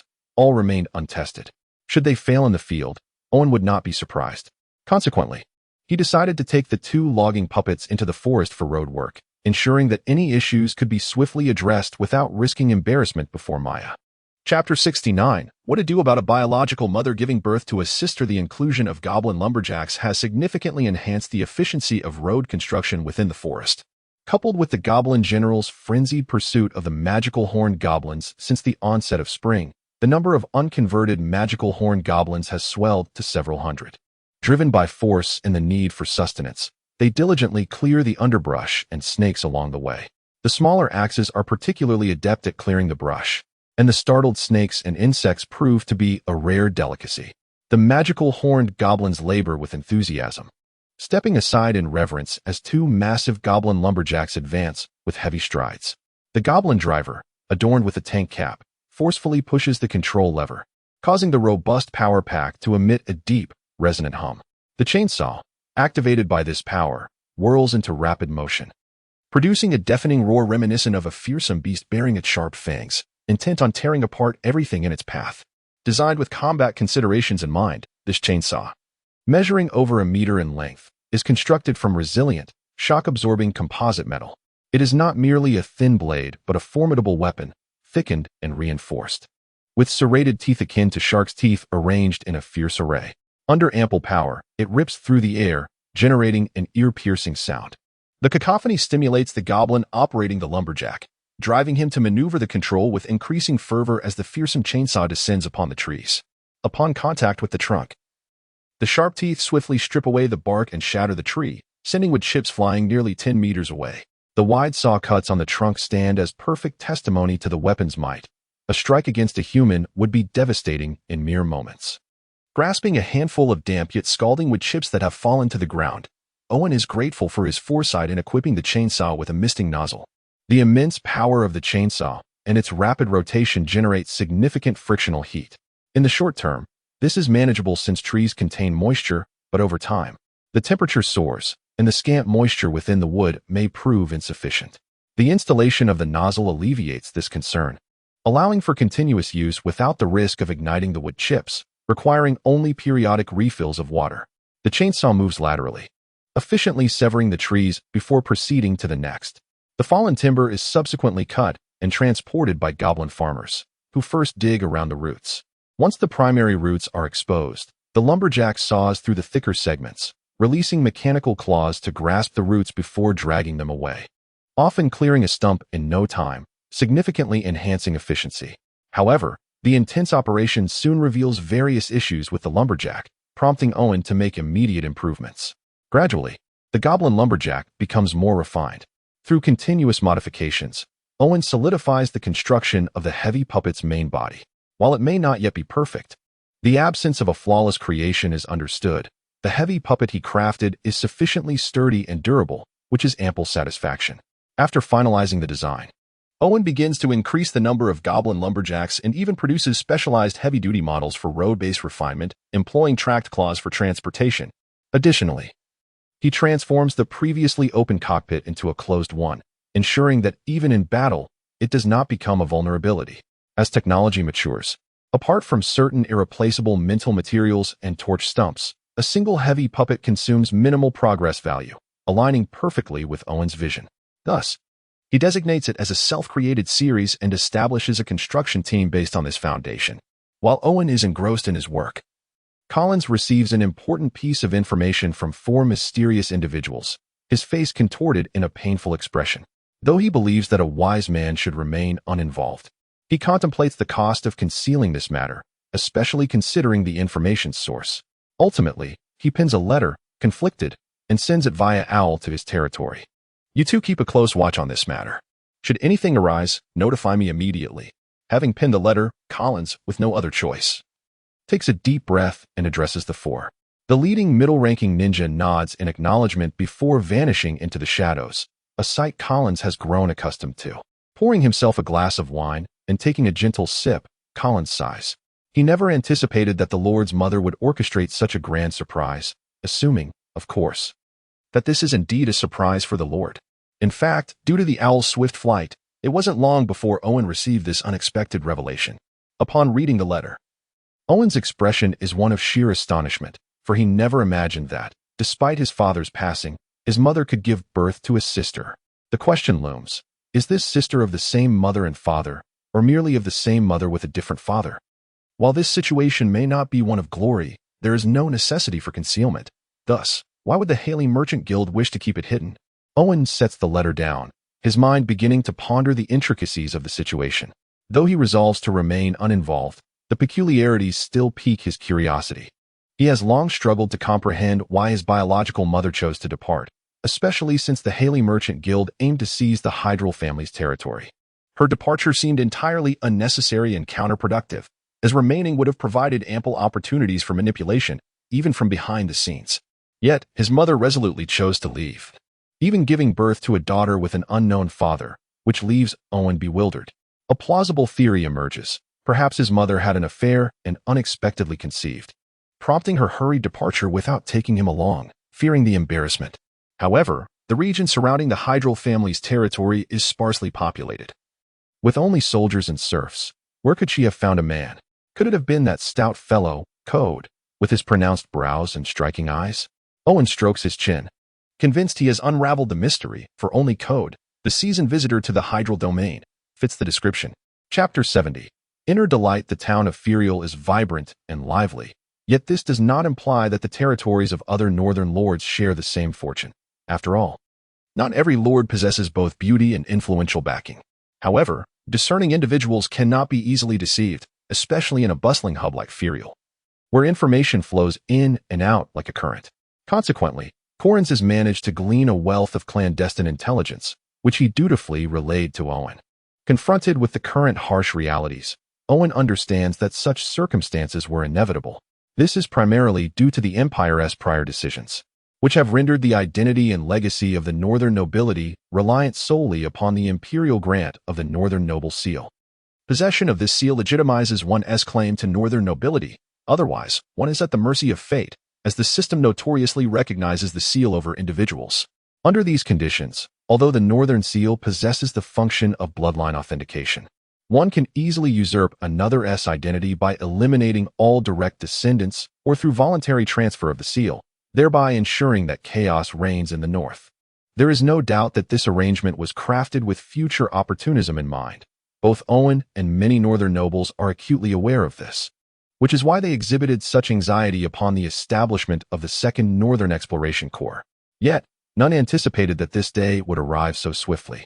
The proverbial fruit had not even ripened, nor had the tree matured, yet the urgency to act has left even the seemingly invincible Owen in a precarious position, let alone the other northern nobles. In truth, if given ample time, Owen could potentially establish a nation in the north, leveraging his unique advantages. Under such circumstances, unless the Empire initiated a founding war, he would be free from concern, yet he lacks the luxury of time. He has constructed 4 heavy automatons of each type, lumberjacks to clear the path, foundation machines to lay the groundwork, and transporters to ferry materials. Coupled with hundreds of goblin laborers and 300 goblin farmers, the speed of construction has significantly accelerated. Construction sites are no place for idle hands. Even as he directs operations, Owen finds himself sun-kissed and physically strained. His office, as the Lord's domain, is the epitome of opulence, adorned with exquisite decor and equipped with lavish amenities, including an ivory bathtub with golden trimmings and a golden showerhead. After indulging in a refreshing bath and donning fresh attire, he finally settled into a state of ease. Just as he found comfort, Maya, who knows him intimately, entered bearing coffee and tea. After presenting the coffee to Owen, she gracefully approached him from behind, using her delicate yet firm fingers to relieve the tension in his shoulders, accompanied by a stream of flattering words that provided him with both physical and spiritual solace, truly a testament to her exceptional service. Maya has been closely monitoring the heavy automatons created by Owen, swiftly assessing their potential impact on the development of their territory. The results have greatly pleased her. With the automatons in place, her previous plans can be executed in significantly reduced time frames, allowing the previously reserved materials to be utilized freely. Under her command, the castle's partially collapsed walls have been nearly cleared, soil is being used to fill the town's low-lying areas, and stone bricks are being repurposed for vital structures. The territory, once stagnant due to material shortages, is now making strides forward. Were it not for the lack of a commercial foundation and incoming population, Maya is confident that within 3 years, the territory could rival Ferial, and within a decade, evolve into a moderately sized city, possibly even founding a nation within her lifetime. Unbeknownst to Maya, while she harbors grand ambitions, Owen is simply enjoying her massage and compliments, wearing a modest smile that belies his inner satisfaction. However, His expression falters when he notices the documents she has laid before him. This is not merely a narrative to be read and forgotten. Each piece of data must be etched in his memory, for this is his territory. Even if he does not require intricate details, he must grasp the overarching picture to effectively develop his domain. Thus, although his current busy life is not his desire, he longs to be a carefree individual. Especially when surrounded by abundance and beauty, he is acutely aware that he cannot afford such indulgence. Despite the formidable nature of his advantages, he must actively utilize them. Should his territory fall and he find himself captured, what good would his powers be? Therefore, even as impatience creeps in, he diligently reviews the documents. The silver lining is that the territory's situation is quite favorable. With the heavy automatons, the progress of various projects is entirely contingent upon the number he can produce. Additionally, the number of farmers has now surpassed that of serfs, reaching an unprecedented 800. Although this number may seem modest, these system farmers are versatile, competent in agriculture and construction alike, making them an invaluable asset in any endeavor. Considering the number of laborers typically employed in constructing a small community, the significance of 800 farmers is evident. The recovery rate of progress values is inversely proportional to their quantity. Thus, Owen rarely exchanges for items exceeding 10 progress values. Recognizing this rare opportunity, he intends to wait until he accumulates 30 before redeeming something of considerable worth. The conversion of serfs is not an immediate concern, as the road-building project in the Demonhorn Forest has gained momentum and military enhancements are progressing. Presently, it is a rare period of respite, allowing Owen to accumulate his progress values, although he remains undecided on what to redeem. Ultimately, he is determined not to squander this opportunity, for he may not find such patience again in the future. Chapter 71. Awakening of the Bloodline. Occasionally, one must reward Maya, ensuring that fairness prevails, for he is a man of remarkable selflessness. On this particular day, Owen was engrossed in spell practice with Dell, when suddenly, an eerie wave emanated from the direction of the Demonhorn Tree Forest. Although Owen possessed considerable mental and magical strength, he could only sense a peculiar disturbance, far less pronounced than the reactions of the two with extraordinary bloodlines. At the town center, while attending to official duties, Maya suddenly let out a muffled groan, instinctively covering her face with her hands, her body trembling as if she were enduring some unseen torment. Owen fared worse. Ensnared by an inflation spell, he found himself in a state of distress, beads of sweat forming on his brow. A feathered quill slipped from Maya's fingers onto the paper before her. The ink seeping from the quill instantly marred the elegant calligraphy on the sheet. Yet, Maya was oblivious to this. Her hands were pressed firmly against her face, allowing her only to glimpse through her fingers at her tightly shut eyes, contorted in pain. In stark contrast to Maya's agonized expression, her wine-red hair writhed around her like a serpent, animated as if imbued with life, creating a bizarre tableau. Ultimately, Maya broke free from her silent struggle, akin to a drowning person gasping for air, and released her hands, inhaling sharply. Before her, the paper gradually faded to a ghostly white under her strange gaze. In disbelief, she reached out to touch it, and the delicate sheet disintegrated into thin fragments of stone. Is this the eye of petrification? Maya recalled how Owen had altered her bloodline, freeing her from the clutches of rapid aging, granting her youth and longevity. However, the presence of the T-virus had acted as a buffer during the bloodline fusion, resulting in a gentle transformation without significant change. Yet, under an unknown external stimulus, her bloodline erupted, awakening the eye of petrification, leading to an uncontrollable overflow of power. If the previous petrification rays were mere magic, then the eye of petrification was a gift, far more potent and hazardous, capable of causing unintended harm. Thus, Maya had to shut her eyes and learn to control this newly awakened instinct.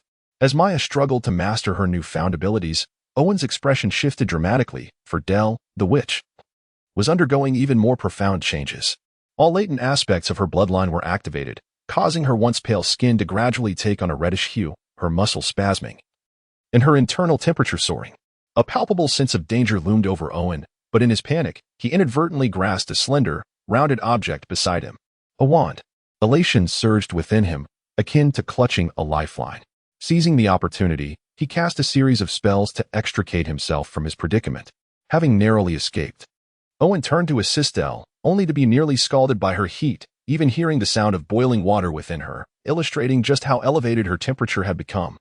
Nevertheless, he steadied himself, Realizing that Dell was not in mortal danger, her transformation was merely due to her activated bloodline. The dominant bloodline was that of a sorceress, while the latent one belonged to a witch. However, such transformations were not immutable, albeit challenging, particularly for witches.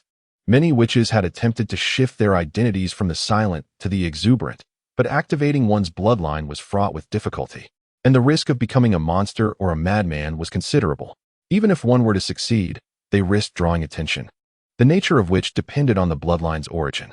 Human bloodlines were quite ordinary. While they exhibited high compatibility, they possessed no inherent magical power. Even mages harnessed their mental strength to wield magic, thus anyone capable of awakening magical abilities possessed a part that was non-human. These non-human entities disseminated their bloodlines and powers intentionally, using their descendants as bait, with each offspring and wielder serving as a coordinate for them to extend their influence, ultimately seeking to breach the material realm. Hence, the latent bloodline of witches acted as a form of self-protection. As Owen observed Dell sprouting horns, bat wings, and a heart-shaped tail, he discerned that her bloodline was demonic and likely that of a succubus. His countenance darkened. Succubi, while deemed allies of sorcerers, could not escape their demonic essence. Owen, unable to contend with even a baseline Dell, stood little chance against a more formidable, succubus-enhanced version. Thus, he had to prevent Dell's consciousness from being consumed by the succubus, lest she transform into an insatiable witch. Drawing forth his wand, he cast a spell to levitate Dell, hastily making his way toward the underground chamber. After placing Dell into the synthesis furnace, he hesitated as he glanced at the magical armor set he had recently instructed the slime maid to procure. The solution to Dell's predicament seemed straightforward, after all. Succubi were not particularly powerful demons, and the lineage was distantly removed. A seasoned mage or sorcerer could easily subdue her and transform her into a self-sustaining weapon. However, Owen did not fall into this category. He was neither a mage nor a sorcerer, merely a novice in magical arts. Thus, his only recourse was to employ the system's power to suppress Dell's own bloodline. In theory, if the system's strength surpassed that of the succubus, he would gain control, neutralizing the crisis.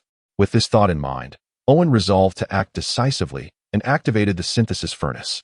This synthesis was not intended to merge Dell with the equipment into a puppet monster, but rather to bind them, allowing Dell to directly utilize the power of the magical armor set to suppress her succubus bloodline and the revived succubus will, though Owen held no certainty of success. Upon the activation of the synthesis furnace, the figure that emerged caused consternation in Owen.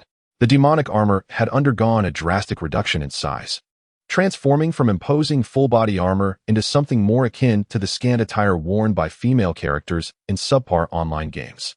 While the limbs were fully encased, the torso was barely covered, leaving Owen uncertain whether to inquire about the situation or simply continue observing. Regardless, Owen's approach had yielded results, despite her pupils turning yellow. The emergence of lamb horns, diminutive bat wings, and a slender tail culminating in a heart shape, Doll had retained her sanity. However, her previously gentle demeanor had been replaced by a palpable avarice and longing for him. In essence, she desired him. This was unsurprising, as Doll's succubus lineage had not vanished but had been suppressed and eroded by the power within the demonic armor, compelling her to pledge allegiance to Owen. Yet, demons are not easily subdued. While unable to inflict direct harm, they possess numerous indirect methods. Succubi, in particular, excel at this. While Doll's current appearance was undeniably alluring, Owen was mindful of his own frail physique. He had been unable to manage the original version, let alone a strengthened abyssal variant. He resolved to proceed cautiously, lest he meet an ignominious demise as a transmigrator. Master is capable, Doll purred, grasping her playful tail and twirling it around her middle finger. She then pinched the tip of the heart-shaped tail, emitting a soft hum, and spoke with a honeyed tone that nearly caused Owen's heart to falter. Ultimately, Owen succumbed to temptation, yet he emerged unscathed, much to his relief. Demons, even in their diluted form, are clearly beyond human endurance. As Owen sat wearily on a chair in the hall, awaiting Doll's restorative concoction, Maya arrived. Her crimson hair floated ethereally, and her eyes possessed a mesmerizing quality, indicating that she, too, had been affected and empowered. Why, then, had they both grown stronger while he felt so enervated? Was this a deliberate affront? Despite his indignation, Owen recognized the urgency of identifying the source of the anomaly and assessing its impact on the territory. Without addressing the root cause, the troubles would persist indefinitely. Though weakened, Owen remained clear-headed and understood the priorities. Predictably, the issue stemmed from the ruins. Soon after, a goblin messenger arrived with news from the goblin general. The ruins were indeed the source of the problem.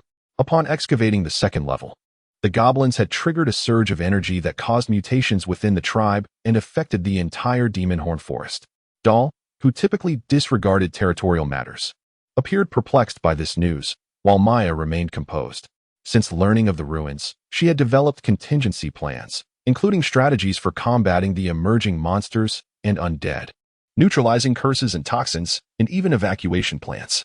Fortunately, the situation was not catastrophic. Aside from minor mutations in a few livestock, the territory remained largely unaffected. Moreover, the mutations were beneficial, resulting in larger, stronger livestock ideal for breeding and improving the territory's stock. However, moderation is key. The demon horn forest had become a disaster zone due to its proximity to the anomaly's source. Numerous plants and animals had undergone mutations, some beneficial and others detrimental. Regardless, the mutations consumed energy, driving all creatures to frantically seek sustenance in the absence of external feeding. Herbivores posed little threat, merely gnawing on bark. Carnivores and demon horn goblins, however, were problematic. The goblin tribe's proximity to the ruins had caused the surrounding demon horn trees to animate. Fortunately, the super farm was impervious. Unless the trees could uproot themselves, they would be drained of their life force and reduced to fuel. While the goblin tribe could endure for now, Owen could not afford to wait. The demon horn forest was essential to the territory's growth, providing timber, fuel, and food. Furthermore, the mysterious ruins held too much potential to risk losing control. Owen immediately mobilized his forces, preparing to venture into the demon horn forest. Unbeknownst to Owen, he had underestimated the extent of the anomaly. Both Dahl and Maya, lacking true mastery of magic, had overlooked the range of the disruptive energy. While a month's journey may seem vast to humans, it is but a moment for certain energies. The open terrain of the north facilitated the rapid and widespread dissemination of the energy, reaching even the borders of the empire. While the source of the energy remained unclear, it had drawn attention to the north, leaving Owen with limited time. As Owen prepared to address the threat within the ruins, unforeseen troubles awaited him.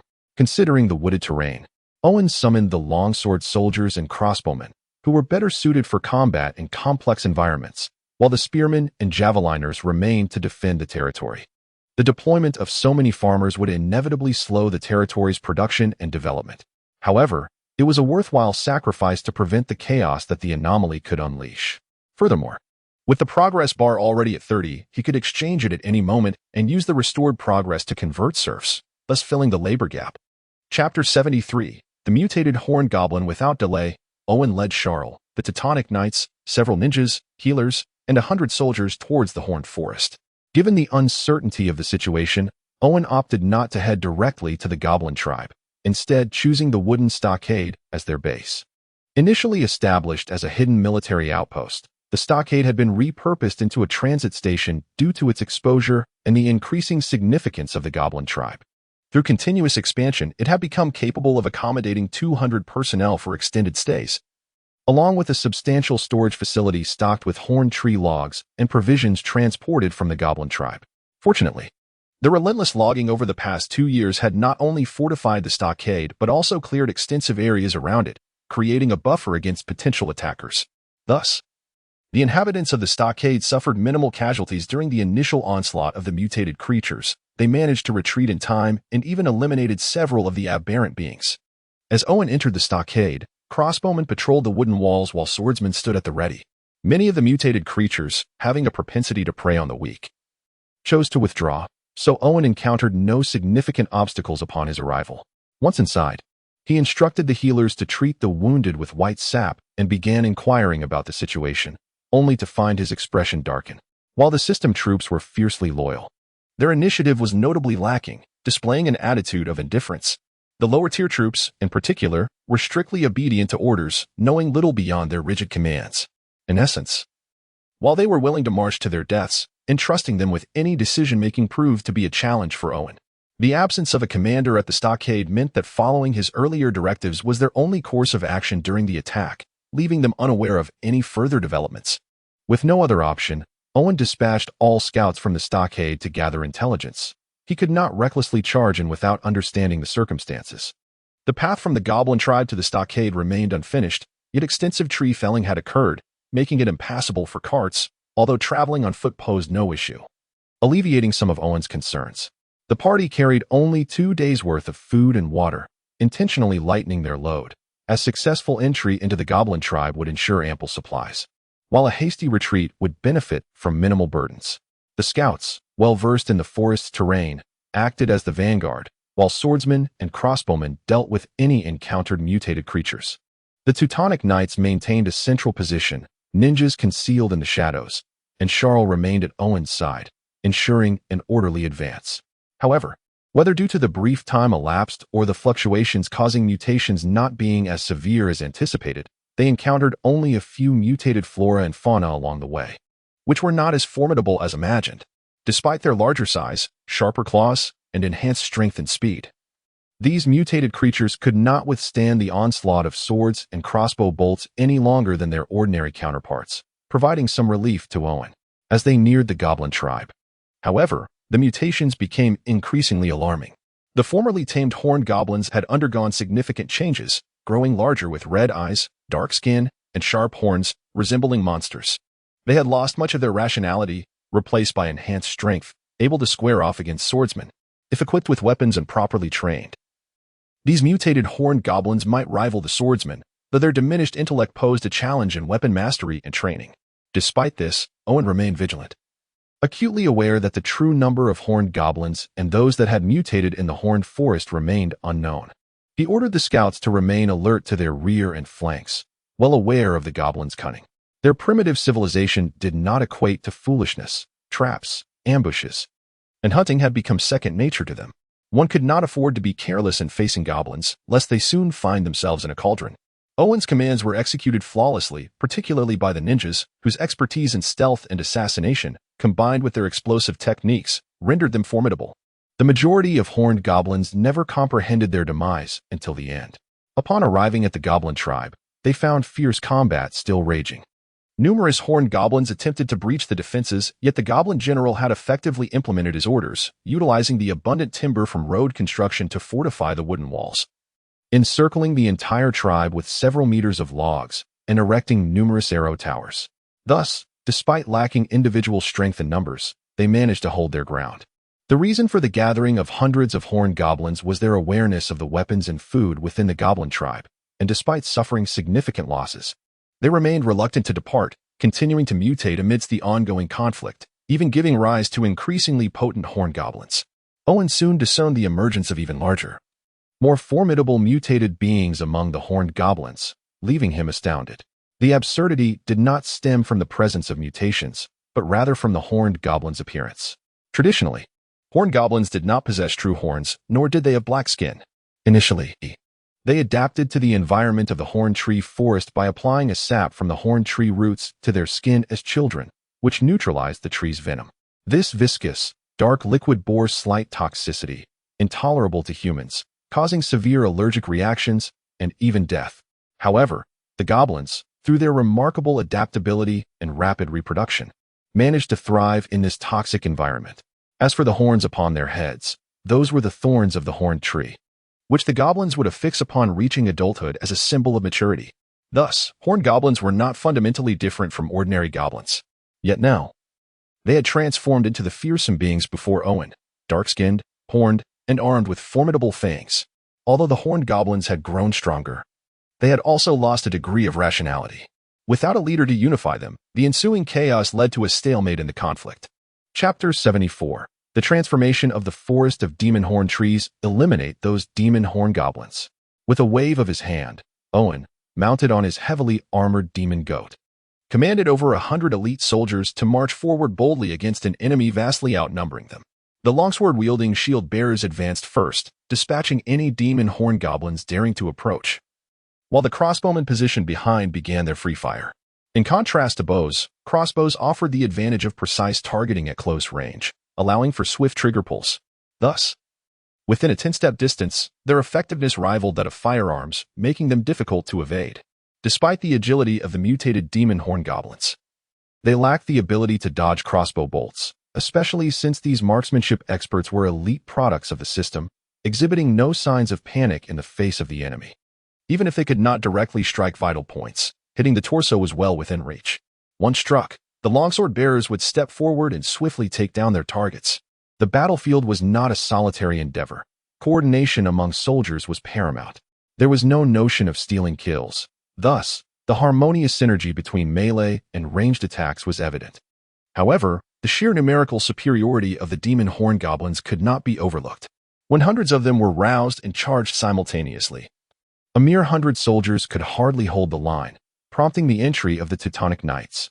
As the Teutonic Knights swung their heavy swords like grim reapers upon the battlefield, nothing could withstand their relentless assault, nor could any force breach their defenses. In that moment, the Teutonic Knights dominated the fray. Faced with these seemingly invincible warriors, the demon horn goblins faltered. Their wooden clubs and stones were mere echoes against the foes clad in full plate armor. Their bodies were powerless against the heavy swords, and those at the forefront were reduced to mere fragments strewn across the ground. The surviving goblins, stained only with a bit of blood on their armor, showed no signs of faltering in their swordplay. The remaining demon horn goblins were fully aware that if they did not flee, they would soon be reduced to mere piles of flesh. Thus, no true leader emerged among the demon horn goblins, and their inevitable rout ensued. The Teutonic Knights, invincible and fierce, resembled a fan dropped into a henhouse, yet their slow pace hampered their ability to pursue the enemy. The longsword bearers, however, were not encumbered by such limitations, moving with the grace of the wind, their favorite maneuver being the forward slash. They soon became the primary pursuers, although before long, the goblin general leading the demon goat cavalry took on the role of the main pursuer. Each demon goat cavalryman was a goblin crafted by the system, clad in light armor and wielding a short-barreled spiked club. With the momentum of their demon goats, they could easily shatter the bones of their foes. In the wake of the soldiers' efficient clearing, only a handful of the demon horn goblins managed to escape. Alas, such a glorious victory did not elevate the system's progress value, leaving Owen somewhat disappointed. After a vigorous pursuit, the goblin general, covered in blood, shamefully knelt before the demon lord. Owen, ignoring the kneeling goblin general, rode his armored demon goat, flanked by the silent Teutonic Knights, into the goblin tribe. Upon entering the goblin tribe, Owen realized that the mutations were not limited to the demon horn goblins. The system-transformed goblins had also undergone changes, albeit in an entirely opposite direction. While the demon horn goblins sacrificed portions of their sanity for strength, the transformed goblins had gained greater wisdom. The goblins within the tribe now bore softer features. Even their hooked noses had shrunk and softened. Their eyes became larger, their mouths smaller, and their once hunched postures had straightened, resembling a civilization that had evolved over millennia. Despite these significant changes, the system's reliability was unquestionable. Owen need not worry about the goblin tribe slipping from his control. Furthermore, he was pleasantly surprised to discover that the mutated goblins were now eligible to become commoners. The state of the goblin tribe appeared quite satisfactory, prompting Owen to leave a healer behind before addressing the goblin general. "Take me to the ruins." "As you command, my lord." The bloodied goblin general, upon hearing the tone of the demon lord, understood that he had not incurred any wrath. However, the need for the demon lord's rescue felt rather humiliating. Thus he bravely led the way. Due to the super farmland, the nearby demon horn trees, although showing signs of activation, appeared half alive. A simple restart of the super farmland would soon transform these activated trees into fuel, so Owen merely glanced upward without further concern. The super farmland's main thoroughfare was the first to be repaired, paved with smooth stone slabs, allowing the group to progress swiftly. Owen could already see the deeply excavated ruins ahead. The goblin farmers worked efficiently, digging a large pit from the soil above the ruins and then excavating along the pit to construct spiral walkways. Although this path was longer, it was easier to navigate, and they had erected wooden scaffolding akin to a hoist to transport stones directly from the pit's bottom. It was no wonder their work efficiency was so high. Thanks to the goblins' industriousness, they unexpectedly breached the second layer of the ruins, inadvertently triggering the mutation. Now, the ruins were occupied by a host of mutated creatures. Originally the black resin worms, hard-shelled mice, and thorn spiders of the demon horn tree forest. Black resin worms were resilient insects, approximately a foot long in adulthood, feeding on the sap of the demon horn tree roots, rendering them toxic. Their internal mucus, when ignited, produced extremely high temperatures. However, their larvae, only an inch long, were plump and delicious, though difficult to catch as they resided deep within the roots. The hard-shelled mice excelled at burrowing and fed on the larvae of black resin worms. Their tough fur allowed them to withstand the thorns of the demon horn trees, making them one of the few creatures able to survive in the forest. Thorn spiders, the size of frying pans, were agile predators, consuming any creature that dared to intrude into the demon horn forest, primarily preying on hard-shelled mice and goblins. Now, these creatures had mutated and instinctively gathered within the ruins, becoming the targets Owen needed to eliminate. What peculiar traits did these mutated monsters possess? Owen refrained from rashly entering the ruins, as he was uncertain of the current situation inside. Instead, he sought information from the Goblin General, hoping for some useful intelligence. Otherwise, he would have to consider appointing a more competent Goblin General to replace him. During the nascent stages of the mutations, the Goblin tribe was spared an invasion. Owing to the relatively weak nature of the burgeoning monsters and their inherent reluctance to stray far from the ancient ruins, despite launching 2 unsuccessful counteroffensives against the ruins, which resulted in considerable losses, and the abrupt treachery of the mutated magic horn goblins, the Goblin General managed to glean some understanding of the situation within the ruins. The once benign black slime worms have now grown to the size of a thigh, capable of inflating themselves with air like pufferfish. By connecting head to tail and manipulating the viscous fluid within their bodies, they can roll like wheels, accelerating to ever-increasing speeds and launching attacks in the form of high-speed collisions. However, even at their most formidable, these worms are essentially oversized, inflatable tires, and their impact alone is unlikely to prove fatal. Paradoxically, the Goblin General considers the black slime worms to be the most significant threat within the ruins. Should their resilient outer skin be breached, the highly pressurized viscous fluid within would instantly vaporize and ignite in a violent explosion. If the sap of the magic horn tree is akin to crude oil, then the black slime worm's bodily fluid, derived from the tree's roots, is a refined and concentrated fuel, resulting in a vaporization and subsequent explosion of immense power, comparable to a small-scale thermobaric weapon. The Goblin General, through an abundance of caution, had sent goblin soldiers ahead to scout, a decision that likely saved him from being plastered against the walls. In contrast, while the changes in the hard-skinned rats and thorny spiders are substantial, they are not as lethal as those of the black slime worms. The hard-skinned rats now walk upright, communicate, use tools, and gather in large numbers, making them a formidable nuisance. The thorny spiders have grown to colossal sizes, their spines are razor-sharp, and their carapaces are incredibly robust. Their charges are virtually unstoppable without the use of heavy-duty golems, but they are relatively few in number and tend to act alone. The Goblin General shared his intelligence with Owen, causing the latter's brow to furrow in concern and prompting a change in his original plans. A direct assault would be foolhardy. The black slime worms alone would present an insurmountable obstacle, as a single self-detonation could decimate a significant portion of his forces. The Goblin General had long ago prepared a palace for the demon lord within the tribe, a vast tree hollow formed by the intricate root system and the hollowed-out trunk, creating an interior space capable of accommodating dozens of individuals.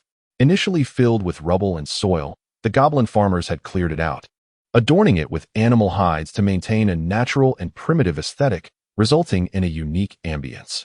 This was specifically designed by the Goblin General according to the demon lord's preferences. Traditionally, he would have decorated it with skulls and phosphorescent flames, and filled iron cages with sacrificial offerings, hanging them on the walls to greet the demon lord's arrival with the blood, wails, and souls of the sacrifices. However, the Goblin General did not believe that the demon lord he now served would appreciate such displays, and thus adapted his approach, understanding that the demon lord's desires were paramount. While the tree hollow was intriguing, Owen did not dwell on the matter of accommodation. Surrounded by Teutonic knights, concealed ninjas, and his personal guard, Shar, his safety was well assured. Owen could now focus on deciding how to utilize his 30 progression points, as his upcoming plans would require a significant investment of these points, leaving no room for further procrastination. Owen's hesitation stemmed from the overwhelming number of enticing options available to him, making it difficult to make a decision. With a final act of determination, Owen reluctantly settled on his target, the seemingly unremarkable Holy Relic.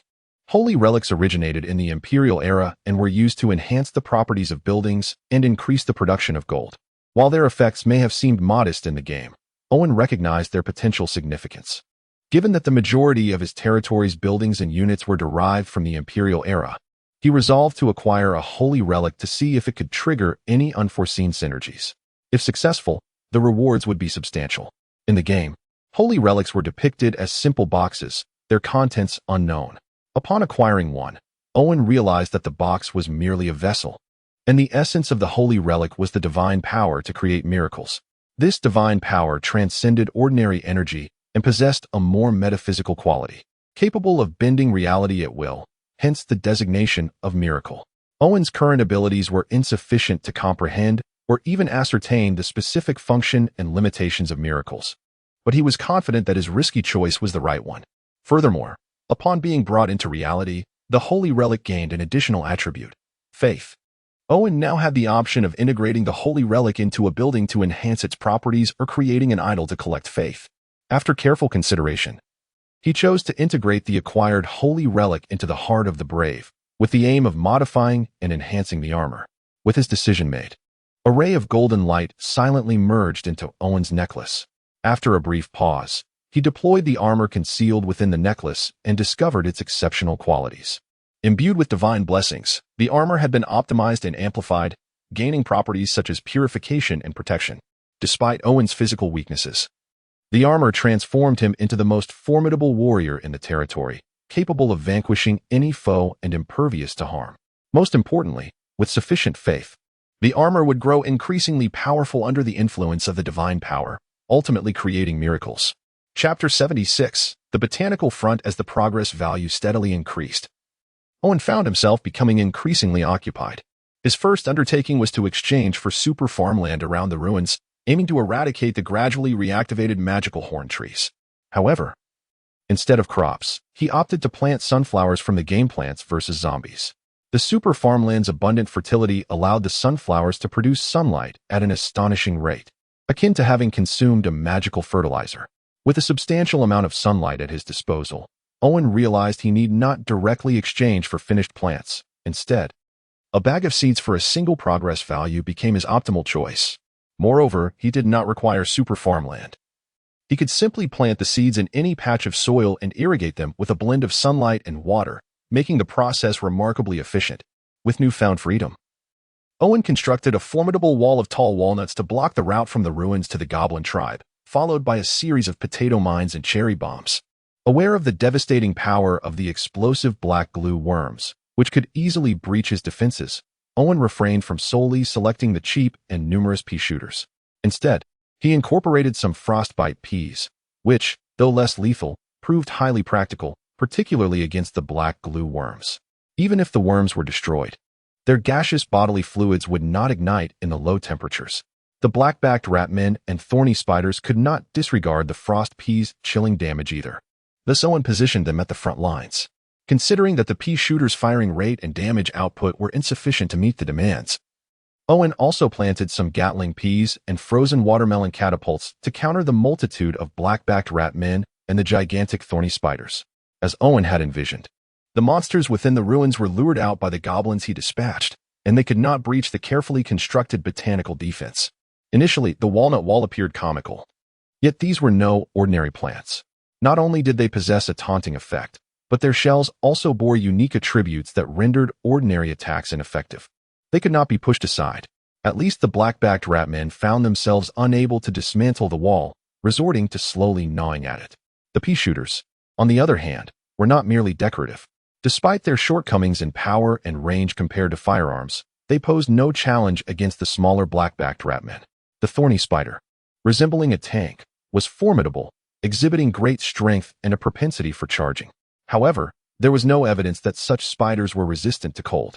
Struck by the frost peas, their speed diminished progressively, ultimately leading to their destruction at the hands of the frozen watermelon catapults that Owen had strategically deployed. It must be said that the plants in Plants vs. Zombies, once the issues of growth and cost were resolved, truly had nothing to fear in trench warfare, at least during the era of cold weaponry. Unless faced with an overwhelming force, they could hardly be worn down. Regrettably, cultivating plants was no simple task. Unless he disregarded environmental destruction to hasten growth, he could only wait patiently for the plants to mature naturally. At present, taking advantage of the situation with the activated magical horn trees, Owen cultivated a significant number of plants, establishing a botanical front. Yet, if he could not address the monsters within the ruins, even the most robust plant line would prove futile, as a defense could not advance and would merely await the enemy's approach. Thus, Owen began to refine his puppets once more, intending to reclaim the ruins. The success of the heavy puppet opened a new door for Owen, since mastering a humanoid puppet with human-like precision was not feasible in the short term. Why not pivot to the study of large, clumsy mechanical puppets? As long as the power was sufficient and they did not malfunction, success was inevitable. Upon realizing this, Owen discovered numerous avenues for inspiration.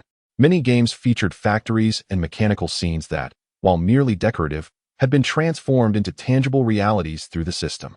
Puppet masters, relying on exquisite visuals, often had elaborate backgrounds and complex puppet systems, and other games were no exception. Although the cost of modern products was exorbitant, knowledge was nearly invaluable. Aside from a few esoteric fields, most knowledge was virtually cost-free once detached from the paper that served as its medium. Previously, Owen had drawn from the mechanical arms of automated production lines, designs from engineering machinery, and blueprints of robots created by Dr. Zombie from Plants vs. Zombies, coupled with corrections made by the synthesis furnace and assembly construction to complete his first heavy puppet. Having succeeded once, Owen felt an excitement akin to finding a secret, overflowing with inspiration, eager to explore myriad variations. This time, he designed a unique yet remarkably simple mechanical puppet.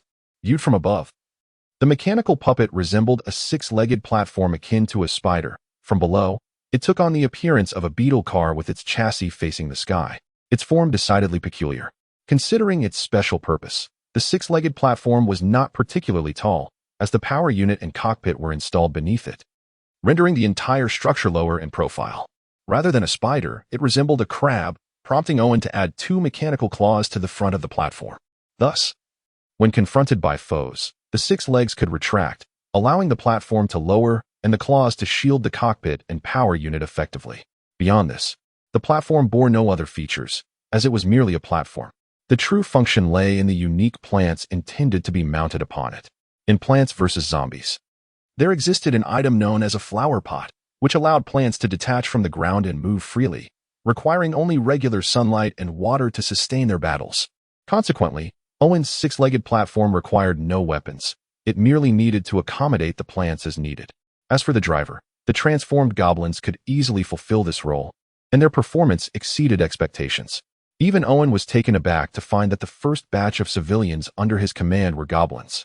However, it must be noted that the mutated goblins proved to be remarkably intelligent, quick-witted, and eager to learn, mastering the operation of puppets with surprising speed. This trait piqued Owen's interest, prompting him to intensify his training efforts for the goblins. At that moment, Dale unexpectedly brought him delightful news. While exchanging for plants, Owen casually redeemed the incomprehensible cultivation and transformation notes of Crazy Dave, handing them to Dale. To his astonishment, she was greatly inspired, cultivating plant variants that left him in awe. Owen instructed a goblin soldier to carry a peculiar object, a wooden barrel the size of a flower pot, connected to thick, resilient roots on one end and the head of a pea shooter on the other. The overall design resembled a flamethrower, except that it emitted not flames, but hard, iron-like peas, capable of causing fatal harm. In other words, it was akin to a plant-based barrage. Chapter 77, Goblin Mechanized Armor Division, Pea Assault Troopers. Owen's eyes were truly opened. He never imagined that Dahl's transfiguration and herbalism, when applied to the special plants from Plants vs. Zombies, could yield such miraculous transformations. Not to mention, she had cultivated portable cherry bomb grenades and potato mine landmines, bizarre plants akin to explosive buns. The image of goblin soldiers carrying flower pots, wielding peas, adorned with cherries, and packing potatoes evoked a strong urge to ridicule. However, it was undeniable that Dahl's mutant plants had propelled the goblin soldiers into an era of firearm-level equipment ahead of schedule. Moreover, their resupply only required sunlight and water, a simpler alternative to complex ammunition. Replacing the pea shooters with snow peas or Gatling peas posed no significant challenge. This would free up ample space on the six-legged platforms to accommodate specialized plants such as walnuts, cacti, and cob cannons. Consequently, the Goblin Assault Troopers could form a formidable mechanized armor division. Now, let's see what you're made of, Owen remarked with a peculiar expression as he surveyed the 150 Goblin Assault Troopers donning coconut shell helmets and the 10 six-legged platforms before him. The two six-legged platforms carrying walnuts were the first to venture into the ruins. As expected, they were met with a barrage of clattering sounds as blackback ratmen hurled stones at the platforms. However, the ratmen seemed bewitched, focusing their attacks solely on the walnuts, leaving the six-legged platforms unscathed. This was precisely the unique effect of the walnuts, to attract aggro. Initially, the goblins piloting the six-legged platforms were somewhat flustered, but they quickly regained their composure. Firstly, the attacks were not directed at them, and secondly, they realized that the forward-mounted cockpit was not as fragile as they had imagined. Although the space was cramped, requiring them to crouch inside, the outer shell was made of 6mm thick steel plates, with an internal cushioning layer woven from vines. Even a direct hit from a large axe or heavy hammer would be difficult to breach in one strike. Not to mention the mechanical pincers capable of squeezing out even human excrement. Having regained their composure, the goblins operating the six-legged platforms slowly advanced as instructed by Owen, drawing the attention of the blackback ratmen.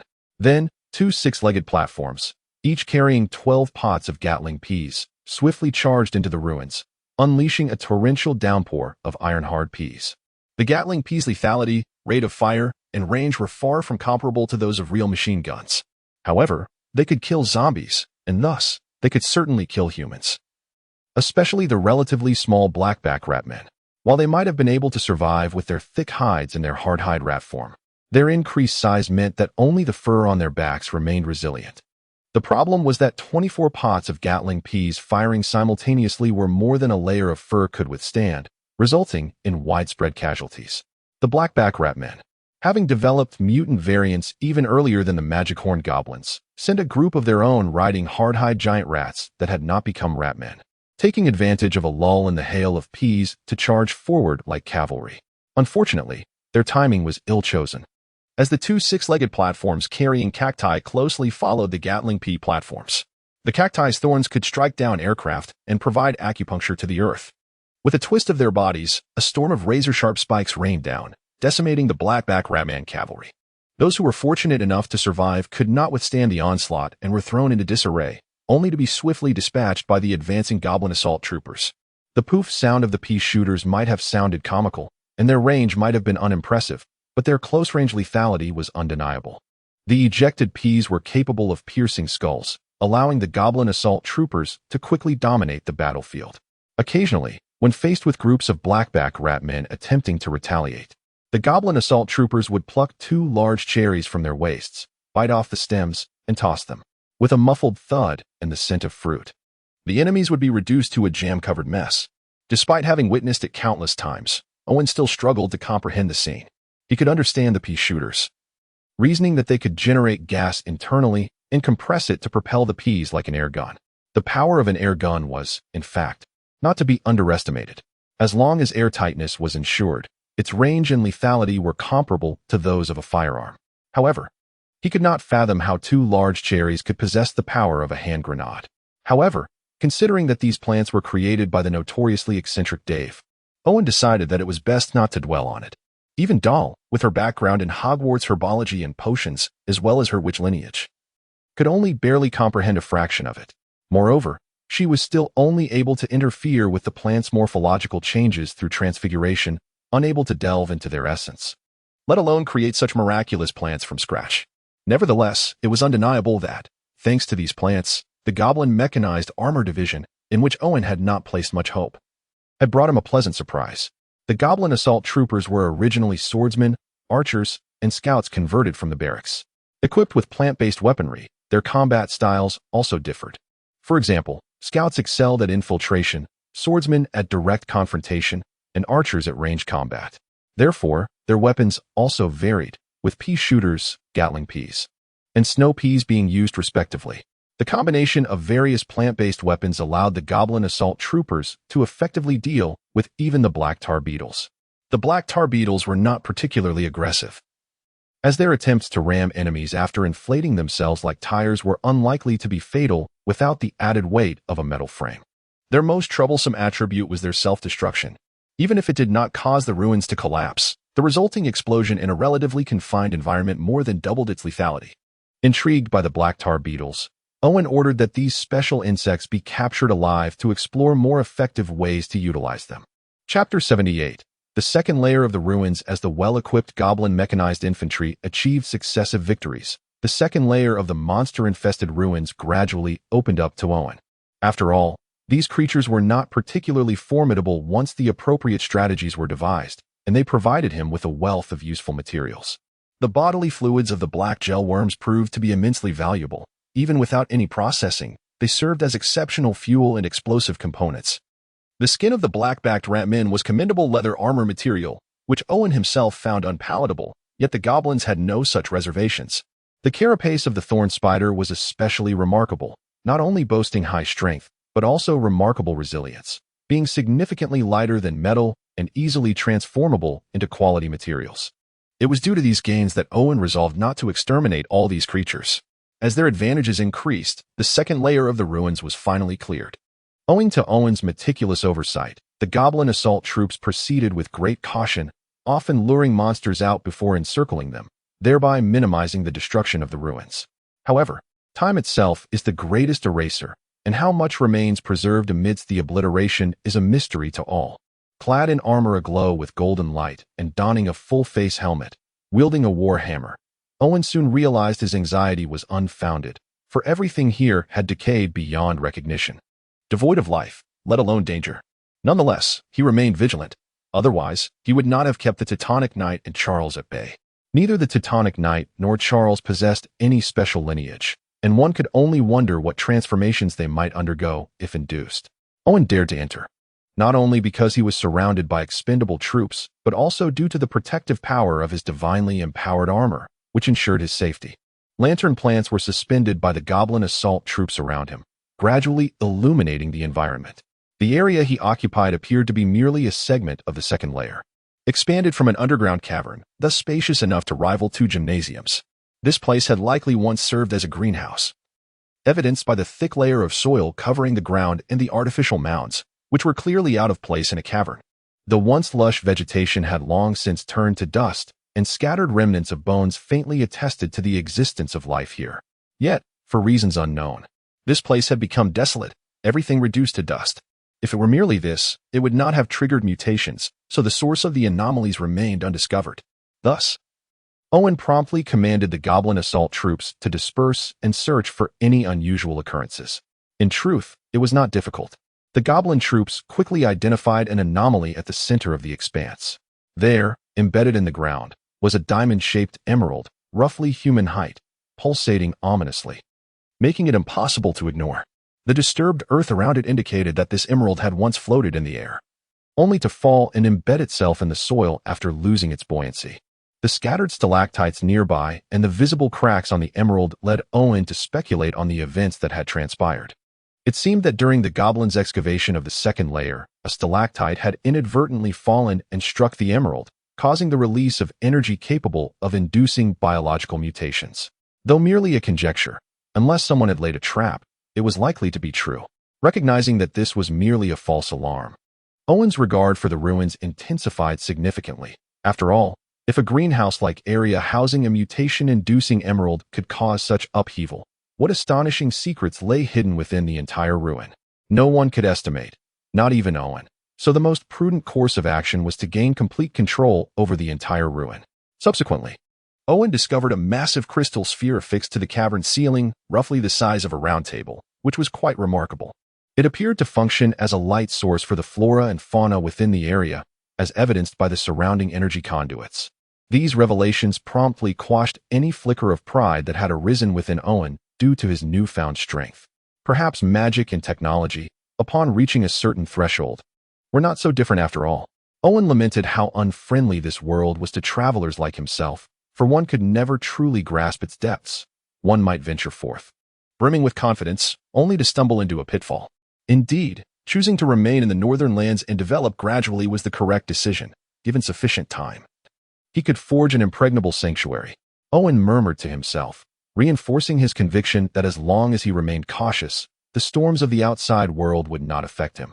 Time had erased too much here, yet what remained was still imbued with significant value. Thus, Owen instructed the goblins to carefully search for and disassemble anything of worth, while he intended to take the emerald that had caused the mutations. After acquiring a heavy lead box resembling a coffin, Owen instructed the goblins to manipulate a puppet to place the emerald inside.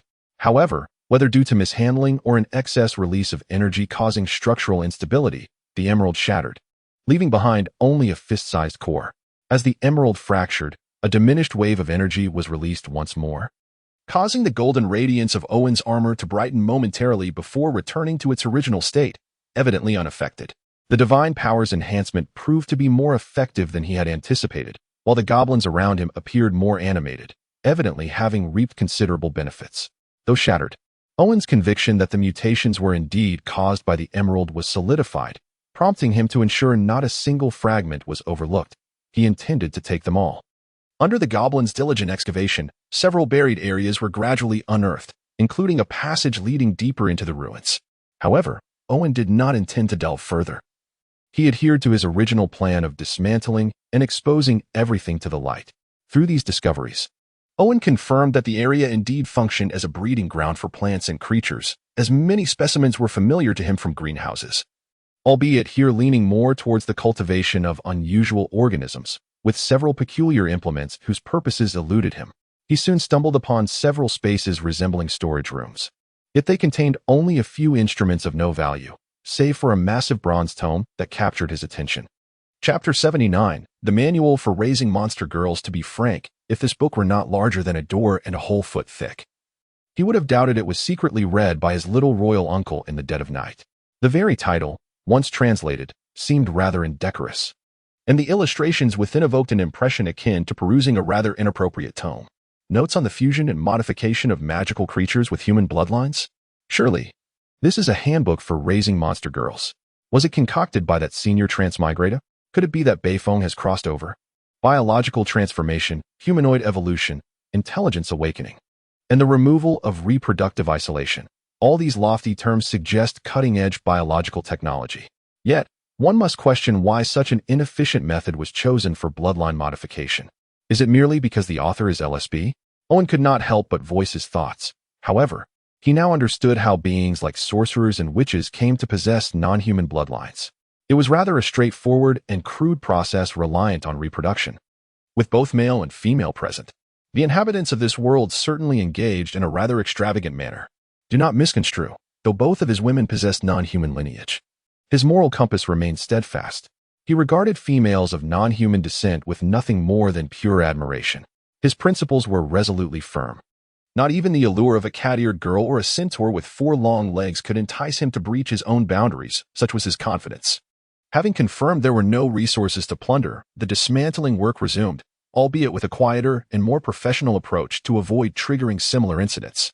However, this would inevitably slow progress, prompting Owen to consider crafting a batch of engineering mechanical puppets specifically for the goblins to expedite the project. Following this experience, Owen would not idly overlook potential hazards lurking within the ruins. Thus, he decided to take greater control over the goblin tribe. The goblin tribe was officially renamed Greenshade Town, and the accompanying structures posed no issue for the increasingly mechanized goblins, allowing them to maintain construction progress. Moreover, the town's defenses needed bolstering, as threats from hidden dangers within the ruins and the numerous mutated creatures of the Demon Horn Forest loomed over the newly established settlement. In this scenario, Owen not only refrained from deploying the goblin mechanized armor troops, but also sought ways to enhance their capabilities. Greenshade Town boasted over 800 goblins, with around 300 being the young ones born in the past 2 years. The adult goblin population stood at approximately 500, including 150 goblin shock troops, while the remainder consisted of mechanics and puppet operators designated by Owen. Therefore, they could not merely be regarded as cannon fodder. He resolved to have the goblin general capture mutated demon horn goblins for transformation to fill this gap. Due to excessive mutations, the transformed demon horn goblins lacked the intelligence of the town's goblins and preferred close-quarters combat. Thus, Owen did not insist they wield plant-based weapons, but instead converted them into longsword warriors, making them an indispensable melee force for the town while simultaneously addressing the deficiency. With the presence of fearless demon horn goblin longsword warriors, a portion of the shortcomings was mended, yet it remained insufficient. Given the escalating significance of the locale, Owen opted not to mobilize forces from here. However, this would only be a temporary measure. Although goblins had the drawback of a short lifespan, it also meant they reproduced quickly. With 3 litters a year and the ability to breed by the age of 3, in the absence of food shortages and external threats, their population could swell to astonishing levels within a decade. Even with a current cap of 5,000, Owen dared not allow the goblins to reproduce unchecked. Otherwise, this population limit would certainly be strained within a few years. Once the cap was exceeded, any newborn goblins without slots would lose their ability to be transformed by the system, becoming a liability to the territory. Thus, Owen harbored no concerns regarding a future shortage of goblins. At your command, esteemed master. Galen was a house elf Owen exchanged while in the goblin tribe, primarily because Charles, who had a background as a maid, was no longer suited for daily service, especially when she desired companionship at night. Owen was genuinely taken aback. Though Charles possessed long black hair and an alluring figure, flesh could not contend with stone. Fearing potential injury, Owen promptly exchanged for a house elf, allowing Charles to focus on her duties as a guard. The house elves at Hogwarts resembled beggars, which Owen found intolerable, particularly since providing them with clothing was tantamount to granting them freedom. He used the argument of preserving his dignity as a master to encourage Galen to don a tailcoat and to furnish him with some butlering literature. Upon acquiring these books, the house elf, wholeheartedly devoted to serving his master, felt as if a new realm had opened up. No longer resisting changes in appearance, he vowed to become the ultimate butler, believing it to be the highest honor for a house elf. Thus, Galen willingly donned the tailcoat, comporting himself like a refined gentleman. Owen welcomed this development. Should the outcome prove favorable, he would exchange for additional house elves to assist Galen. After all, these house elves were not only fiercely loyal and adept at household chores, but also made excellent aides. Their innate magical abilities rivaled, if not surpassed, the spells taught at Hogwarts. Had it not been for their defeat years ago, the treatment of both parties might have been reversed. Moreover, this was a crisis Owen had to confront. He understood that concentrating power was the optimal approach. However, until he possessed a sufficiently formidable presence to silence all dissenters, he had to be mindful of repercussions and conceal himself effectively. In simpler terms, he sought to develop and grow within the bounds of what others could comprehend and accept. Otherwise, many would be inclined to pry into his secrets. If the allure were substantial enough, it could provoke the involvement of powerful figures, and Owen could scarcely fathom the repercussions of such an outcome. This was the reason he endeavored to keep everything concealed underground. While overwhelming force might be exhilarating, it often led to being targeted from all sides, resulting in a grim fate. After all, even harnessing extraordinary abilities required the expenditure of progress points. Chapter 80. Outsider, however. Unless absolutely necessary, Owen believed it was preferable to ride. The journey from Green Shade Town to the Wooden Village, and then from the Wooden Village to the castle, would be arduous by carriage.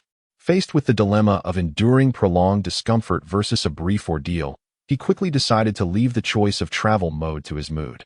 Once Galen became familiar with the castle, Owen instructed the slime maid to prepare a change of clothes before retreating to the bath alone. The castle's bathing area had long since evolved from its humble beginnings of a drainage ditch and a tub into a lavishly adorned grand pool, surrounded by countless golden faucets inlaid with gems, epitomizing opulence.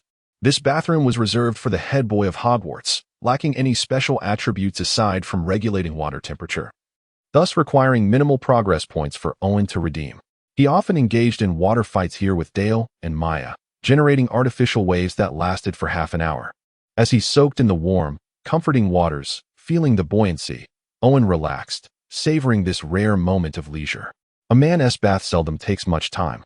Even when indulging in a soak, wrinkled skin signals it is nearly time to emerge. Grabbing a soft, white towel from the heap by the pool, he dried off and reclined on the bed. The slime maid, skillfully tilting her head back, swallowed a cup of pre-prepared olive oil before adeptly climbing onto him, transforming into a gelatinous mass. The essence of the slime maid was that of a malleable gel-like polymer, capable of seamlessly transitioning between solid and liquid states. Through undulation, she provided a massage-like experience, evenly distributing the olive oil she had consumed across Owen's skin, proving both convenient and comforting. Yet, each time he indulged in this experience, Owen's expression would betray a hint of strangeness, as this sensation reminded him of the silicone products he had once purchased out of sheer curiosity during his adolescence. It is worth mentioning that the accompanying oil was notoriously difficult to clean up, easily leading to discovery. How he knew this was a matter best left unspoken. Dressed in loose clothing and feeling invigorated, Owen ventured to the greenhouse to find Dale. As for his intent, well, Ascendant had known that an overflowing vessel must be tended to. Thus, a mature man understands the necessity of managing his resources before they spill over. Upon arriving at the greenhouse, Owen noted changes among the plant guardians at the entrance. Clearly, Dale had drawn significant inspiration from Crazy Dave's notes and possessed the capability to actualize her ideas. With this talent alone, she had transcended her previous identity as a mere flowerpot or canary, as evidenced by the increasing benefits she received. Despite his 2 lifetimes, Owen never overestimated his own abilities. What could be done, and what could not, simply could not. Overreaching only led to chaos, so he refrained from unnecessary actions, delegating tasks to those more adept. With the system at his disposal, he remained the core of all endeavors, requiring no fear of being undermined, merely needing to provide appropriate incentives for these professionals to work on his behalf. Entering the greenhouse, Owen discovered Dale unusually not tending to plants or concocting potions, but rather engrossed in some peculiar endeavor. As he approached, his expression shifted to one of dismay. "Is that the pestle your mother left you?" Owen refrained from inquiring about its unusual appearance, recognizing that a man with a hunched back was often easy to engage in conversation. Thus, he deftly changed the subject, producing a small vial. "Is this the source of the anomaly?" Dale took the vial Owen offered and shook it, her curiosity piqued by the green fragments inside. The vial contained shards of green jade. Owen had stored the majority deep within the dungeon, keeping a small portion for Dale's examination, hoping she could concoct a bloodline potion from it. Dale was deeply intrigued by Owen's intentions, yet her fascination lay primarily with him.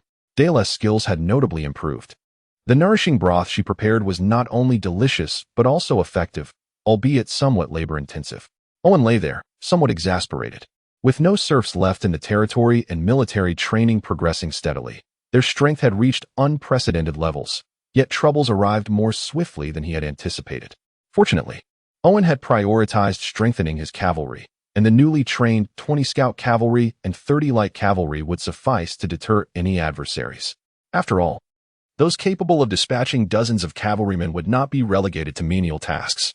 However, Maya understood that this was not a sustainable solution. It was better to be proactive than reactive. Stringent precautions would only arouse excessive curiosity, as she was all too familiar with the troubles posed by these outsiders. Thus, she promptly prepared the tavern and inn, initially mere decor, to accommodate the outsiders. All residents of the territory had undergone systemic transformation, rendering any useful information unattainable to the newcomers. Yet, their gaze remained fixed on the Magic Horn Forest, an expanse that, in the northern lands, seemed to harbor secrets. However, due to the wooden village's restrictions, they faced either a fruitless return or a detour, as the village prohibited any outsiders from approaching. This did not raise suspicions among the newcomers, for such practices were commonplace among local lords, many of whom were even more ruthless. Countless outsiders had been summarily executed by local lords without discernment, and no one cared. Consequently, these outsiders were left with the option to either abandon their quest or take a longer route. This detour could lead them to an unknown destination. For the Magic Horn Forest was rife with mutated creatures and an indeterminate number of magic horn goblins. Even an army would find it challenging to penetrate deeply, let alone a few clusters of outsiders. Thus, for the time being, no incidents occurred, but everyone understood that this was merely a temporary respite. For the notion of compliance had never been synonymous with outsiders. Chapter 81. Talent Recruitment. Owen perused the intelligence sent by Colinth, which had been meticulously organized by Maya. Extracting the essential details from a myriad of scattered messages, he discerned at a glance that it was indeed grim news. The report indicated an abnormal surge in the number of legal practitioners along the imperial borders, coupled with signs of their northward movement, which exacerbated Owen's concerns. The sole consolation was that with the onset of colder weather, outsiders would not linger for long in the territory, as there were no tasks available for them. The multitude of soldiers rendered any attempts at illicit gain futile. Without income, their departure was merely a matter of time. As for those at the imperial borders, they too would be compelled to halt their advance due to the harsh climate. In the northern regions, traversing during winter was tantamount to courting death, particularly for outsiders who, upon losing their way, would find it exceedingly difficult to extricate themselves from peril, even if they possessed the ability to fly. While a winter still lay ahead, the outlook was far from optimistic. Owen sighed, and Maya refrained from offering her thoughts.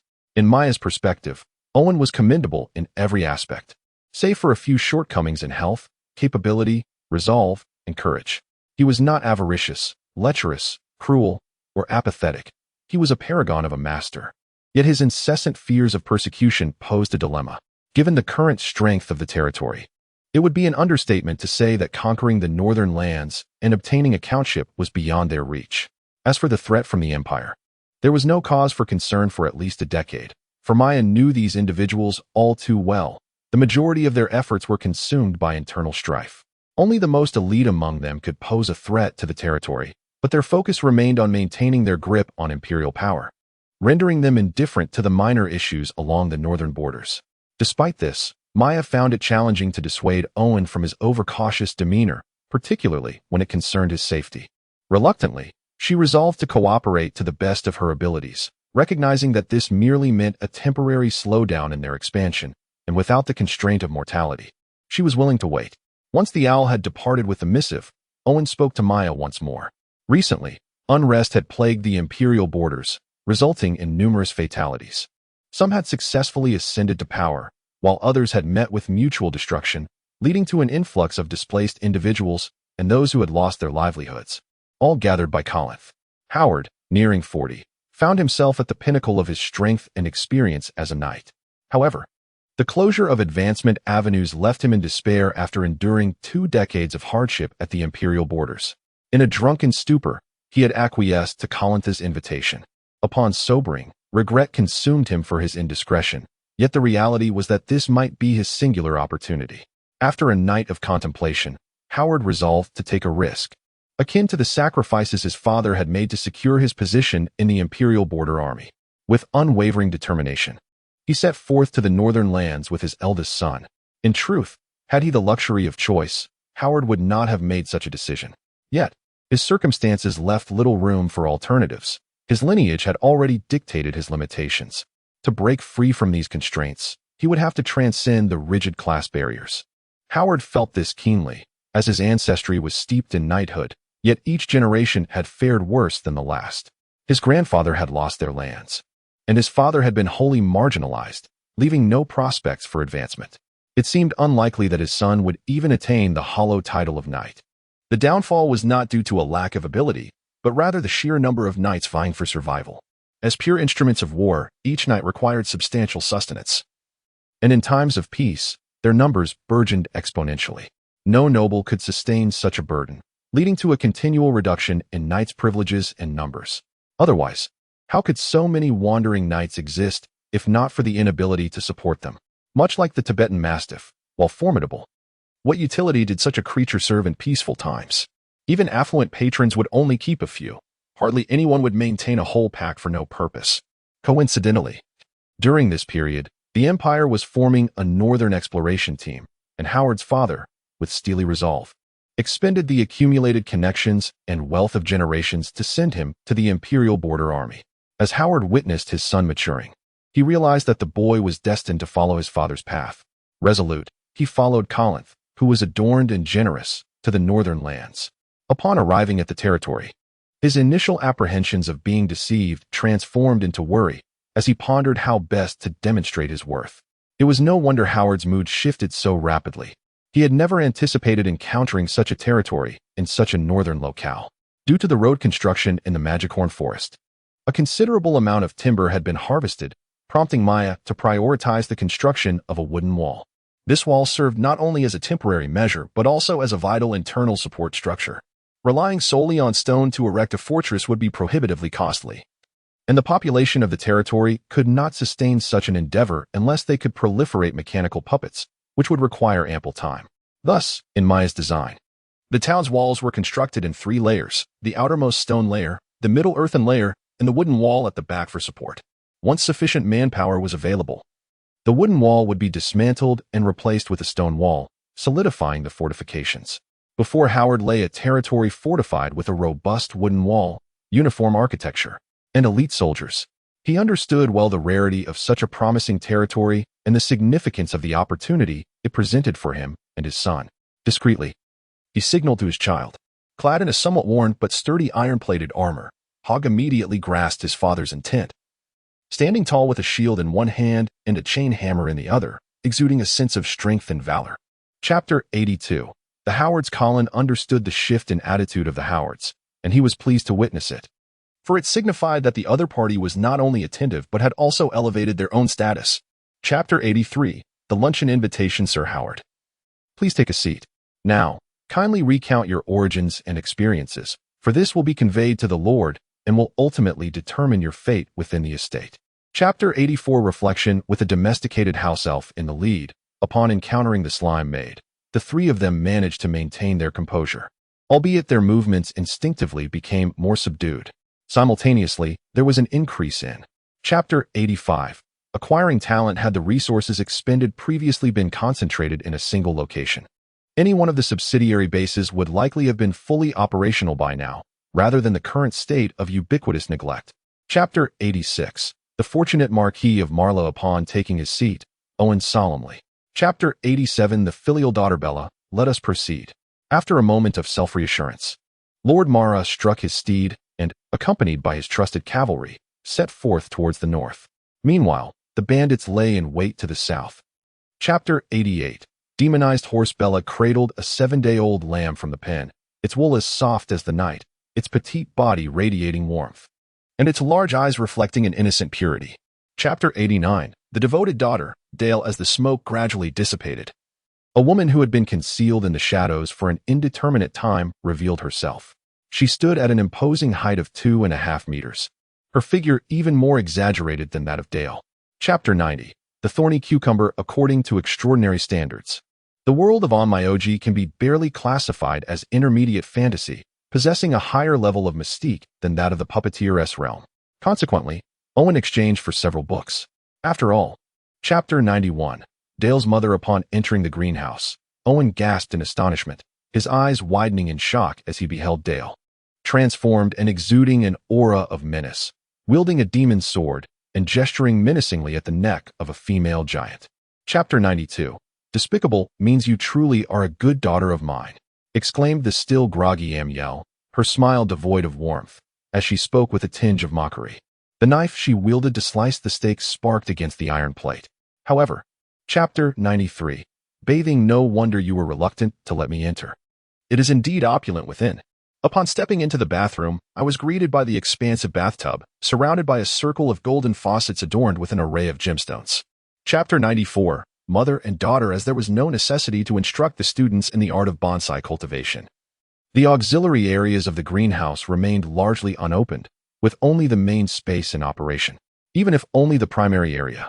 Chapter 95. The audience of Amiel. Del diligently brewed potions, while Amiel found himself at leisure. His gaze fell upon the innermost bookshelf, where he noticed a lack of enchantments. Without hesitation, he reached out and pulled out a book. Hogwarts. Chapter 96. The Northern Witch Alliance. The Northern Witch Alliance? Owen was taken aback by Amelia's sudden revelation, discovering that she was not merely a member of some organization, but rather a significant figure within it. One of the three giants. Chapter 97. The Flying Broom. Without a cushion. The matters concerning Marat Town can be postponed until spring. However, the affairs of the Northern Witch Alliance cannot afford to wait. The sooner they are addressed, the better, for the allure of a gathering of witches and sorceresses is undeniably significant.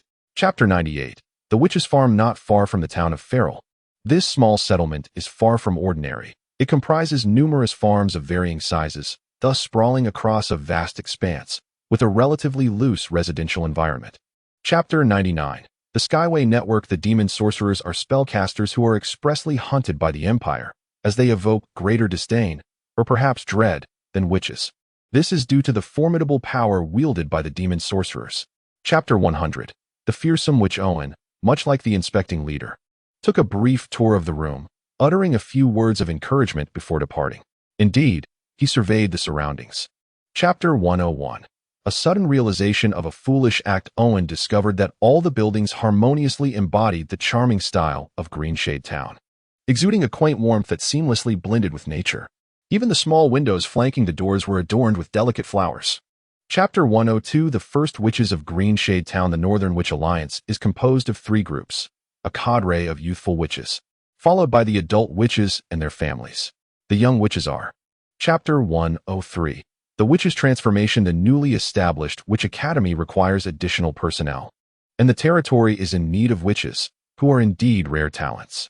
Owen surmised some of Emil's thoughts, as evidenced by the impressive 7,000 collections. A remarkable achievement for the author over the years. The monthly tickets and recommendations serve as the author's motivation to persist through sleepless nights, all of which is made possible by the unwavering support of the readers, for which the author is profoundly grateful. After all, while passion is one thing, without support, one could not have persevered thus far. Sleepless nights have taken their toll, leading to hair loss, a nearly irreversible consequence at the author's age. Therefore, the author humbly requests readers who enjoy the work to offer their support, not in the form of monetary rewards, but rather through subscriptions, if only to assure the author that their efforts have not been in vain.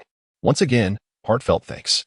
Chapter 104. The actions grow ever bolder. Chapter 105. The witch's loyalty. It appears that in addition to a sum of capital, you also require a few henchmen for illicit tasks in order to expedite your development. Owen comprehended Maya's intent, for she further proposed.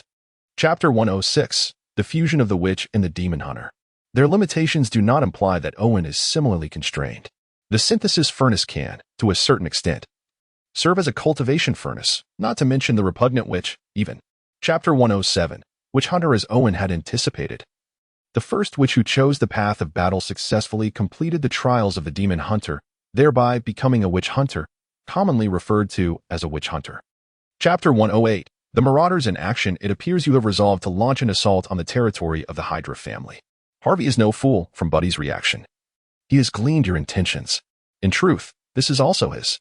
Chapter 109. The battle of 300 bandits against the 5-legged demon centaur. The emaciated livestock, on the verge of enduring the protracted winter, are ruthlessly slaughtered. Their valuable hides are stretched taut, soon encrusted with a layer of frost, while the scant meat. Chapter 110. Betrayal from behind. Chapter 111. The young girl's innocence, Bella, nearly covered in blood, did not completely lose her sanity. Despite breathing heavily as if she were a beast of burden and her two volcanic emotions threatening to erupt, she maintained her clarity of mind. 4. Chapter 112. Harvey dared not move. Chapter 113. The submission of Harvey. This is the intelligence provided by the other party, which we have verified repeatedly. Wu Lai handed a thick stack of parchment to Maya, his expression still lingering with. Chapter 114. The conquest of Mara Town. Capturing Mara Town will yield a population of at least 1,000, yet this populace can gradually be transformed. However, Mara Town itself must not be forsaken, as a pivotal transit point between the north and south. Chapter 115. The Tree Hollow Tavern. As the weather gradually warms, unbeknownst to him, Owen has aged another year. However, he finds no inclination to celebrate his birthday. Though he is merely 20, in his past life, he was already approaching his 40s. The significance of a birthday feels trivial. Chapter 116. Northern Barbarians. The Great Tree Hollow Tavern is divided into 2 levels, with the lower section being the more expansive. To maximize the area, it is constructed as a semi-subterranean structure, fully utilizing the vast space supported by the enormous root system beneath.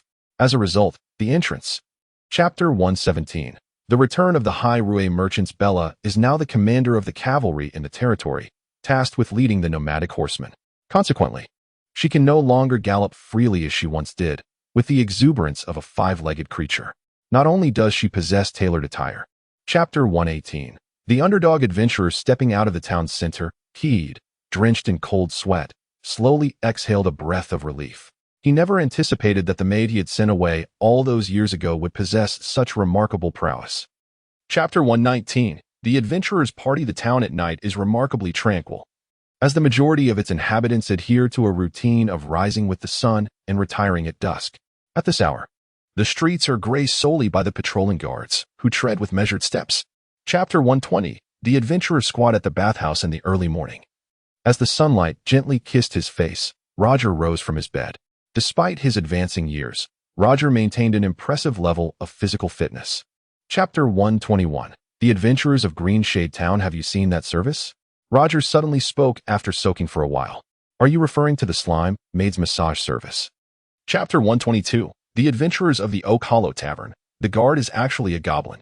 Roger had never experienced as much astonishment in a year as he did today. Nonetheless, he continued to trust Oak's keen perception. The only dilemma was that they. Chapter 123. No adventurer can resist the ruins upon hearing of a witch, Roger shuddered. Witches are utterly irrational. Sometimes a mere glance, a gesture, or even their appearance can. Chapter 124. Adventurers arrive at the ruins as the Lord of Greenshade Town. Owen was acutely aware of every action taken by Roger and his companions.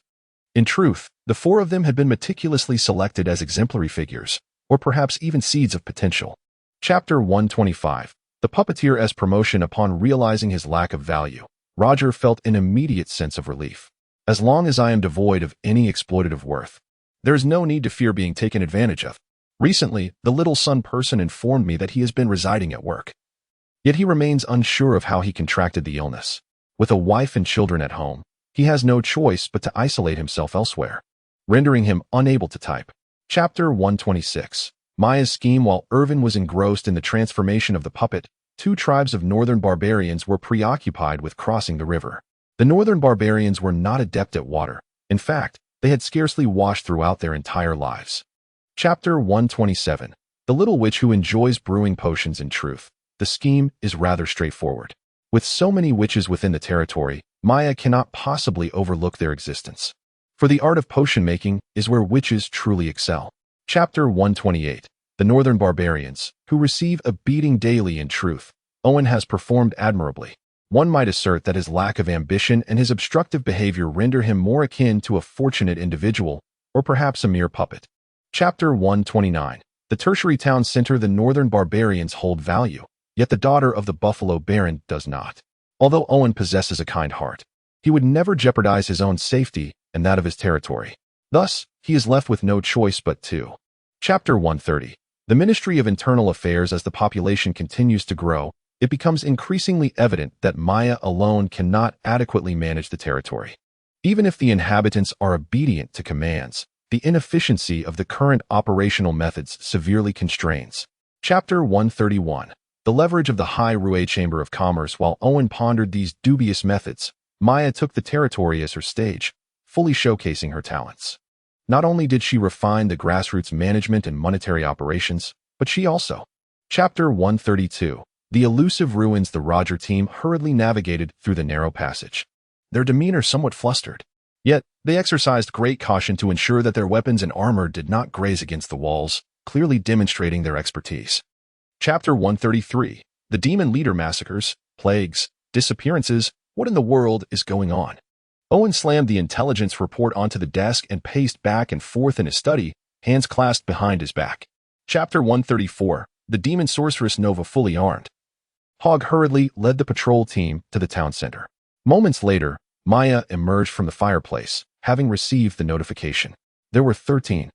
Chapter 135. The Bull-Headed Demon. At this moment, Maya had commenced her command of the operation, for she sensed the foul stench of blood and the sinister aura emanating from within. It was evident that any thoughts of rescuing the hostages were futile. Chapter 136. The love of Amelia descends from the heavens. As the fury intensified, the muscles of the bull-headed demon became increasingly menacing, forcing the spear embedded within its flesh to dislodge, scattering like chaff upon the ground. However, this resurgence of strength indicates that, due to the prolonged absence of a change in weather, the period of isolation has only just concluded. One could say that these 10 days have been marked by a restless spirit, without a computer, and deprived of the ability to bathe or change clothes. The author's appearance has become rather disheveled, rendering the act of rummaging through the trash far from incongruous. Therefore, I sincerely apologize to the readers who support this book and kindly ask for your patience. The author will strive to provide updates diligently. Chapter 137. The Battle of Emil against the Bull-Headed Demon. In a world where demons wage war against heaven, earth, and even the very air itself, few are inclined to focus on the cultivation of production. Consequently, the output of weaponry remains quite limited, leaving the majority of demons to rely on their bare hands and innate abilities, such as. Chapter 138. The Dream Demon of Green Shade Town. Owen had long been mentally prepared for the casualties of several residents in the territory. It was not that he was cold-hearted. Rather, he was acutely aware that with the increasing influx of outsiders, such tragedies. Chapter 139. The Shock of Emil. Regrettably, Owen's good mood did not endure for long, as he received news from Mara Town revealing that not only had the High Rue Merchants Association arrived, but his mother had come as well, bringing along. Chapter 140. The Legendary Mother's Ingenious Maneuvers, Chapter 141. First Enhancement. Sionar's physical prowess has nearly reached the pinnacle of human capability. His combat skills, honed through rigorous practice with Teutonic warriors, continue to evolve, and he frequently delves into subterranean ruins to accumulate experience. Chapter 142. Legendary Charles. It was only after Owen fused with the T-virus that he began to regret his initial choice. In his pursuit of perfection, he had been overly cautious, fretting about this and that, and merely concerned about his solitude. Chapter 143. The development of the territory clad in dark and formidable bull-headed armor, wielding dual halberds that resemble crescent moon axes. His mere presence exudes an intense aura akin to that of a vengeful spirit, compelling. Chapter 144. Collaboration with the Shadow. Initially, Owen refrained from taking Harvey's life, for he understood that such an act would prove futile. As long as the Shadow persisted, eliminating Harvey would only pave the way for the emergence of others, Haas, Happy, and so forth.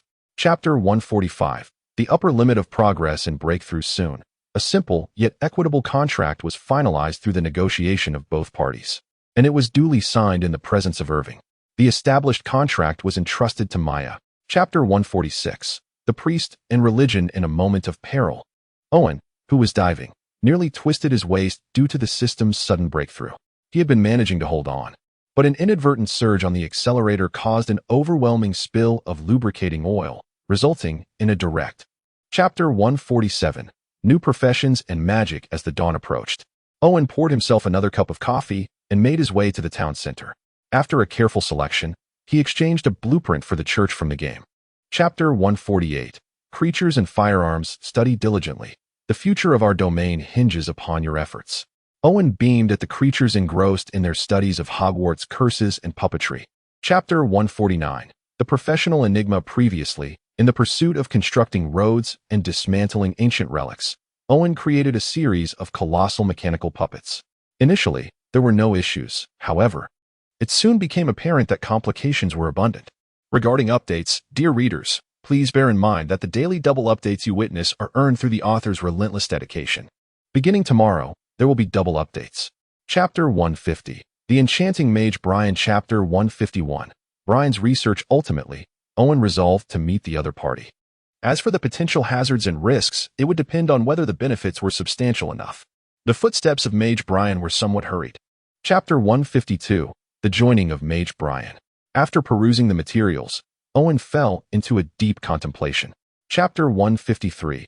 Meditation and Runes. Here lies a prestigious school of magic, primarily attended by witches and sorcerers, with plans to eventually enroll a number of ordinary students. The curriculum encompasses teachings in literature, mathematics, combat techniques, and more. Chapter 154. The Crystal Ball Spiritualization Technique. The system of mages, intertwined with wondrous runes, has bestowed upon Owen significant gains, although constrained by Brian's limited strength and knowledge, which renders the system somewhat incomplete. The foundation remains solid. Chapter 155. The Flame Empress. The Flame Empress commenced her self-examination. Owen took a deep breath and tentatively addressed the colossal crystal orb. Confirming highest authority, command execution, begin. Chapter 156. Redemption of Ancient Blood. Civilization possesses its own unique logic of thought. As the number of deciphered symbols increases, the speed of unraveling the mysteries accelerates. Just as the progress value nears completion, the task is ultimately fulfilled. Chapter 157. Forced to traverse. The unfortunate news is that Owen has been compelled to traverse. The fortunate news is that the new world is equally conducive to human existence. Regrettably, he has found himself adrift in the vast expanse of the ocean. Chapter 158. The Azure Sea. Upon realizing that there are few entities in this world capable of posing a threat to him, Owen grew increasingly composed and began to contemplate his own dilemmas, although compelled. Chapter 159. Redemption at the keep. As the provisions aboard the ship became infested with maggots and the freshwater began to turn green, the crew of pirates resembled mere shadows of their former selves. At long last, they arrived at Boar Island. Chapter 160. A Shigaroo and Pirates. Chapter 161. The people of Queen Island. The first batch of foot soldiers still numbered around 70. Owen transitioned 30 of them into katana-wielding foot soldiers, while the remainder were converted into gun-wielding foot soldiers. He then entrusted Watanabe to lead these. Chapter 162. Pursuit at Sea. Ultimately, Owen resolved to allow the inhabitants of Queen Island to board the vessel, driven by an insatiable curiosity about the events that had just transpired. In a previous era, even amidst such intrigue, Owen. Chapter 163. Boarding under fire. The notorious bone-eating shark, thriving in its malevolence, is certainly not one to be trifled with. With a heart full of rage, it feels invigorated at the audacity of the approaching enemy, daring to come alongside. Chapter 164. The temptation of the devil. The prison in the lower deck of the bone-eating shark is shrouded in darkness and dampness. In the low-lying areas, the infiltrating seawater gathers, accompanied by peculiar, elongated, slimy creatures resembling intestines. Chapter 165. A princess who does not aspire to be a queen is not a good prince. Princess Shalia, on Queen's Island, where all are strictly prohibited from engaging with dark magic. Even a princess of your esteemed status cannot transgress this decree. At this moment, Abigail is completely. Chapter 166. The devil's leverage. It appears that you have encountered some trouble. Owen had already overheard the recent conversation between the two parties. Although he was unaware of the underlying secrets, it did not prevent him from knowing what he ought to. Chapter 167. The game of reality and illusion. Let me behold a remarkably gifted youth, noble and enigmatic, endowed with an ancient and formidable lineage, a life truly worthy of envy. The voice of the devil. Chapter 168. The Hell Legion and the Iron Golem, clad in a complete set of legendary armor radiating a myriad of colors. The demons sat upon the throne at the pinnacle of this infernal realm, resembling a sovereign commanding the entirety of hell. Chapter 169. The demons are all white-haired, red-eyed little Lolas. The Hell Legion is indeed formidable.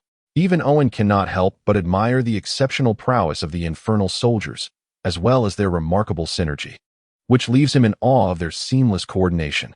Chapter 170. Energy shaping and illusory projection. At present, Owen is unable to fully harness the power of the fragments of the divine authority of reality and illusion. After all, this is the authority of a deity. Even in its incomplete form, it is not something that mere mortals can wield. Chapter 171.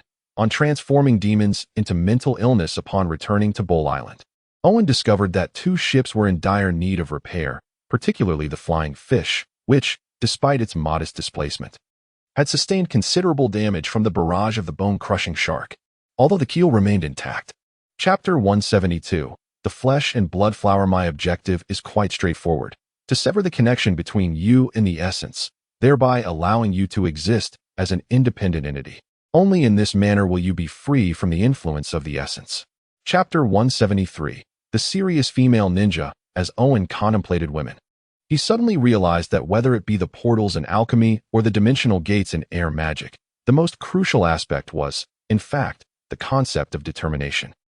Chapter 174. The men behind a group of successful women. After arranging the affairs of this world, Owen stood before the portal, his hand resting against the doorframe. As the ancient blood surged, the intricate patterns adorning the archway were illuminated one by one. Chapter 175. Establishing roots. Chapter 176. The plan for separation. In pursuit of creating a stable developmental space, Owen conceived the idea of separation.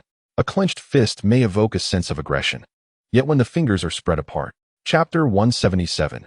Ma Chao battles Jian Wei. Come, let me take you to familiarize yourself with your strength. Owen gazed at Bella, whose formidable presence was akin to a tiger on the prowl and a dragon in flight. Pleased, he nodded and mounted her back, setting off towards the underground city. Chapter 178. The Devil's Memory. Although she still had some shortcomings, beneath the legend, Bella truly feared no one, especially with a formidable contingent of nomadic cavalry by her side. Thus life. Chapter 179. The assassination incident at the magic school. Owen was indulging in a warm bath, his mind drifting as Dale assisted in scrubbing his back. However, the persistent scraping of the overhead light caused his thoughts to wander, contemplating whether he should indulge in a couple of strawberries to alleviate. Chapter 180. The Book of Flesh and Blood. Professor Brian, I am aware of your fondness for workbenches. Conveniently, I have one that I no longer use. Should you desire it, I would be pleased to gift it to you. The glimmer in Brian's eyes revealed. Chapter 181. The immortal body. The nomadic tribes outside the town were, as expected, unremarkable. Xiao Mitzi nodded slightly, feeling no surprise whatsoever. The order in Xiaotian town was astonishingly well maintained, coupled with. Chapter 182. The explosive gun of Zaku upon witnessing Owen retrieve a top hat, a stealthy assassin, and a hand warmer from his spatial expansion pouch. Chima's expression shifted noticeably. As a member of the Flesh and Blood Church. Chapter 183. The Slime's recipe as the swiftest among the assassins in the wild. In a single bound, 6 sharp shurikens sprang forth from the gaps between his fingers.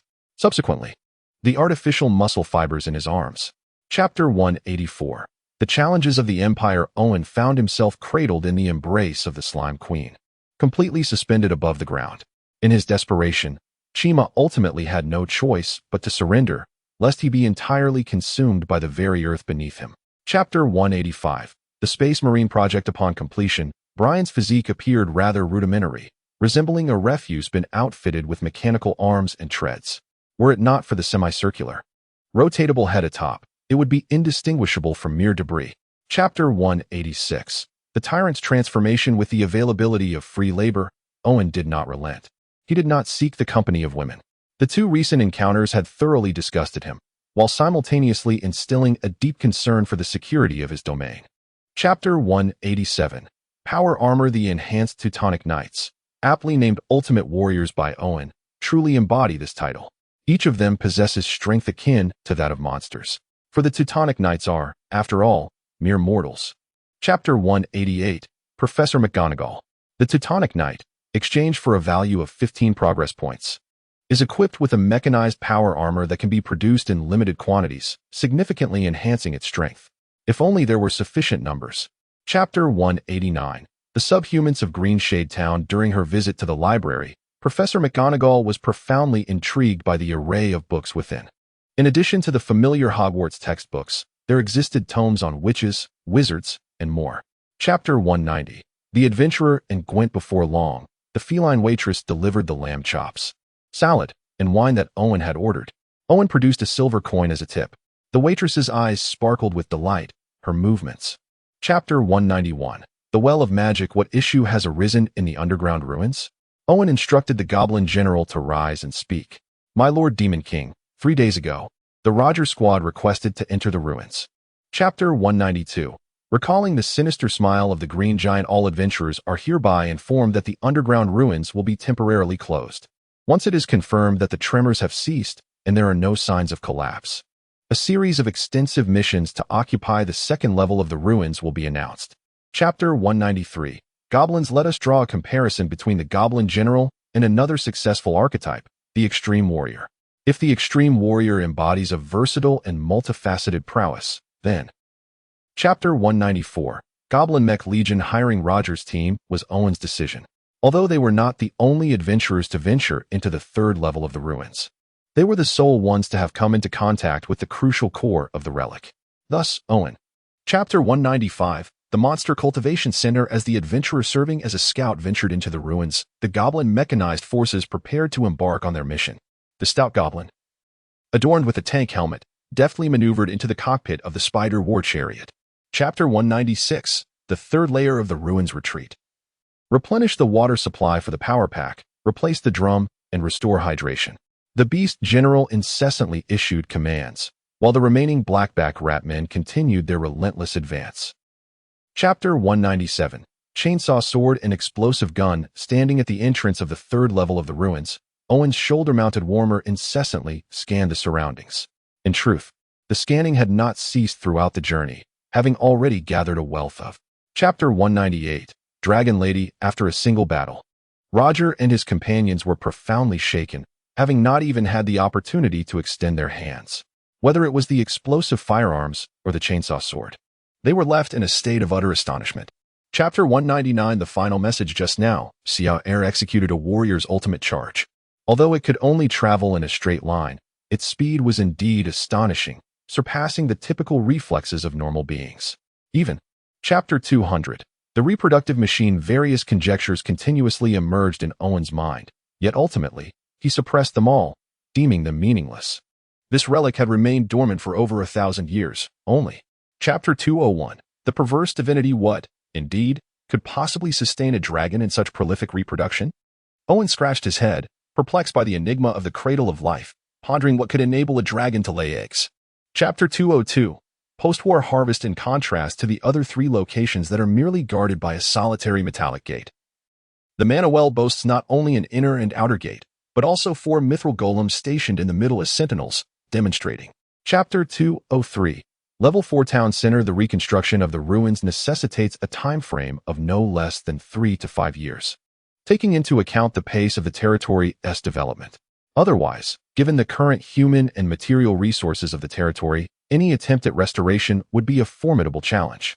Chapter 204. The turmoil of the Empire. Returning to the reassuring confines of the underground chamber, it has been further expanded by Owen, now spanning a remarkable 1,000 square meters, divided into several distinct areas. In addition to a small garden, there are. Chapter 205. The 3 luminaries of the Northern Lands. Currently, the most recognized figures in the Northern Lands for their exceptional development are 3 individuals: Count Felier, Count Solari, and Viscount Hydra III. They stand as.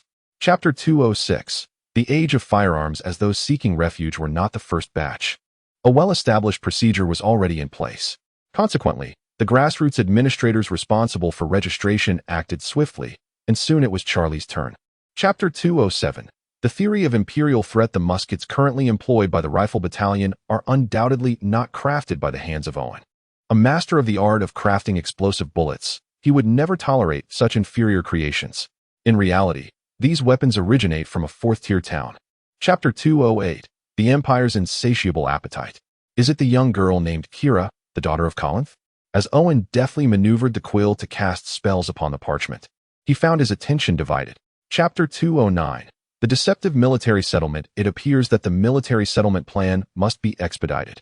Owen rubbed his temples, which throbbed from excessive contemplation, and sighed as he spoke to Maya.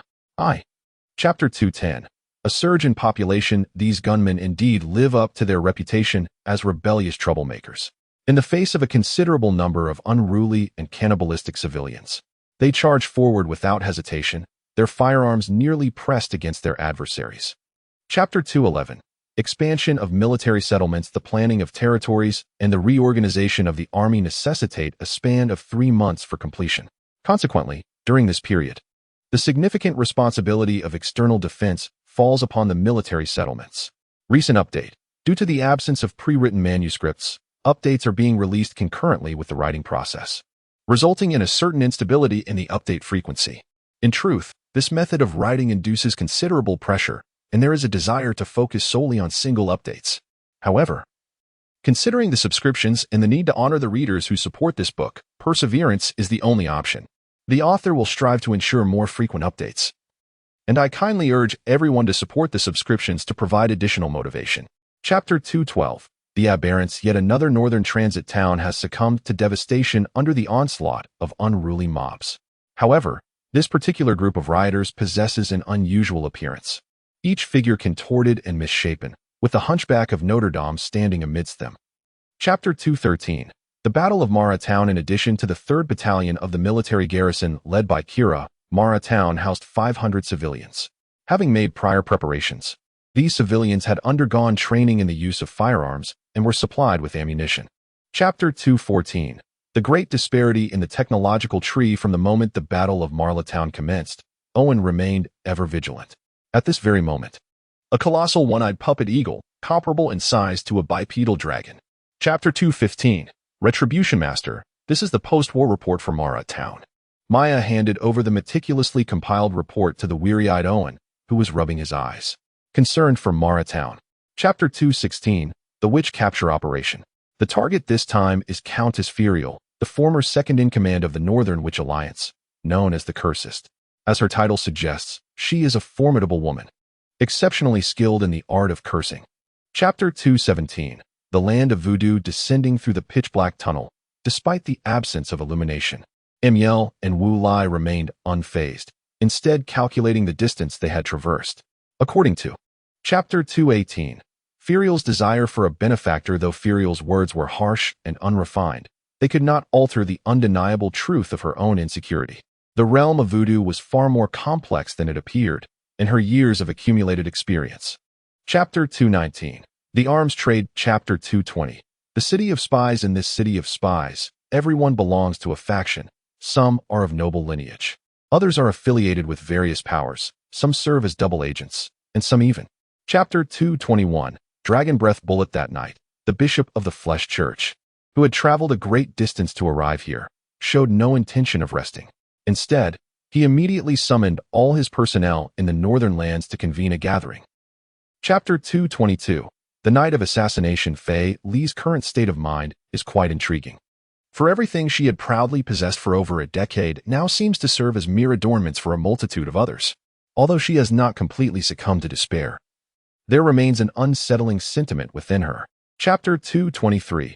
The rapid development of the territory. Although the path traversed by thousands of aberrants recently transformed into a desolate wasteland, it was not long before the influx of unruly individuals from the northern lands replenished this area. Chapter 224. The Princess as a Gift. Chapter 225. The student Shalia. I graciously accepted the gift.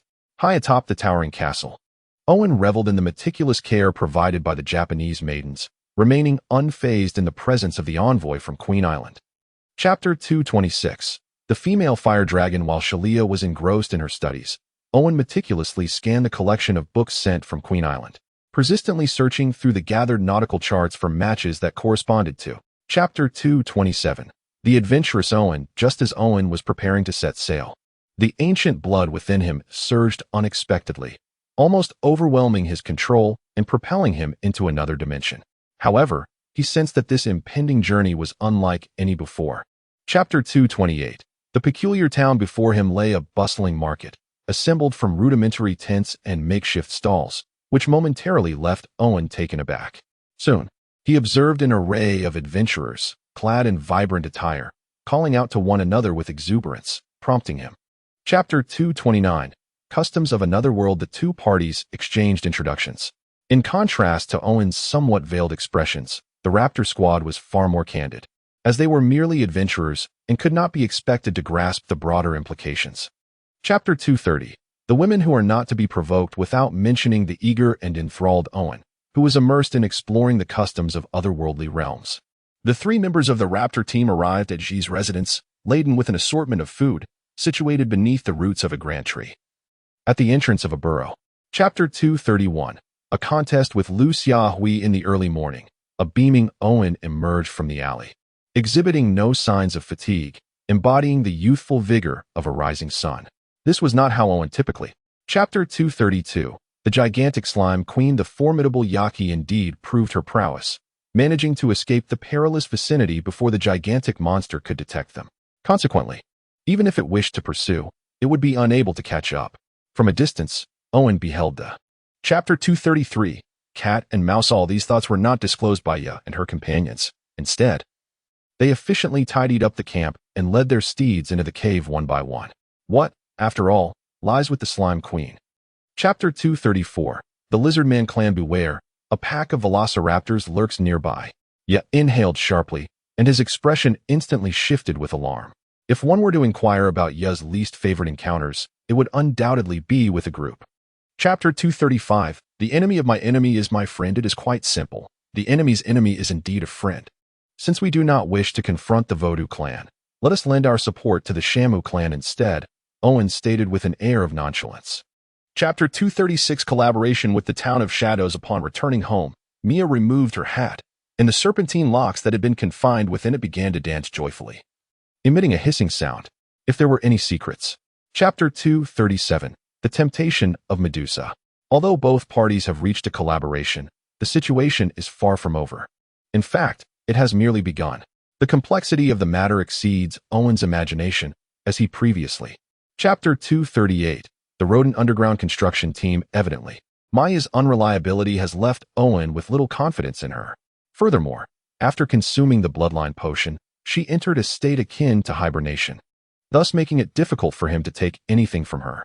Chapter 239.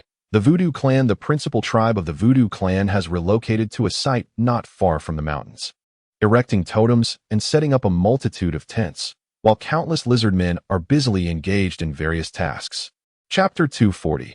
The Spread of the Plague. The Mountain Mother Goddess, one of the three matriarchs of the lizards, is accompanied by the Wood Mother Goddess and the Water Mother Goddess. It is said that the Mountain Mother Goddess was born from the stones of the mountains. Chapter 241. Faith in the Divine. due to concerns regarding potential mishaps that might befall the Goatman during his journey, such as meeting a dire fate at the jaws of a tiger.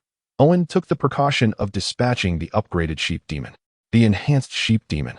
Chapter 242. The Divine Kingdom on Earth. After receiving a secure signal, the wary Owen cautiously traversed the tunnel excavated by the Rat-men to reach the altar, his furtive demeanor scarcely inferior to that of the Rat-men themselves.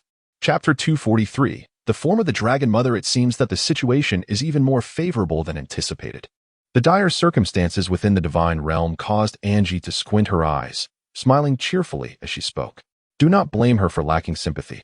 Chapter 244. The love story of the Mother Goddess. One night, the High Priestess of the Mountain Mother clan, troubled and restless, finally succumbed to sleep after several days of anxiety. Nearby, the witch hunters quietly withdrew, having extinguished the soul-soothing incense, concealing their deeds. Chapter 245. The Three Kingdoms. Everything unfolded precisely as Angel had orchestrated.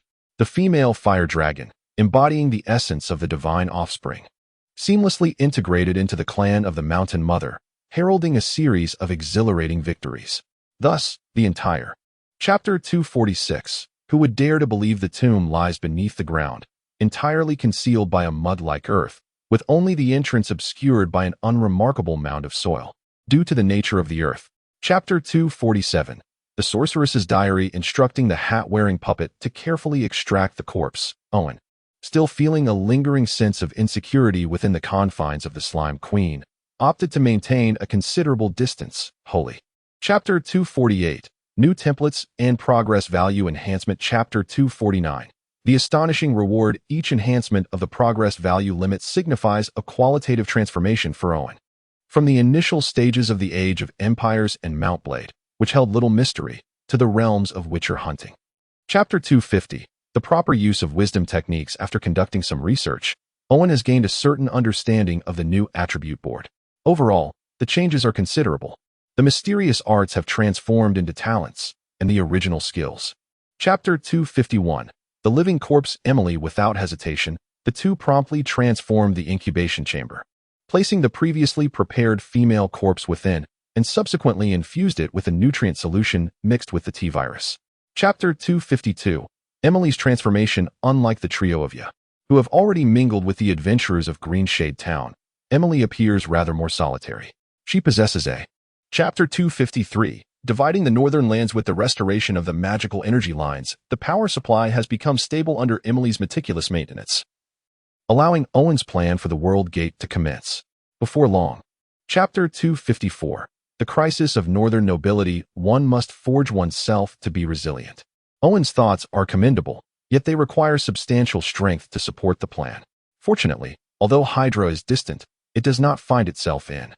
Chapter 255. Little Horse and Sonade. Establishing cities, expanding the military, and developing territories, striving to fully present the visage of a formidable power before the arrival of the Imperial inspection personnel, raising a grand banner to display strength. Chapter 256. The Serpent and the Sharingan. Although Samui is the head of the root, she. Chapter 257. The Imperial Envoy Delegation. In addition to the livelihoods of the territory, the military is not static. Primarily, the integration of the 1,500-man military garrison into the main force significantly bolstered Hydra's external warfare capabilities. Chapter 258. A complex struggle concerning the family's noble title. Felier dared not to be negligent. After the arrival of the Imperial Envoy, she devoted herself wholeheartedly to hosting an exquisite banquet of the highest caliber, extending invitations to the nearby. Chapter 259. Leaked intelligence. Regardless of the circumstances, Ferial has successfully passed this trial. The envoy merely circled around her town before proceeding to the territory of Count Solari, who is equally adept. Chapter 260. The rear dictates. The mind. Ahead lies Marla Town, one of the territories belonging to the Hydra family, where the mayor is Baron Collins. The guide, Pinky, performs admirably in leading the delegation. Chapter 261. The shaking ornament. At this moment, Owen, who remained in the castle, felt a twinge of anxiety. For Maya had advised him to pursue Princess Xia, aligning himself with the traditional noble, Count Decker. Chapter 262. Arrival at the northern city. To think that a city has already been established here is truly alarming. As they journeyed towards the northern city, Marquis Burgasos murmured to himself, The establishment of a city signifies a population exceeding 10,000. Chapter 263. The Empire's border. Owen, sitting quietly, appeared rather unremarkable. Though undeniably handsome, his subdued demeanor failed to leave an indelible impression on those meeting him for the first time. 4. Chapter 264. The lax border guards having crossed the border and entered the territory of the Empire, Owen, who had devoted several years to farming in the northern lands, did not feel the anticipated excitement or fear. Now he. Chapter 265. The secret auction. How can one articulate it? The Empire instills in Owen a profound sense of disunity. The border regions of the Empire present an entirely medieval visage, where the farmers exhibit a certain coarseness. Chapter 266. Observations from the auction. One could sense that this occasion would not unfold with tranquility. Owen cast a bemused glance at the two individuals seated across from him.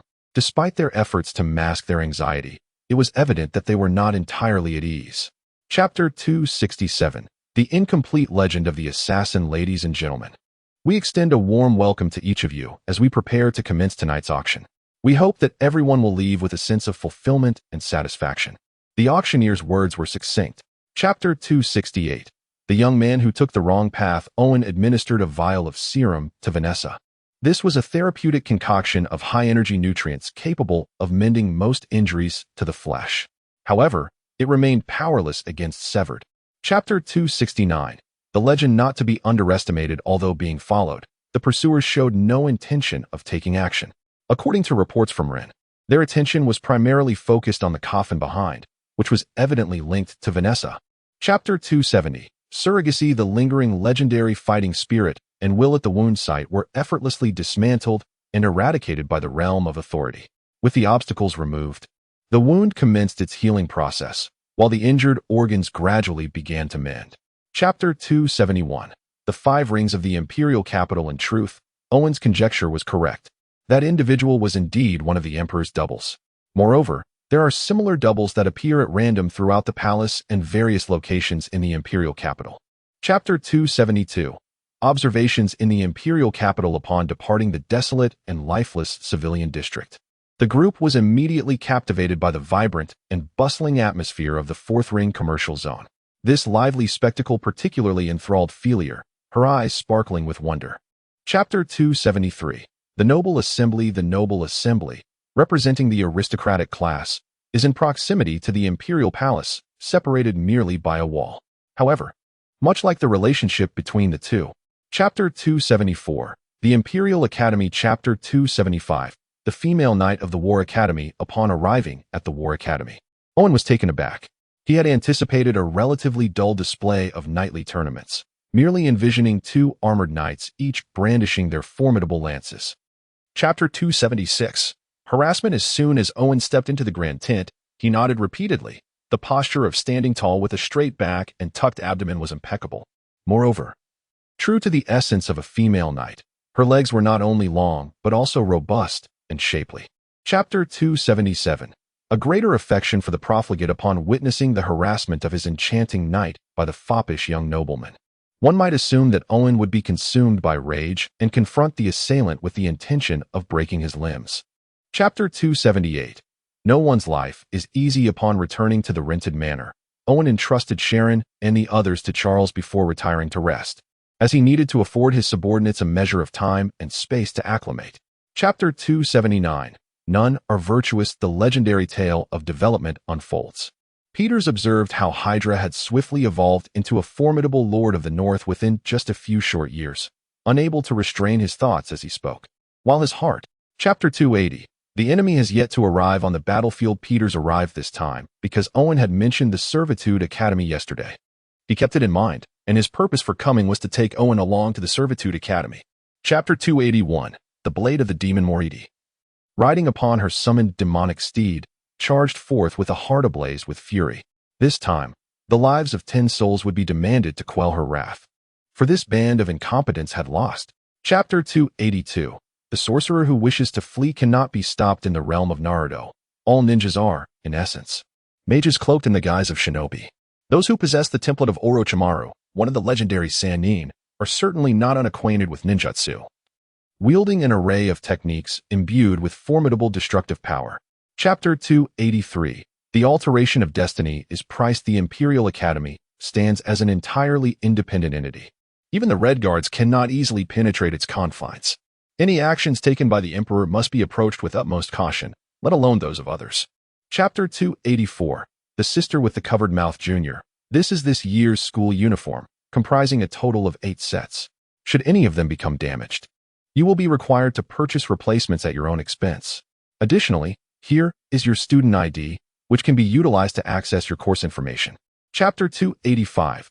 Long live Hydra. It appears that the Imperial Academy has indeed arrived at the right moment. Owen reiterated his previous remark, revealing the extent of his excitement, while narrowing his eyes, as a grand idea began to take shape within him. Chapter 286. Why are there so many clever people? Upon seeing the flamboyant gentleman descending the staircase, flanked by admirers, Owen was momentarily taken aback before calling out his name. Owen, however, was not particularly interested. Chapter 287. The ordinary genius Robert. As for why the Academy arranged for this extraordinary talent to reside with them, it is likely due to the unique characteristics shared by the 3 of them. Owen was the first to enroll. Chapter 288. The first whisper of the secret realm. The conversation that morning held little significance for Owen. It was merely a casual exchange of words. However, its impact on Robert was profound, as he was deeply affected by Owen's demeanor. Chapter 289. Entering the secret realm. The test is scheduled for the end of the month, leaving approximately 10 days, which is ample time for him to complete adjustments on a portion of the puppets. Due to the upgrade of tools, Owen essentially. Chapter 290. Layer upon layer. Owen was striving to diminish the scope of his perception, for he was exceedingly sensitive to the nuances of space. In his eyes, this desolate place appeared as though it were paved with shards of glass.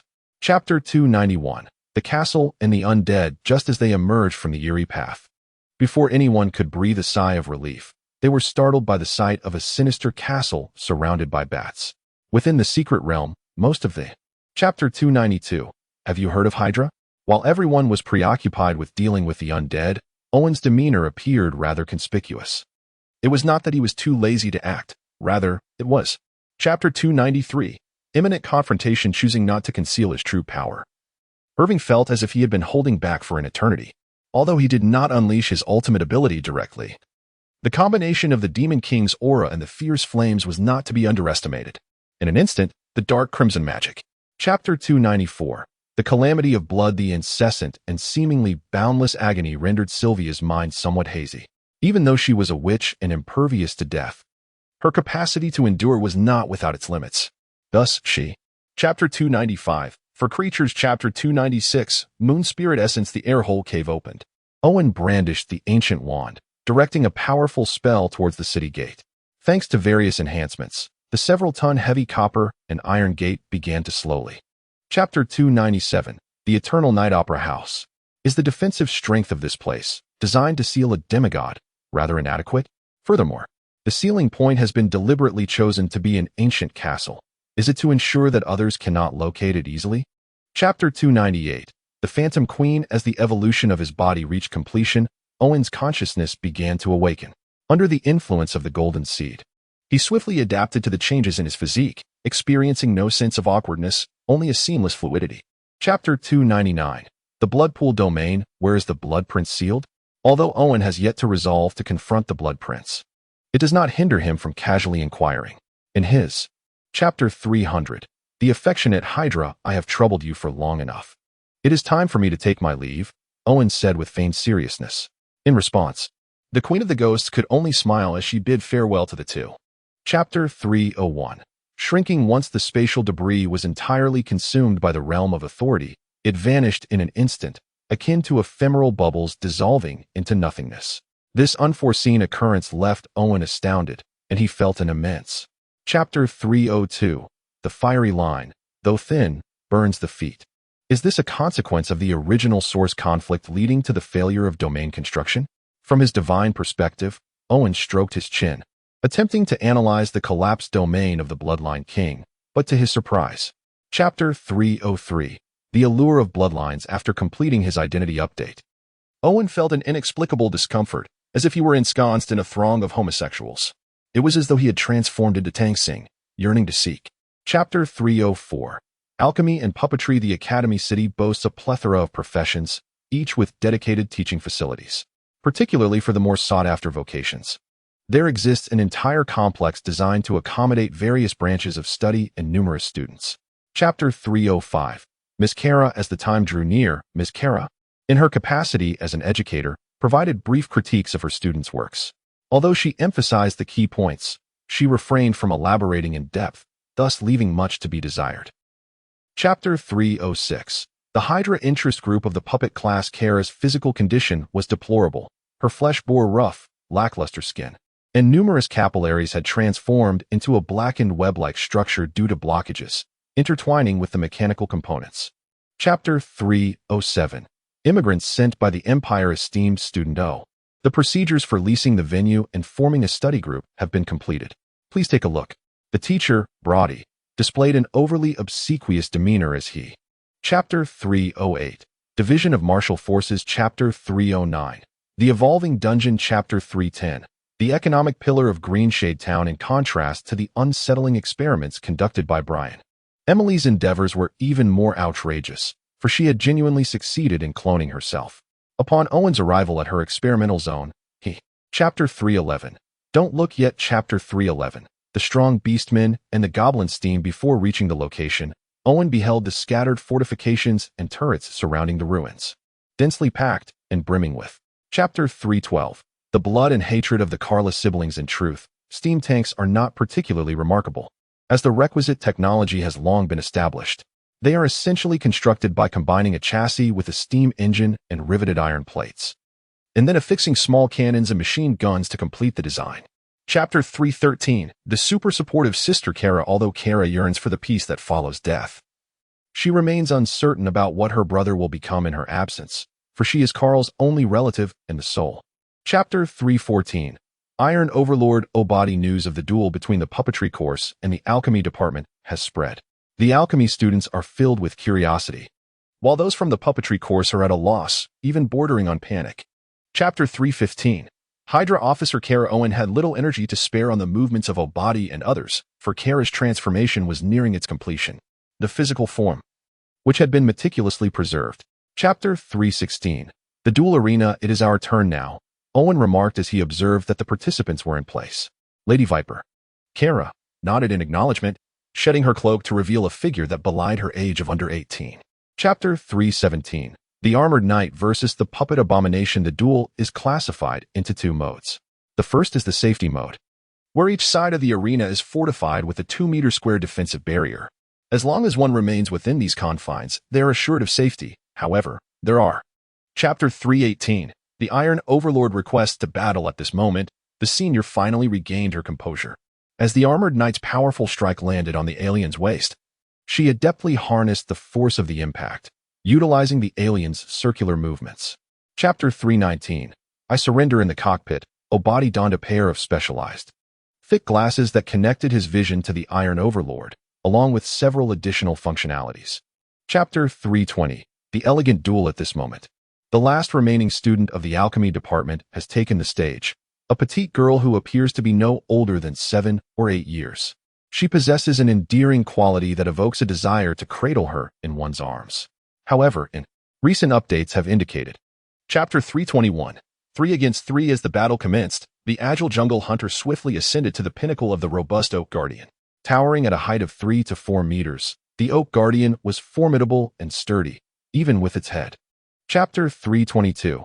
Mischievous children are ageless and colorless. This technique, known as the 8 steps to chase the cicada, enables a bronze figure to ascend gracefully, defying the laws of physics while balancing on unsteady and uneven arms.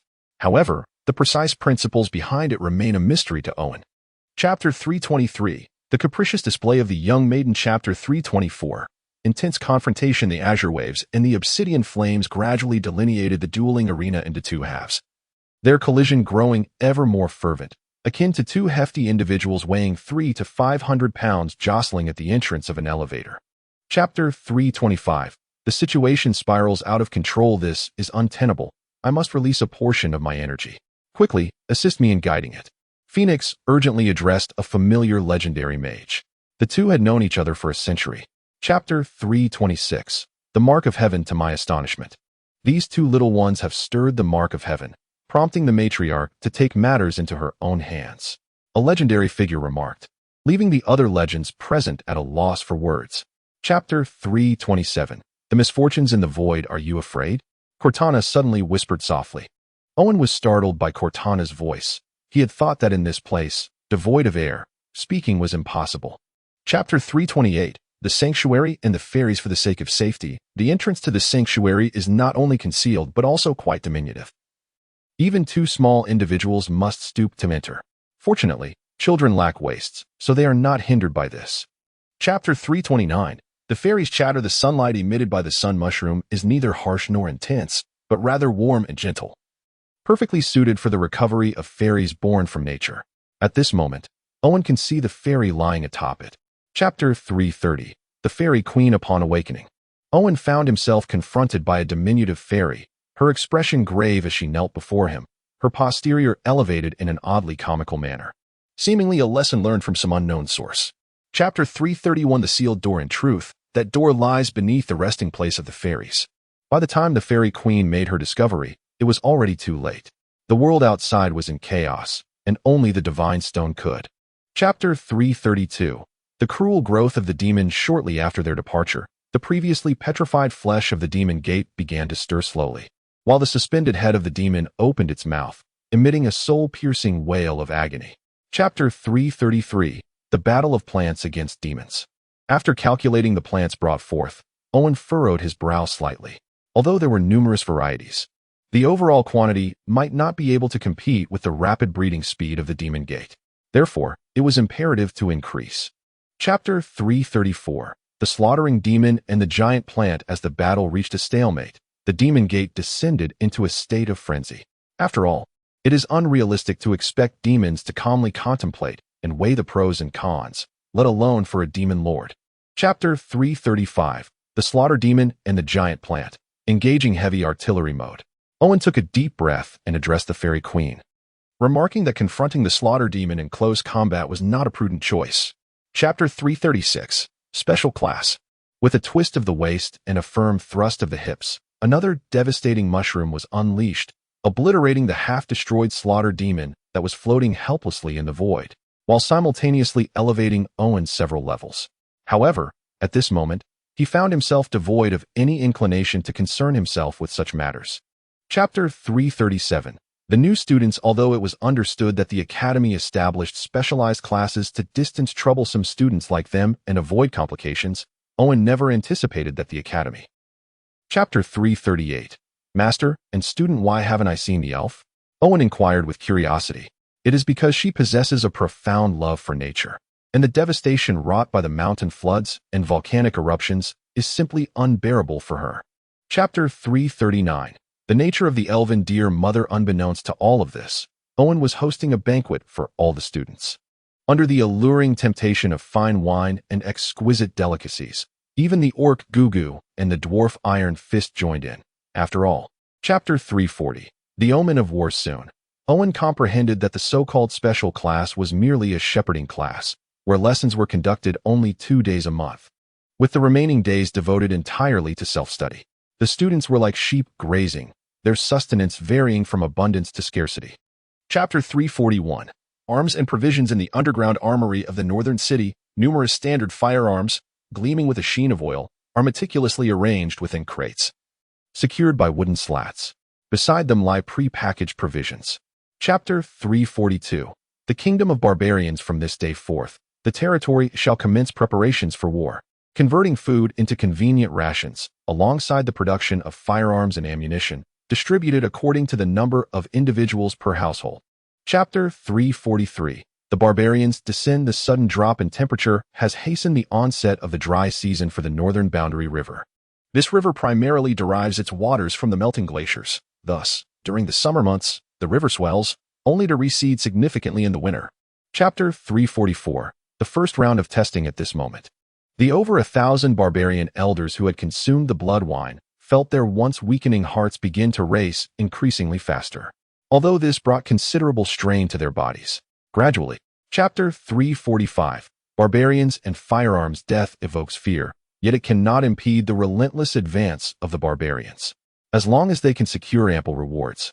No barbarian will ever cower at the prospect of demise. Chapter 346, A Lifeline. At this moment, the musketeers atop the city walls commenced their deadly hunt. In contrast to the thunderous cannon fire, the sound of the muskets was relatively subdued, yet their accuracy proved to be far superior. Chapter 347, Tactics. The battlefield has escalated into a fervent intensity, with feigned assaults on both sides transforming into genuine confrontations driven by fervor. The resolute barbarian elder was the first to perish utterly, his life extinguished. Chapter 348, Mergers and Alliances. It appears that the Empire is no longer reliable. We must rely on Hydra instead.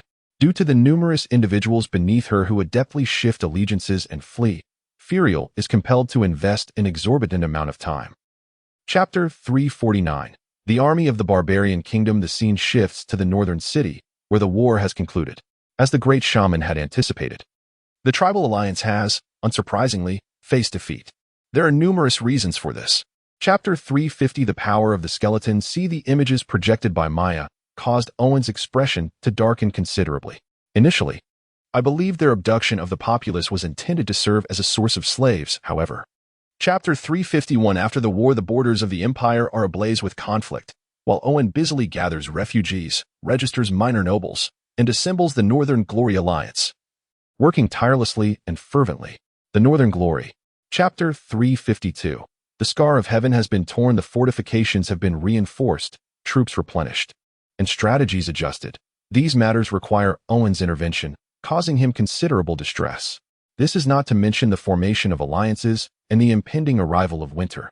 Chapter 353, The Impact of the Secret Realm. Owen's fragment of authority was incomplete, persistently utilized with great difficulty, until the acquisition of the seed of the golden tree rekindled the hope of nurturing it anew. Yet, Chapter 354, 30 years after the great change. Stop right there, outsider. The captain of the guards, gripping the hilt of his sword, fixed a wary gaze upon Owen. The two guards behind him instinctively stepped forward, subtly forming a half-circle. Chapter 355, The Village of the Undead. Without a word throughout the night, the following morning, Owen departed from Stonewheel Town under the watchful gaze of the captain of the guard. As for the thief from the previous night, he had never given it a second thought. Chapter 356, The Skeleton Mage. Baron Orlon fixed his gaze upon the skeleton mage standing behind the undead, his eyes ablaze with fury, for it was this very being that had wrought immense devastation upon the town of Sherloin. Chapter 357, Misstep. Into the Secret Realm. Through their dialogue, Owen came to realize that Morg was not inherently malevolent. Rather, he was merely a victim of unfortunate circumstances. As a member of the Imperial Capital Mage Corps, he was undoubtedly among the elite. Chapter 358, The Secret Realm equals a dungeon through years of exploration. The secret realms have been largely uncovered, at least in terms of surface information. It is currently known that each secret realm is unique. Chapter 359, The Potential of Authority Space. After conducting a series of experiments, all the Dark Knight she-wolves and the counterfeiters were eliminated. Unsatisfied with the outcome, Owen discovered a concealed weapon. He toyed with the black gold wolf-headed curved blade in his hand. Chapter 360, The Changes in the Territory. 30 years later, Part 1. The once unified empire, now fragmented, evokes a deep sigh from Owen. He is perplexed by the abrupt collapse of an empire that seemed so invulnerable, with its capital city standing strong and steadfast. Chapter 361, The Changes of the Territory. 30 years later, Part 2. The Northern Glory Alliance, originally a jest conceived by Owen, has, after 3 decades, evolved into a colossal entity, boasting a direct population of 1 million and an additional population of several hundred thousand. Chapter 362, The Imperial Guard and the Underground City, Part 1. The 1,500 Imperial Guards are the super soldiers that the territory has spent a full 30 years crafting. Among them, 1,000 are Teutonic warriors enhanced by the T-Virus, each standing tall. Chapter 363, The Imperial Guard and the Underground City, Part 2, Descending from the Roots to the Second Level. The place once named the High-Tech Production Center has now truly lived up to its title, with thousands of exquisite beings meticulously managing the surroundings. Chapter 364, The Goblin Legion and the Malevolent Ratmen, Part 1. Owen was exceedingly pleased with the inspection of the dungeon. However, the solitary issue was that he needed to devote an extensive amount of time to exchange with Emily and others in order for numerous projects to proceed.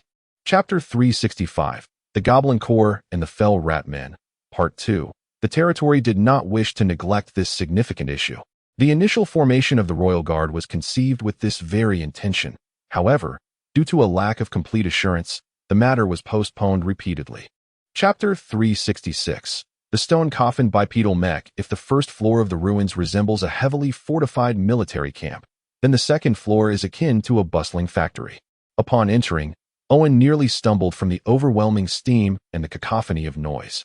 Chapter 367, The Ultimate Weapons and the Spellcaster Legion. In addition to the bipedal mechs, there are two formidable weapons here, a 150mm seismic heavy howitzer and a 300mm 12-tube Firestorm rocket launcher. Chapter 368, I am also struggling. Su Huang's attributes, though not exceptional, are devoid of significant shortcomings.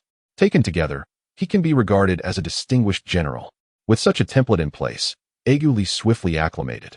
Chapter 369, Faith and Sacred Artifacts. Whether it involves the delineation of space or the manifestation of military structures, it fundamentally represents a rudimentary application of authority within a spatial context. To this day, Owen's comprehension of the realm of authority remains superficial at best. Chapter 370, The Grand Expedition under the guise of a sheep. The Grand Expedition Plan. Upon receiving the plan that Owen had meticulously crafted over the course of a meal, Maya was momentarily taken aback. She then began to contemplate her resources for the Grand Expedition. Chapter 371, The Battle of Malevolence, Part 1. Aside from the silver heavy power armor, Owen had scarcely utilized the thunder power hammer. However, the chainsaw sword and the explosive gun have been significantly enhanced, effectively arming him to the teeth. Chapter 372, The Battle of Malevolent Forces, Part 2. At this moment, the majority of the defensive lines had been successfully rotated. The Goblin Battalion, having been stationed in this cursed place for half a year, appeared somewhat fatigued. However, they showed no eagerness to depart. Instead, they... Chapter 373, The Battle of Malevolence, Part 2. Although the destructive power of the malevolent artillery was astonishing, the simultaneous triple volley from over a dozen cannons did not inflict significant casualties. However, the tightly formed battle lines inevitably. Chapter 374, The Empire of Malevolence. At this moment, Owen had brought Charles and Amelia to the rooftop of the command center, eagerly observing the impending clash of mechs at the foot of the mountain. Chapter 375, War Mobilization. Upon receiving the war command from the Dark Energy King, the Grand Sorcerers of the Dark Energy Empire united to stir the omnipresent dark energy in the Shattered Lands, directly imprinting the King's orders onto the dark energy mice. Chapter 376, The Fortress of War. The arrival of tens of thousands of goblins activated the war fortress, primarily composed of the mountain. For the very first time at full capacity, numerous dormant structures and equipment were brought to life by the goblin engineers. Chapter 377, The Extinct Fire Dragon. Chapter 378, The Invasion of the Main World by Malevolent Forces. The power of this phenomenon far surpasses that of legendary spells. Observing the ever-growing eye of flame, which ascends towards the clouds, obliterating everything in its path, Owen, though aware of the fire dragon's whirlwind rocket artillery. Chapter 379, Malevolence and Faith. The individuals left behind by Owen on Hydra Island are still alive. Although they have inevitably aged, their descendants continue to wield power, alleviating his burdens. Chapter 380, The Faith Network. Owen had never encountered faith before. It was these elements that had continuously played a role in his stead. Otherwise, even with a system in place, one could easily succumb to madness under the immense pressure of belief. Chapter 381, Blood Sacrifice and the Law of Alliances. While Owen busied himself constructing a protective barrier for his territory, he remained oblivious to the fact that someone had deliberately invited a wolf into the fold, in stark contrast to the unwavering confidence and unity of the North. Chapter 382, The Investigation of the Demon Hunting Division. The Northern Nobles Alliance, a semi-independent coalition formed by numerous noble families of the North, upholds a stringent set of alliance laws. The foremost among these dictates that private territories are inviolable. Chapter 383, Praise for the Malevolent Power. Jonathan was not oblivious to the gravity of the situation. On the contrary, it was precisely because he understood the severity that he made such a decision. He sensed, albeit vaguely, that this extraordinary calamity was connected to. Chapter 384, Less Death is Not Right. Security. The modest residence was swiftly searched by several team members, who promptly reported to Jonathan. Immediate testing was to be conducted. At this moment, Jonathan. Chapter 385. Dangerous items: the demon egg, twisted flesh, and the curse of the undead. These are the three most troublesome entities in the contemporary primary realm. One has the capacity to transform individuals into half-demons, while another. Chapter 386. The sacred shield, commonly referred to as the divine shield. Chapter 387. The daunting task: the once inconspicuous individual, who had once bowed low and endured hardships merely to survive, has long since refined himself at the roots. It was he who, alongside those from the roots, confronted the shadowy forces in the northern lands during the Empire's collapse. Chapter 388.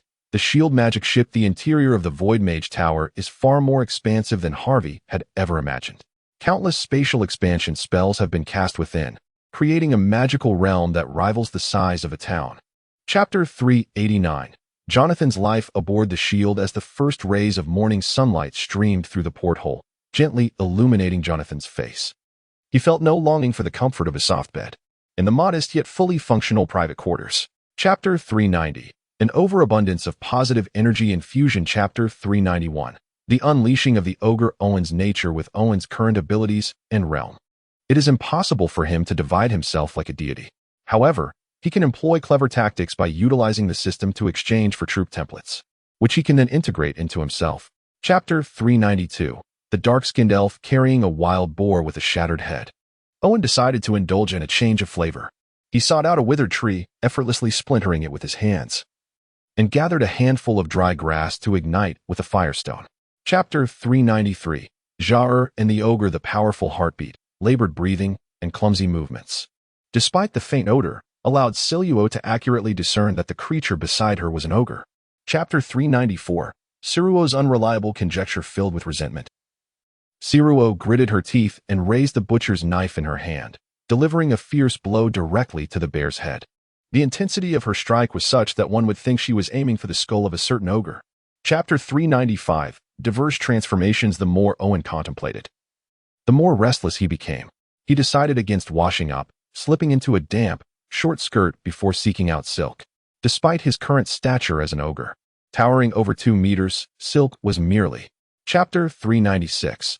The underground world in gestation. Due to the plethora of newly developed postures, Owen found himself reluctant to continue on his journey.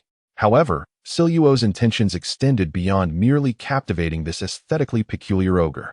Chapter 397. A fondness for the old, weak, sick, and disabled enemies. As the distance diminished, Owen could now discern the old black dragon lying in the newly excavated lair, and he could feel the malevolent gaze directed towards him. Chapter 398. 2 eggs and a fishy smell. As Siluo busied herself with the evening meal, Owen summoned his resolve, suppressing his reluctance to engage in labor. He commenced the arduous task of dismantling the unfortunate deceased black dragon. Chapter 399. The initial construction of the dungeon. What is this? Upon awakening, Siluo immediately noticed the industrious cave dwellers.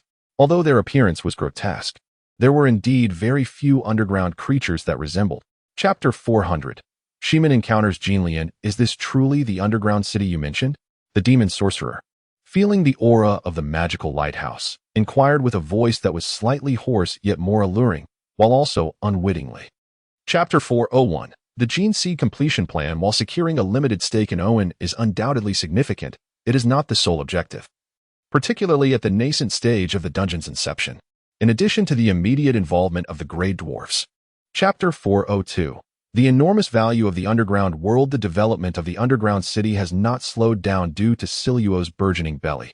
Rather, it has accelerated significantly, primarily influenced by external factors.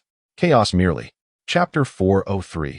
The bargaining chips within. Although Owen felt a stirring in his heart, he was not inclined to pursue a strategy of warfare in the realm of the underground world. Instead, he favored the approach of trade, seeking to. Chapter 404. The birth of the first offspring. Eunice was leisurely observing the summoned succubus in the tavern, her hooves elegantly raised high, as she unhesitatingly rummaged through the astonished patron's pockets. Chapter 405. The fiery mother. Despite possessing a pure elven lineage, Isari's growth rate is astonishing, exhibiting changes almost daily, surpassing even that of human infants.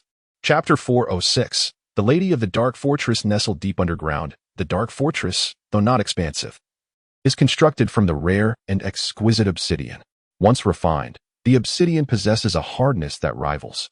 Chapter 407. The effects of dragon skinagel. Look who it is. Is that not my beloved sister? The familiar voice that suddenly echoed in her ears caused Siluo to freeze, instinctively reaching for the blade at her side. Chapter 408. The hasty path to ascendancy. Upon encountering the true drow matron for the first time, Owen was taken aback, for her physique was unmistakably unelvish, resembling a colossal figure from another realm. The sheer mass of her form, particularly her generous curves. Chapter 409. Ascension to divinity. In the divine network, he relinquished the two most promising and smooth paths, opting instead for the fusion of 3 points. Chapter 410. The full-scale war of the Lizardman clan. Upon learning that Owen had ascended to divinity, Maya was momentarily stunned, only to then spring into action with fervor akin to a blood-stirring elixir. She urgently convened a high-level meeting of the territory's leadership, intending to re-strategize the forthcoming developments of the realm. Chapter 411. The minor divine war. At the altar of the Dragon Mother clan, Owen was preparing a peculiar broth. The bizarre aroma so overwhelming that even the lizardfolk dared not extend their tongues, leaving the surroundings notably desolate. Chapter 412. The bestowal of divinity. The two aspects of the divinity of the King of Voodoo are pestilence. Chapter 413. Clinging to the goddess with unwavering resolve. As Owen perused the divine network with a long-awaited sense of joy, the noble goddess unexpectedly reached out to him. As for how she discovered his presence, well. Chapter 414. The true deceit of the noble goddess. Regarding the words of the noble goddess, Owen believed only half of what was said. If he were in her position, the most prudent course of action would be to align himself with a particular faction to restore the empire, subsequently suppressing the other new deities. Chapter 415. The formation of the divine kingdom. In the realm of authority, over 1 million devotees converge in faith, akin to streams flowing from all directions, creating a magnificent spectacle that spirals in the heavens, forming a. Chapter 416. Sister Katie. Although they had last met when she was still a small girl, her unique charm allowed Owen to recognize her identity. She was none other than his sister. Chapter 417. The city of Mithril. Although she is a witch, Katie, who grew up in Greenshade Town, does not possess overly extreme thoughts. After all, the magic school is located not far from where she lives with her mother. Chapter 418. In the name of despair. After paying a silver coin as an entry tax, Katie finally entered the city of Mithril and arrived in the lower district. Upon her arrival, the first sight that greeted Katie was the lower district. Chapter 419. Irving's scheme. Far away, within a towering edifice, Hela had been vigilantly observing the crystal ball for several days. Upon witnessing the diminutive visage of Katie manifest within the orb, she demonstrated an expression of profound. Chapter 420. Jack the Ripper. As Owen was seizing control within the enigmatic Silver Tower of Silver City, a certain silver-haired lady suddenly cast her argent-like gaze upon a particular spot. However, moments later. Chapter 421. Bone Street. Owen merely glanced around before approaching the desk. He retrieved several somewhat antiquated notebooks from memory, clearly indicating that their previous owner was not a person of reputable standing, for he had kept a diary. Chapter 422. The zombie maiden. Having meticulously arranged the freshly crafted holy symbols in a conspicuous manner, Owen attended to his appearance before opening his doors for business. His predecessor's enterprise had not flourished, primarily due to. Chapter 423. Rat's Nest Street. The fractured bone was meticulously aligned and secured with sutures, while the wound itself was stitched closed. However, the broken arm presented a more challenging predicament.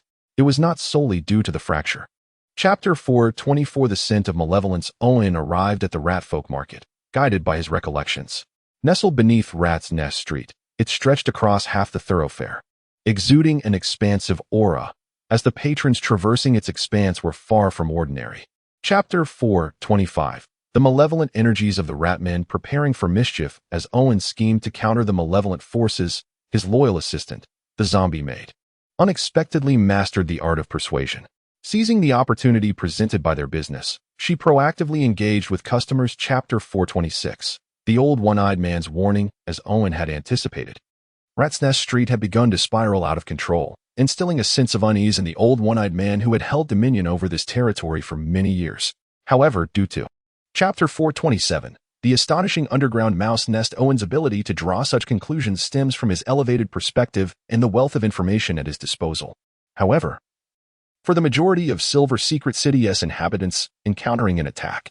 Chapter 428, The Ratman Frenzy. Owen stealthily infiltrated the third level with his zombie companion, only to be astonished to discover that it had transformed into a realm of malevolent energy. It had not been long since the emergence of the sinister Ratman.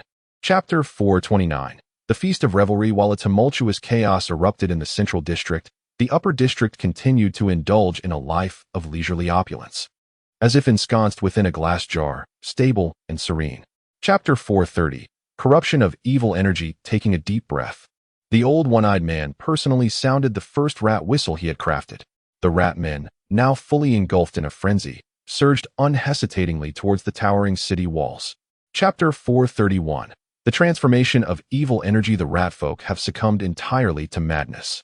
Whether it be the rat women who typically reveled in ambushing gray dwarves in the alleyways or the shifty-eyed rat thieves, all have now transformed. Chapter 432, The Predicament of Owen. Owen gathered a group of followers, making their way towards the Iron Gate, which would likely become their sole path to survival, as anticipated, due to the overwhelming circumstances. Chapter 433, Angel's Scheme. Regarding invasions that occurred in an era so distant that they elude investigation, only a select few ancient deities possess knowledge of them. However, ordinary gods are utterly incapable of reaching those ancient beings who have long since severed ties with faith. Chapter 434, The Malevolent General. The malevolent Ratmen are not the type to sit idly by. Upon learning of the information leak, they realized that their time was limited. Consequently, they promptly conveyed the news to the malevolent general. Chapter 435, The Dreadful Mistress of the Drow. Within the armory on the third level of the rat's nest, a cadre of sinister technicians, adorned in gas masks, diligently refueled a multitude of malevolent tanks. This so-called fuel was nothing more than shattered remnants. Chapter 436, The Doppelganger Golem. Suddenly, the door to the mithril hall swung open, causing the seated drow matron to tremble involuntarily. For apart from themselves, only the city's enigmatic Lady Mithril and the legendary Deputy Mayor Edwin were present. Chapter 437, The Joyful Stick of the Ratfolk. Given the old one-eyed man's understanding of the drow matriarchs, even if they were to discern that it was merely a decoy, the likelihood of them explicitly revealing this knowledge remains rather low. Consequently, he would evade the imminent threat of an all-out pursuit from the city of Mithril. Chapter 438, The Deluge of the Champagne Tower. The towering goblet structure, which connects the celestial river waterfall above, is far from simplistic. In addition to serving as the nexus of the entire Silvery City's waterflow network, it is also a remarkable. Chapter 439, Conclusion and Reconstruction. The once proud and self-assured Dark Energy General, who believed it was on the verge of seizing the entirety of Silver City, now finds itself pitifully tumbling amidst murky waters and countless debris. In response to this, Chapter 440, Territory Upgrade. The battle for the city of Mithril served as a wake-up call for Owen, as the malevolent ratmen scattered throughout the main world were not confined to just this underground realm. In fact, the underworld harbored. Chapter 441, The Targeted Territory. It must be said that firearms, despite their high cost, are remarkably effective, particularly when the rate of fire and power are maximized.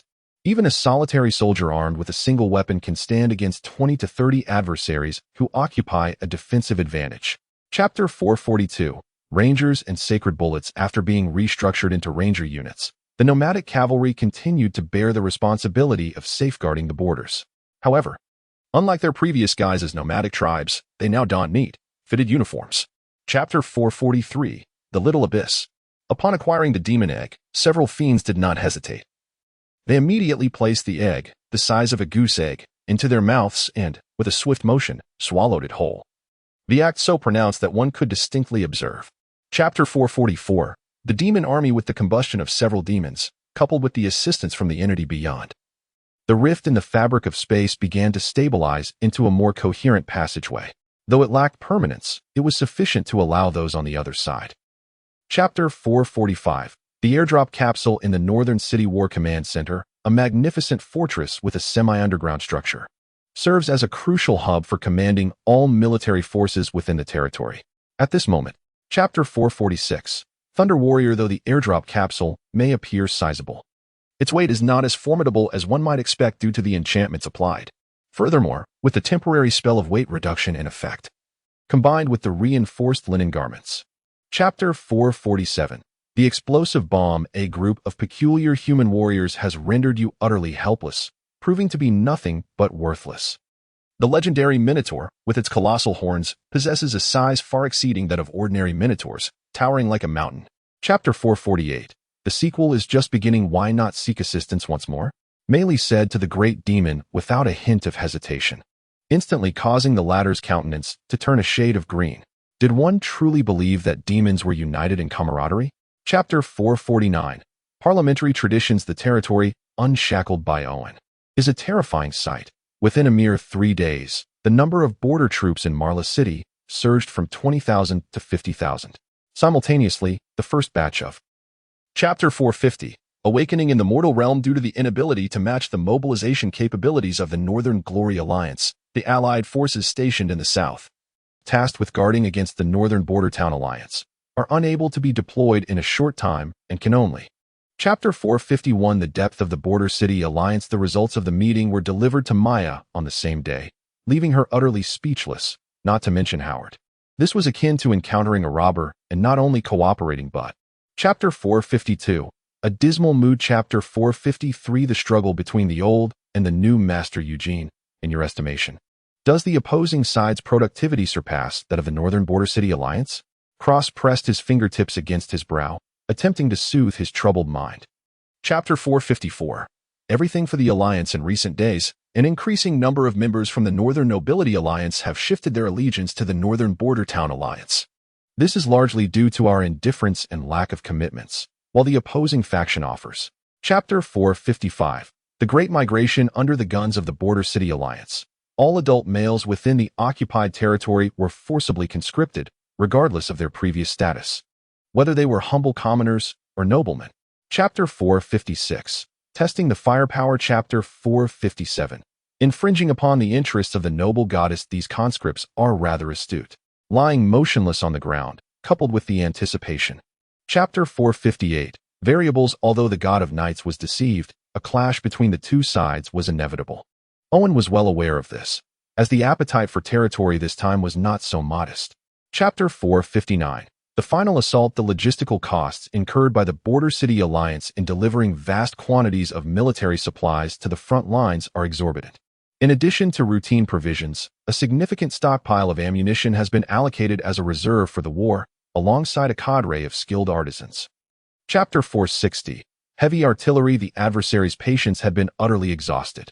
Standing before the sand table, Howard thoughtfully positioned several small flags at the critical points of the enemy's impending assault, calculating their next moves. Chapter 461. Not yet defeated. A sudden, piercing whistle echoed through the air, startling everyone. The sound approached rapidly, overwhelming in its intensity and creating an atmosphere of palpable dread. Chapter 462. The Professional Corps. The professionals accompanying the army are primarily categorized into 4 main types: alchemists responsible for repairs, rogues tasked with intelligence, knights who lead the charge, and those who bear the greatest responsibility. Chapter 463. The Conclusion of Desire. 501 warhorses surged across the chaotic battlefield like a school of fish swimming upstream, maintaining their frenzied pace under the mastery of exceptional horsemanship. Chapter 464.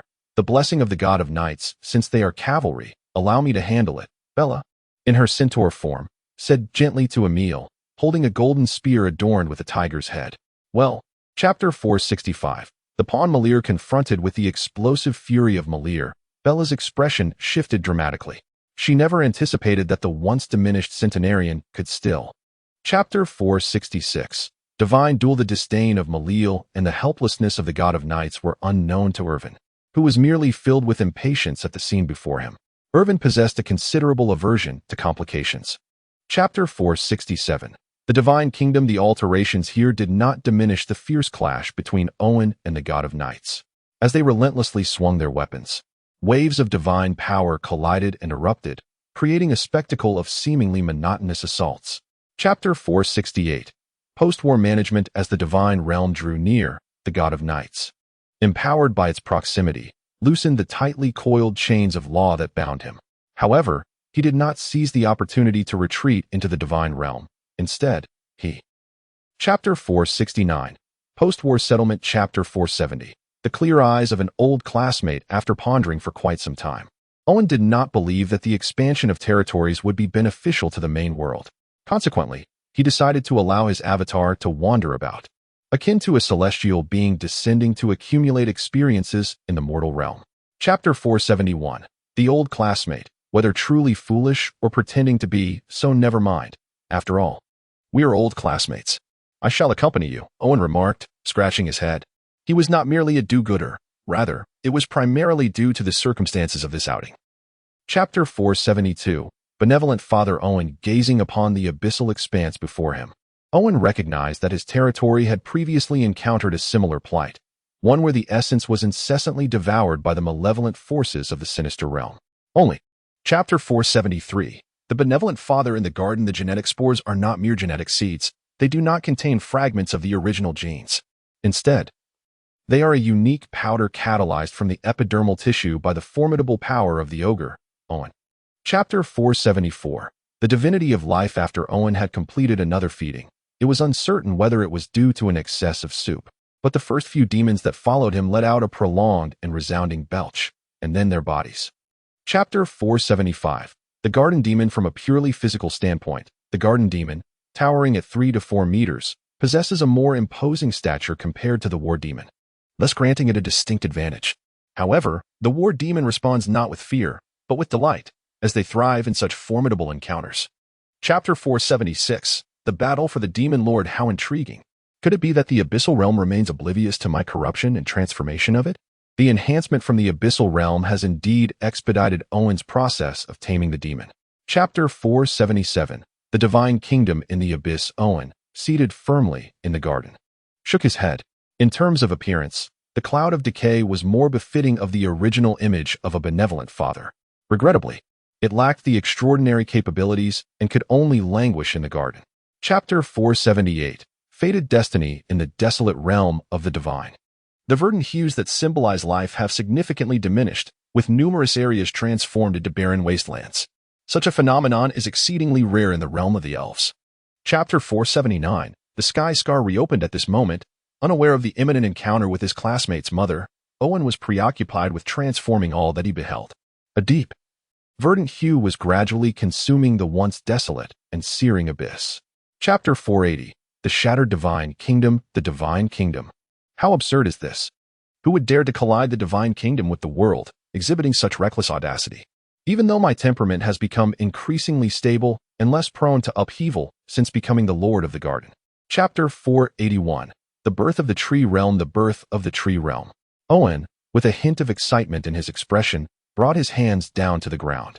Without utilizing chakra, the omnipotent and more efficient divine power flowed freely, as if it were of no cost. Chapter 482. Demon or deity. As the fragments of the divine realm continue to disintegrate, the once vibrant celestial flora gradually withers and decays, transforming into nourishment for the garden and becoming an integral part of the natural cycle. Chapter 483. The new elven race. Upon completing the preliminary population census, even with prior mental preparation, Andromeda's heart remained engulfed in sorrow, and one might even say despair. The light of. Chapter 484. The wood escape technique. In recent days, Owen has been occupied with the assimilation of not only the fragments of the divine realm, but also a fragment of divinity that the goddess of dawn lost when she was struck down by the goddess of the sky. It remains uncertain whether this fragment of divinity was intentionally. Chapter 485. The frantic expansion of the abyssal realm. Chapter 486. The dog whirlwind. As the war commenced, the joyous garden demons merrily lifted their beloved benefactor, trampling upon every demon they encountered like a devastating mudslide, achieving. Chapter 487. How to persuade a demon lord. A woman's desperate and anguished scream abruptly interrupted Owen's stirring of the thick soup. He was now exceedingly curious about what could possibly evoke such a reaction in the depths of the abyss. Chapter 488. Your future master Yuhua felt utterly unfortunate. Ever since being swept from the abyss into this world, not a single day had gone smoothly for her. Just as she had restored her beloved castle, an inexplicable. Chapter 489. The Fog City. There is a certain intrigue. The abyssal law is quite akin to the divine web of deities. albeit with a broader user base. Owen contemplated the function of the Abyss, sensing that in comparison to Chapter 490, the newcomers of the Demon Association from the moment you signed the contract. You became a member of the Demon Association. Your first lesson now is to survive and enter the Demon Valley. The responsibility of recruiting apprentices. Chapter 491. Valley of Demons. Having completed the introductions, Hydra indeed gained the authority to speak within the temporary team. Now, he merely needed to gradually establish his prestige. Even upon entering the Demon Association, he would. Chapter 492. The blood ritual. Feeling that the time was nearly upon them, Inya slowed her pace, allowing the breathless Jinx to catch up to her side, before leading her to her cave. The Valley of Demons was. Chapter 493. The benevolent demon. The performance has been commendable thus far. However, the ritual has yet to commence. Therefore, do not let your guard down too soon. Now, recite after me, and ensure not a single word is mispronounced, for otherwise, no one shall be able to save you. Chapter 494. The essence of the demon's sorcerer. After slumbering for 3 days and nights, Jinx awoke to partake in a relatively sumptuous meal, following which she embarked upon an intense period of study, delving into the changes that had transpired within her. Chapter 495. Jinx's Dream Garden. Jinx took deep breaths, surrendering to her instincts to relax her mind. She then sensed her consciousness becoming ethereal, as if she had traversed a membrane, arriving in a realm brimming with. Chapter 496. The Wild Succubus Tavern. The fire pea shooter demands a negligible amount of magical power to sustain its conjuration, especially when basking in abundant sunlight. This characteristic evoked a tinge of envy even within Anya, considering. Chapter 497. The Butcher of the Rainy Night. Even Hardy, who possesses a certain depth of character, finds himself ensnared in an atmosphere that feels suffocating. With his head bowed and cheeks flushed, he can only mutter apologies as he navigates through the crowd, uncertain of the identities of those around him. Chapter 498. A rainy night with a knife or an umbrella. As night deepened, the darkness enveloped the surroundings. Apart from the faint glow of the streetlights lining the road, there was no other source of illumination, nor were there any visible pedestrians. The entire city resembled a desolate wasteland. Chapter 499. The Maiden and the Gentleman. On the second day and the third, rain fell incessantly for 3 nights. Each day, lives were lost, yet they could not even catch a glimpse of their elusive target, let alone apprehend them. Chapter 500. Mutual frustration. Hee, what an intriguing summoning. The Gentleman of the Rainy Night, drenched in blood and on the brink of disintegration, chuckled as he extended his slender fingers, extracting a pea from his wound. Chapter 501. Psychic energy. After Enya's departure, the 3 disheveled individuals had no choice but to abandon their mission. Ultimately, they complied with the advice of the elder and began their task by cleaning the sewers. Chapter 502. Pony Valley. Psychic energy is a formidable force that rivals divine power, and perhaps even surpasses it. Owen feels that he has yet to unleash its full potential, not to mention. Chapter 503. The Demon Altar of First-Time Vegetarianism. As a demon apprentice, how does one attain power? By desperately taking on tasks? By enduring a decade of relentless cultivation? Naturally. Chapter 504. The Joyful Sacrifice. Among the 4 distinct regions of the garden, Ponyville stands out as the most extraordinary. Even though the other areas boast numerous items exchanged from the system, they cannot alter the essence of Ponyville. Chapter 505. Equipment Seed. Yet, who? Chapter 506. The Barbarian Kingdom facing destruction. Unfortunately, both Hatter and Iron Hammer possess rather mediocre magical powers, which are utterly insufficient to support the creation of more robust and powerful botanical equipment, unless they undergo the ritual of magical blood once again. And Chapter 507. The Earthstar Legion. The meticulously constructed underground transit network of the territory has reached an impressive level of sophistication, seamlessly connecting various regions with extensive routes. At present, it is operating at full capacity for the first time, functioning tirelessly around the clock. Chapter 508. The Abyss of the 4 Divine Beasts. In the present day, every individual within the Barbarian Kingdom holds intrinsic value, regardless of age, frailty, or infirmity. For here, your very flesh and blood may be claimed by the adherents of the Church of Flesh. Chapter 509. The Hidden Peril. As soon as the Barbarian Kingdom dispatched its troops, the territories were immediately informed, for the one-eyed giant eagle was patrolling the borders of the adversary. In the sky, there exists a presence. Chapter 510. The universal poison. An unrelenting stream of distressing news converged upon Maya, causing her brow to furrow in deep contemplation. However, she had long anticipated such developments. The harsh realities of the situation dictated that one could not rely on. Chapter 511. The Witch Hunters Brigade. Maya, after much contemplation, finally resolved to say, "The only recourse is to request the transfer of the Witch Hunters Brigade from our master, along with assistance from the Magic Academy."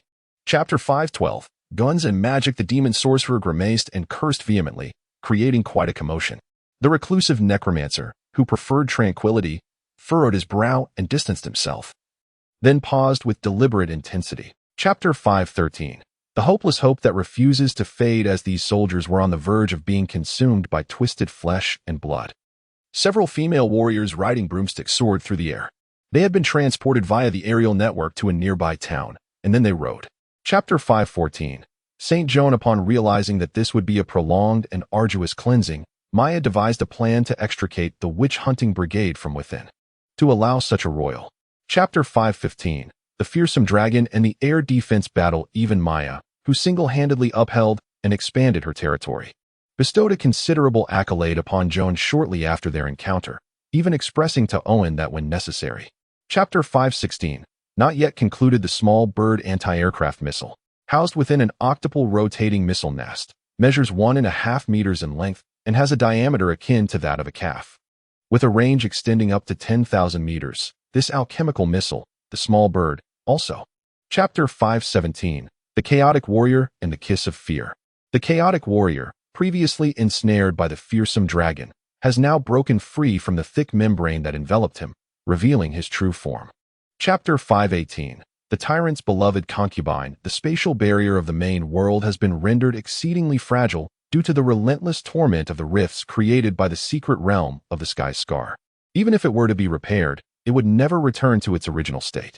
One can only lament. Chapter 519. Utterly insulting. The barbarian kingdom possesses the audacity to allow the 4 factions of the undead, the malevolent, the flesh, and the demons to wreak havoc within its borders, undoubtedly buoyed by its formidable confidence, which emanates from the tyrant deity. Chapter 520. The body has already become warm at this moment, Owen was keenly observing, for he was deeply intrigued by the meticulously crafted masterpiece of the territory, how the Knights Templar would perform in the presence of demigods. Chapter 521. Unfavorable battle situation. As expected, the golden twin swords, which had been swaying like seaweed, suddenly elongated to several meters in length. Although the Knights Templar sensed the anomaly in time and attempted to evade. Chapter 522. The North City. Shrouded in war, the city defense forces, equipped with heavy artillery, remained unchanged in the face of monstrous foes. All they could do was direct the accompanying artillery to unleash a barrage, shattering the enemy. Chapter 523. The dungeon adventure of the malevolent practitioner. As a necromancer, Ethan considered himself rather composed, unlike those tempestuous warlocks who seemed perpetually irritable, as if they were enduring an incessant monthly affliction. Chapter 524. The indomitable Terminator power armor. Without delving into the captivating adventures of those nefarious practitioners within the dungeon, the heavily fortified research center is diligently engaged in final adjustments. The research center. Chapter 525. The god layer of Charles Kim has become the target. But it is not the Terminator squad that has set its sights on her. Rather, it is Charles, as a formidable force meticulously nurtured by Owen from the very beginning. Charles. Chapter 526. Despicable schemes. As the power of the demon god surged forth, every muscle, blood vessel, and meridian in Xia Air's body instantaneously manifested an overwhelming force, an abundance so vast and a quality so pure that it bore no resemblance to anything found among mortals. Chapter 527. Coercion and exploitation. Whether Owen, despicable or not, is aware of the situation remains uncertain. However, it is indeed secure. He has yet to make an appearance, and the issue has been resolved. Yet, one cannot help but wonder if there will be lingering repercussions. Chapter 528. The Sea of Skeletons and the Iron Golem Legion. In truth, the war had long since erupted, for the Kiss of Fear plan was intrinsically designed to coincide with this conflict. How could the barbarian army possibly let such a prime opportunity slip away? Naturally. Chapter 529. The affected Owen. The hundreds of cannons, long awaited, erupted with furious flames, hurling heavy projectiles onto the tightly packed formation of barbarian warriors, delivering a devastating blow to their advance. Chapter 530. the goddess's abundant memories soon. Owen's attention was captivated by the vivid and colorful memories displayed by Kim. He watched with great seriousness, for a goddess was unreservedly revealing her own memories. Chapter 531. Demons require talents like yours, although the tyrant god has yet to take notice of this world. Should the barbarian kingdom orchestrate a grand blood sacrifice to appease this tyrant, it is not inconceivable that they could preemptively attract the attention of this formidable entity. Chapter 532. The Nightmarish Moon and the Cultivation Techniques of the Original Body. The demon lord Owen, with great satisfaction, continuously simmered a new, rich broth. Meanwhile, his original self found himself perplexed, as the system's progress value limit had inexplicably increased. Chapter 533. The prototype of the divine system. Good treasures are indeed remarkable. Once fully mastered, not only can a divine system be established, but even a celestial realm can be created. At that time, with countless deities and 100,000 heavenly soldiers at one's disposal, one can only wonder what else remains. Chapter 534. The Secrets of Intranet and Extranet. The insights gained from the Book of the Emperor of Veshan, along with the Nightmarish Moon and the Golden Goddess Kim, compelled Owen to calm himself and engage in the essential study of these matters. Chapter 535. The Divine Network and the Planes in Truth. The majority of those traversing the divine network are mortals. Although they may belong to different races, they are not deities. Some enter through channels opened by the gods, as devotees seeking connection. Chapter 536. Finally online due to the increase in followers. Coupled with the fact that Owen had not recently exerted a considerable amount of divine power, he devoted most of his divine energy, aside from essential reserves, to laying down network cables. Chapter 537. The spraying of latex paint. Owen's consciousness was embraced by the soul shaped by the divine web. Upon infusing this recently lifeless yet still warm body, he successfully reawakened the remnants of vitality, allowing him to. Chapter 538. I have yet to unleash my full potential beyond mere spells. The magical network encompasses a more intricate classification, which inadvertently reminds Owen of gaming. First, there is the supreme deity, followed by the game, in this world. Chapter 539. Time travel novels are deceptive if traversers could perish so easily. What would be the purpose of journeying through myriad realms? It would merely amount to a futile sacrifice. With this thought in mind, the skeptical Owen commenced his. Chapter 540. Facing exclusion from peers while carrying bricks. The proprietor of the walnut grocery, resembling a withered walnut with drooping eyelids, merely glanced at Owen before swiftly assessing his purchasing power. Thus, he pointed. Chapter 541. Making amends. In the small town, there exists an Adventurers Guild branch, where registration is remarkably straightforward. After casually filling out some information, one can easily become a novice apprentice adventurer, if one wishes to attain the status of a full-fledged. Chapter 542. Acquisition of real estate. Chapter 543. Inspiration. No longer a novice, Owen faced the three skeletal warriors with a sense of calm. They were merely cannon fodder. Thus, he stepped beyond the barrier, intent on dealing with these animated. Chapter 544. The Ring Mage. While delving into the intricacies of spells and potions, Owen soon discerned that while the art of spell casting was relatively accessible, the mastery of potion making proved to be a formidable challenge.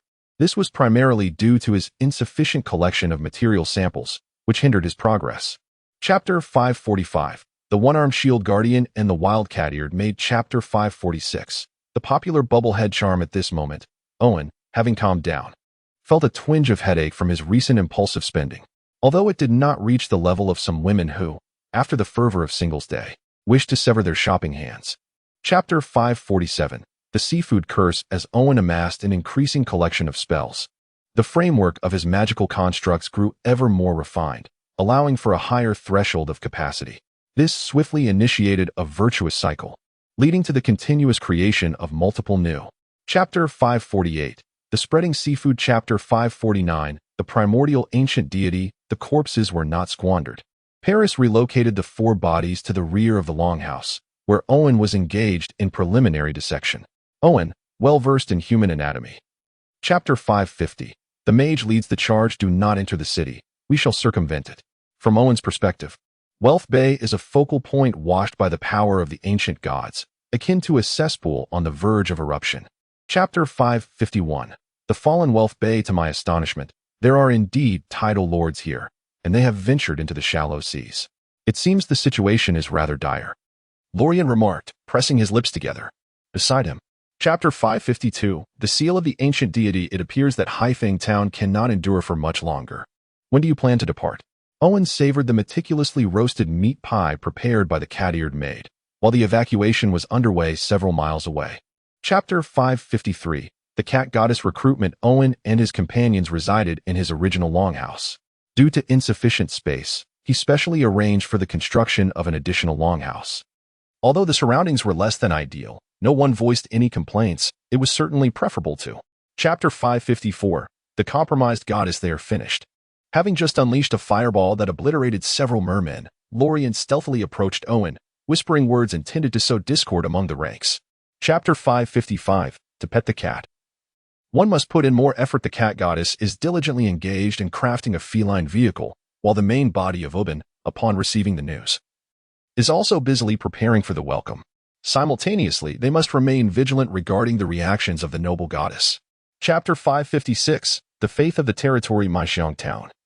Situated not far north of Mara City, is a cultivated settlement that has flourished after years of diligent farming. The land has become fertile, yielding bountiful harvests year after year, allowing those who migrated here initially to. Chapter 557, Rebuilding the Northern Divine Shield Division. Old John cautiously placed a palm-sized black cat wooden carving into a wooden box, taking care to cushion it with straw to prevent any damage. Alongside Old John, Chapter 558, Mobilizing personnel to establish a division through voting for the Sacred Shield, which now boasts a formal membership exceeding 100,000. Mobilizing a contingent of personnel to form a division is hardly a challenge. Even the regular army can assemble tens of thousands. The predicament lies in. Chapter 559, No-Fly Zone. Regrettably, each Golden Shield class magical airship necessitates an immense fortune and the involvement of legendary wizards alongside numerous high-ranking spellcasters. Hence, even if one were to obtain support from various factions. Chapter 560, The New Station. Chapter 561, The Pollution Issue. Under the guidance of their respective team leaders, everyone conducted a meticulous search of every corner within and outside the building, leaving no stone unturned and sparing no detail. Chapter 562, Sonata Town. As the imminent trials loom, those lacking faith or possessing only a feeble devotion hastily select a deity to venerate, regardless of their inner convictions. Chapter 563, The New Bait. Immediately follow. The operatives hiding several hundred meters outside of Sonata Town changed their expressions upon seeing the signal, for it occurred far too swiftly. They had only just entered when the signal was transmitted. Chapter 564, Roots and Chrysanthemums. Among the most resplendent entities of the Northern Divine System are the Eternal Holy Light and the Moon Princess. The faith in the former diminishes the malevolent harm and corruption endured, while the latter grants them the ability to. Chapter 565, The Newly Born Subspace. Sensing the resistance from the main world, the Golden Tree, which had already penetrated within, grew increasingly exhilarated. Approaching its limits, it could hardly contain its eagerness, relentlessly delving deeper and expanding continuously, widening the confines of. Chapter 566, The Age of Gods in the Main World. In the timeless expanse of the subspace, when Owen's consciousness finally reawakened, he had already ascended to become the first deity of this realm, the sole sovereign.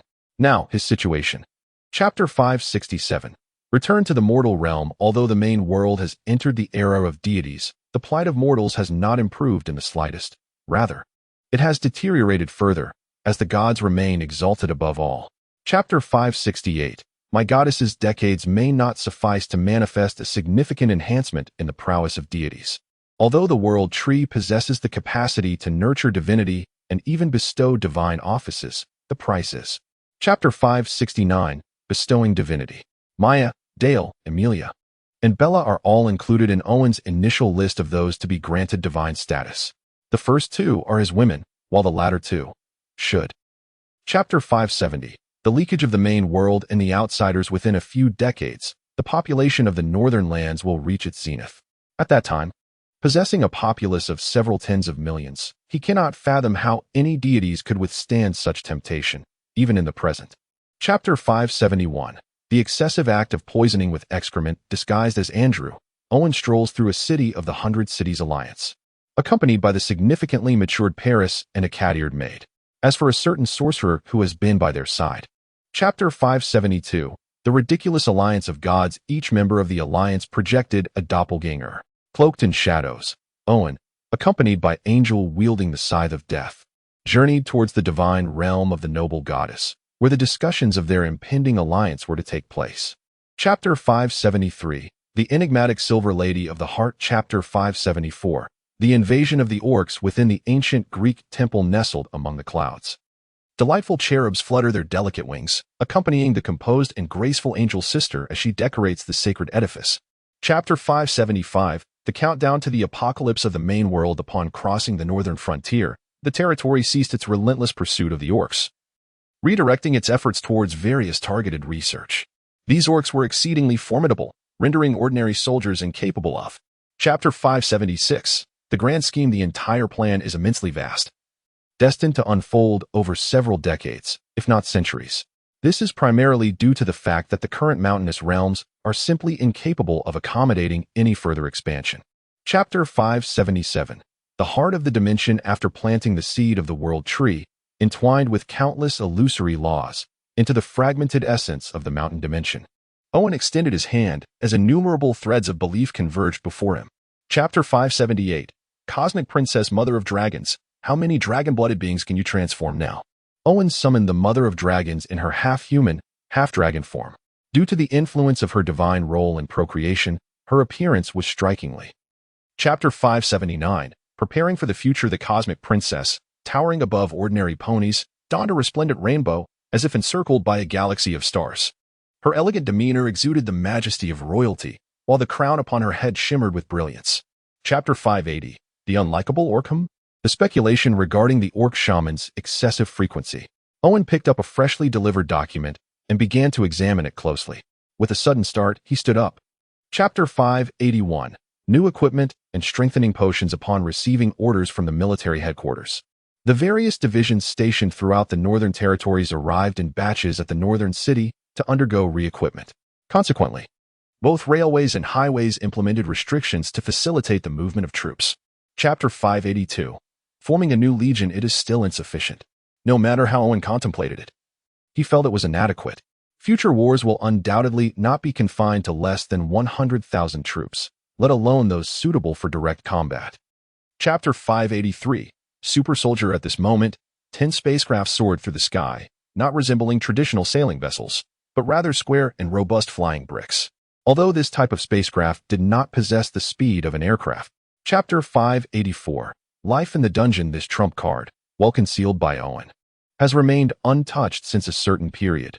Not only have the people of the territory forgotten about it, but even he is on the verge of oblivion regarding its existence. With no money in his pocket, he can only. Chapter 585. Railways and workers. By gently tapping on the rails and pipes, Hared was able to discern, through the sound, where everything functioned normally and where issues arose. Consequently, the time required was significantly reduced, and efficiency was markedly enhanced. Chapter 586. The Slime Queen of Unity. The presence of dozens of blackback rat men did not deter Owen. In fact, after ensuring the safety of the two workers, he had traversed several dozen miles to arrive at the Bison territory. Chapter 587. The Divine Creation of Goblins.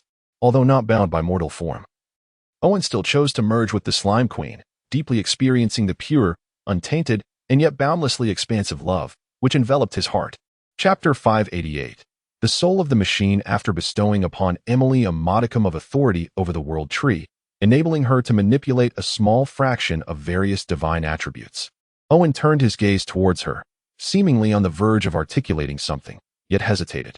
Chapter 589. Subspace Fusion. The infusion of psychic energy proceeded seamlessly. It wasn't long before Emily also manifested a spirit core.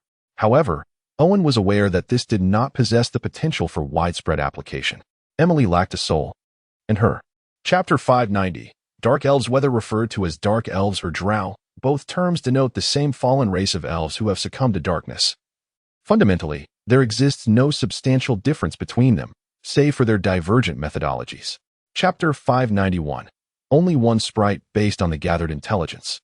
It is speculated that after dismantling the kingdom of Baixing, the next target of the Dark Elves is the Northern Lands, with the aim of inciting a greater upheaval in the shortest possible time.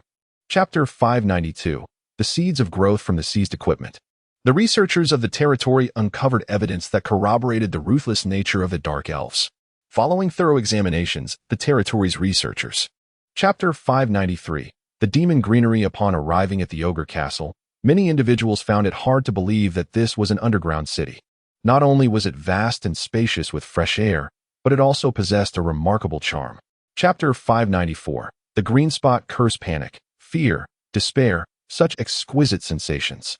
Seated in a dimensional rift, the demon Owen labored over a simmering pot of broth, his gaze lifted as he sensed the presence of the green demon. Chapter 595. The Academy City of the Abyss. Under the command of the Dark Energy King, the Dark Energy Empire launched a ruthless assault against the Lord of Demons. Employing the relentless Dark Energy Ramen and Dark Sorcerers across the main world, striking with unyielding ferocity, akin to.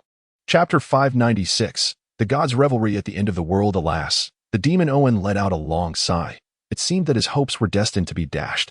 The Academy City had slumbered for a century, yet time was merely disturbed, not. Chapter 597. The Journey of Void Drift. A resounding and thunderous roar echoed as gravity spiraled into chaos. The entire primary world expanded momentarily, yet shattered even more violently. The sensation of the Earth's gravitational pull waned. Chapter 598. The New Pantheon and the New Realm. Originally, the realm of the dead was overseen by the goddess of death, Anchi, with the assistance of the cat goddess. However, it has become evident that this arrangement is insufficient. Consequently, Owen has assigned the two witches to the group of death. Chapter 599. The New Method of Warfare. With the integration of the population and the restoration of production, the military strength of the territories is striving to adapt to the contemporary modes of warfare, as the adversaries faced are no longer traditional foes but. Chapter 600. Preparing for the Void War. The Deathly Marksman is not an isolated case. Even the resilient Warhammer soldiers, having undergone enhancements, find themselves at a disadvantage when confronted by monsters capable of effortlessly transforming assault vehicles into mere discs of iron, regardless of their augmentations. Chapter 601. Promoting Spiritual Energy. Chi, blood, combat energy, magical power, and divine strength. Owen has encountered and mastered various forms of energy and their respective systems. Each possesses its own advantages and disadvantages, contingent upon the individual who wields them. Chapter 602. Void Navigation. The Iron Shield and Copper Shield, currently in service within the Empire, are classified as dimensional spacecraft. Although they are designed to traverse environments such as vacuum or void, their operational endurance in such conditions is limited. Chapter 603. The Escaping Elven Airship. On the bridge, Shalia gazed thoughtfully out of the window. The Silver Shield, apart from its reinforced diamond observation windows, primarily relied on a dual-function radar system powered by magical and spiritual energies. Chapter 604. The Void Cannon Battle. As the Silver Shield traversed the asteroid belt, it was astonished to discover that the target, which was continuously sending out magical messages, was a flying vessel formed from an ancient elven tree. Chapter 605. The Elven Savior. Sensing the despair that had permeated into the subspace, Shalia nodded in satisfaction. She was not a fool, and the concept of mercy had no connection to her, thus she contemplated. Chapter 606. The Lizard Men and the Elves. Several days after the departure of the Silver Shield, the northern constellations also connected to the periphery of the Divine Network. Consequently, the originally elongated cables became significantly thicker, ample enough to accommodate the transportation of individuals. Chapter 607. The Elves. Striving to adapt. Two priests of differing races sat together, igniting a furnace of exquisite incense. Enveloped in swirling smoke, they communicated in their unique, enigmatic manner, gesturing and murmuring. Chapter 608. The Goddess of Spring. At this moment, on the other side of the mountains, within the central area of the northern city, in the Imperial Castle, Del was nurturing new varieties of herbs in the greenhouse, due to the previous relocation. Chapter 609. The Dark Elf's Prepared Package. According to the text, the North Star Cluster is replete with spiritual energy. One merely needs to find the right sensation to perceive its existence and subsequently learn to harness it. The Elven High Priest. Chapter 610. The role of the sticky leech tadpoles. As the viscous rain of tadpoles permeated the membrane of the Northern Star Cluster, it was promptly detected by Owen. Had it been anything else, he would likely have remained ensnared in the depths of hyperspace, difficult to rouse from his slumber. Chapter 611. External psychic organs. As our understanding of the spirit-absorbing creatures deepens, the tadpoles are being steadily depleted. This is not a significant concern, for the spirit-absorbing entities are hermaphroditic, capable of. Chapter 6:12. The hunt for the deity. Eliminating this dark elf spaceship was not the primary objective of Shalia, nor was it the main aim of the Empire. In truth, neither she nor the Empire held particular concern regarding this matter. Chapter 6:13. The North Star under surveillance. The four deities, having completed their hunt, divided the primordial essence among themselves, much like robbers sharing their spoils. With a decisive turn, they departed, leaving no opportunity for the other gods to react. However, Chapter 6:14. Deception and humiliating defeat. Having placated his teammates, Fengshen approached Shar and Jean, who were already waiting with impatience, wearing a wry smile. The two goddesses were newcomers in this desolate expanse. Chapter 6:15. The Order faction. Without further probing or even leaving a harsh word behind, the wind deity turned and intended to flee. Such resolute action was not something a mere hunter of divine beings could undertake, yet unbeknownst to him. Chapter 6:16. The divine network equals the way of heaven regardless of circumstances. Once the northern stars officially entered the central region of the material realm, it was inevitable that they would be enveloped by the divine network and the demon network. In this regard, even Owen had long. Chapter 6:17. Seeking employment online. Initially, Owen believed that the world tree represented the pinnacle of the golden tree. However, he later realized that the potential of the world tree is entirely contingent upon the laws of absorption, although theoretically, no matter how. Chapter 6:18. Employed in the compilation. In the eyes of Owen, the realm of order resembles a bird's nest, where intricate laws intertwine to form a structure that can only be described as a flawless sphere. However, this. Chapter 6:19. The orderly green space. It seems the work environment is quite pleasant. Owen genuinely appreciates surroundings that are closer to nature, as they provide him with a sense of relaxation. Now, it is time to meet the future. Chapter 6:20. The craftsmanship of the God of Order. At this moment, Owen comprehended why the other was referred to as the Silver Flash. It was his first encounter with a master capable of traversing the divine web, a rather astonishing sight, reminiscent of something akin to a tunnel above. Chapter 6:21. The Spring of Silver Shimmers. Fortunately, Owen was not alone. After notifying the northern star cluster of his trajectory, he had prudently summoned the princesses of the cosmos to assist him. Chapter 6:22. The overwhelming bureau. The Silver Flash, exuding an air of impatience, was no stranger to women. In fact, he had encountered countless goddesses. Yet, it was the purity in her gaze, the luminous horn, and the enchanting mane that captivated him. Chapter 6:23. The Dimension Governor. As the robust figure of the heavily armored knight, forged through countless trials, shattered into fragments that emitted warmth upon contact with the ground, it was soon trampled beneath the feet of the metallic giant. Chapter 6:24. The tithe. At present, the Empire's focus is on perfecting the system of tithes, as gold and silver cannot serve as a universal standard for taxation. After all, certain realms are rich in mineral resources and possess convenient extraction methods. Chapter 6:25. The Astral Army. As the towering beam of light dissipated, the 100,000 soldiers of the Astral Army, initially taken aback, swiftly regained their composure under the stern commands of the veterans and began to mobilize. The Astral. Chapter 6:26. Parasitic plants. This void region is sealed, harboring an ancient deity of the botanical realm. Its contamination has given rise to various peculiar plants capable of parasitizing living organisms, such as the brain-eating carnivorous plant. Chapter 6:27. The psionic forces. The mere presence of a zombie tide poses little threat to the Star Realm army. With heavy artillery and machine guns, coupled with the progressively refined defensive fortifications, even an encounter with 1,000,000 zombies would merely. Chapter 6:28. Subspace. And the power of ancient gods. Fully aware of the formidable capabilities of this psychic machinery, the engineer approached with caution, skillfully maneuvering his mechanical tool backpack and electronic eye to conduct a comprehensive recalibration of the apparatus once more.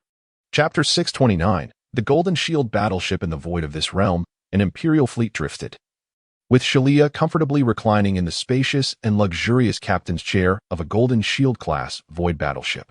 Chapter 6:30. The growth of the Empire. Command the Silver Shield warship to seek opportunities to unleash void torpedoes while remaining vigilant to evade. In the face of the growing advantages accumulated from consistently striking the enemy, Shalia's heart remained utterly unperturbed. Chapter 6:31. Beyond flesh and desire. Filled with vigor, Owen excavates a void on the reverse of the material realm. Upon encountering the ancient deity, the nearby demon, Owen, firmly embeds his robust and unyielding roots into the earth. Chapter 632, The Void Fruit and Wormholes. The gathering did not take place in the Order's greenfield, but rather in a picturesque demi-lane, as it was evident that the assembled individuals wished to keep their shared little secret concealed from others. Chapter 633, The Void Insect Tribe. Everyone, exercise caution. None can predict what lies within the wormhole. The silver glimmering horn unleashed a surge of silvery divine lightning, piercing through the darkness of the void, meticulously. Chapter 634, The Betrayal of the Goddess of Beauty. With her arms raised and her delicate figure twisting rhythmically, the Goddess of Beauty released a cascade of water jets. Yet she too felt the mounting pressure. Her movements grew increasingly fervent, resulting in tumultuous waves. If Mira were to inadvertently draw closer. Chapter 635, Fusion Seed. I sincerely apologize for involving you in this matter.